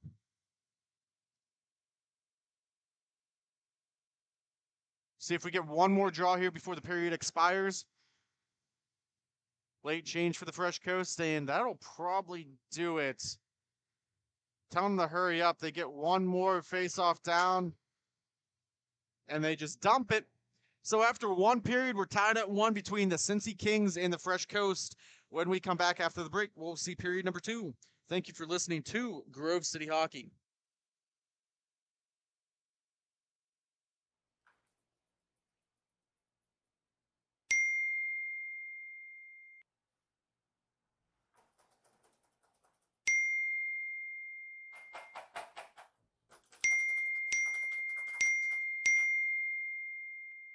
Frustrated and wasting time doing your own taxes?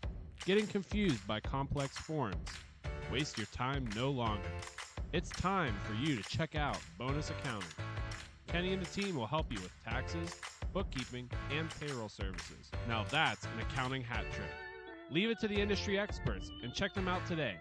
Use promo code Grove City Hockey for a sweet discount and also to receive exclusive GCH merch. Bonus Accounting, the firm of the future.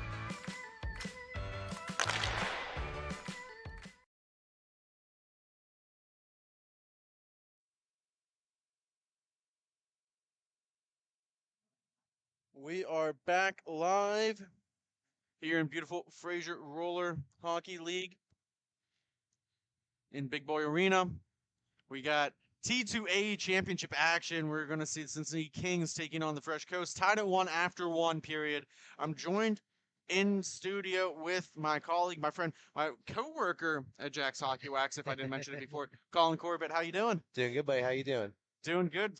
Calling essentially my first game of the day. It's been fun to watch Ben call a lot of the games and, just kind of come on as color commentary. So at least let me ask you this. What's your thoughts of the game so far today? Now we're in the championship games. It's kind of played out the way I thought it was going to play out with how these teams were playing yesterday and today. Kind of just a lot of it just rolled over for the most part, especially in T2. I feel. Yeah, I mean these teams, anyone can win on any given day, any given matchup. I think, and we're seeing it here. I mean, I talked about it before. Both these teams split the series. The Cincy Kings have only lost one game, and it was to the Fresh Coast. Yeah. Yep. That's it. I mean, it's like you just said. I mean, the competitive level in T2 is just so high. I mean, everybody's a good player. Okada carrying it down, drops it off for Grow. He's in the corner, gives it back to Okada. Backhand saucer feed to the top of the point with Weiss. He feeds it down low to Grow. He's trying to get a shot off. He does. Goes into the corner. Reaching after it is Vandenberg. He's going to carry it up with the Fresh Coast. And saucer feed. And it didn't get through. Good stick defense there by Weiss. And then Harden will cover up. That was a good sequence there. And Colin, if many people don't know you, you're one of our podcast hosts too with Ben Stock. Talk about that experience running it kind of for the first time here in your process and what you've enjoyed, or I'm not going to ask you what you disliked, but what you've enjoyed. I mean, I'll tell you what I dislike. Editing is not the funnest thing. It's kind of like a puzzle. It's kind of nice sometimes, but I think my favorite part of just doing the podcast is we're talking hockey, and every single one of us in our group, well, that's all we do all day, right? So it's pretty fun to do it, film it, and then have people respond and enjoy listening to us talk about MIHA action all the time, man. What an excellent feed off the post. Wow. Reaching for his heart, and he didn't want anything for it. He won. He was in desperation mode trying to get that. And even then, the whistle was kind of his saving grace because that puck was still loose. Yeah, it was. And it was pride-free for a brief second there, but an excellent pass and scoring opportunity there for Graham. And that could have got the Fresh Coast a 2-1 advantage here in a game like this in T2. Every goal counts, and maybe it's more so than T3 and T4. Talk about that, difference between each level and what you maybe appreciate, Colin, watching these games. Well, I don't believe you have a goal cap in T2 anymore, so you've taken that out of it already. And I don't know. I just think like the biggest difference. I mean, like, everybody has different calibers and levels of play styles and whatnot. And when you're watching T2, it's just so fast compared to some of the other levels. But I don't know. It's just crazy to see the difference in how these teams roll their lines, and they're just so on it. It's crazy. Speaking of rolling lines, both teams going for full changes. The Cincy Kings only have 2 subs, so it's the best of their ability. They got 2 fresh players out there. Got a face-off down in the Fresh Coast zone. One back by the Kings, and Fisher will retrieve it. Now back skating his own zone. I mean, Cincy might have only have 2 subs this week, but it hasn't really hurt them all that much in the first game of their day. Yeah, they looked pretty dominant in that earlier win, and at least if you're the Fresh Coast, I mean, you have to take away that you're the only team that has beaten this team so far. Yeah, you have to. You just have to. You can't sleep on that. Works across to Fisher. He's going to stick handle through the neutral zone. Comes up on the blue line, drops it down low. Tough angle shot. Kisses off the glass. Goes around. Over skating was Fisher, now to be played by Sandberg for the Fresh Coast. Carried in. Maybe they're trying for a 3-out-2. Pigs an odd bounce in front, and it gets cleared away. Ooh, that was. Thank you, I guess. That's what's it, Colin. If you haven't checked out the podcast, it's on our YouTube page. Make sure you check them out. Ben and Colin do an excellent job covering MIHA action, not just MIHA, all leagues. Could be the ECRHA, could be NHL. But Colin, you're a goalie too, so I mean, in a moment like that, how scary is it to see the puck just bounce off over? It is horrible. It is horrible. It is one of the worst things because what do you do in that situation? You got to worry about diving too far out. Good save. Speaking of good, nice thing a goalie did, right? He has had an excellent outing. But to answer your question real quick, yeah, it's terrifying. It's just right there in front of you, and there's nothing you can do. Coming up on the 8:40 marker here of the second period. Face-off beat to the right of Robinson in the offensive zone for the Cincy Kings. Obviously, the period of the long changes doesn't matter as much here in inline compared to maybe ice hockey, but still a factor. And Colin, you've, let's say, not had a horrific injury, but you had an injury to your shoulder and you've gotten back into playing. What's that experience kind of been like? And maybe for those at home watching that are, trying to recover, what's that process? The first rule that I always ignored, and Sean, you can attest to this, is don't rush it. You know me, I rushed it and everything. Just do the process. It's one of the most important things you can do. Build that strength, and then you know what? You usually come back an even better player, and maybe even learn some new tricks from friends helping out and coaching you back up, Offensive zone time here for Cincy Kings. And yeah, I mean, since I've seen you come back, you've looked like, I don't want to say night and day, but you've looked like you've vastly improved. So, I mean, not saying it was something that you wanted to happen, but a blessing in disguise. Well, the blessing in disguise are roller flies. Let's hope too. That's the blessing in disguise. Who got you those roller flies? All you wonderful friends of mine. I don't know where I was gonna go with that. Shot on the Harden. It's gonna be covered up for a face-off draw.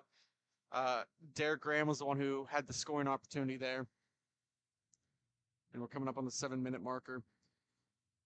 Now, we try to take care of you, but we have Jake Jasinski, if you're not familiar. He's the CEO, acting president of Grove City Hockey. So he's beside us. He's taking down some notes, maybe probably judging us on how we're calling this game, right? Yeah, it's going to be in our yearly review, I'm sure. Face off to the left, and we're glad to have you here tuned in with us today. Obviously, a snowy Saturday or Sunday in Detroit. Maybe not the best conditions, and hopefully everyone drives home safe. And if you're watching already from home, just probably stay inside for the best of it. Stay tuned with us as carrying it down, a wraparound opportunity, then a slap shot by Fisher. What a blistering shot to beat Robinson. I think they're looking, I don't know what they're looking for here. They're trying to contest it. I didn't see anything really wrong with that goal, though. I didn't see anything either. The only thing, maybe goalie interference is the only thing. That's the first thought that normally comes. You don't have offside. You don't have ice. No. You don't have any of that here. So really, it's goaltender interference or a high stick. Yeah, maybe a high stick. I didn't see it, but I don't know. Maybe they saw something that. Oh wait. They called the goal off. Oh. So they saw something that we didn't hear, and we're at the very far end. If you're not from our broadcast booth, we're all the way down at the other end with Harden here, the netminder for the Kings. So we are looking all the way down. We have the worst angle there. If that happened in front of us, I think we would. We would have caught it easy. I wish we knew why they were calling it off. I can shoot a text message to somebody and see if I can figure it out. Well, maybe we'll have to ask him after the game. I know one thing we're gonna try to work on here for a future broadcast is actually having the refs mic'd up so they can make the calls live so we can hear it.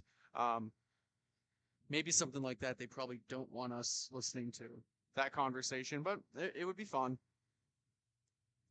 Okay, to stick handling right-handed shot. He gets poked away on the near wall through the neutral zone. Coming through is the Fresh Coast. Stick handle shot deflected by Weiss into the netting and out of play with 5:42 remaining in the second.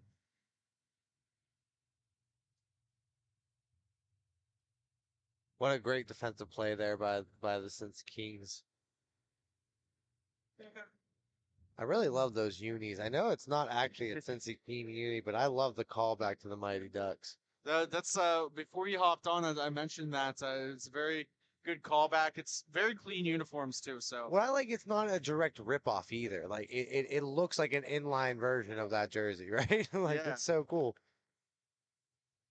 And at least for me, calling the games, jerseys like that where you can easily see the numbers and names with a good font is nice. And backhand opportunity. I'm surprised they didn't call. There was a little bit of a hook on there, but didn't impede the movement too much though. So I kind of get why it wasn't called. Stick was a little bit in the chest of Josh Ward, who had that opportunity. Now trying to give it across Fisher with the defensive play. And he's going to try and get it through. He does. Looking for some reinforcements. 2-on-3 essentially for the Fresh Coast. And that touches the netting and goes out of play too. Coming up after this game, we got 3 more, or 2 more actually. And man, it's been a long day. It's been a long day, yeah. But we got 2 more games, and they are the T4 division, so that should be exciting. That should be a good game to look out for. We'll see the Buffalo Fusion take on the Detroit Revolution, and that goes in. It went off the post, bounced off him, and trickled right back into the net. So the puck doesn't lie here. They got their second goal. There's the second one, second tally. Cincy Kings will take their first lead of this contest. It was 1-0 Fresh Coast. Now 2 consecutive goals for the Kings put them in favor of capturing this championship. And I'll just ask you for some previews, essentially, because we got the 2 teams I was leaning into. You got the Buffalo Fusion taking on the hometown Detroit Revolution.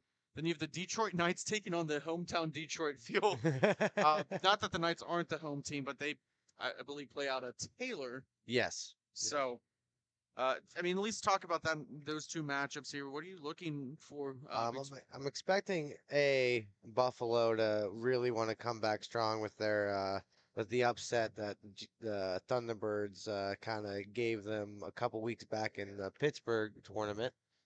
Definitely expect them to come out hot, ready to go, not wanting to lose another championship. And when it comes to the Detroit teams, that game can go either way. I can't even have a confident guess, to be honest, the way those teams have been playing today.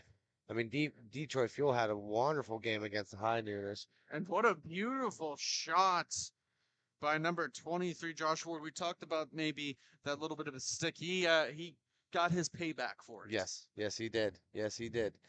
And that's it. I mean, that's one of my favorite sayings in hockey is the puck don't lie. And just a quick bounce off that back netting of the goal, shot right from the slot. And now looking for another one, over skated. Grove's going to play it back for Weiss. A little bit of miscommunication. It looks like the Kings slightly panicking in their own zone, but they come back strong, and the championship teams do that. They settle down real quick. Oh, yeah, for sure. I mean, there's a reason why these teams are here, and there's the reason why we're going to see a really, really, really exciting game. Drop off the Weiss, looking for a redirect. Battle in front by Telford. Now comes all the way back to Grow at the blue line. Gonna settle down. And we're coming up on the final minute here. 1:35 remaining here in the second period. We're tied at 2. Man, we're in for an exciting finish. A little touch pass in between his legs, going the opposite direction now. It's Sandberg. Sandberg shoots and scores. What a shot from number 4, Josh Sandberg. He rips the biscuit. And it's going to be 3-2. The Fresh Coast have regained their early lead. Yeah, they did. And I'm not surprised. I mean, again, we can talk about both teams' possession, but the Fresh Coast has been kind of doing this all day. Really playing smart hockey. Sipperly works it across to D'Angelo, and now stuck in their own zone, trying to get it out, trying to force the issue. Okada drops it down low for Fisher. He's getting a little bit of a hug and tug. Okada finds it, takes an awkward shot. That comes right up to the faceoff dot. Now maybe a 2-on-1 looking backdoor, and Okada couldn't stuff it home. Players crashing down below. 30 seconds to go in the first or second period. Carrying it in, tough angle shot. Puck still loose. It's on this near wall corner. Taking a couple swats at it. The Fresh Coasts are buzzing, and Okada's going to take it out of danger and take it into the offensive zone. Backhand pass. Now laying down, and that gets blocked. And that will do it for the second period. We end on a strong note. The Fresh Coast up 3-2 over the Kings. And when we come back, we'll see possibly the final period in this championship. Possibly. We do real quick. It was goaltender interference. That's why that was. Thank you, Josh Pasco. If I'm saying your name wrong, I apologize. Pasco. Pasco? I was close. You got to get it right. I know he's one of our biggest supporters. Thank you for watching and helping us clear that up too, my guy. Well, we'll be right back. We'll take a quick break. Thank you for watching Grove City Hockey.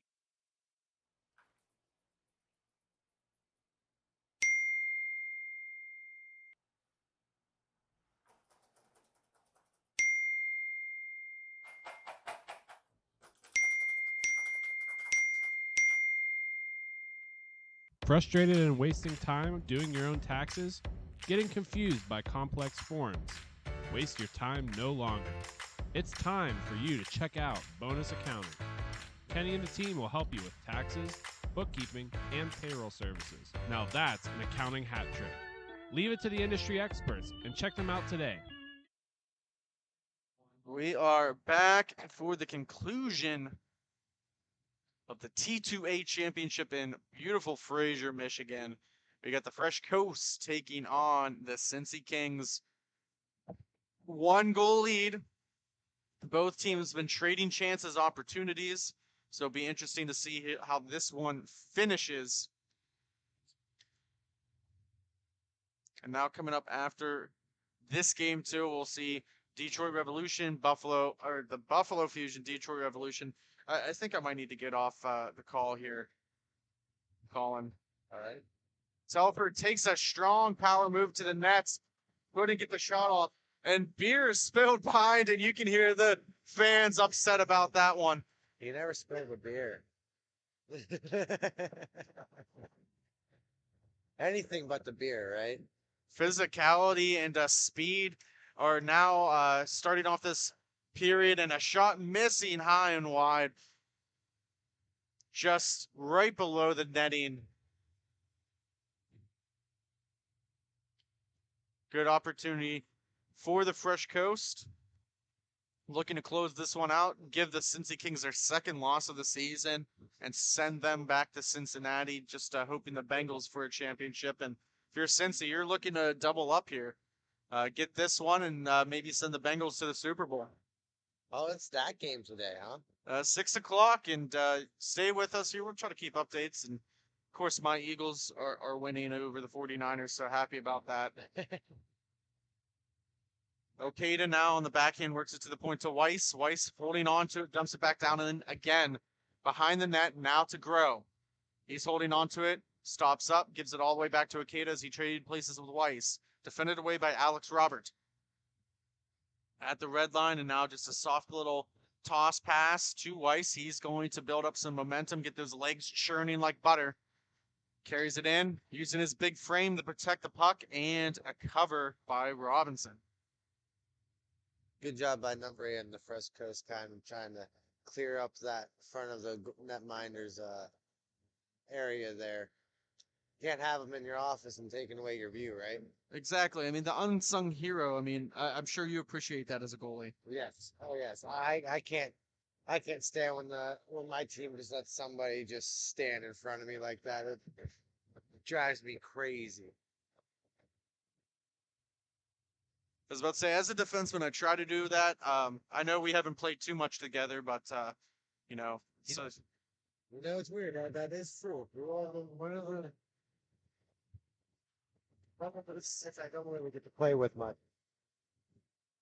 And more food falling down in front of us. Play slowing all the way down into the Kings zone. Backhand off the wall. Telford corrals the puck. Trying to get into the offensive zone. He gets it to Grow. Grow lets one fly, and Robinson with the save.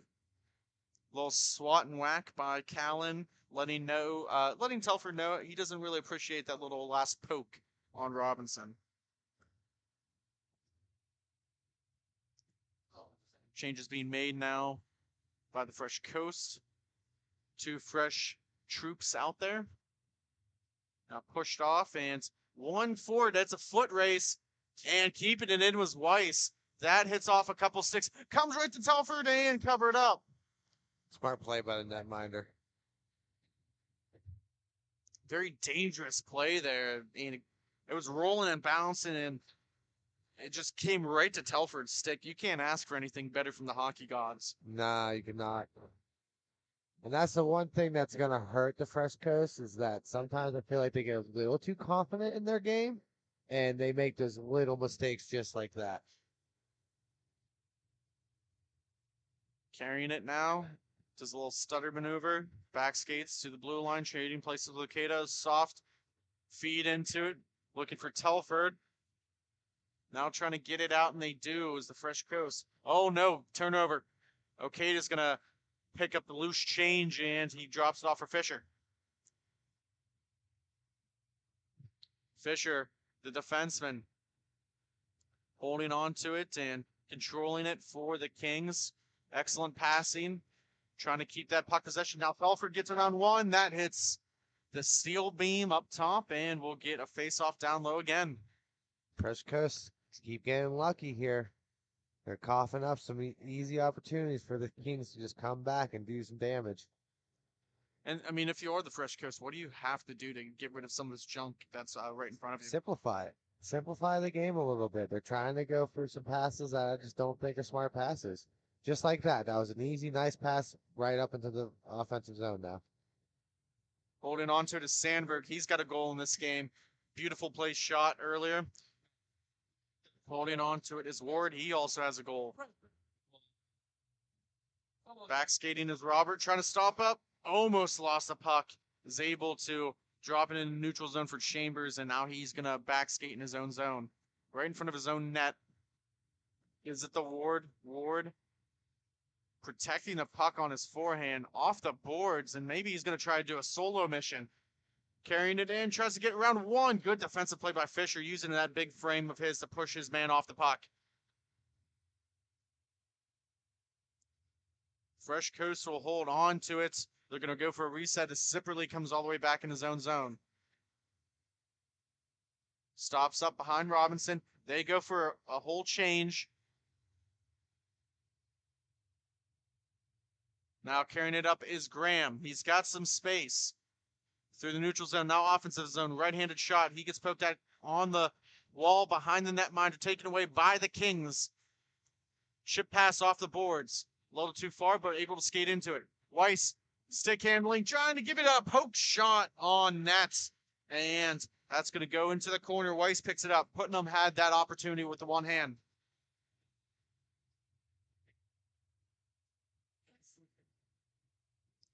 Carrying it up now is Ward.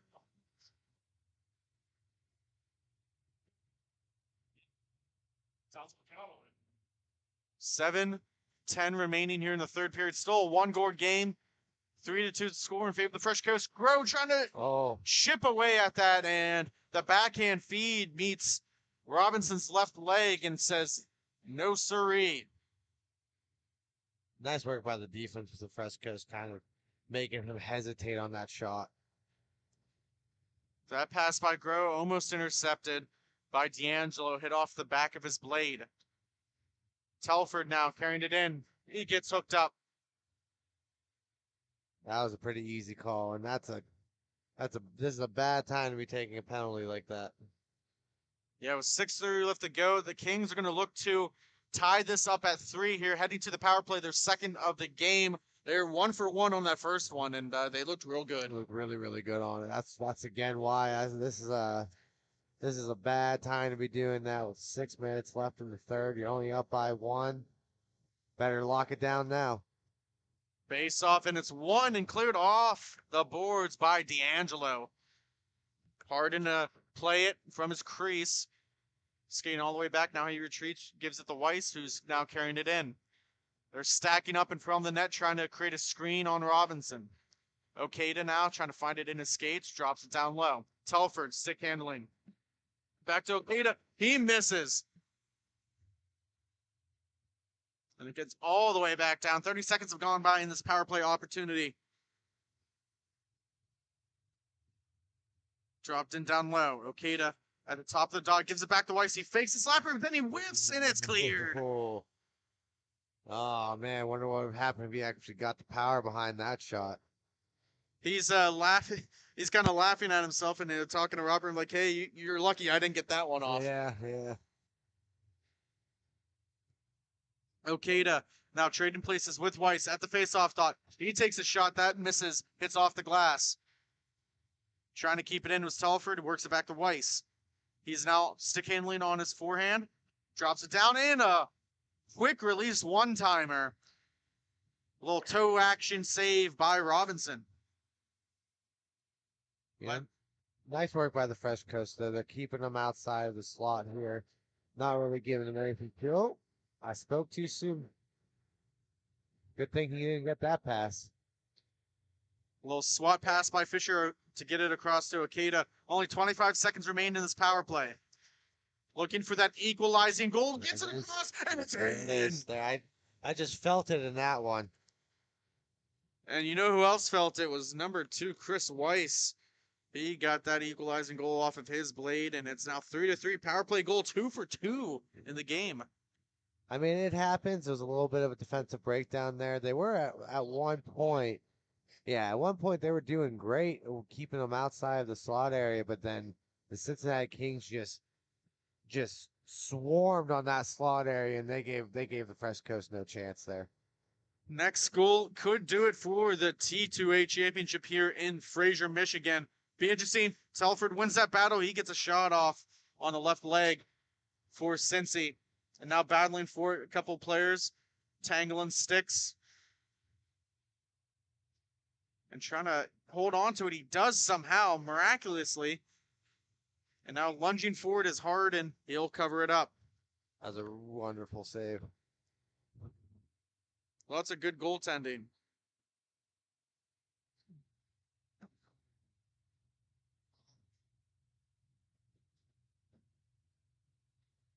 Face out to the left of the Cincy Kings goaltender.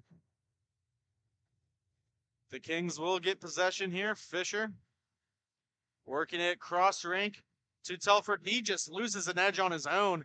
Unfortunate, now poked away. Holding on to it is Putnam.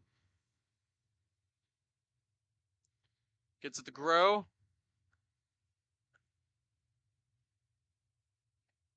Now stretch pass up to Putnam. Trying to look for Telford, who's streaking. He's going to have to curl back. Now defensively being played off there. Using the body with Grow. Grow takes a shot. Nice save. What a glove hand. I mean, what?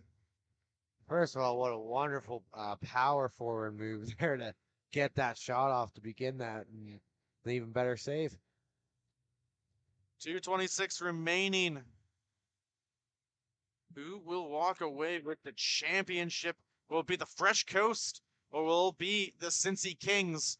And a 3-on-2 breaks out for the Fresh Coast. Got a shot off, but blocked down in front. Possession will stay with the Fresh Coast. Works it across.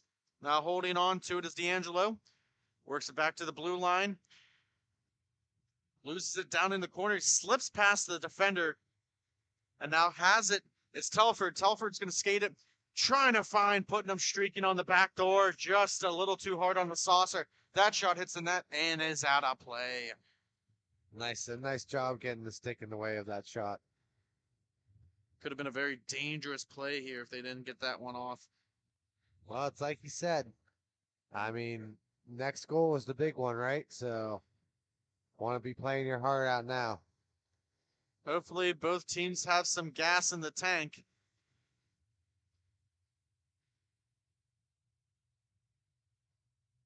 Tom Ward keeping the face-up circle honest here.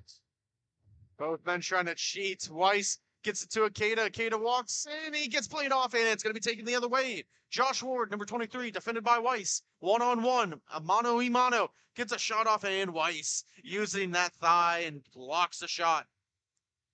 He has it going the other way. Telford decides to shoot. He scores! Oh, wow. With the celly.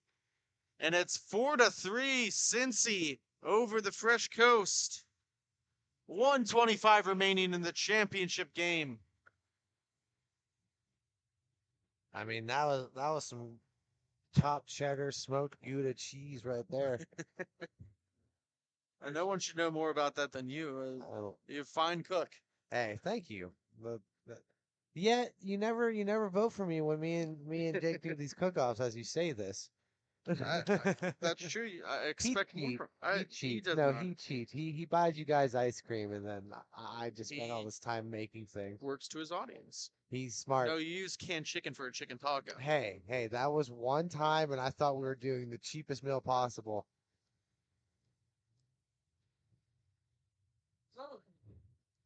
So we got a timeout here. Don't know if they just put a timeout clock on, as the time's running down here. I assume that's the case. Haven't seen much of that. Usually they just pause it and kind of keep that in the back of their head. Yeah. But I mean, this is it for the Fresh Coast. They better find it in them and get down there. Like you said, only 125 left in the game. I expect a goalie pull if they can get possession down the offensive zone.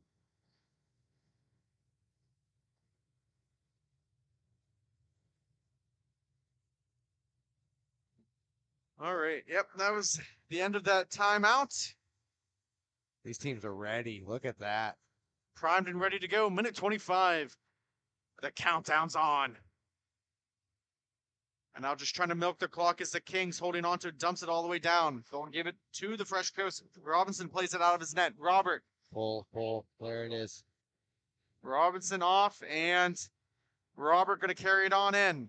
At the blue line, gives it across. Overseeing his options is Ward. Gives it to Sipperly, back to Robert, puck rolling on edge. Right in front of the Cincy bench on the far wall.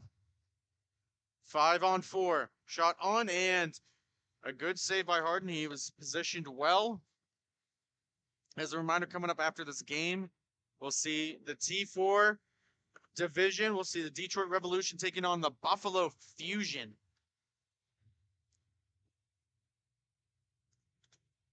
Face off down. Won by the Kings. They cleared down, and it's a foot race for it. And it's going to go in off the boards. Man. That's an unfortunate dagger in the heart.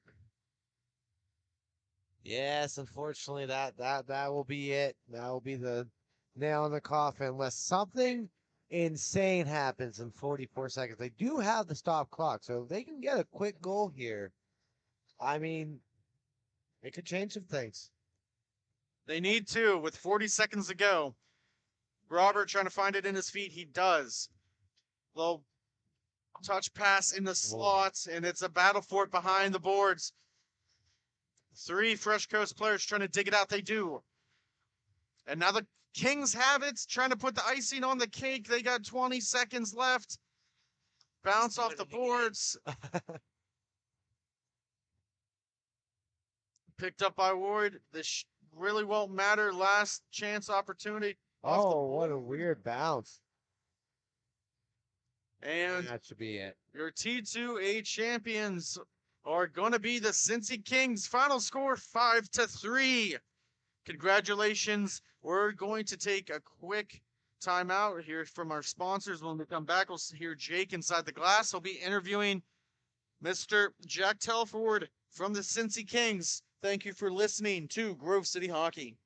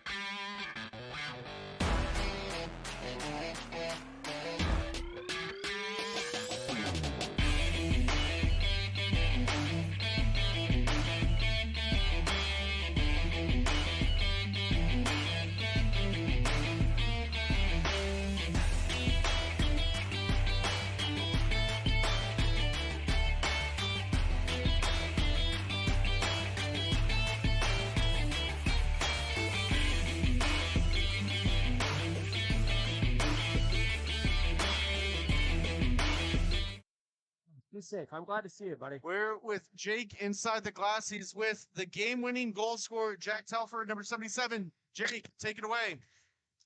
Thanks, Sean. I'm here with Jack. Jack, great game-winning goal. Tell me a little bit about that game and how you guys fought through the physicality of it. Physicality wasn't such a big deal. It was about spatial and timing plays. I think our forecheck was on point for the most part. We got out of sorts starting in the second, but we were able to click ourselves into the third, and our breakout passes came together up the floor. Our 3-on-2 plays were great. Our cycling down in the offensive zone was on point, and hitting our fourth man into the zone after cycling low kept on giving us control, and control over time produces goals, just like we saw at the end of our game. You guys were close back and forth all game. Do you guys change anything in that third period to give you guys the edge, or did you just play your game, same stuff as normal? We cleared our game, basically. We don't want to stray from it far because we know that our 1-1-2 is so hard to defend and to attack against that we're always able to move pressure on the puck. And it started the third, we all calmed down and said that we belong here, and this is our game, and we proved it to them, not just once, but twice. I'm going to let you go here, but before I let you go, one last question for you. What do you guys need to fix in your game, if anything, for the next time you play? The rare drink run. Relax. All right, thanks, Jack. Sean, we're going to send it back to you for some more T2. Actually, this is going to be the T4 action. I'll send it back to you, Sean. Thank you very much, Jake. We'll be right back. Take a quick commercial break, and we'll see the Detroit Revolution Buffalo Fusion.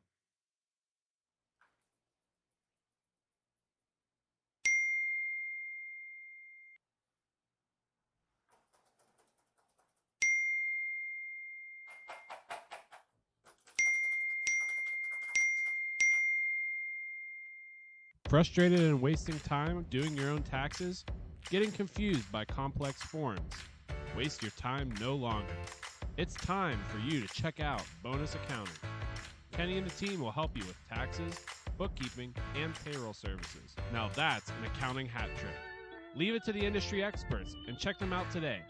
Use promo code Grove City Hockey for a sweet discount and also to receive exclusive GCH merch.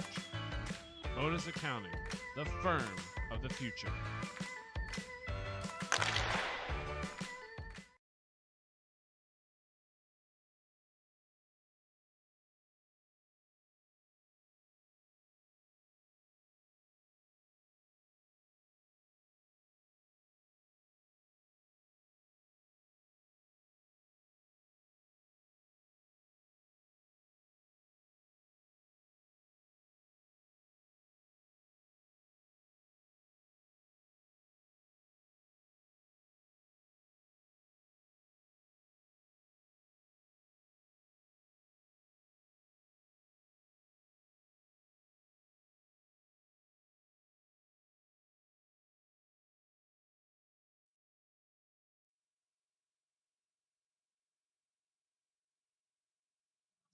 We are back live for the T4B Championship between the Detroit Revolution and the Buffalo Fusion.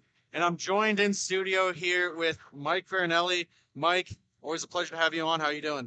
Doing good. It's great to see you again. I'm looking forward to the T4B Championship at MIHA at Fraser Roller Hockey today. I'm just going to let you know I have the most ultimate respect, too, for your beer choice as well. So I appreciate a good Yingling from Pottstown, PA. So, well, fair enough. It certainly isn't here. But we're looking forward to the game today. Buffalo Fusion and Detroit Revolution. Back in the day, big-time rivalry. That was something where when these two teams got together, it was a heck of a game between the two. But Revolution going to start off right out the gate going against Buffalo Fusion. Easton Borso, actually a member of the Taylor Sportsplex, playing for the Buffalo Fusion this weekend. So it should look to be a great game today. And you have Kyle Yassian, too, as well. I see him out there, number 53.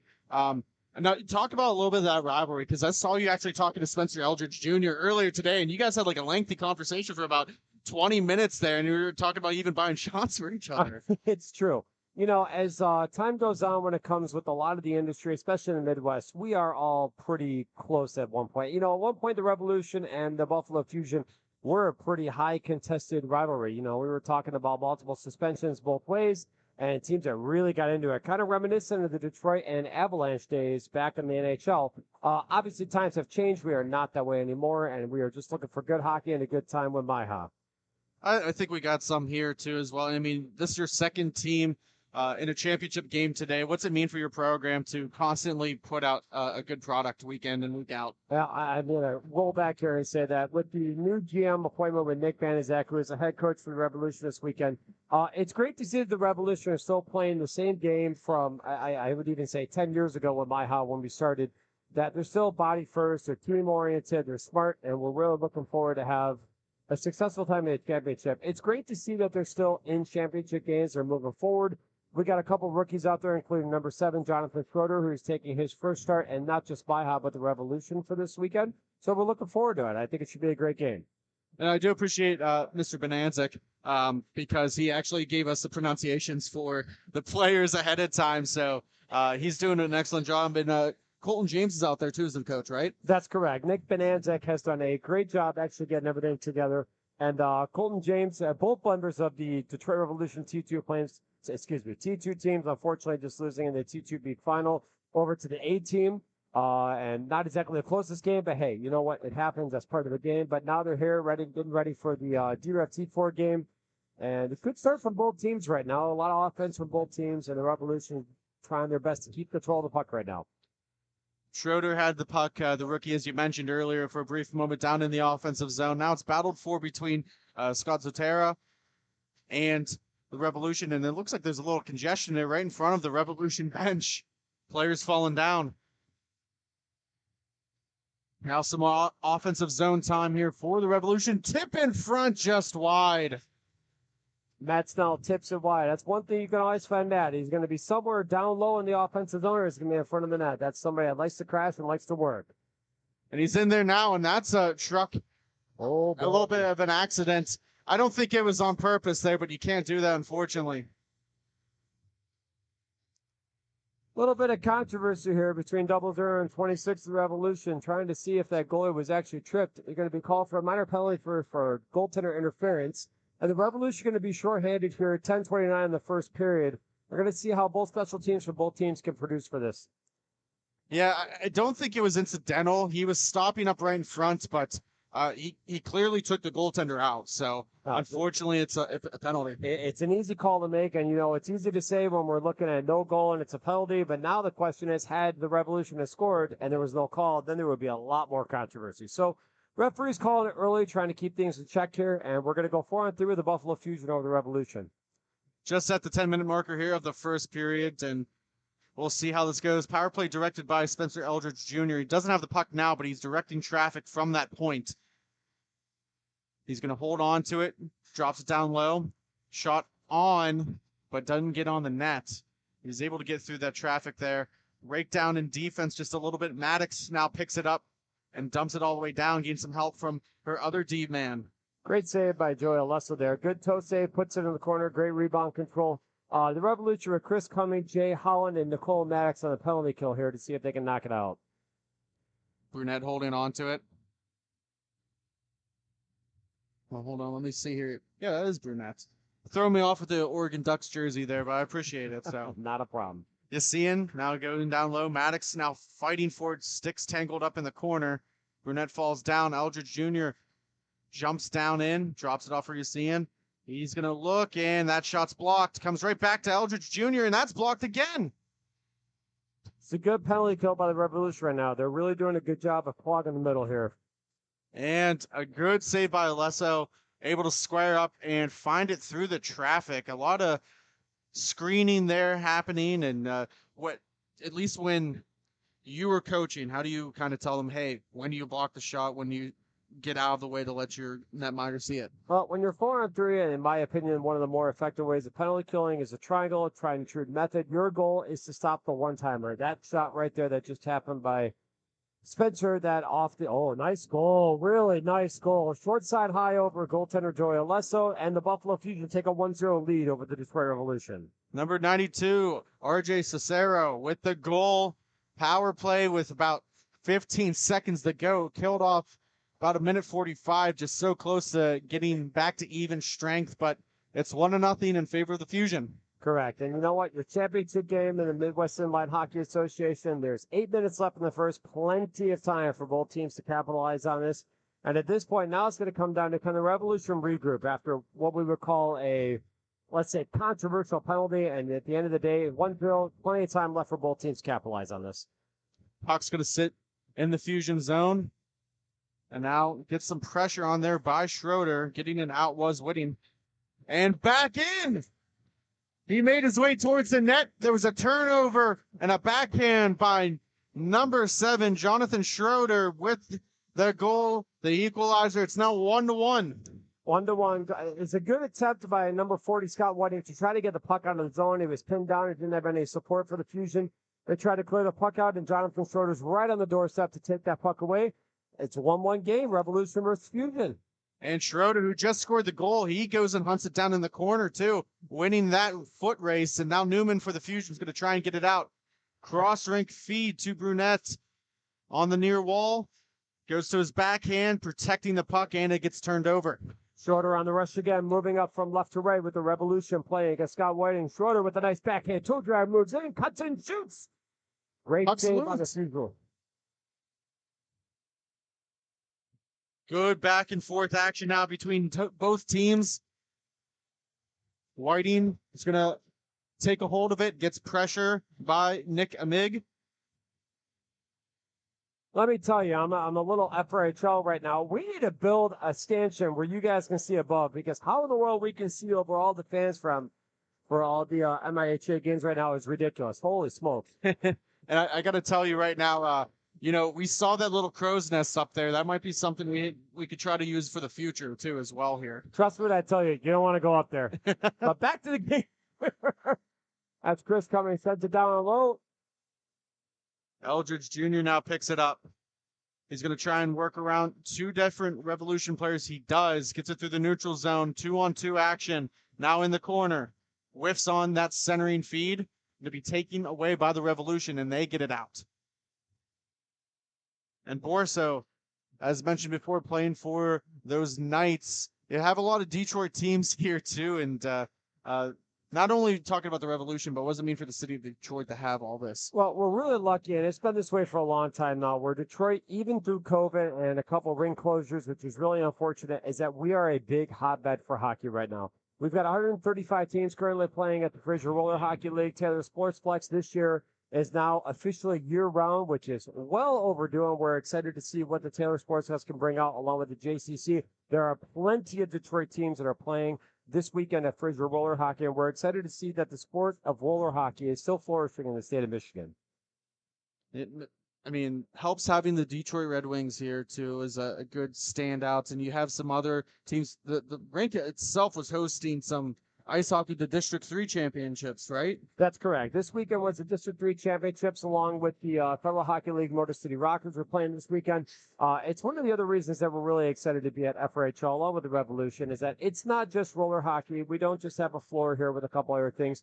We are a hockey hotbed. We believe in any form of roller hockey or ice hockey or even deck hockey, which is something that we've discussed for a little while now.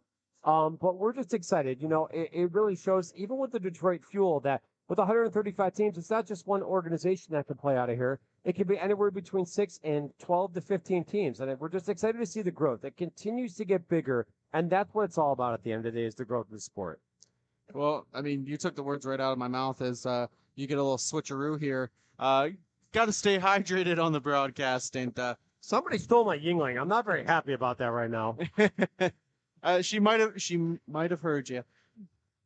So possession will stay with the Revolution here in the offensive zone, trying to get around 1 and couldn't complete that was Steve Snell. Going the other way is Cicero on his forehand, looking for a redirect for Yassian, and we have a couple of players fall down. Alesso trying to find it. He can't. It's in the corner.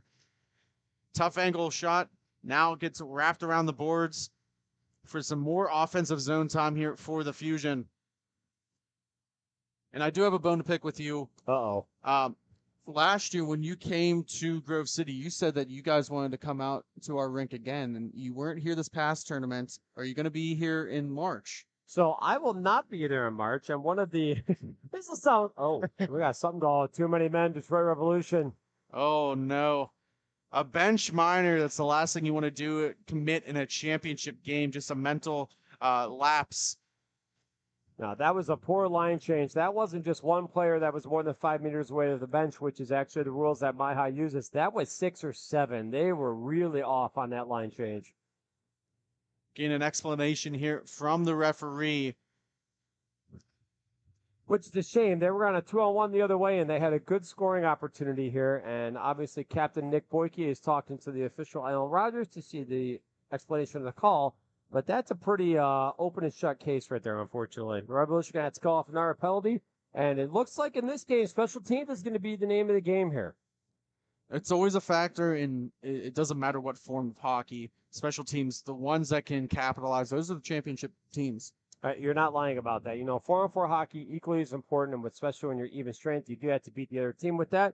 But special teams really does denote an important part of momentum, not just getting the goal, not just getting the lead, but also defending the lead. There's nothing more, and if anybody is watching this broadcast that plays hockey, there's nothing more aggravating than when you have 80% of the time of attack, you have more shots, you have more opportunities, but the red-hot goalie is just all over you, and it makes you act differently. It makes teams act differently. So special teams are going to be a key component of how this is going. And we're about 20 seconds here into the power play opportunities. A minute 30 remaining here in the first period. We're tied at 1, and you mentioned the goaltenders, too, that they have to be your biggest penalty killer. Nolesso and Snyder are 2 excellent goaltenders. Absolutely. This is going to be a goalie show. There's no doubt about it, and I do believe that special teams, the next goal here is going to be big. You've got a minute left in the first, so plenty of time for both teams to gain momentum and gain the lead and or defend the lead. But the truth is the next goal is going to be really the determining point of how this game goes out. Newman, Eldridge, Zotera, Brunette out for the power play. Maddox goes off for the penalty kill. We got a fresh player in the dot. Tied up was a Mig, and it's going to go the opposite direction. Yep. Once again, Revolution top defensive line is going to be Jay Holland, Chris Cumming, and they're going to try to hold off for another 52 seconds, get out of the first period, and go back even straight to 1-1 against Fusion. And only just a couple seconds off here. There's 35 on the clock and about 44 left in the power play. So if they don't capitalize, they only will have to kill off about 9 seconds to start the second period. A big block and now a clear all the way back down into the Fusion zone. Snyder's going to come out a little bit to stop the puck for Eldridge Jr. 15 seconds left. See if the Buffalo Fusion can muster up here on a 4-on-3. Eldridge Jr. directing traffic. Looking, no one in front of the net. Trying to get someone there. 6 seconds left on his backhand. He's going to wind up, and that gets blocked in front into the corner, and that should do it for the first period. After 1, we're tied at 1 between the Buffalo Fusion and the Detroit Revolution. When we come back, we'll see period number 2. Thank you for watching Grove City Hockey. We'll be right back. Hi, my name's Tyler Warner with the Grove City Thunderbirds. Thank you for watching Grove City Hockey. Everyone has their own unique pre-game preparation, and most of them are pretty different, but there's one thing in common, and that's Jack's Hockey Wax. Get this locally produced wax that isn't shipped from across seas, but made here right in the U.S. The best smelling, best feeling, and best performing hockey wax on the market. Oh yeah, and I almost forgot to mention, they sell tape too. Visit them at jackshockeywax.com to get your order today. If it isn't from Jack, put it back. This copyrighted telecast is presented by Grove City Hockey. It may not be reproduced, retransmitted in any form without the expressed written consent of Grove City Hockey, LLC. We thank you for your understanding and hope to continue to enjoy this complimentary broadcast. To purchase footage, email Grove City Hockey, LLC. We are back live. I'm here with Mike Farinelli in the studio, who is one of the big factors here in Fraser, obviously, when it comes to hockey, and very glad to have you on the broadcast with us. Yeah, giving me all the inside knowledge here of the Revolution. So, we're not going to give away the trade secrets, that's for sure. But that being said, we got the Revolution versus the Fusion. You still got a 4-on-3 power play, actually. Well, somebody just left, and there's 8 seconds on the clock, and it's not moving. So, I'm going to assume it's even strength. Yeah, they forgot to start that power play clock here, but at least the player knew to hop out when the time was right. So we should be all set. 4-on-4 action. Holland holding on to the puck. Light forecheck by Cesaro. Can't stress enough, the next goal is going to be a big momentum change on whatever team can do it. And now Schroeder, you mentioned as a rookie. How did you find him as a talent? He's got the lone goal here for your Revolution. Indeed, he does. Jonathan Schroeder is somebody that plays at the Fraser Roller Hockey League. He's playing in 3 or 4 leagues per season. He's also one of the referees here. Somebody that really just wants to break into the inline hockey phase. Steve Snell is fighting off a forecheck here, and the Revolution going to move into the offensive zone. Borso swats at it, doesn't get far as Schroeder picks up the loose puck, and it's going to go the opposite direction. And that's a rookie move right there. Just instantly getting the puck behind the net and throwing it out front when not looking to see if anybody's there. The Fusion are going to get an offensive chance out of it. Play's going to be blown dead as Cesaro goes running into the net. He was left no real estate, essentially, as coming down was Holland trying to block it. Now, did everything he could offensively, especially off the turnover on the down low zone from the Fusion. And we're going to have a face-off down low. Revolution 4-on-4 still against Fusion. I do apologize. That was number 91, Nick Amig, who was sliding into the net. And now Eldridge Jr. takes a shot off the right leg of Alesso into the corner. Great shot. You could tell that Eldridge is definitely one of the veterans. He's been playing in MIHA for the Fusion for quite a few years now. A nice low shot off of the point, which is something that, you know, somebody's been playing for a while. Looking for the rebound, not looking for the 90-mile-an-hour slap shot, high glove side from the blue line. If you could shoot like that, that'd be nice. And he almost gloved it down. He was trying to play that with his hand, and it was right in front of his netminder Snyder. Cesaro now parries it in, takes a shot, puck's loose on Alesso. He finds it, gets some help from his defense core. Corey there, just slightly tucking it into his left leg. It's a great offense by the Buffalo Fusion here. This is definitely a two-way game here. You're not seeing either team really set up here. They're getting the puck. They're trying to go down and capitalize on a next goal. I feel like both teams are edging towards the lead. They're really, really interested in trying to get that first goal. And I don't know if you watched one of our broadcasts, the last MIHA broadcast 2 weeks, we held it in Grove City. The Fusion actually took on our Grove City Thunderbirds. And I don't want to brag, but we won the game. I think they're coming out here because they're a little upset because, I mean, they hold themselves to a very high standard. Buffalo has been around for a long, long time. I would argue even as long as, and I know I'm going way, way back here when it comes to Joe Dumars and Michigan hockey. You know, you could talk about Border Cats, you could talk about Home Care, CMD, all those. The Buffalo Wings have been around for a long time here, and that goes for a lot of their organization that's over there. We are two very long historied organizations that it's great. That's why even 10 years later, in a different league, and a different set of players, and a different set of leaders, that they are still playing hockey, which shows that the organizations, leagues, and the programs are doing their job, and people are still playing hockey, and that really is what it's all about.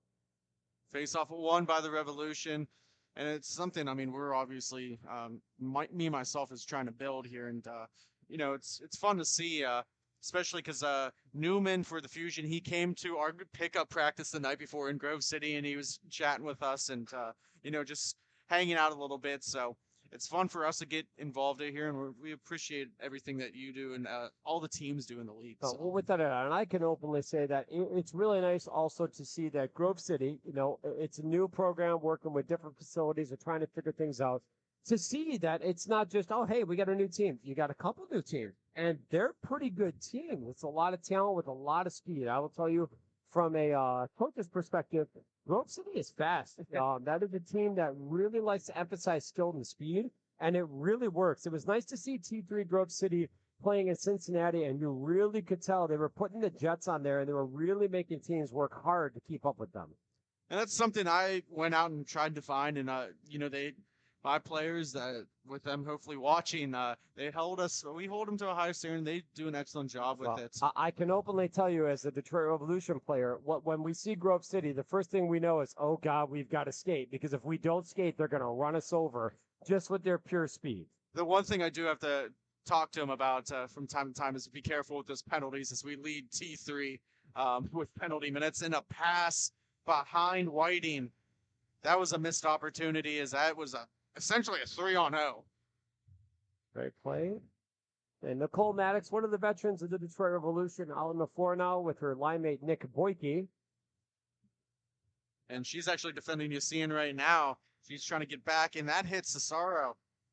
And another save there by Alesso. Is able to work post to post to find that. and trying to tuck it as you see it, and he does. I'm just going to say that the Buffalo Fusion are really testing Jody Alesso on the low side of it. You notice that all of their shots are on the ground. And for anybody that's watching or getting into inline hockey or looking for more, inline hockey is definitely different than ice hockey. Shooting low is always going to produce a better scoring opportunity unless you can score up high. Even if you don't get the goal, you're going to get a rebound opportunity, and hopefully you won't go wide of the net. Shooting low is definitely a more opportune way to get offense on the opposing net, and that's going to put the Fusion 2-1 over the Revolution. And now they're looking to get back into the offensive zone. Half slapper faked it. Another low shot. Puck just goes right past the faceoff. Thought maybe a miscommunication there between Boyke and Corey. Maddox with a backhand feed into the slot. That's defended by Borstone. He's going to work it out.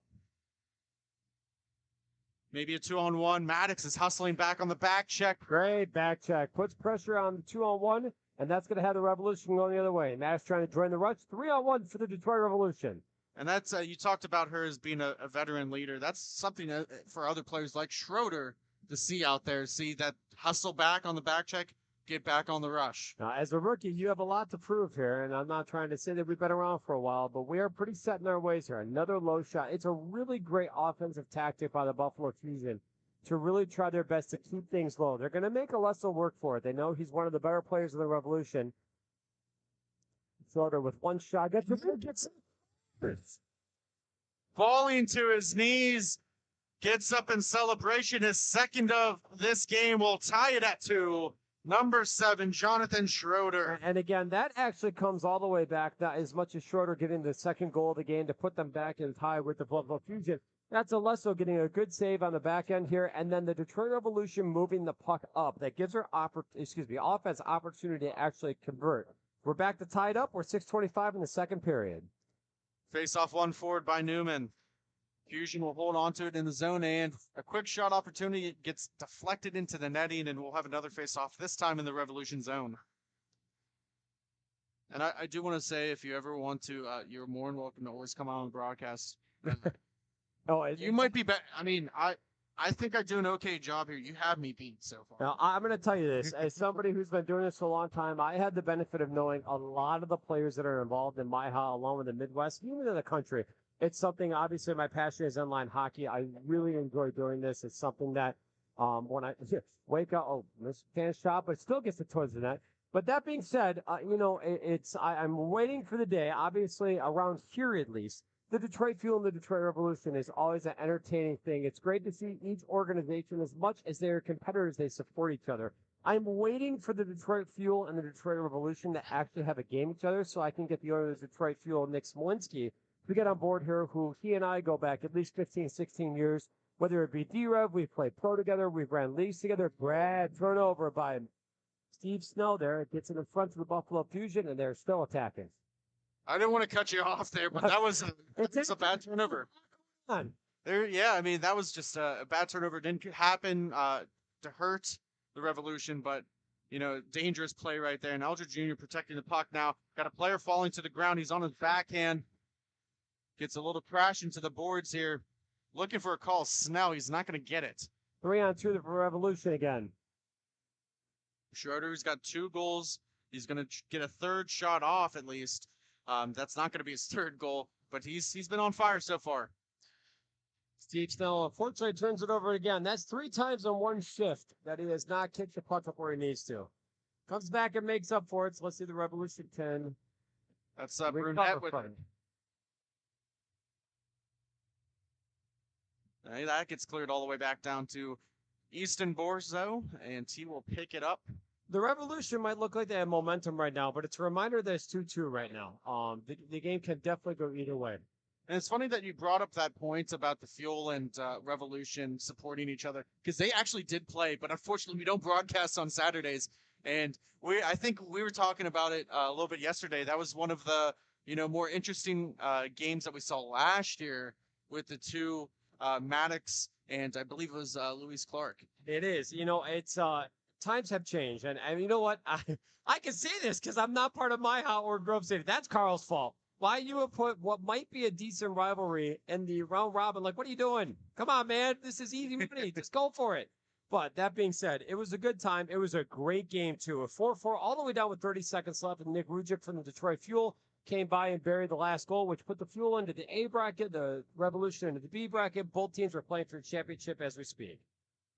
As the championships have been run by Detroit so far, having multiple teams. The next game after this, that T4A, is both between Detroit and Detroit. So it's a very strong showing here from the hometown teams, and Buffalo looking to interrupt that. A shot high, kissed off the glass, and now there's a little bit of a battle at the face-off. Thought Brunette was tangled up with Holland. Breakaway, Matt Snell. The back check coming, though. How fast can he be? Great job to fight that off.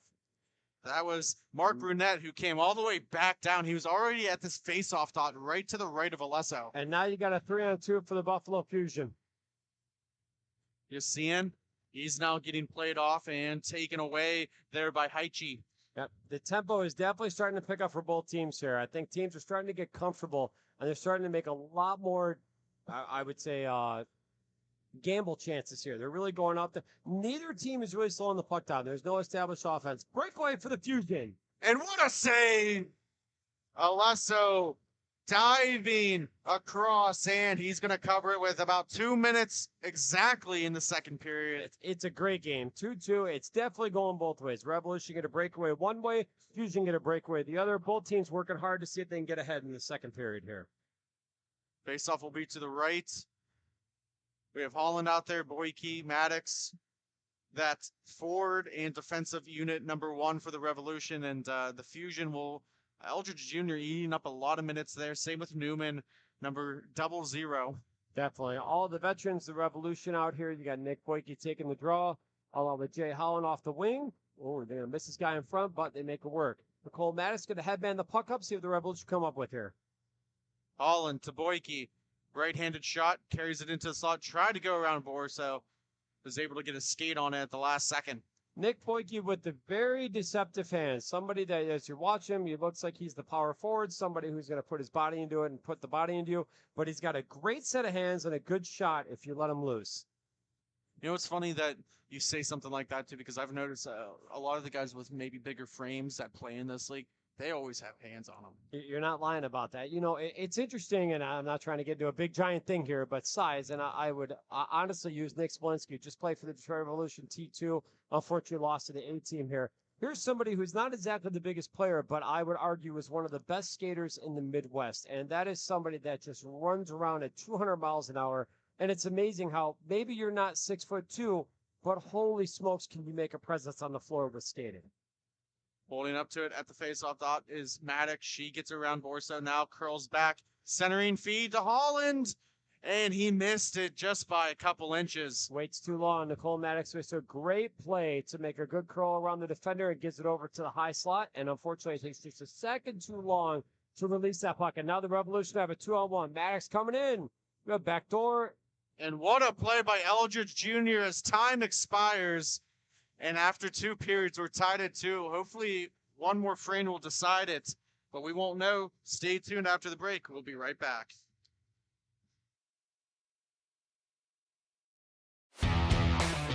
Black Biscuit is a hockey company that specializes in team uniforms and apparel and is based in St. Paul, Minnesota. We have been working with teams throughout Minnesota and all around the world. If your team or association is looking to update your uniforms, then let our all-star design team show you what we can do for you. Our slogan is made for misconduct because our uniforms can take a punch. From jerseys, socks, and shells to team apparel, there's almost nothing we can't do. If you can imagine it, we can design it. Visit our website, Black Biscuit Hockey, and check out our design vault for inspiration for your next uniform. Need a company that checks all the boxes? Outstanding design, quality product, great customer service, and timely delivery? Call us at 855-978-6888 to see what the Biscuit team can do for you.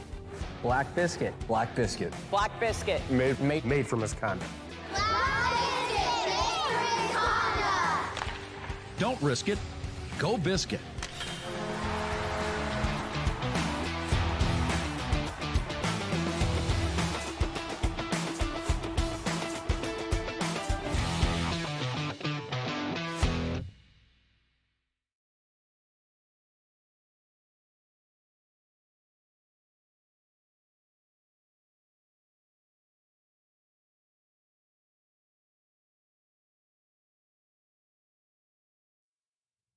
We're back for the third period. There's about 5 seconds underway here. I'm joined with Mike Farinelli here. We got the Detroit Revolution and the Buffalo Fusion, an old rivalry renewed in this one for the T4A champion T4A championship. T4B championship. And I will tell you, good back and forth between both teams. Oh, big shot!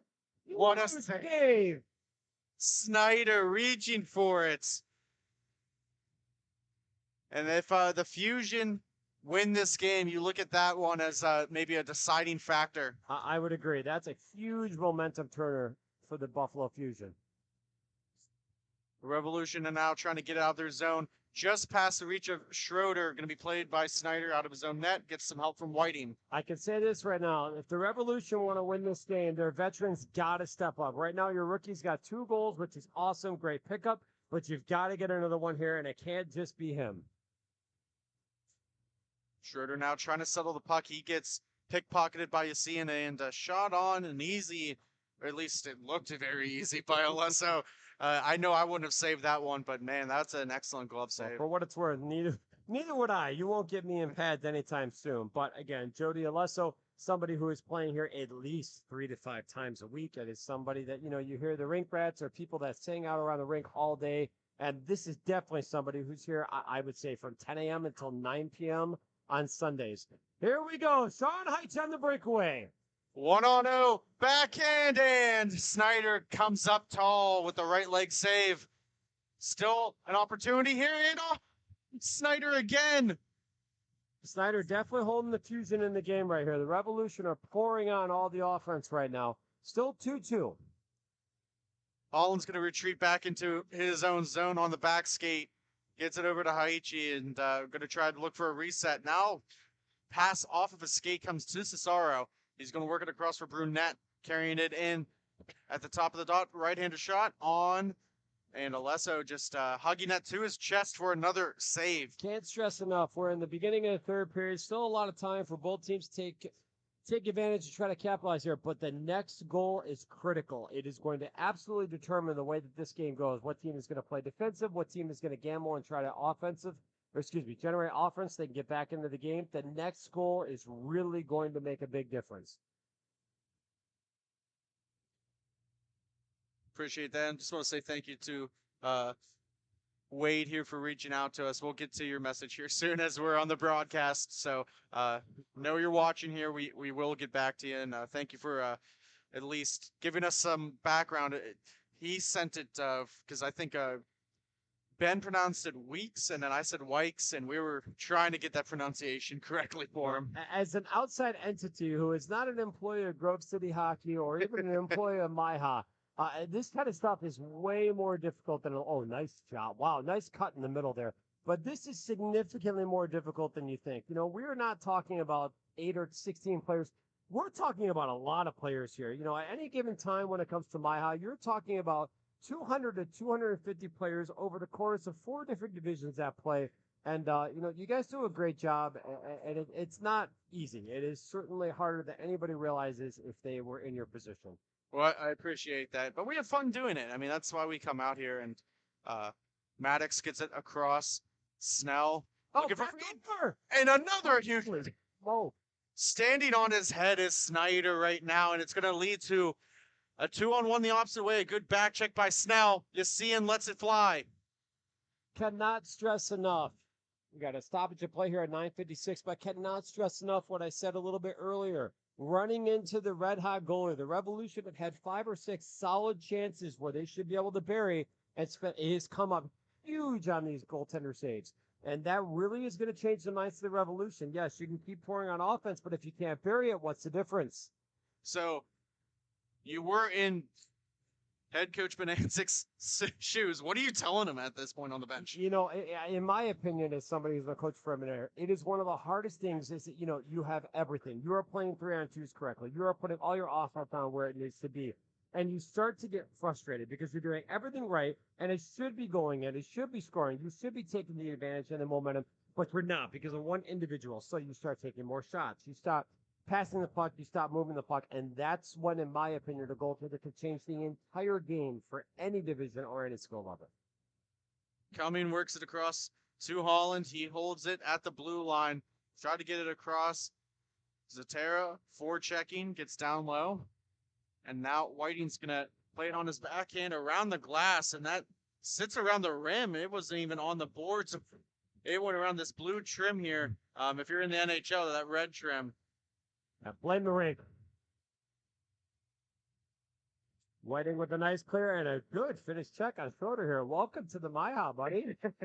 And then a shot that got deflected, came close, just missed that corner. And now Schroeder playing the physicality game here, this time on Newman. His line mate, Nick Emig, is showing him the ways of how tournament hockey works. And the truth is, this is the Buffalo Fusion. Buffalo has never, in the history of Buffalo, been a pushover. They are teams that like to work and like to battle you.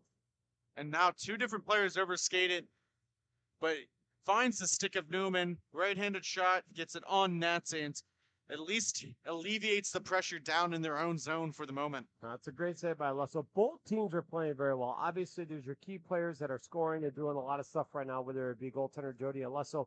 But it's actually a depth game here. You're seeing a lot of guys like Nicole Maddox, Nick Boyke, I would even say in the defensive core of the Detroit Revolution, Bill Corey, Steve Snell, who are making critical plays to allow their forwards and other teammates to make these plays. It really comes down to the next goal. I'm curious. You know, I got asked a lot of questions last time I was on here.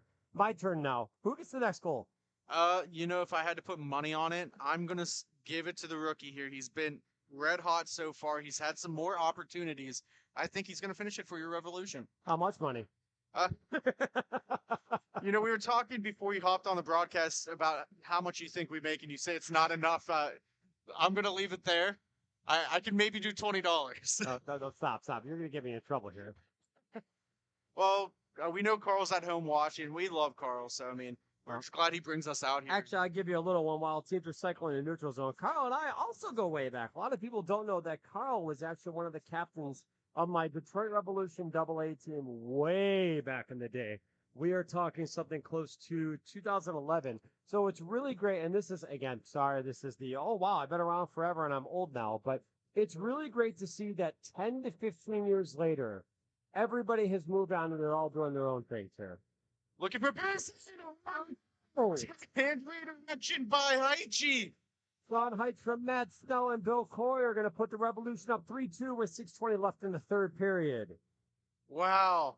That was a beautiful play, and not much Snyder could do. He stood on his head for the last 9 minutes, and that one is able to just get by him. A very slow redirection in front, but one hand on the stick, Haichi put back in the net. True. The game's definitely not over, though. Again, the Fusion, always a hard-working team and a hard-working organization. Trust me, 6 minutes left. This is definitely not done yet. Maddox has it, trying to continue the onslaught. It does come on Snyder. He's able to control the rebound and swat it away with the stick for Yassian.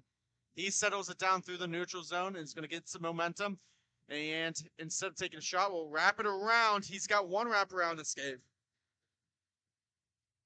And I know I always ask you questions without giving away Carl's age. If you haven't checked out the Facebook post he put on there from him like a while ago with the blonde hair, what was the thinking behind that? Were you part of that? Did you tell him? I was not part of it, but I'm certainly not going to judge him. I remember my days back when I was in the playing days and doing not just, running Detroit Revolution, but playing Detroit Revolution along with a couple other teams, but make no mistake. Everybody was different when we were younger, and we're going to leave it at that.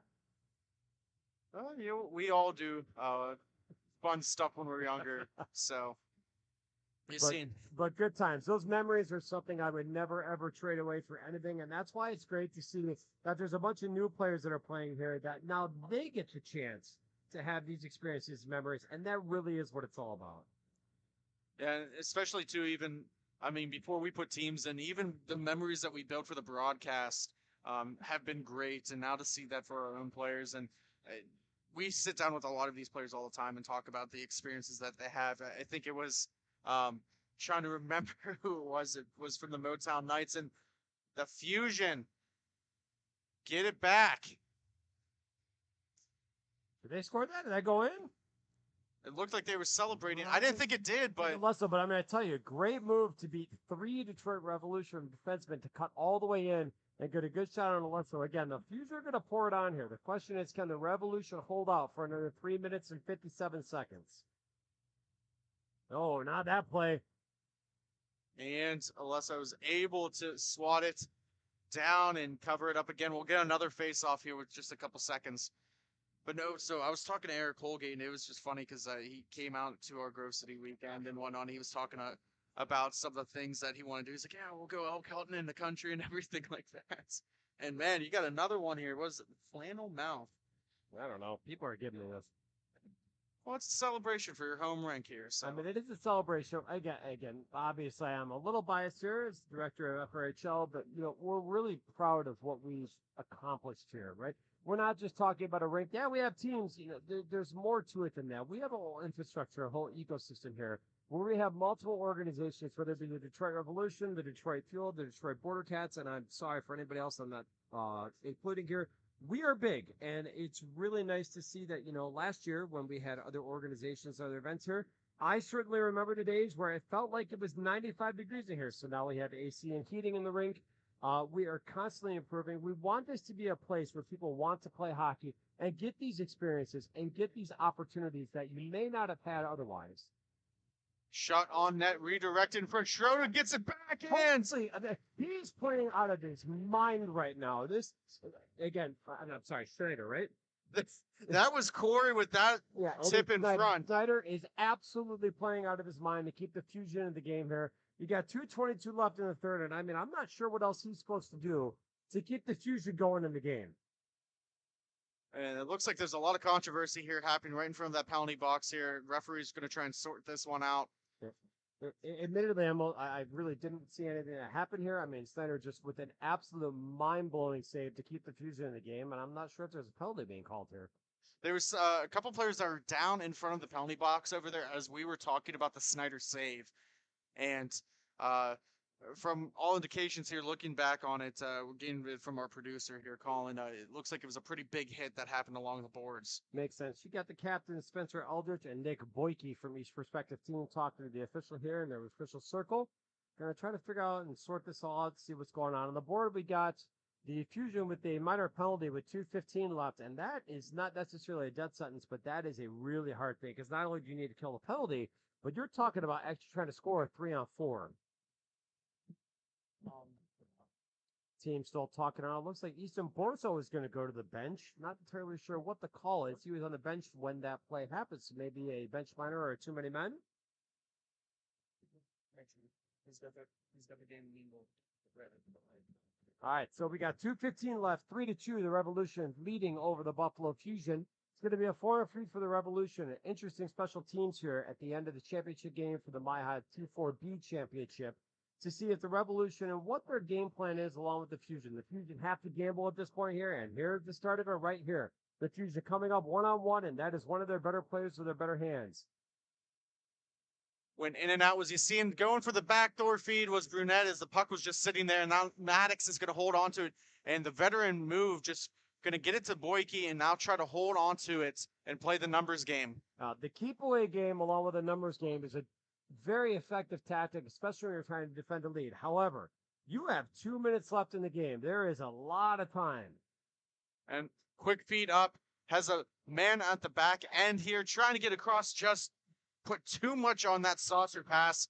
Having Matt Snell on the back door is, want to make that correction because there's 2 Snells on your Revolution team. So that there is. They've been around for a long time now. A pair of brothers that if you would know, because if you ever talk to them, they'd be screaming at each other all day, every day.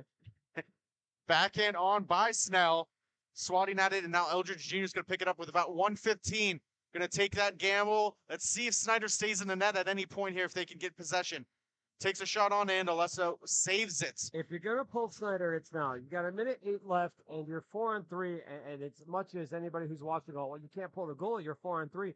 You have to score a goal in the next 1:08 here. You have to gamble. And at some point, he's got to come. And you can see the coach of the Buffalo Fusion is signaling over to him right now.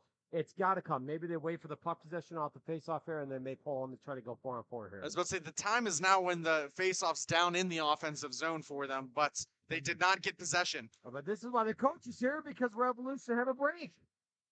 Corey with the scoring opportunity. Still has Matt Snell on the back end. Goes all the way back down, looking for Sean Heiche, who right now, as it stands, would have the game-winning goal. Now to Maddox, cross-rank feed, and just a slow, deliberate movement here through the neutral zone. Going to take the time, force Yassine to come all the way back instead of pinching. Another great save. Gotta say that both teams have played an absolutely phenomenal game, and Snyder has been lights out for the Buffalo Fusion here. Absolutely stopping a lot of the Revolution momentum right now. It's been a great game. Certainly not over 22 seconds left. Feed in front. The chance in front. Yassine has it now. He was going to attempt the Michigan. He's got possession. Gets it to Eldridge Jr. Takes a shot. That's deflected down. Empty net for the Fusion. And going to set it down, and he misses wide. There's 7 seconds left. Cesaro, he's got one last opportunity to try and tie it. That gets picked off, and the Detroit Revolution will walk away with the T4B championship in their home rink in Fraser.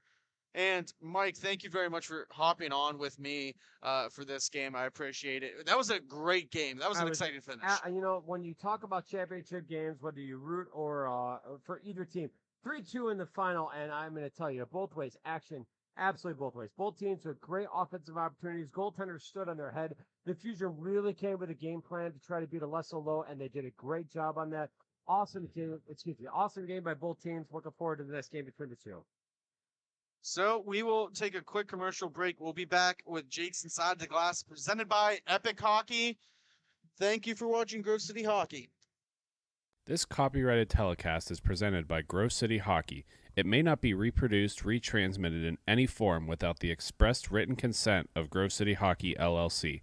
We thank you for your understanding and hope to continue to enjoy this complimentary broadcast. To purchase footage, email grovecityhockeyllc@gmail.com.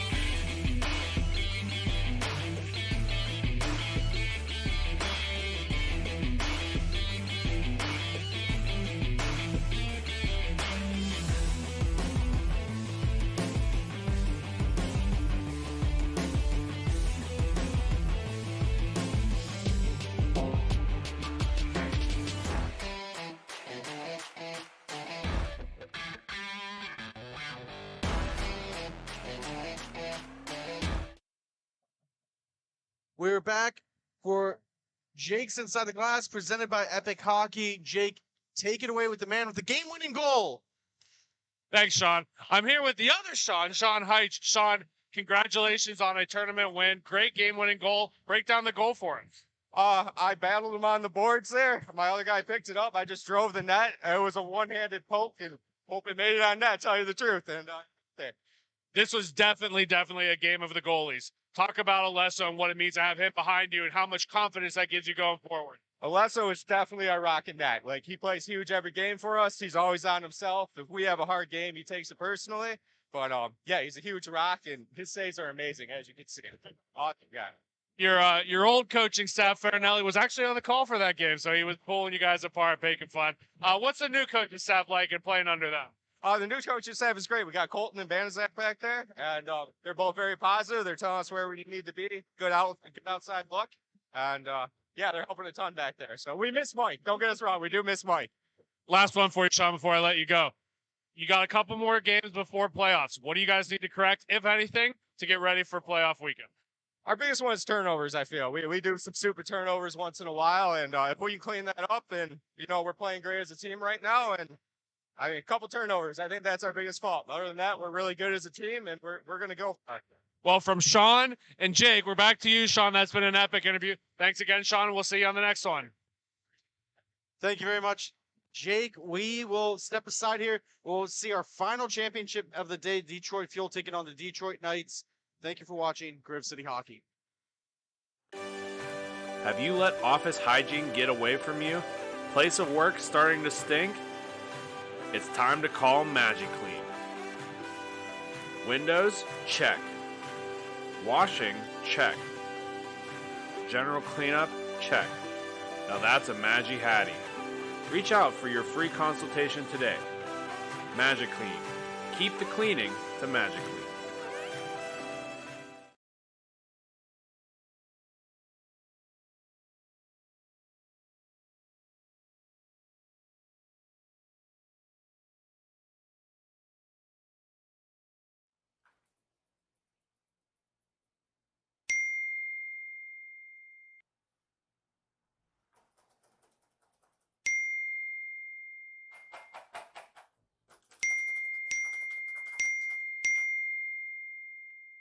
Frustrated and wasting time doing your own taxes? Getting confused by complex forms? Waste your time no longer. It's time for you to check out Bonus Accounting. Kenny and the team will help you with taxes, bookkeeping, and payroll services. Now that's an accounting hat trick. Leave it to the industry experts and check them out today. Use promo code Grove City Hockey for a sweet discount and also to receive exclusive GCH merch. Bonus Accounting, the firm of the future.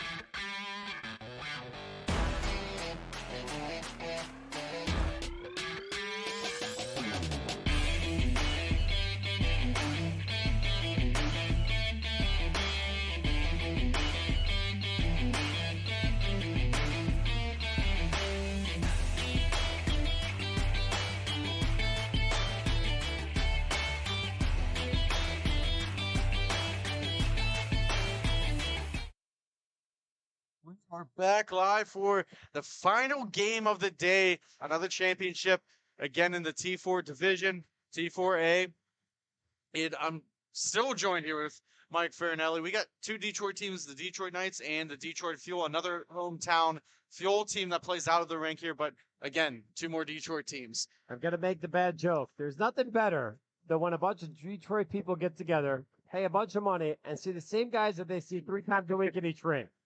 But that being said, we are at the MIHA T4A championship game because it's the Detroit Fuel and the Detroit Knights. It should be a great game between both of them. The Fuel are going to be in the white with the light pink and purple. The Knights are going to be in the all black uniforms. And, I mean, you can be a little bit upset or joke about that, but, I mean, I think it speaks to the talent more than anything else. I mean, again, I can't stress enough, there is a lot of talent running around. The Fuel are really putting a lot of, not just investment, but time and effort into seeing what they can do and growing their brand. And not, we say brand, and that's really not a fair thing to say. Last year it was T3. This year they're Tier 4. And who knows what they're going to come up with next year and where MIHA is going and what direction they want to go. But you are looking at a lot of different talent. The Fuel and the Revolution having a great game, what's called a rivalry. I don't know if that's really accurate, but a great game where it was 4-4 all the way to the end of the 30-second slot. The Fuel took a step up, and now they're in the A championship against the Knights, and here we go. Kitch with that scoring opportunity that was blocked down in front. Clark drops it off for Charbonneau. And we get a goal. And that's going to be Stefan Charbonneau from Captain Luis Clark. And Stefan Charbonneau is somebody for the Fuel is going to be a key component on how they operate. He is one of the best shooters in T4. And that's somebody, if you let him loose and you let him line up, you are going to absolutely pay for it. So let's say not even 2 minutes into the game, that goal coming with about 12:09 here in the first period. And the Fuel going to jump out to the early lead here.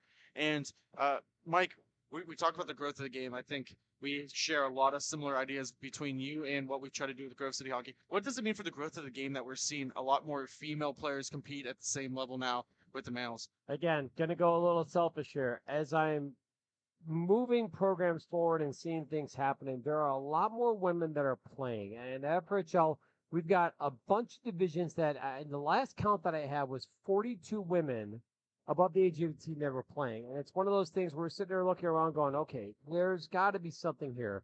Maybe it's not an elite AAA team where we were talking about Palmar or California levels of talent, but at the same time, it's really great to see that the co-ed leagues are doing really, really well at FRHL. And I think you're seeing it here, right? We're not just talking about the Detroit Revolution. We're talking about the captain of the Detroit Revolution.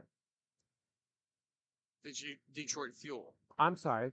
My bad. See, this is why you're here to correct me. Yeah. I could talk, but I'm not always right. Oh, no, correct.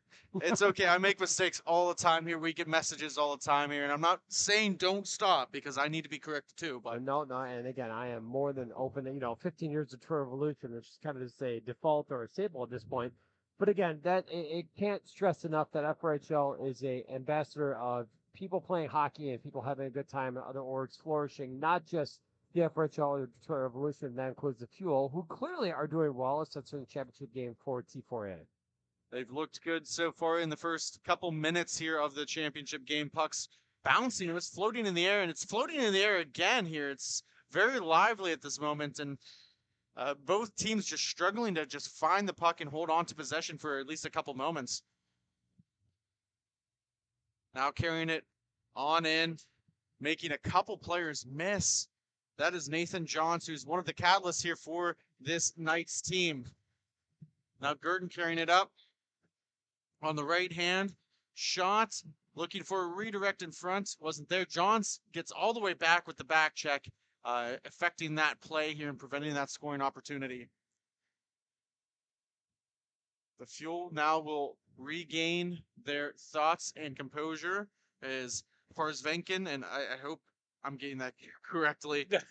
That's one of the ones we always had a question about here. I'm sorry, who is it? Garrick Parsvenkin. Paris Kevin. Paris Kevin. Okay. I completely see that now. I'm not. It's been a long day here, and if you haven't been with us, we've been here live since 8 a.m. this morning. We're on our 13th game here. We're not complaining, but we're having fun doing it at least, and we'll be back broadcasting at the end of February. I believe it's the 21st weekend that will be in Taylor. I said no doubt there, and another thing I mentioned in the last broadcast here with the last game that people don't really understand what it takes. These are long weekends, and this is a one floor facility right now that is running one rink. Obviously, the MIHA National Finals there will be two, including the feature rink. And we're talking, this is not 18 to 20 hours. We're talking 40 to 50 hours of hockey. There is a ton of action to cover. And it's really enjoyable to have Grove City cover everything, and it's great that everybody's watching it. Well, we'll keep on coming along as long as Carl does, and as long as you let us in the building. But I mean, we're halfway through the season here, and we're talking about those championships that you mentioned about. So essentially, the top 8 teams. Wow, goals! I'm trying to go into another lead here. The Fuel are going to go up 2-0. Early in this game with about 8 minutes left in the first period. Fuel with a lot of offensive opportunity here. And again, they've got a lot of guns on their team. They say, backed by goaltender Tim Hall, one thing that you got to watch out with the Fuel, if you let them get to a lead, they're going to run away with it real quick. The Detroit Knights need to buckle down here, and they need to stop the bleeding, and then they need to turn it away if they want to keep in shape with the Detroit Fuel. And one of those is number 14, Robert Gurton. And we're talking about those championships. I got it. No. Working it close. Trying to get it across here. An excellent play there by Steve Kish. We'll see if we get another headset here. We might have another person, special guest, joining with us. Clark coming up on her own blue line, backhand feed across, gets it to Gaglio. Gaglio's getting across. Now, before we have another special guest join us, we're talking about those championships. We're halfway through the season. Top 8 teams get in each division. You have any front runners in, let's say, each division that you think would come away with it? That's really tough. We're in January right now, and at the end of the day, it's a really tough time. We're still early in the actual season. Nice save by Tim Hall. Good look. Yeah, I got to tell you, and obviously, again, a little biased here, but a lot of teams shooting low. You could definitely tell here that the low shot is a big change here in terms of it. A lot of the newer players that are not part of tournaments are people that are somebody that want to walk over the blue line and put that magical bar down goal. And at the end of the day, that's just not tournament hockey. If you can't score low, go for the rebound, play the team play, and we go from there. Now we have a special guest. Mike, I'm going to let you do the honors here. That sounds good. I'm going to leading with, let's call it GM, because I think that's a fair statement. This is Nick Leon. He is the GM of the Detroit Fuel, and his team is currently in the T4A championship game, leading 2-0 against the Detroit Knights. Hey, everybody. So as Mike leads that intro in, unfortunately, the Detroit Knights score on Tim, still keeping us up 2-1 in the first period with 5:50 left. But thanks so much for the introduction. It's a great pleasure to be here, boys. It's a good time. Started the team as something to do. Unfortunately, I had to go through 2 back surgeries. Long story short, back to playing this season, and excited to actually back playing hockey and just enjoying life again. Oh, that's awesome to hear, and we're glad to have you on. Anytime that we come here, more welcome. Just come up, bother us. Hey, I want to jump on the broadcast here and talk a little bit. So that's what Mike does. Hey, if I have a set mic, I'll bring my own. If you don't, and I'll be ready to always talk any time of the day of the week. Now, we've talked about a couple of the playmakers here. Charbonneau's got a goal. Girton has been one of your offensive leaders, too. And then, of course, you have Louise Clark, who's the captain of the team here. I mean, just a lot of talent here. What's gone into creating the Detroit Fuel T4 team? We're familiar with the T3 team, but at least the T4 team. Yeah, T4 team, honestly, like Robert last season played with us on the T3 team.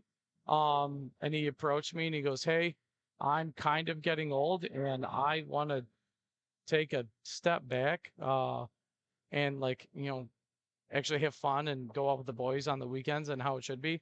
And that was one of the big ones. Louise, fantastic player, offensive and defensive mindedly. As well as also plays goalie and fantastic goalie too. But anybody on the team is just having a great time, wants to play hockey and have a great time on the weekends. It's how we kind of created that like T4 team. And kind of grown the brand with Detroit Fuel is actually from Nick Smolinski, who obviously played sub down with the Detroit D-Ref this weekend and with our other buddy Kyle Schultz, but it was his really brand that we took it from and kind of made some hockey and wanted to have some fun. Lauren goes, the one who carries it in. John took the shot off, and while I at least have both of you on here, because I might not have another chance here, what's the working relationship like between both of you two in the same ranks? I'm going to lead on this here. Again, as somebody who's a representative of the FRHL, along with just the Detroit Revolution, we have 135 teams here, as I said a couple times before. We are a large hockey program, and at this point, it's important that people are playing hockey and people are having a good time. And you are seeing multiple organizations come out. There's no reason that, when people say, oh, it's FRHL, it's DRF, that's just not true. Whether it be, if it's the organization for the adults, which is Detroit Revolution, and Detroit Fuel are doing great strides. And if you want to talk youth, you have Detroit Bordercast. There's a lot going on in this rink that really shows that things are going well for the entire ecosystem of inline hockey. And yeah, I'll piggyback off that. When we first started Fuel, there was this stigma, I'll say, of like a rivalry. To me, there's no rivalry between our T4, T3, and even like with Smo and Schultz subbing on the T2 teams. Everybody is so much of like a tight-knit community. We're all great friends, and I've never had such of a big bar scene of us all drinking together and having such a great time. Big stop from Tim right there too. No, that's squaring a up to phenomenal the stop. And I'm going to tell you right now, the shot. Detroit Knights are really pouring it on right now. They're down by 1 goal with 2:20 left in the first, and they are certainly putting the pressure on here. They're trying to take the momentum back to the Fuel. I'm sorry, I didn't mean to cut you off. No, you're good. Yes, we're going to talk up FRHL. I am certainly not going to cut you off. No, Mike's done such a fantastic job here of just having everybody like with the teams, organizing everything and like running the organization, let alone the leagues. He's just a fantastic job here, let alone the second rink coming in hopefully March, sooner, not later. Not lying. Everybody's excited for it. Granted, it's not going to be in the big rink, but still, we got a second rink. We're excited to keep going and keep running with it. All right, so let's have some fun here. We're going to put Mr. Nick Leon on the spot. What do you got to do to get your defensive player, Bobby Guerin, to pass the puck? What's the trick? So we've actually we played the dollar game. I'm thus far, -10 on the weekend. When we have talked that if you don't know the dollar game is you put $1 on the bet that you're going to make. And if Bobby passes the puck, which I've put right now $10 on, you win the dollar. Currently, like I said, I'm -10 because Bobby likes to take the shot himself, does not pass the puck. But if he keeps bearing on it, I will not be sad about it. You're not wrong. Again, super talented player, one of the best skaters in T4 by a mile, and has, again, a set of hands that are extremely deceptive. This is somebody that honestly can run the floor and can change the momentum of the game. And at a selfish level, as somebody who plays with him at 30 and over on Mondays, that now means now that I've said this, I will never get that. Speaking of which, here we go. As we go on to Andy Barry's high pole, and we're talking about it at the end of the first with 30 seconds left. Here we go, folks. That means for me, So -11. The fuel ticket.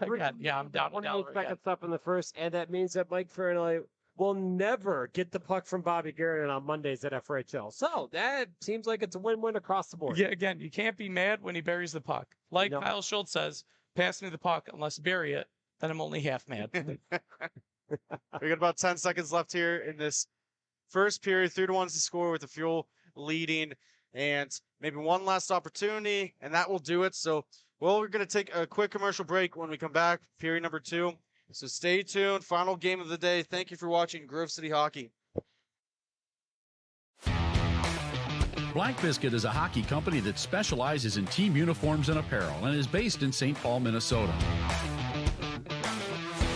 We have been working with teams throughout Minnesota and all around the world. If your team or association is looking to update your uniforms, then let our all-star design team show you what we can do for you. Our slogan is made for misconduct because our uniforms can take a punch. From jerseys, socks, and shells to team apparel, there's almost nothing we can't do. If you can imagine it, we can design it. Visit our website, Black Biscuit Hockey, and check out our design vault for inspiration for your next uniform. Need a company that checks all the boxes? Outstanding design, quality product, great customer service, and timely delivery? Call us at 855-978-6888 to see what the Biscuit team can do for you. Black Biscuit. Black Biscuit. Black Biscuit. Made for misconduct. Don't risk it. Go Biscuit.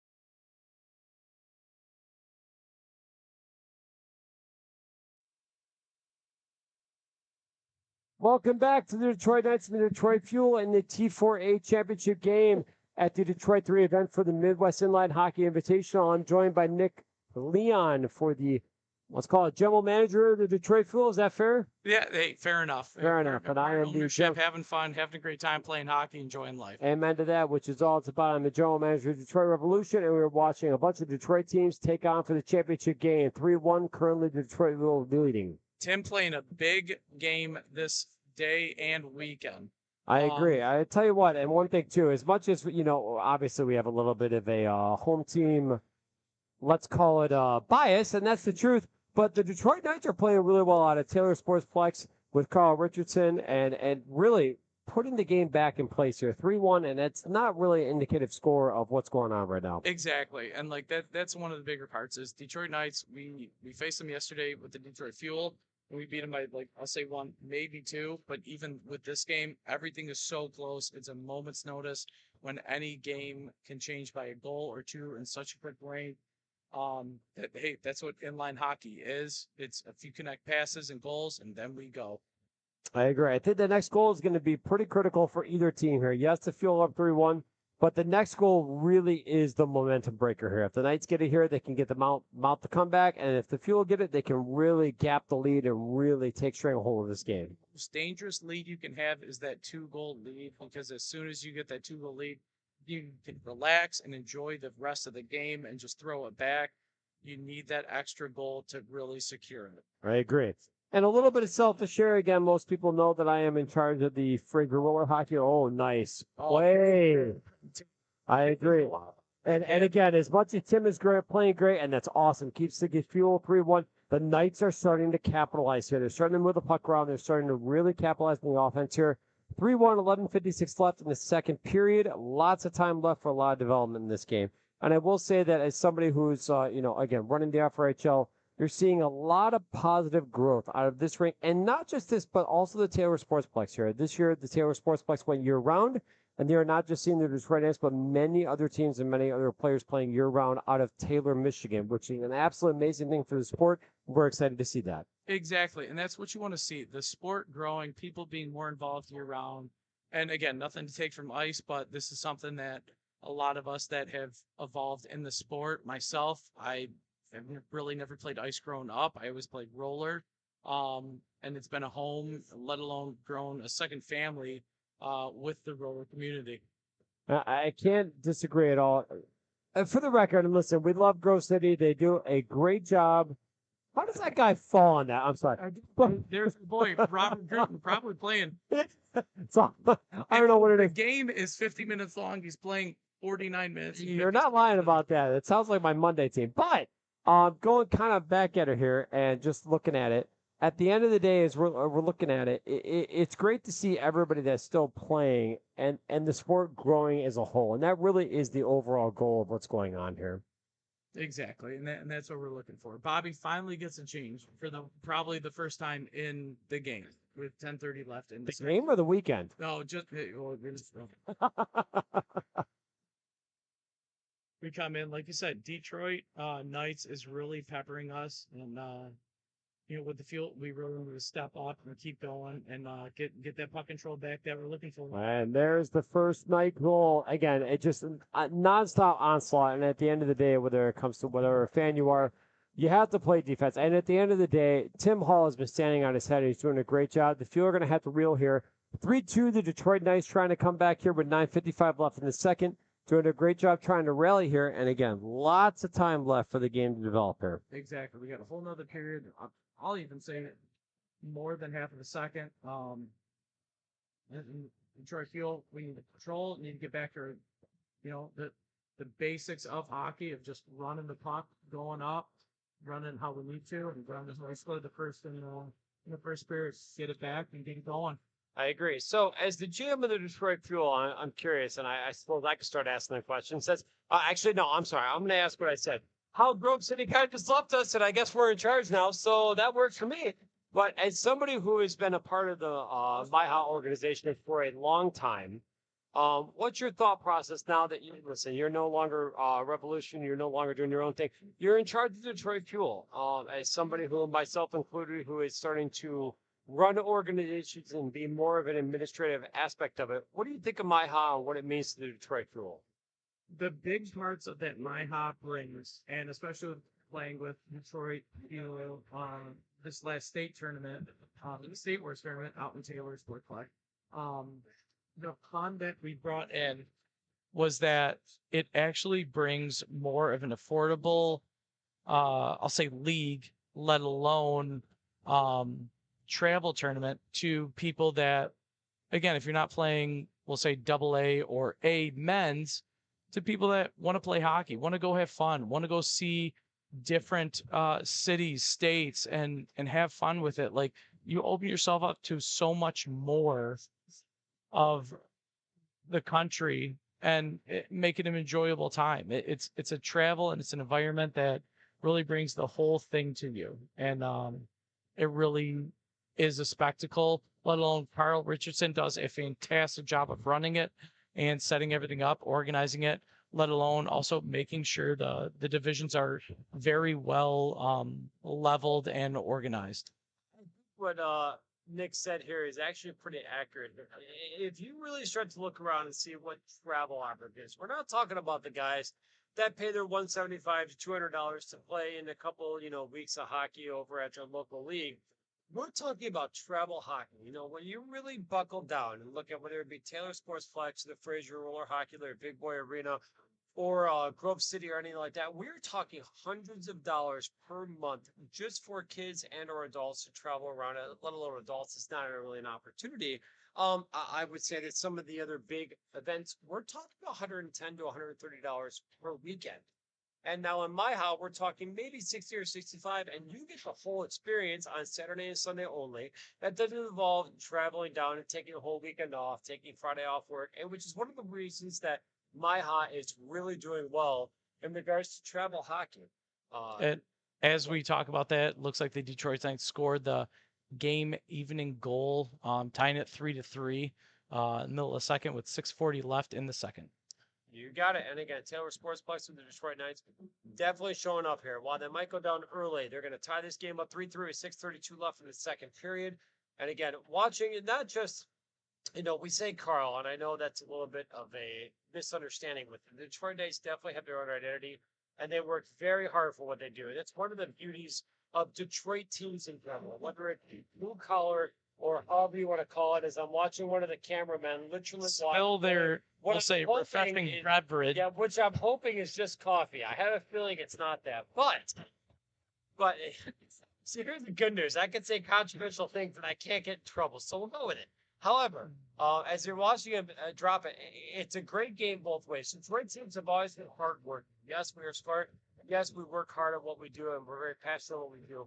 And with that in mind, the Detroit Knights are taking a one-on-one against Bobby Garrett and the Detroit Fuel. Misses just high and wide on the left side, the glove side of Tim Hall, as Bobby Gruden again, that we've talked about so many times, coming down end to end. We got 94, 7 sharps in front. Just misses the pass in front. Detroit Knights coming up with the puck, pass it to the front, get to the sharps. On the backhand, it scores. Blocker side. There we go. D-Rev going up. Yeah, momentum changes, moving back and forth here. And this is going to be a long game. 5:11 left in the second period. The Fuel goal up 4-3. And clearly both teams are attacking. The real test is going to be the defensive units of both teams along with the goaltending. It's going to come down to who really wants it. And as Mike said, the Detroit teams are just gritty. We're in there. We're in the corners. We're digging. We're hard-nosed, and just ready to go. Knights corral the puck here, and they're going to move forward with 4:41 left in the second period. We got a 2-on-2. Takes an outside shot, scores it on the near side corner, blocker side. Again, with 4:25 left in the second, Knights tie it up 4-4 against Detroit Fuel. Tornergo definitely putting a nice well-placed shot on the low blocker here. That's going to give the Knights, and again, instant momentum change. The Knights get 2 quick goals here with 4:16 left in the second period. That's going to put them up 4-3, and that's definitely going to change the momentum of the game here. Knights are definitely grinding out here. They realize that maybe it's not the skill game, and maybe it's actually the grind game.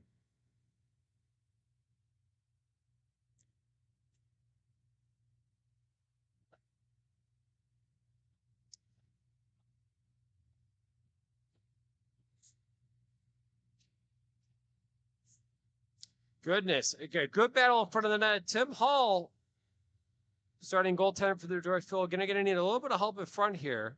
Scramble in front. Tim comes down, covers the puck up, stops the play, really, gets a nice easy reset. Really good momentum change by the Detroit Knights here. Again, down for the majority of the game and instantly within 5 minutes, moving forward to see what they can do. Grinding, working hard, and that's even that play right here. You got one guy who is literally trying to stick handle his way out of work, trying to get offensive opportunities, and just trying to put momentum on the net. And with no time at all, where it feels like the Fuel were dominating the game, suddenly the Detroit Knights seem to be back into a 4-4 with 3:08 left in the second. Again, like we said, the Knights were coming the entire no language, sir. The entire first period. At the end of it, they were just pumping and going and controlling the puck, and they just kept the shots coming. I really enjoy this. I'd like to not get kicked off this. That would make goodness. Just like that, the Knights scored a dirty little goal. They get a one-timer right in front in the slot. Kevin Cochran with the play right in front of the net is going to sink that right past Tim Hall. It's going to give the Detroit Knights, that's 3 goals in less than 5 minutes with 2:38 left in the second period.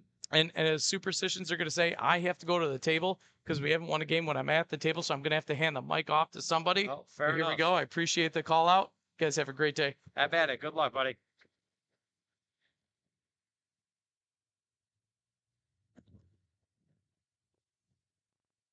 Superstitions, one of the big things for any hockey team and or organization. Ice roller, you get guys that'll get people that wear the same socks for 20 years straight. And I don't know exactly how hygienic that is, but it's the truth. People are going to be here. And that being said, we are now Detroit Knights 5-4, the Fuel. Capitalizing on your offensive opportunities here. Frank McFarland with a great shot and shoots the puck wide of the net. And here we go. Good battle here in front, and just want to say thank you for Nick for hopping on and taking over my job. Give me a nice little break. I say thank him, and as much as I've known Nick for a long time now, you might want to watch the broadcast before you thank him. I kid. Well, it was funny. We were sitting over there, and of course, you went through the gauntlet of trying to keep focus here now, broadcasting, and you guys are two true professionals, and you guys did an excellent job. So, but what you just told me is that you're watching us, which is a good thing, right? Well, yes, and everyone here was watching you too. Like you mentioned, this is a tight knit community, and you're like, why did you put them on there? I'm like, they're doing an excellent job. They're better than I am here. Now, again, one of the things that, again, I have said this, I feel like 10 times, and it's certainly not my intention to say this. This type of job is not easy. I'm lucky that after 16 years of doing this for a living, I know everybody by name that's almost on the floor. So it's very easy to understand how to pronounce their name, where they come from, what their history is, what their attributes are. Are they offensive or defensive players? Are they snipers? Are they playmakers? Are they grinders? Are they fighters? A lot of these things that just kind of come naturally to me because I see it 3 to 5 times a week. And that's why it's fun to watch when MIHA, big goal. That was McFarland with that.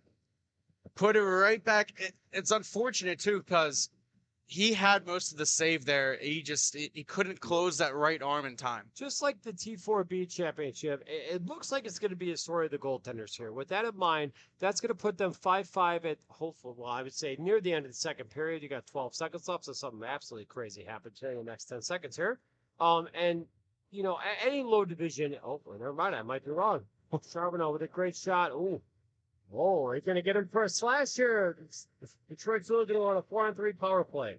So that will start at the beginning of the third period.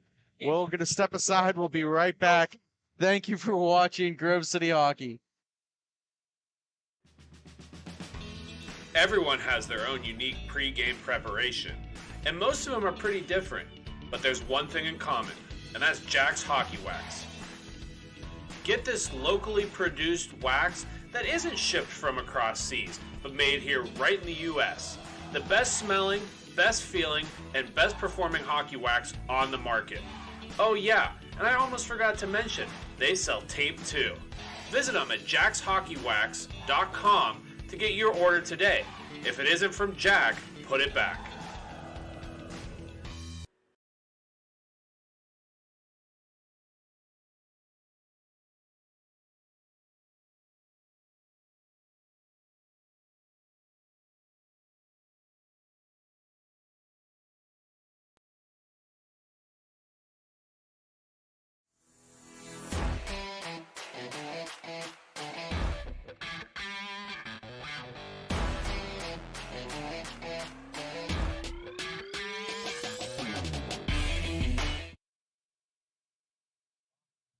We are back live for the final period, possibly the final period. We're tied at 5 here, and we got a good one on hand between the Detroit Knights and the Detroit Fuel. And Mike, I just missed the last period here. Give us a quick recap of what happened through the first 2 periods. A lot of offense from both teams here. Both goalies are being tested, and honestly, and again, not trying to be rude, but a lack of defensive structure from both teams is now showing a lot of offense. So the goaltenders are getting a lot of pressure on both of them. We have a power play to start this period as there was a tripping call at the very end as time expired. So that would give the Fuel an opportunity to take the lead. They were down 5-4, and now it's 5-5 with a chance to at least capitalize and maybe get some hometown cooking and a hometown championship. You say hometown as if both teams are not Detroit. Say home rink. But you're not wrong. Say home rink.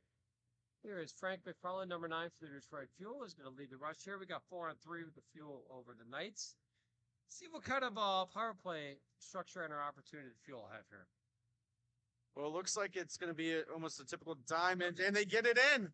And the answer is just walk in on the wide wing and hit the blocker low slow side. I was about to say that was even short side too. That's a power play goal. So at 50 seconds remaining, and it's going to be 6-5 for the Fuel. And if there's any indication of how the game has gone so far, as much as the Fuel are up right now, the game has been back and forth. The Knights have been down, and they battled back very quickly within a matter of 5 minutes to get 2 or 3 goals to get right back into the game. So 12:30 left in the third period certainly means that this game is not done by a mile. face off down in the neutral zone, and right on cue, here come the Knights, and a little bit of a stick check. Johns has it, trying to find it in his feet, and it's going to settle it down. Some offensive zone time now for the Knights. Down by 1. And what a shot.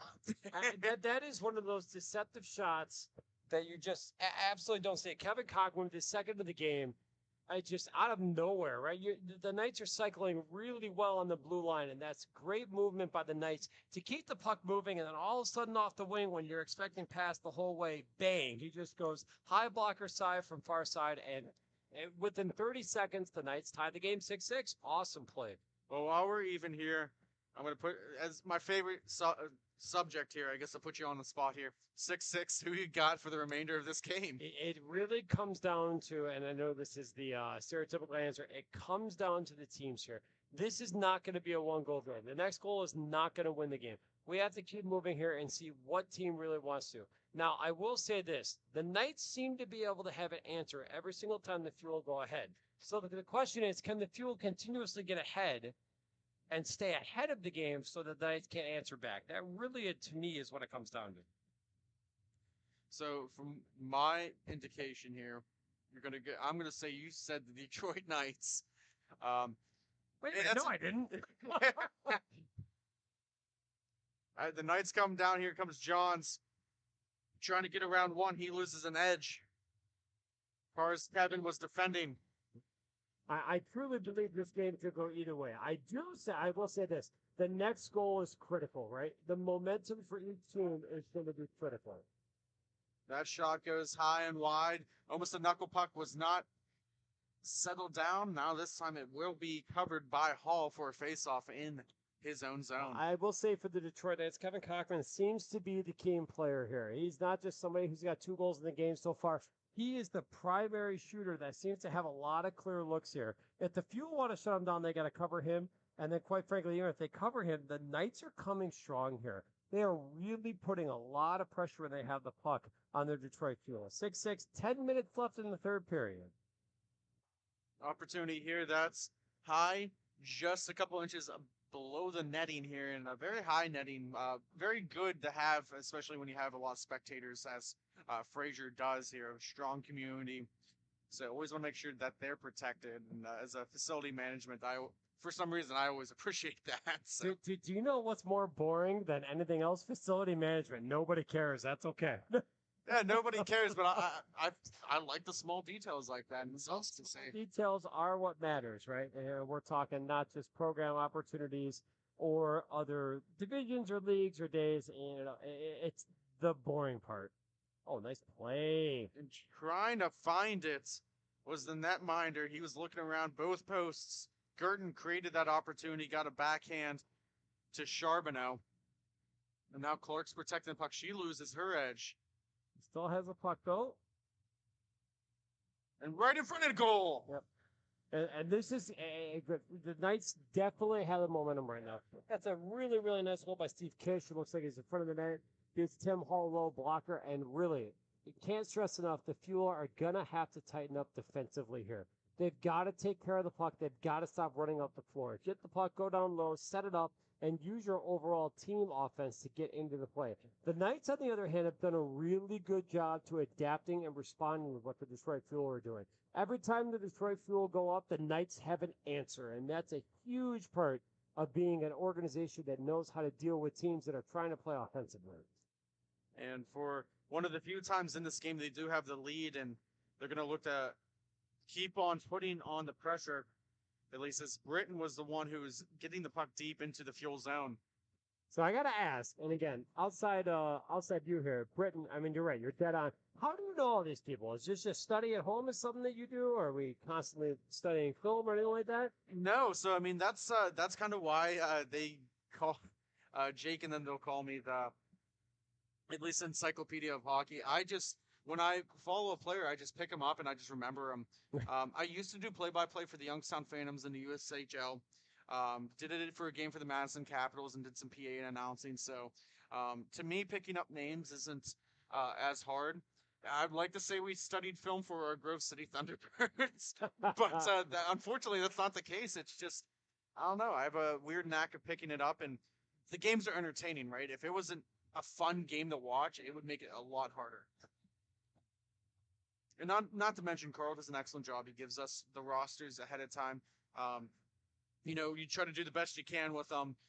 Obviously, when you put it in the hands of players, sometimes they're not always accurate, including my own players. With that, if this were it's interesting how, again, sorry, facility side coming here. I know it's boring. Nobody cares. But it's interesting how many people will talk about the roster card you had to fill out at the beginning of MIHA, but then will suddenly expect you to have everything right on Sunday when things change or numbers were not right in the first place. I totally understand where it's coming from. It is a much harder job than possible. Bobby Gurden with a great lay down here. John still has it. Girton defending. Now Gaglio is going to pressure up top. That hits Girton in front and reaching for it was Hall. Great play. It's a good 2-on-1 by the Detroit Knights. Nathan Johns with the good 2-on-1 opportunity goes high blocker on Tim Hall. He turns it away. The Knights defend their 6-7 lead with 6:18 left in the third period.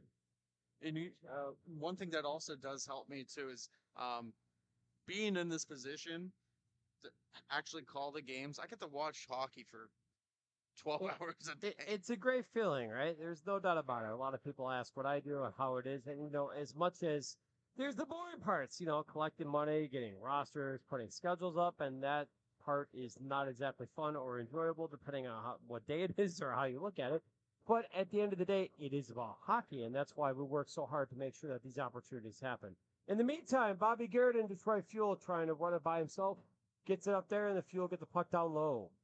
If Girton did make that interception, Taylor Britton was on the back end here, and that would have probably easily been a goal. Yep, I would argue that the Knights have what seems like for this game, every time the Fuel go forward, the Knights have an answer.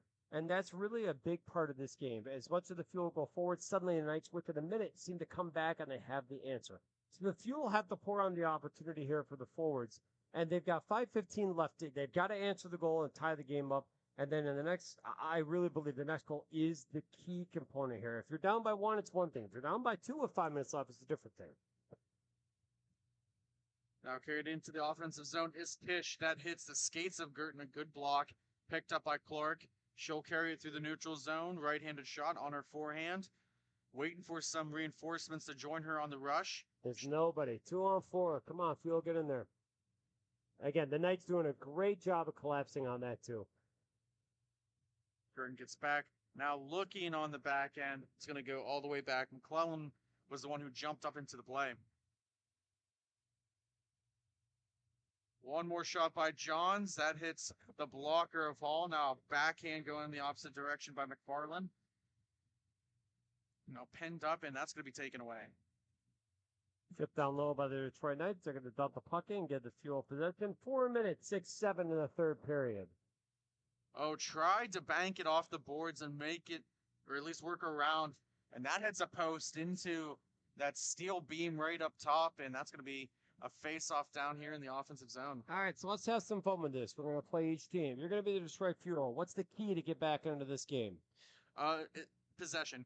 I mean, they have done an excellent job of reading plays, intercepting pucks, getting it down, but they're struggling to hold it down in the offensive zone. So I would agree with that, and I will speak for the Detroit Knights. You keep going. They are holding the puck much better than the Detroit Fuel.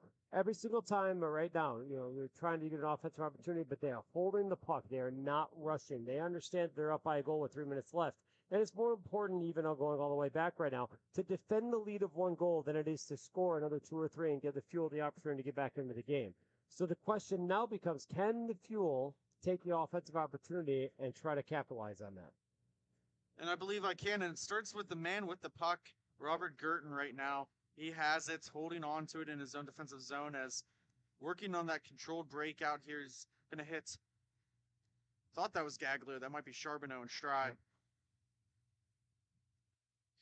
And I mean, if you're the Knights here, I mean, too, you got to keep that foot on the gas pedal, essentially. So It's the truth, and you see it a lot in roller hockey, even in league plays, wherever you go. Where oh wow, we're up by 4. We should slow down so we can play the game, and that mistake can cost you the entire game because any team can turn it on in a second.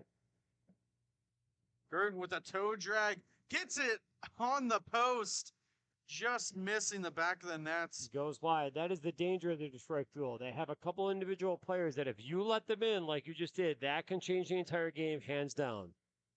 Got 2:20 remaining here in this 1-goal game. If there is a stoppage with 2 minutes or less, it will be a stopped clock. So that at least the Detroit have that working in their favor right now. That they do. Again, both teams have been played very well. So the Knights absolutely capitalizing on their. Oh wow, what a play in front of the net! Just took Huge too much Dave. time. And there's going to be a penalty. Boy, and there's a penalty on the Fuel. That's going to hurt them a lot. Johns has it, gets it right into the slot, defended and pinched off. Not touched up, and finally does. Great play by Frank McCollum to push the level net. So Nathan Johns trying to ice the game with 2 goals left with minute 42. Stands them up. Tim Hall makes a great save. So now the question becomes, you got a minute 42 left. You got a 4-on-3.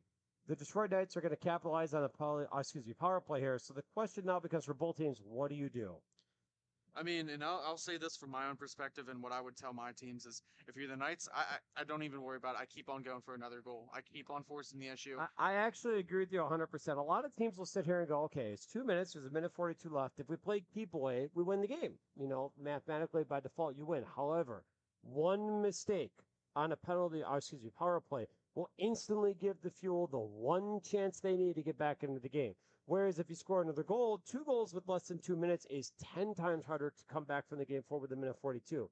So it'll be interesting to see if the Knights press their advantage here and just put the game away, or if the Fuel are going to get an opportunity to come back and tie the game up short-handed. And that's the reason for this timeout too. You want to get your penalty killers fresh, get your 3 best guys out there, and you got to be aggressive. You got to go get a shorthanded goal. So. I agree. If you're a penalty kill, listen, this is not a situation you want to be in. Minute 42, you have to score 4-on-3. You got to put your speed out. You got to put your snipers out. You've got to win the game here in the most unadvantageous method that you can be. So it'll be interesting to see who the Fuel put out. Right now, it looks like Bobby Garrett. You've got Garrett Paraskevin and Stefan Charbonneau, arguably the 3 fastest players on the team right now, to see if there's a way they can make this work. Bobby Garrett going to take the draw. You can see how they're lining up, at least for the face-off. You got both on the wings. You don't have anyone back. Yep, this is an offensive play, and this is exactly what you're looking for here. Gurn's got to get back up into the play. He was looking for a call, but you can't do that right now at this time.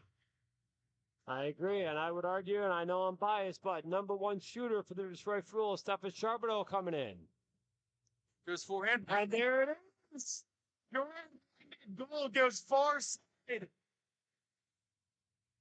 Again, I know I'm biased, and I know I'm not supposed to have an opinion, but Stefan Charbonneau, who plays entirely 2-minute leagues at the Fraser Roller Hockey League, is exactly known for that. That is somebody where if he has an opening and he has a look to shoot, he is one of the best shooters in the building, number 94 Detroit Fuel.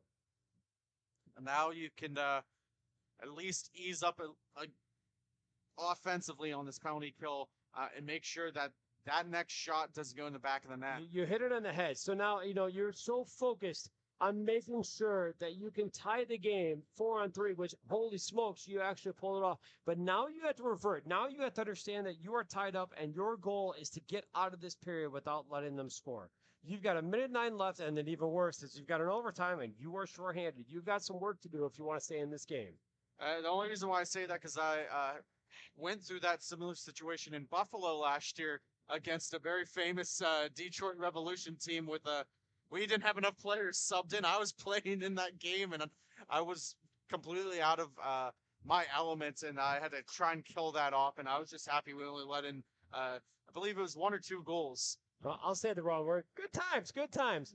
Oh, nice play, backdoor. Oh, great kick save by Tim Hall to get that puck all the way out to the blue line. shooting low and often. Now holding on to it, looking for a redirect. You had Johns creeping on the back end. That was Kish who was looking for a feed. Both teams playing really, really well. The Knights are absolutely spreading the floor with the puck right now. And look at this, down low. They say both teams are playing great. Excuse me.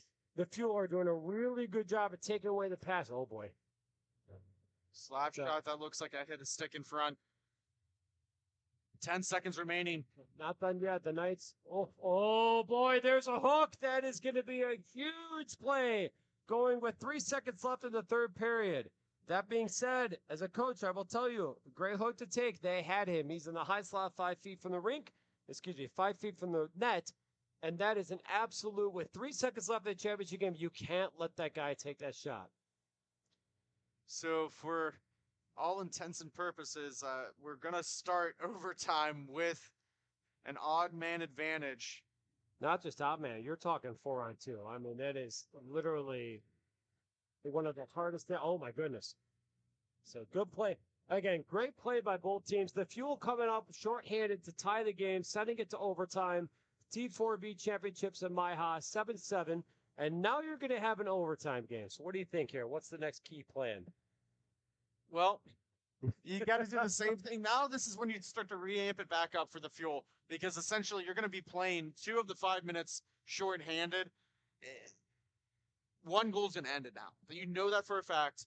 If you have a guy like Charbonneau that is a very good shooter, who can put the puck wherever he wants, get him back out there.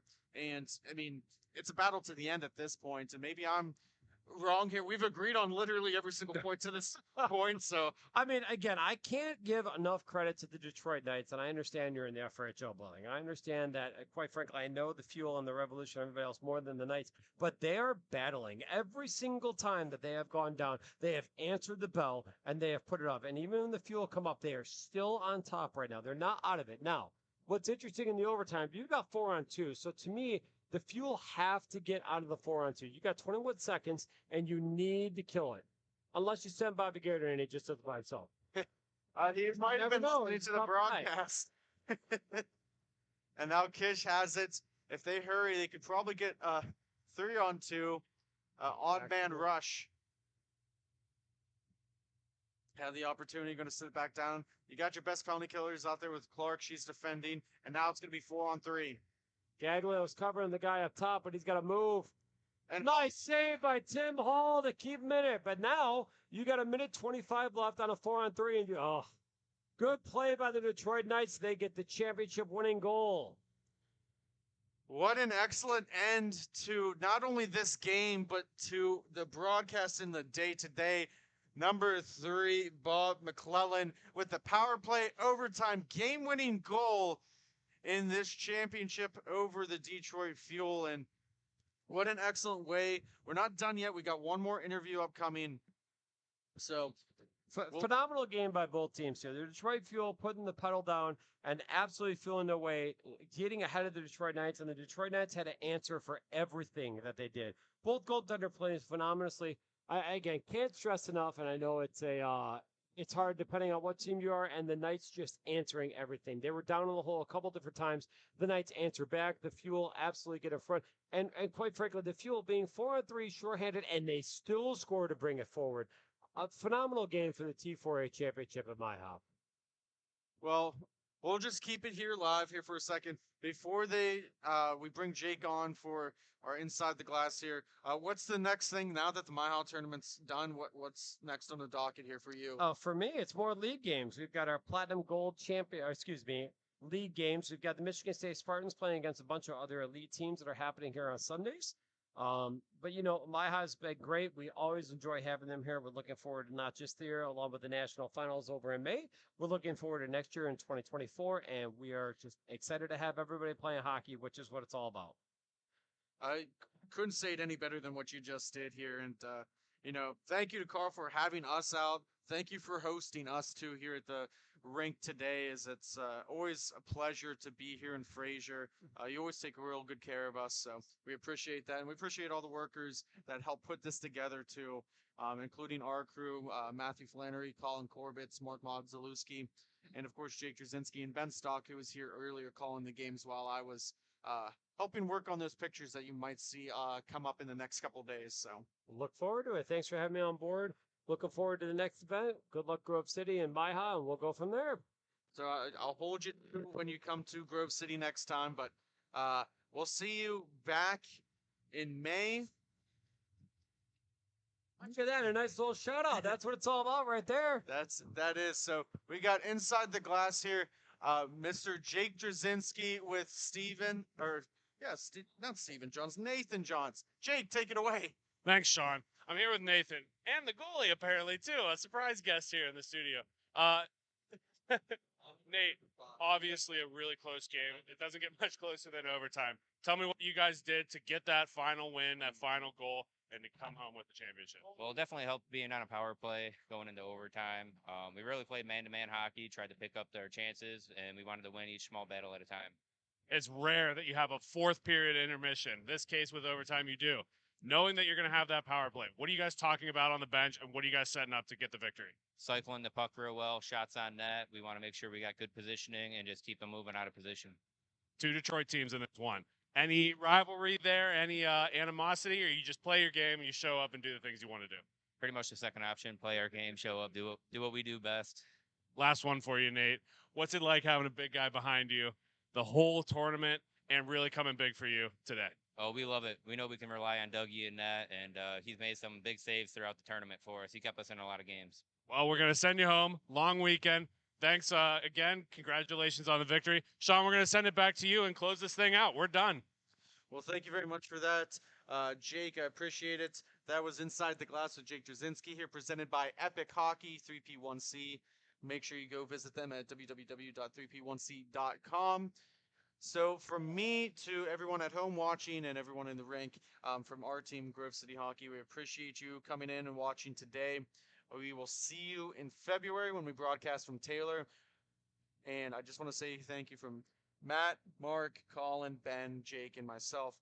Thank you for watching. Have a great rest of your weekend, and we will see you soon. Thank you very much, and good night.